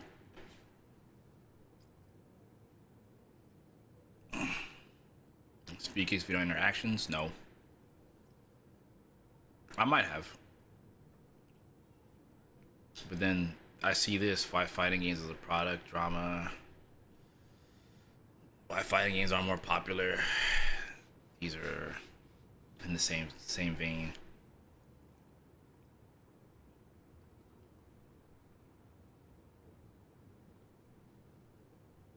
Probably here because you stumbled into some fighting game discourse on Twitter. Before. Hello, fighting gamer. You're probably here because you stumbled into some fighting game discourse on Twitter. Before you continue, I want to arm you with three crucial prerequisite ideas you can never forget when engaging in fighting game discourse. Number one, people play video games to have fun. Seems pretty straightforward, but someone watching this right now is thinking, no, I'm not a casual. I don't play for fun. I play to win. Yes, even you who plays to win. You are playing the game to have fun. You enjoy the feeling of chasing the win or getting the win. Even you who thinks that you put yourself through a bunch of hardship when you log into your games. No, this gaming thing is serious business. You enjoy cosplaying a Buddhist monk undergoing self-denial with the intention of getting that result in the end. You enjoy that. People log into games to have fun. Their incentive for playing any video game is to have fun. Number two, most players aren't competitive. Now, this one might be crazy because you are in a bubble where you are listening to a guy talk about fighting game discourse who used to be a professional fighting game player, and you watch players on stream who live in ranked mode, and you talk in chats of these players who are full of other people who watch people who play ranked mode and are competitive players, and then you go into discords and you talk to people who are super into these games. But most people who play video games do not do it with any sort of competitive intent. The majority of most player bases lie outside of the ranked mode. If we take a look at two of the most popular competitive games, right? Like Riot Games is going kind of big. We have League of Legends with like 60 million total players outside of China and 21 million ranked players last season, right? And Valorant, which has 19 million total players that logged in last month, and 9 million of them were playing ranked. So most players who kind of play video games, they don't really want to interact with them in like a competitive manner, right? These people are just logging into League of Legends and Valorant and like playing normals or ARAM or whatever that express mode Valorant has is. They're just trying to play the game. Playing video games is fun. Number three, fighting games requires some type of competitive interest or competence in order to play. Now, I know what you're probably thinking because I've been there myself. You should be able to enjoy losing. You haven't earned the win yet, right? Like why can't you like enjoy the game even when you suck? No, hold on. I mean literally. You literally can't play the game without some type of competitive ability. Give me 1 second to explain this. So, let's get some common sense definitions out of the way. To play a video game, it means to input something on your controller and get responses from the screen, right? To see something happen on the screen, audio or visual, okay? Now let's talk about hit stun, the game developer's demon. In single player games, you can add as many patterns and parries and dodge rolls as you want, and everything's fine. They'll call it a button masher. The moment you add hit stun to your game, however, now things are getting serious. Now the game journalists are a little upset. Now, I'm a nerd. I like hit stun. I like games with hit stun. I play fighting games. But the reason it's so serious is because for those moments, you are choosing to disable the player's ability to play the video game. Play, meaning input something on their controller and get feedback, get a response on the screen. So you may see where I'm going with this, but before I explain this point any further, let's just take a look at some video games for a second, okay? I'm going to show players losing trades across different video games, okay? And a trade is a term that refers to two players interacting and exchanging resources and damage in the interaction, okay? So let's take a look at different trades across different games. Right.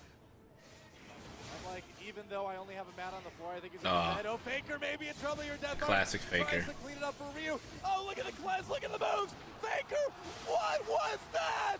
Faker with a huge play, the QSS.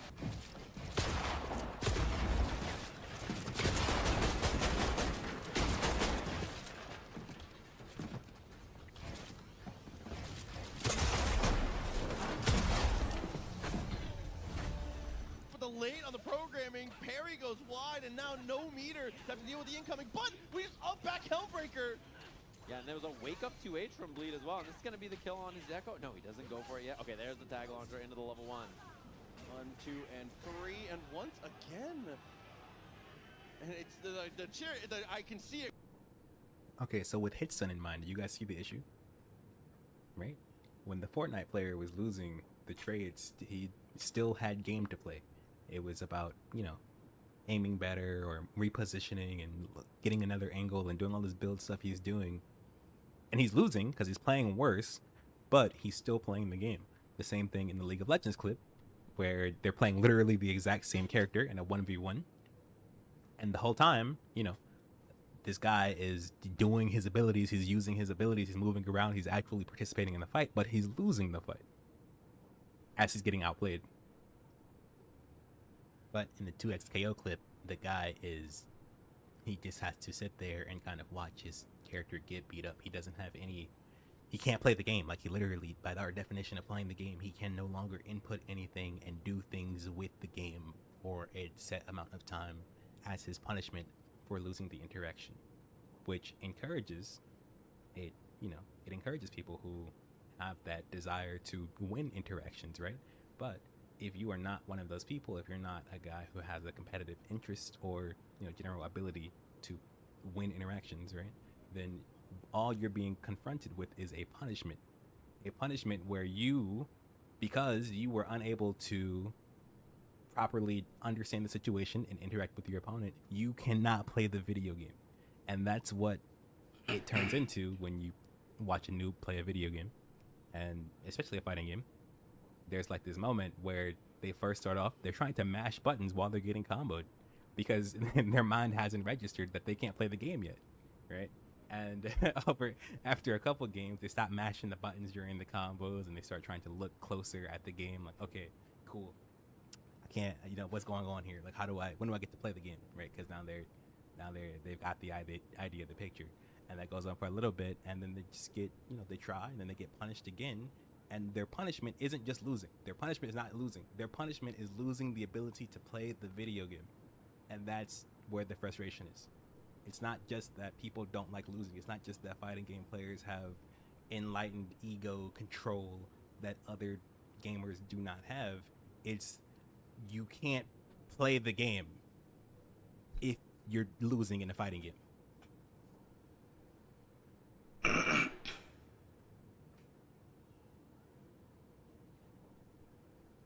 He's brought this back up. Yeah. This is a good one. I mean, SpeedKicks has always put out things that I think are pretty, like, in his time, putting stuff out. I think he's always put out stuff that I think is pretty smart. I think SpeedKicks in general is a really smart player.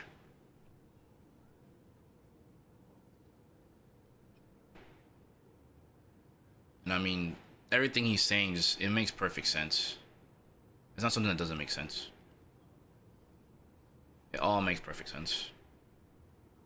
Like, you 100% lose agency when you get hit in a fighting game.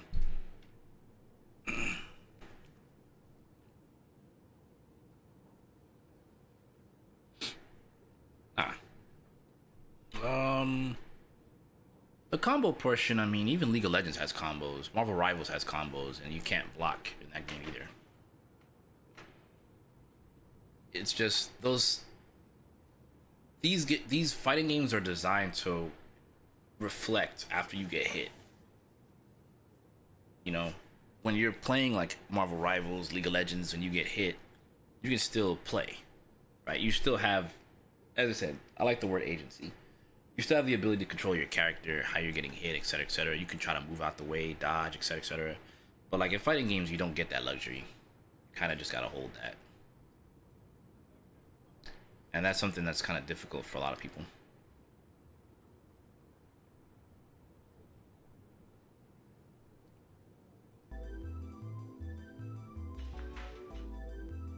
DOA has the best system then. DOA is a very interactive game. And that's a big reason why I've always liked it. I think the best fighting games strike a balance of making sure that there's enough on both sides for the players to do things.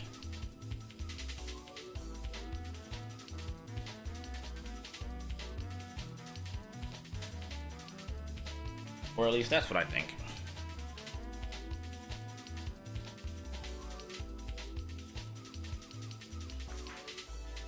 We're gonna Q skill shot. That's the hype. You don't fuck with that shit? That's not you? You don't fuck with that shit? That's not hype? Special. You been hanging around us too much, bro. That's what shit we would've said in Discord. You don't fuck with that shit? That shit not hype? That's not you? That's not you?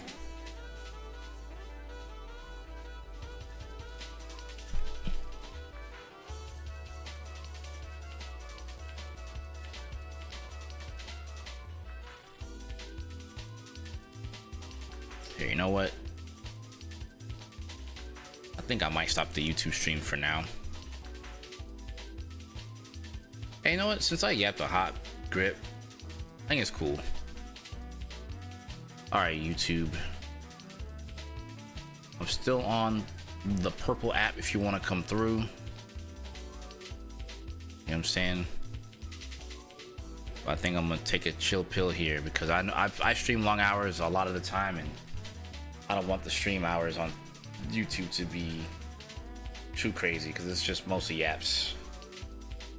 So let me call it here on the tube side of things. I'll probably be back on tomorrow. Bring him back on.